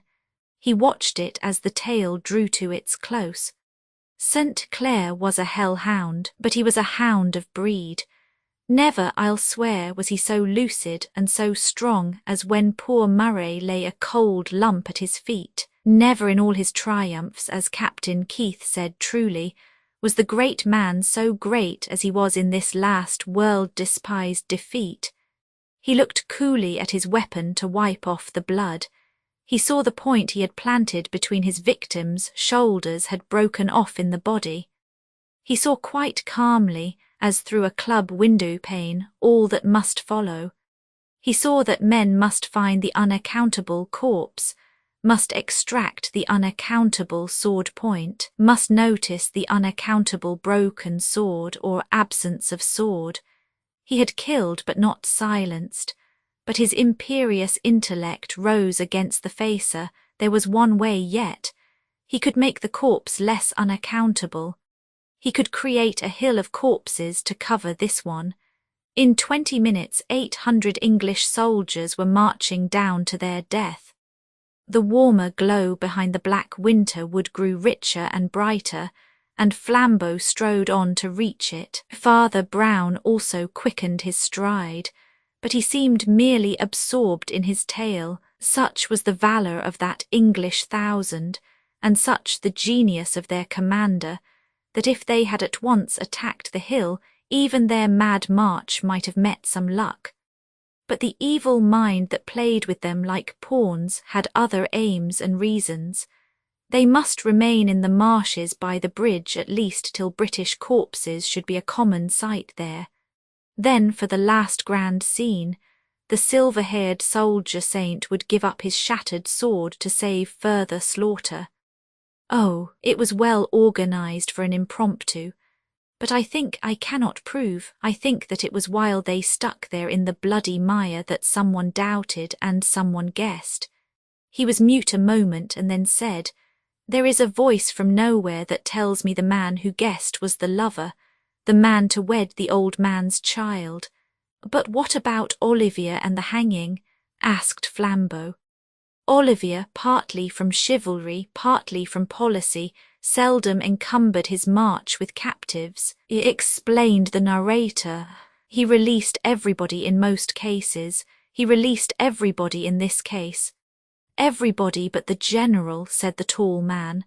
"Everybody," said the priest. Flambeau knit his black brows. "I don't grasp it all yet," he said. "There is another picture, Flambeau," said Brown in his more mystical undertone. "I can't prove it, but I can do more, I can see it. There is a camp breaking up on the bare, torrid hills at morning, and Brazilian uniforms massed in blocks and columns to march. There is the red shirt and long black beard of Olivier, which blows as he stands, his broad-brimmed hat in his hand. He is saying farewell to the great enemy he is setting free, the simple, snow-headed English veteran who thanks him in the name of his men. The English remnant stand behind at attention. Beside them are stores and vehicles for the retreat. The drums roll. The Brazilians are moving, the English are still like statues. So they abide till the last hum and flash of the enemy have faded from the tropic horizon. Then they alter their postures all at once like dead men coming to life. They turn their 50 faces upon the general, faces not to be forgotten." Flambeau gave a great jump. "Ah," he cried, "you don't mean—" "Yes," said Father Brown in a deep, moving voice. "It was an English hand that put the rope round St. Clair's neck. I believe the hand that put the ring on his daughter's finger. They were English hands that dragged him up to the tree of shame, the hands of men that had adored him and followed him to victory. And they were English souls, God pardon and endure us all, who stared at him swinging in that foreign sun on the green gallows of palm, and prayed in their hatred that he might drop off it into hell. As the two topped the ridge there burst on them the strong scarlet light of a red-curtained English inn. It stood sideways in the road, as if standing aside in the amplitude of hospitality. Its 3 doors stood open with invitation, and even where they stood they could hear the hum and laughter of humanity happy for a night. "I need not tell you more," said Father Brown. "They tried him in the wilderness and destroyed him, and then, for the honour of England and of his daughter, they took an oath to seal up for ever the story of the traitor's purse and the assassin's sword blade. Perhaps, heaven help them, they tried to forget it. Let us try to forget it anyhow. Here is our inn." "With all my heart," said Flambeau, and was just striding into the bright, noisy bar when he stepped back and almost fell on the road. "Look there in the devil's name," he cried, and pointed rigidly at the square wooden sign that overhung the road. It showed dimly the crude shape of a sabre hilt and a shortened blade, and was inscribed in false archaic lettering, the sign of the broken sword. "Were you not prepared?" asked Father Brown gently. "He is the god of this country. Half the inns and parks and streets are named after him and his story." "I thought we had done with the leper," cried Flambeau and spat on the road. "You will never have done with him in England," said the priest, looking down, "while brass is strong and stone abides. His marble statues will erect the souls of proud, innocent boys for centuries. His village tomb will smell of loyalty as of lilies. Millions who never knew him shall love him like a father. This man whom the last few that knew him dealt with like dung, he shall be a saint, and the truth shall never be told of him, because I have made up my mind at last. There is so much good and evil in breaking secrets that I put my conduct to a test. All these newspapers will perish. The anti-Brazil boom is already over. Olivier is already honoured everywhere. But I told myself that if anywhere by name, in metal or marble, that will endure like the pyramids, Colonel Clancy, or Captain Keith, or President Olivier, or any innocent man was wrongly blamed, then I would speak. If it were only that St. Clair was wrongly praised, I would be silent, and I will. They plunged into the red-curtained tavern, which was not only cosy but even luxurious inside. On a table stood a silver model of the tomb of St. Clair, the silver head bowed, the silver sword broken. On the walls were coloured photographs of the same scene, and of the system of wagonettes that took tourists to see it. They sat down on the comfortable padded benches. "Come, it's cold," cried Father Brown. "Let's have some wine or beer." "Or brandy," said Flambeau. The three tools of death, both by calling and conviction. Father Brown knew better than most of us that every man is dignified when he is dead. But even he felt a pang of incongruity when he was knocked up at daybreak and told that Sir Aaron Armstrong had been murdered. There was something absurd and unseemly about secret violence in connection with so entirely entertaining and popular a figure. For Sir Aaron Armstrong was entertaining to the point of being comic, and popular in such a manner as to be almost legendary. It was like hearing that Sonny Jim had hanged himself, or that Mr. Pickwick had died in Hanwell. For though Sir Aaron was a philanthropist, and thus dealt with the darker side of our society, he prided himself on dealing with it in the brightest possible style. His political and social speeches were cataracts of anecdotes and loud laughter. His bodily health was of a bursting sort. His ethics were all optimism. And he dealt with the drink problem, his favourite topic, with that immortal or even monotonous gaiety which is so often a mark of the prosperous total abstainer. The established story of his conversion was familiar on the more puritanic platforms and pulpits. How he had been, when only a boy, drawn away from Scotch theology to Scotch whisky, and how he had risen out of both and become, as he modestly put it, what he was. Yet his wide white beard, cherubic face and sparkling spectacles at the numberless dinners and congresses where they appeared made it hard to believe somehow that he had ever been anything so morbid as either a dram drinker or a Calvinist. He was, one felt, the most seriously merry of all the sons of men. He had lived on the rural skirt of Hampstead in a handsome house, high but not broad, a modern and prosaic tower. The narrowest of its narrow sides overhung the steep green bank of a railway and was shaken by passing trains. Sir Aaron Armstrong, as he boisterously explained, had no nerves, but if the train had often given a shock to the house, that morning the tables were turned, and it was the house that gave a shock to the train. The engine slowed down and stopped just beyond that point where an angle of the house impinged upon the sharp slope of turf. The arrest of most mechanical things must be slow, but the living cause of this had been very rapid. A man clad completely in black, even it was remembered to the dreadful detail of black gloves, appeared on the ridge above the engine and waved his black hands like some sable windmill. This in itself would hardly have stopped even a lingering train, but there came out of him a cry which was talked of afterwards as something utterly unnatural and new. It was one of those shouts that are horridly distinct even when we cannot hear what is shouted. The word in this case was murder, but the engine driver swears he would have pulled up just the same if he had heard only the dreadful and definite accent and not the word. The train once arrested, the most superficial stare could take in many features of the tragedy.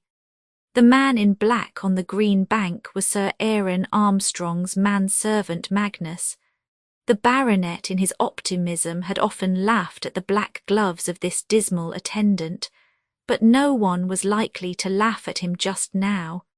So soon as an inquirer or two had stepped off the line and across the smoky hedge, they saw, rolled down almost to the bottom of the bank, the body of an old man in a yellow dressing gown with a very vivid scarlet lining. A scrap of rope seemed caught about his leg, entangled presumably in a struggle. There was a smear or so of blood, though very little, but the body was bent or broken into a posture impossible to any living thing. It was Sir Aaron Armstrong. A few more bewildered moments brought out a big fair-bearded man, whom some travellers could salute as the dead man's secretary, Patrick Royce, once well known in Bohemian society, and even famous in the Bohemian arts. In a manner more vague, but even more convincing, he echoed the agony of the servant.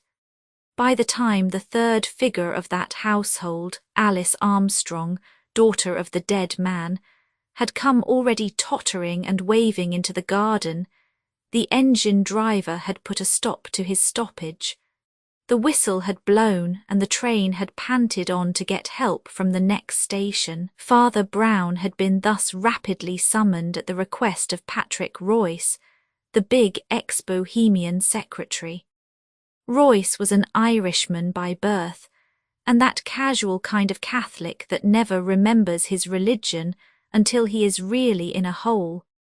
But Royce's request might have been less promptly complied with if one of the official detectives had not been a friend and admirer of the unofficial Flambeau, and it was impossible to be a friend of Flambeau without hearing numberless stories about Father Brown. Hence, while the young detective, whose name was Merton, led the little priest across the fields to the railway, their talk was more confidential than could be expected between two total strangers. "As far as I can see," said Mr. Merton candidly, "there is no sense to be made of it at all. There is nobody one can suspect.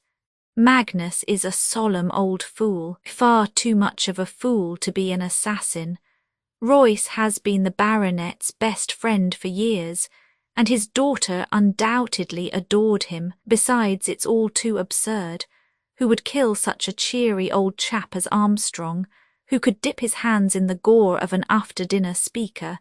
It would be like killing Father Christmas." "Yes, it was a cheery house," assented Father Brown. "It was a cheery house while he was alive. Do you think it will be cheery now he is dead?" Merton started a little and regarded his companion with an enlivened eye. "Now he is dead," he repeated. "Yes," continued the priest stolidly, "he was cheerful, but did he communicate his cheerfulness? Frankly, was anyone else in the house cheerful but he?" A window in Merton's mind let in that strange light of surprise in which we see for the first time things we have known all along. He had often been to the Armstrongs, on little police jobs of the philanthropist, and now he came to think of it, it was in itself a depressing house. The rooms were very high and very cold, the decoration mean and provincial. The draughty corridors were lit by electricity that was bleaker than moonlight, and though the old man's scarlet face and silver beard had blazed like a bonfire in each room or passage in turn, it did not leave any warmth behind it. Doubtless this spectral discomfort in the place was partly due to the very vitality and exuberance of its owner. He needed no stoves or lamps, he would say, but carried his own warmth with him. But when Merton recalled the other inmates, he was compelled to confess that they also were as shadows of their lord. The moody manservant with his monstrous black gloves was almost a nightmare. Royce, the secretary, was solid enough, a big bull of a man in tweeds with a short beard, but the straw-coloured beard was startlingly salted with grey like the tweeds, and the broad forehead was barred with premature wrinkles. He was good-natured enough also, but it was a sad sort of good nature, almost a heartbroken sort. He had the general air of being some sort of failure in life. As for Armstrong's daughter, it was almost incredible that she was his daughter. She was so pallid in colour and sensitive in outline.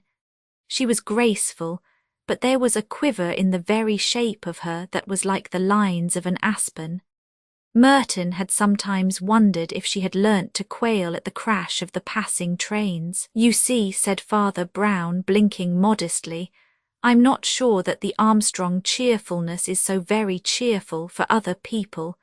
You say that nobody could kill such a happy old man, but I'm not sure, ni nos inducas in tentationem.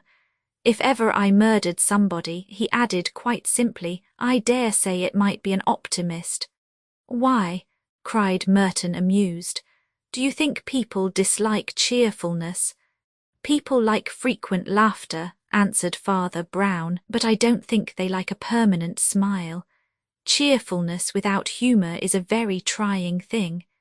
They walked some way in silence along the windy grassy bank by the rail, and just as they came under the far-flung shadow of the tall Armstrong house, Father Brown said suddenly, like a man throwing away a troublesome thought rather than offering it seriously, "Of course, drink is neither good nor bad in itself, but I can't help sometimes feeling that men like Armstrong want an occasional glass of wine to sadden them." Merton's official superior, a grizzled and capable detective named Gilder, was standing on the green bank waiting for the coroner, talking to Patrick Royce, whose big shoulders and bristly beard and hair towered above him.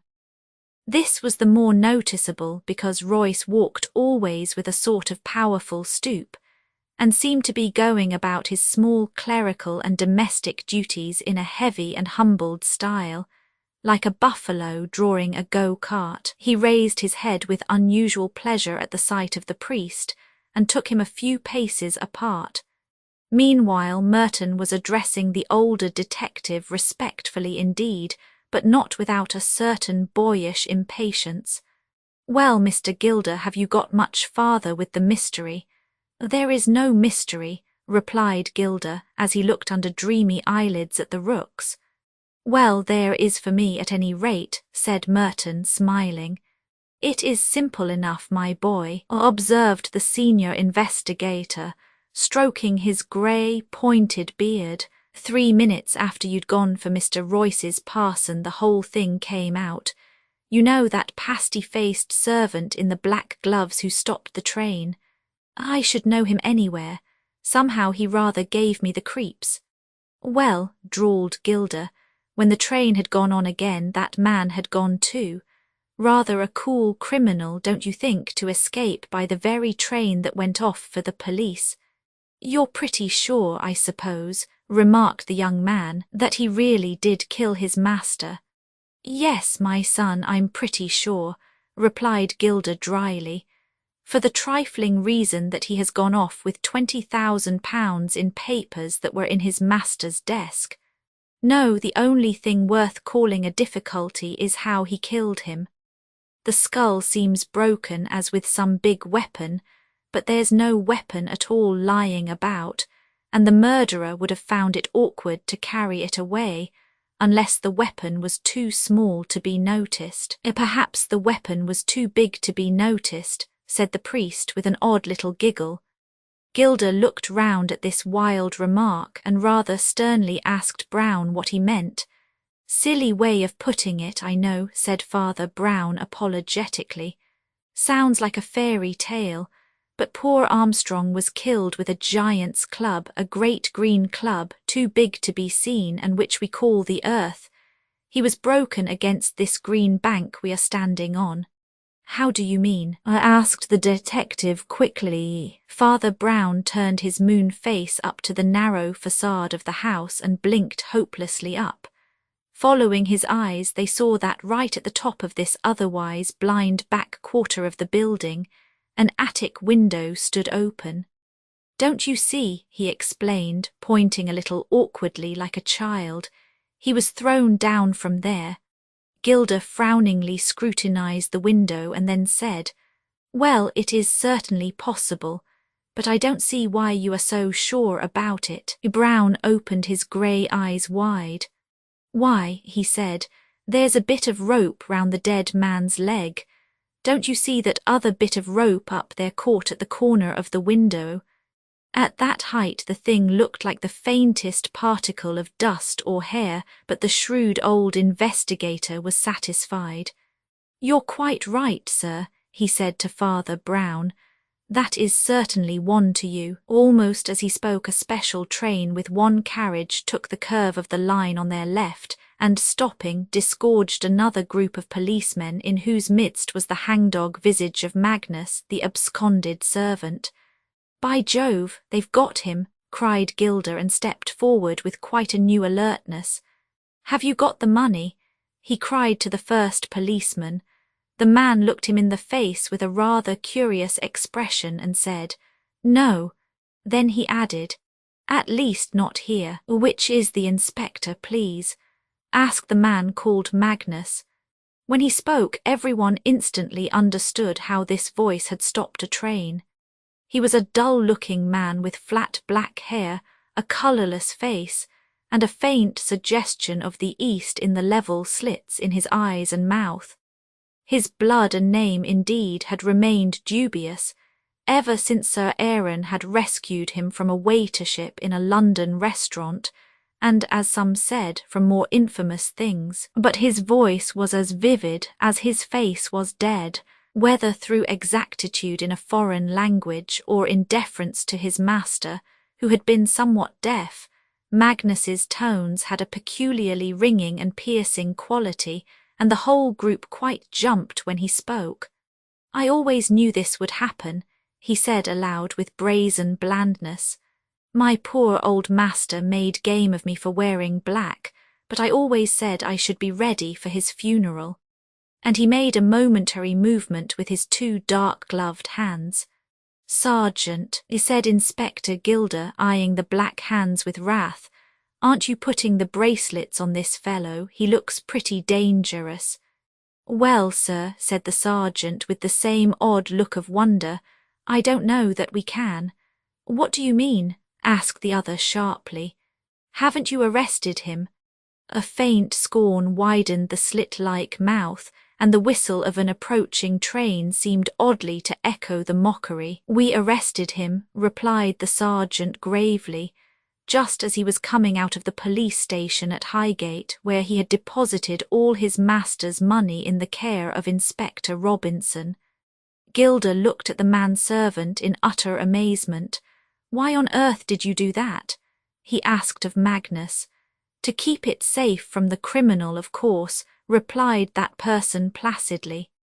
"Surely," said Gilda, "Sir Aaron's money might have been safely left with Sir Aaron's family." The tale of his sentence was drowned in the roar of the train as it went rocking and clanking. But through all the hell of noises to which that unhappy house was periodically subject, they could hear the syllables of Magnus's answer in all their bell-like distinctness. "I have no reason to feel confidence in Sir Aaron's family." All the motionless men had the ghostly sensation of the presence of some new person, and Merton was scarcely surprised when he looked up and saw the pale face of Armstrong's daughter over Father Brown's shoulder. She was still young and beautiful in a silvery style, but her hair was of so dusty and hueless a brown that in some shadows it seemed to have turned totally grey. "Be careful what you say," said Royce gruffly. "You'll frighten Miss Armstrong." I hope so, said the man with the clear voice. As the woman winced and everyone else wondered, he went on, I am somewhat used to Miss Armstrong's tremors. I have seen her trembling off and on for years, and some said she was shaking with cold, and some she was shaking with fear, but I know she was shaking with hate and wicked anger, fiends that have had their feast this morning. She would have been away by now with her lover and all the money but for me. Ever since my poor old master prevented her from marrying that tipsy blackguard. Stop, said Gilda very sternly. We have nothing to do with your family fancies or suspicions. Unless you have some practical evidence, your mere opinions. Oh, I'll give you practical evidence, cut in Magnus in his hacking accent. You'll have to subpoena me, Mr. Inspector, and I shall have to tell the truth. And the truth is this. An instant after the old man was pitched bleeding out of the window, I ran into the attic and found his daughter swooning on the floor with a red dagger still in her hand. Allow me to hand that also to the proper authorities. He took from his tail pocket a long horn-hilted knife with a red smear on it, and handed it politely to the sergeant. Then he stood back again, and his slits of eyes almost faded from his face in one fat Chinese sneer. Merton felt an almost bodily sickness at the sight of him, and he muttered to Gilda, Surely you would take Miss Armstrong's word against his. Father Brown suddenly lifted a face so absurdly fresh that it looked somehow as if he had just washed it. Yes, he said, radiating innocence, but is Miss Armstrong's word against his? The girl uttered a startled, singular little cry. Everyone looked at her. Her figure was rigid as if paralyzed. Only her face within its frame of faint brown hair was alive with an appalling surprise. She stood like one of a sudden lassoed and throttled. This man, said Mr. Gilder gravely, actually says that you were found grasping a knife insensible after the murder. He says the truth, answered Alice, the next fact of which they were conscious was that Patrick Royce strode with his great stooping head into their ring and uttered the singular words. Well, if I've got to go, I'll have a bit of pleasure first. His huge shoulder heaved, and he sent an iron fist smash into Magnus's bland Mongolian visage, laying him on the lawn as flat as a starfish. 2 or 3 of the police instantly put their hands on Royce, but to the rest it seemed as if all reason had broken up, and the universe were turning into a brainless harlequinade. None of that, Mr. Royce, Gilda had called out authoritatively. I shall arrest you for assault.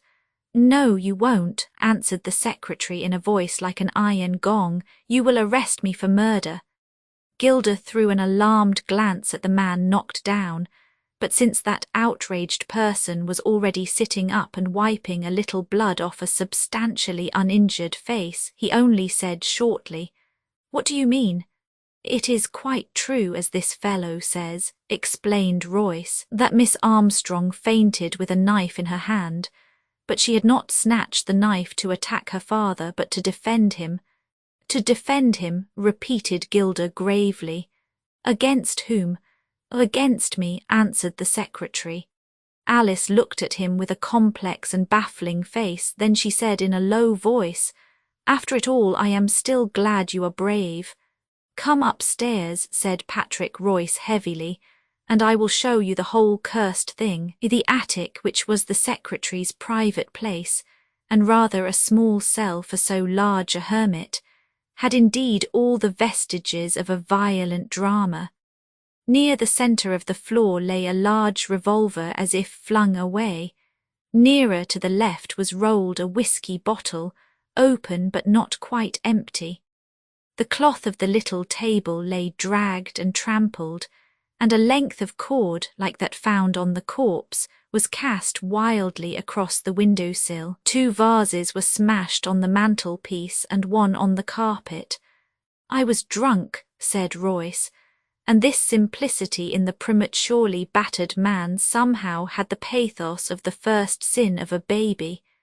You all know about me, he continued huskily. Everybody knows how my story began, and it may as well end like that too. I was called a clever man once and might have been a happy one. Armstrong saved the remains of a brain and body from the taverns, and was always kind to me in his own way, poor fellow.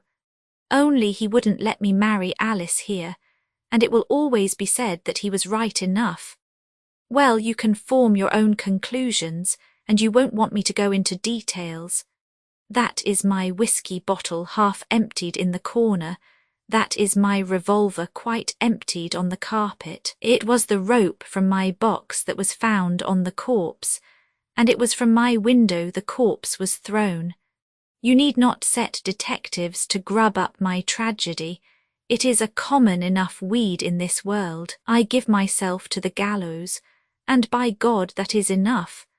At a sufficiently delicate sign, the police gathered round the large man to lead him away, but their unobtrusiveness was somewhat staggered by the remarkable appearance of Father Brown, who was on his hands and knees on the carpet in the doorway, as if engaged in some kind of undignified prayers.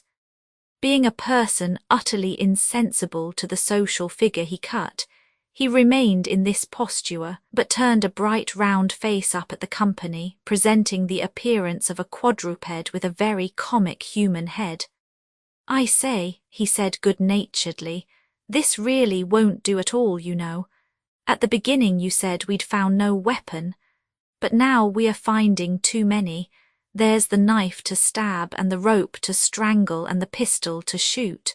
And after all he broke his neck by falling out of a window. It won't do. It's not economical." And he shook his head at the ground as a horse does grazing. Inspector Gilder had opened his mouth with serious intentions, but before he could speak the grotesque figure on the floor had gone on quite volubly, and now three quite impossible things. First, these holes in the carpet where the 6 bullets have gone in. Why on earth should anybody fire at the carpet? A drunken man lets fly at his enemy's head, the thing that's grinning at him. He doesn't pick a quarrel with his feet or lay siege to his slippers. And then there's the rope. And having done with the carpet, the speaker lifted his hands and put them in his pocket, but continued unaffectedly on his knees. In what conceivable intoxication would anybody try to put a rope round a man's neck and finally put it round his leg? Royce, anyhow, was not so drunk as that, or he would be sleeping like a log by now. And plainest of all, the whiskey bottle. You suggest a dipsomaniac fought for the whiskey bottle, and then having won, rolled it away in a corner, spilling one half and leaving the other. That is the very last thing a dipsomaniac would do. He scrambled awkwardly to his feet and said to the self-accused murderer in tones of limpid penitence, "I'm awfully sorry, my dear sir, but your tale is really rubbish." "Sir," said Alice Armstrong in a low tone to the priest, "can I speak to you alone for a moment?" This request forced the communicative cleric out of the gangway, and before he could speak in the next room, the girl was talking with strange incisiveness. "You are a clever man," she said, "and you are trying to save Patrick, I know, but it's no use. The core of all this is black, and the more things you find out, the more there will be against the miserable man I love." "Why?" asked Brown, looking at her steadily.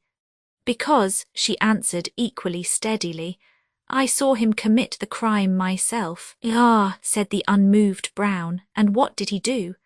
"I was in this room next to them," she explained. "Both doors were closed, but I suddenly heard a voice, such as I had never heard on earth, roaring hell, hell, hell again and again, and then the 2 doors shook with the first explosion of the revolver. Thrice again the thing banged before I got the 2 doors open and found the room full of smoke. But the pistol was smoking in my poor, mad Patrick's hand, and I saw him fire the last murderous volley with my own eyes. Then he leapt on my father, who was clinging in terror to the window sill and grappling tried to strangle him with the rope which he threw over his head, but which slipped over his struggling shoulders to his feet. Then it tightened round one leg, and Patrick dragged him along like a maniac. I snatched a knife from the mat and, rushing between them, managed to cut the rope before I fainted. "I see," said Father Brown with the same wooden civility. "Thank you." As the girl collapsed under her memories, the priest passed stiffly into the next room, where he found Gilda and Merton alone with Patrick Royce, who sat in a chair handcuffed. There he said to the inspector submissively, "Might I say a word to the prisoner in your presence, and might he take off those funny cuffs for a minute?" "He is a very powerful man," said Merton in an undertone. "Why do you want them taken off?" "Why, I thought," replied the priest humbly, "that perhaps I might have the very great honour of shaking hands with him." Both detectives stared, and Father Brown added, "Won't you tell them about it, sir?" The man on the chair shook his tousled head, and the priest turned impatiently. "Then I will," he said. "Private lives are more important than public reputations. I am going to save the living and let the dead bury their dead." He went to the fatal window and blinked out of it as he went on talking. "I told you that in this case there were too many weapons and only one death. I tell you now that they were not weapons and were not used to cause death. All those grisly tools, the noose, the bloody knife, the exploding pistol, instruments of a curious mercy, they were not used to kill Sir Aaron but to save him." "To save him," repeated Gilda. "And from what?" "From himself," said Father Brown. "He was a suicidal maniac." "What?" cried Merton in an incredulous tone. "And the religion of cheerfulness." "It is a cruel religion," said the priest, looking out of the window. Why couldn't they let him weep a little like his fathers before him?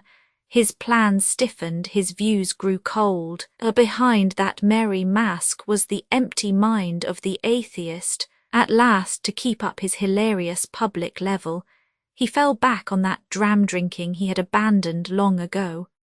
But there is this horror about alcoholism in a sincere teetotaler, that he pictures and expects that psychological inferno from which he has warned others. It leapt upon poor Armstrong prematurely, and by this morning he was in such a case that he sat here and cried he was in hell, in so crazy a voice that his daughter did not know it. He was mad for death, and with the monkey tricks of the mad he had scattered round him death in many shapes, a running noose and his friend's revolver and a knife. Royce entered accidentally and acted in a flash. He flung the knife on the mat behind him, snatched up the revolver, and having no time to unload it, emptied it shot after shot all over the floor. The suicide saw a fourth shape of death and made a dash for the window. The rescuer did the only thing he could, ran after him with the rope and tried to tie him hand and foot. Then it was that the unlucky girl ran in and, misunderstanding the struggle, strove to slash her father free. At first she only slashed poor Royce's knuckles, from which has come all the little blood in this affair.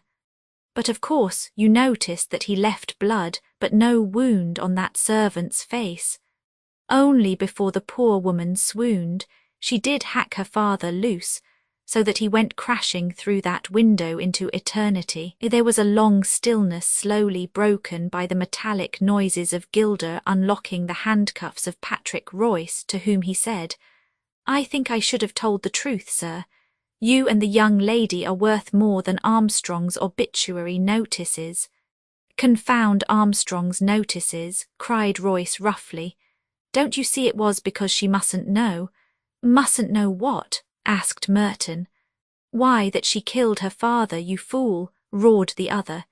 "He'd have been alive now but for her. It might craze her to know that." "No, I don't think it would," remarked Father Brown as he picked up his hat. "I rather think I should tell her. Even the most murderous blunders don't poison life like sins. Anyhow, I think you may both be the happier now. I've got to go back to the deaf school. As he went out onto the gusty grass, an acquaintance from Highgate stopped him and said, "The coroner has arrived. The inquiry is just going to begin." "I've got to get back to the deaf school," said Father Brown. "I'm sorry I can't stop for the inquiry. Updated editions will replace the previous one. The old editions will be renamed. Creating the works from print editions not protected by U.S.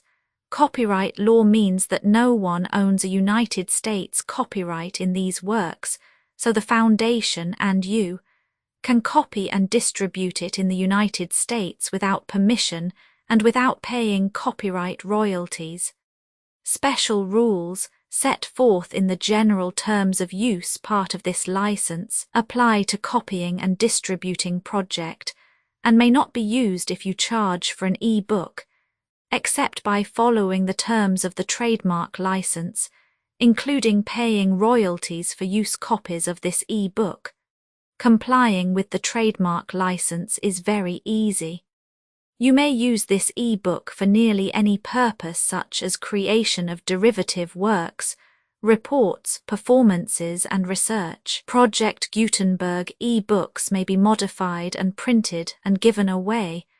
You may do practically anything in the United States with e-books not protected by U.S. copyright law. Redistribution is subject to the trademark license, especially commercial redistribution.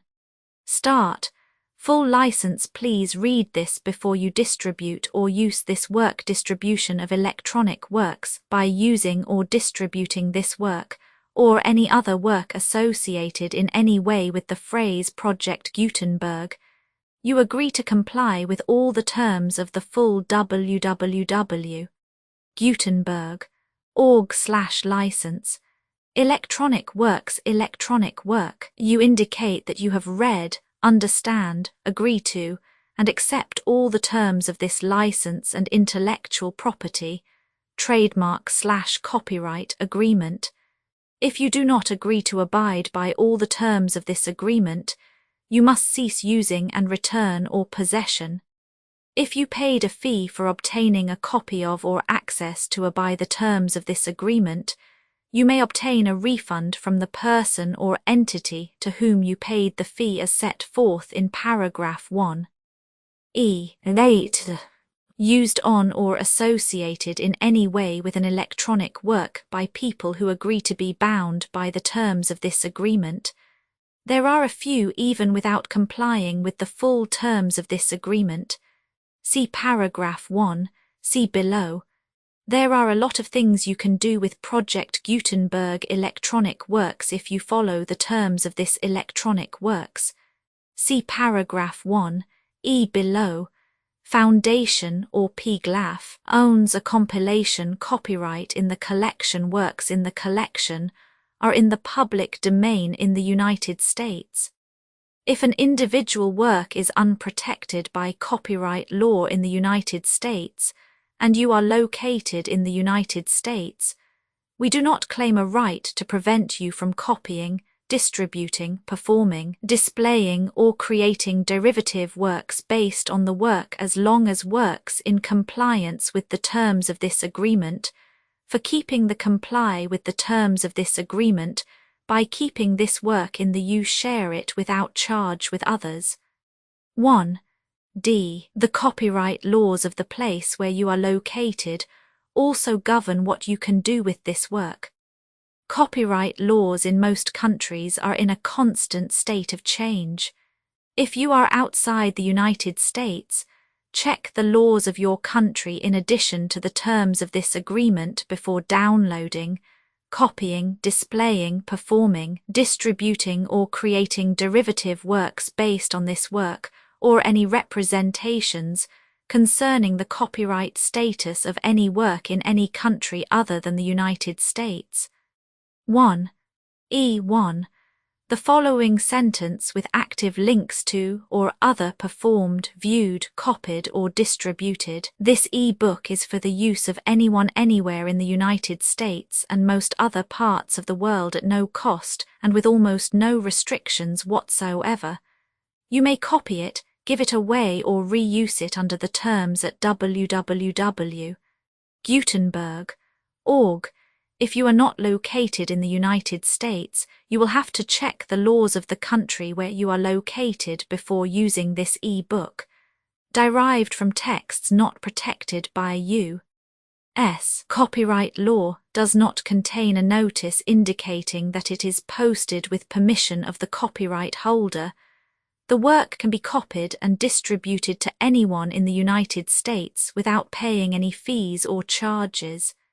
If you are redistributing or providing access to a work with the phrase Project Gutenberg associated with or appearing on the work, you must comply either with the requirements of paragraphs 1e(1 through 1e(7) or trademark as set forth in paragraphs 1e(8) or 1e(9). With the permission of the copyright holder, your use and distribution must comply with both paragraphs 1e(1 through 1e(7) and any additional terms imposed by the copyright holder.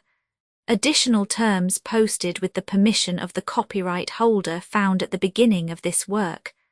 License terms from this work, or any files containing a part of this one. E5.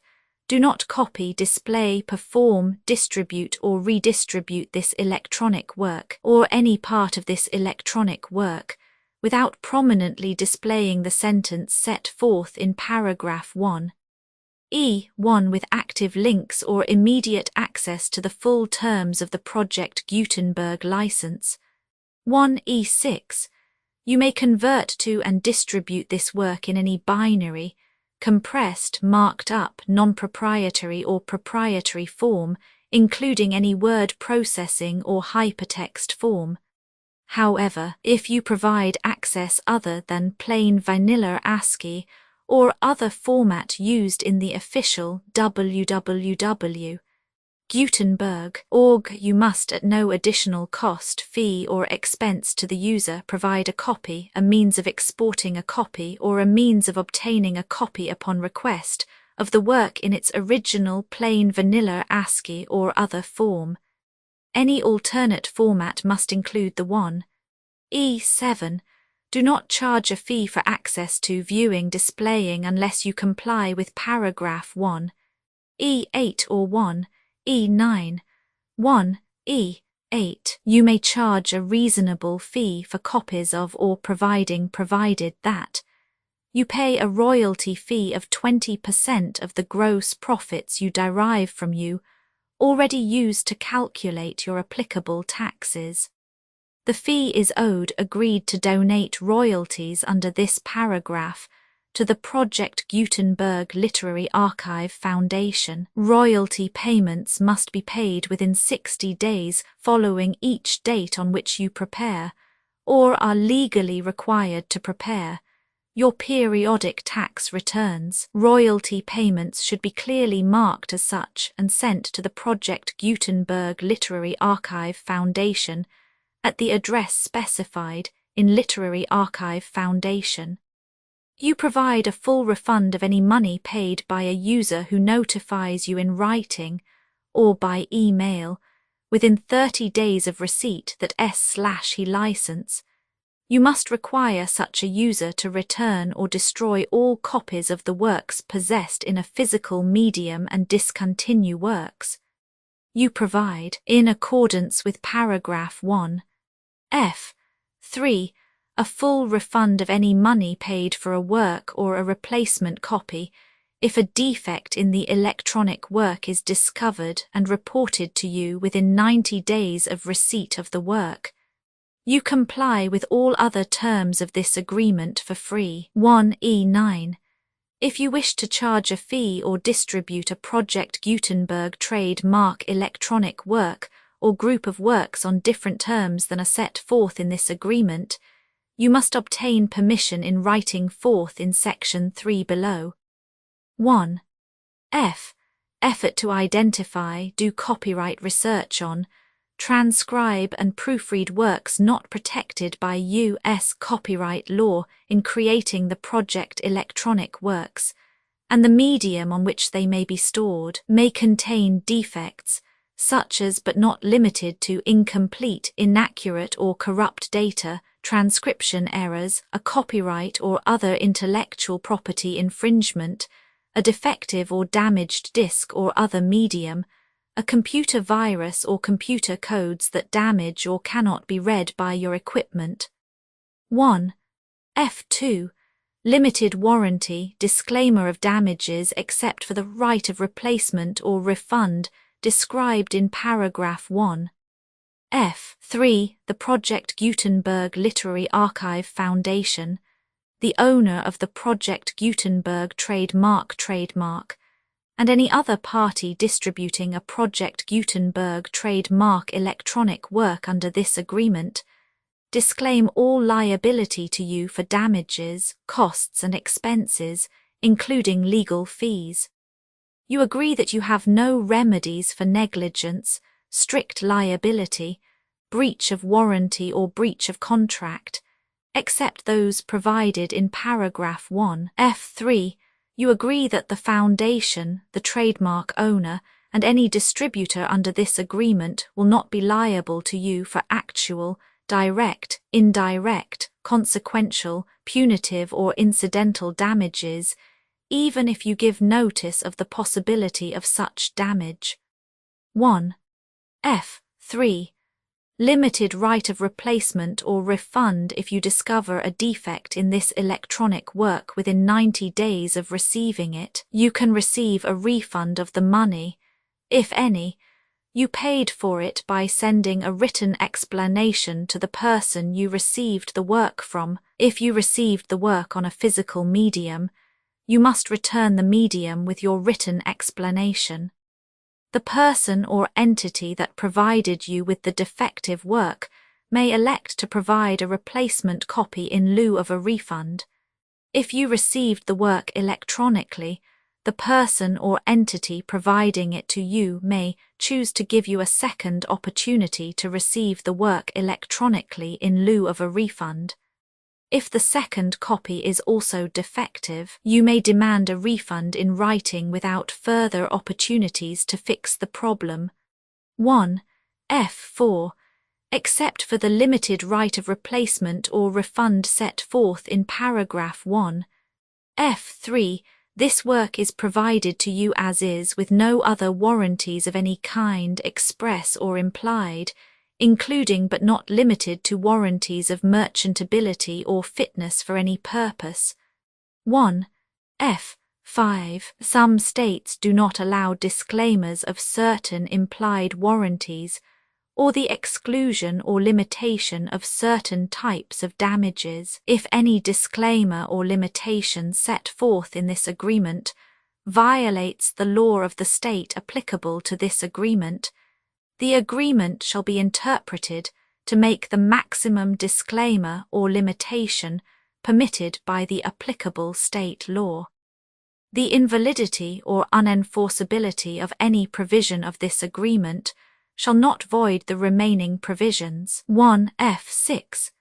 Indemnity. You agree to indemnify and hold the foundation, the trademark owner, any agent or employee of the foundation, anyone accordance with this agreement, and any volunteers associated with the electronic works, harmless from all liability, costs and expenses, including legal fees, that arise directly or indirectly from any of the following which you do or cause to occur.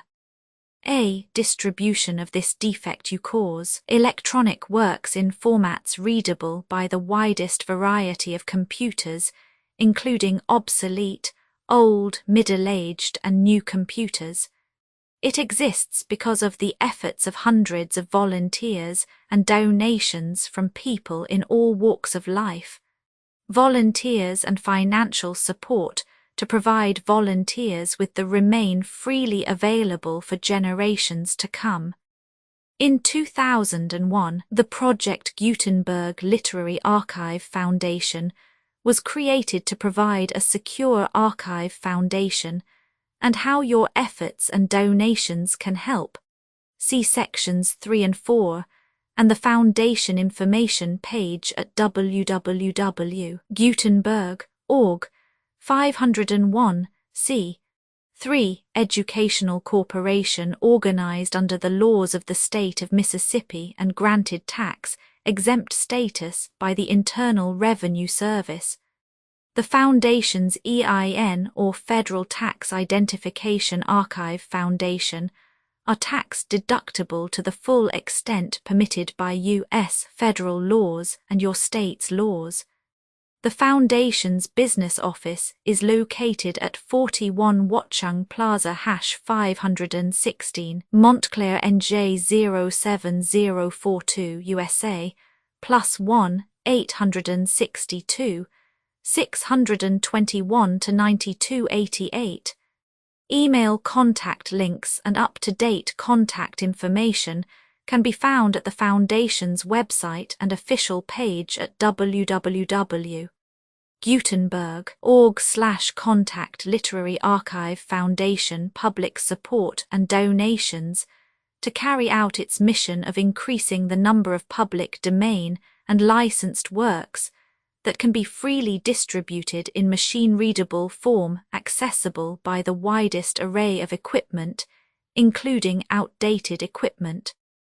Many small donations, $1 to $5,000, are particularly important to maintaining tax-exempt status with the IRS. The Foundation is committed to complying with the laws regulating charities and charitable donations in all 50 states of the United States.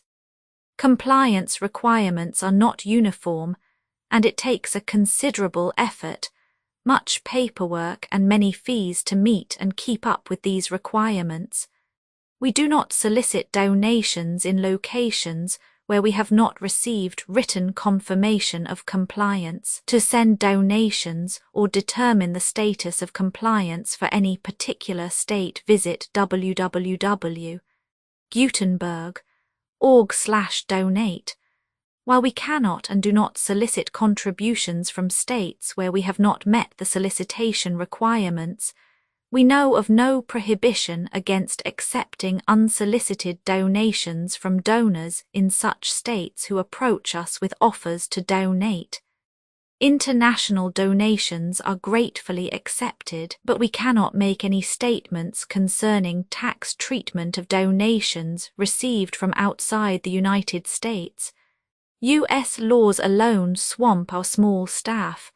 Methods and addresses. Donations are accepted in a number of other ways, including checks, online payments, and credit card donations.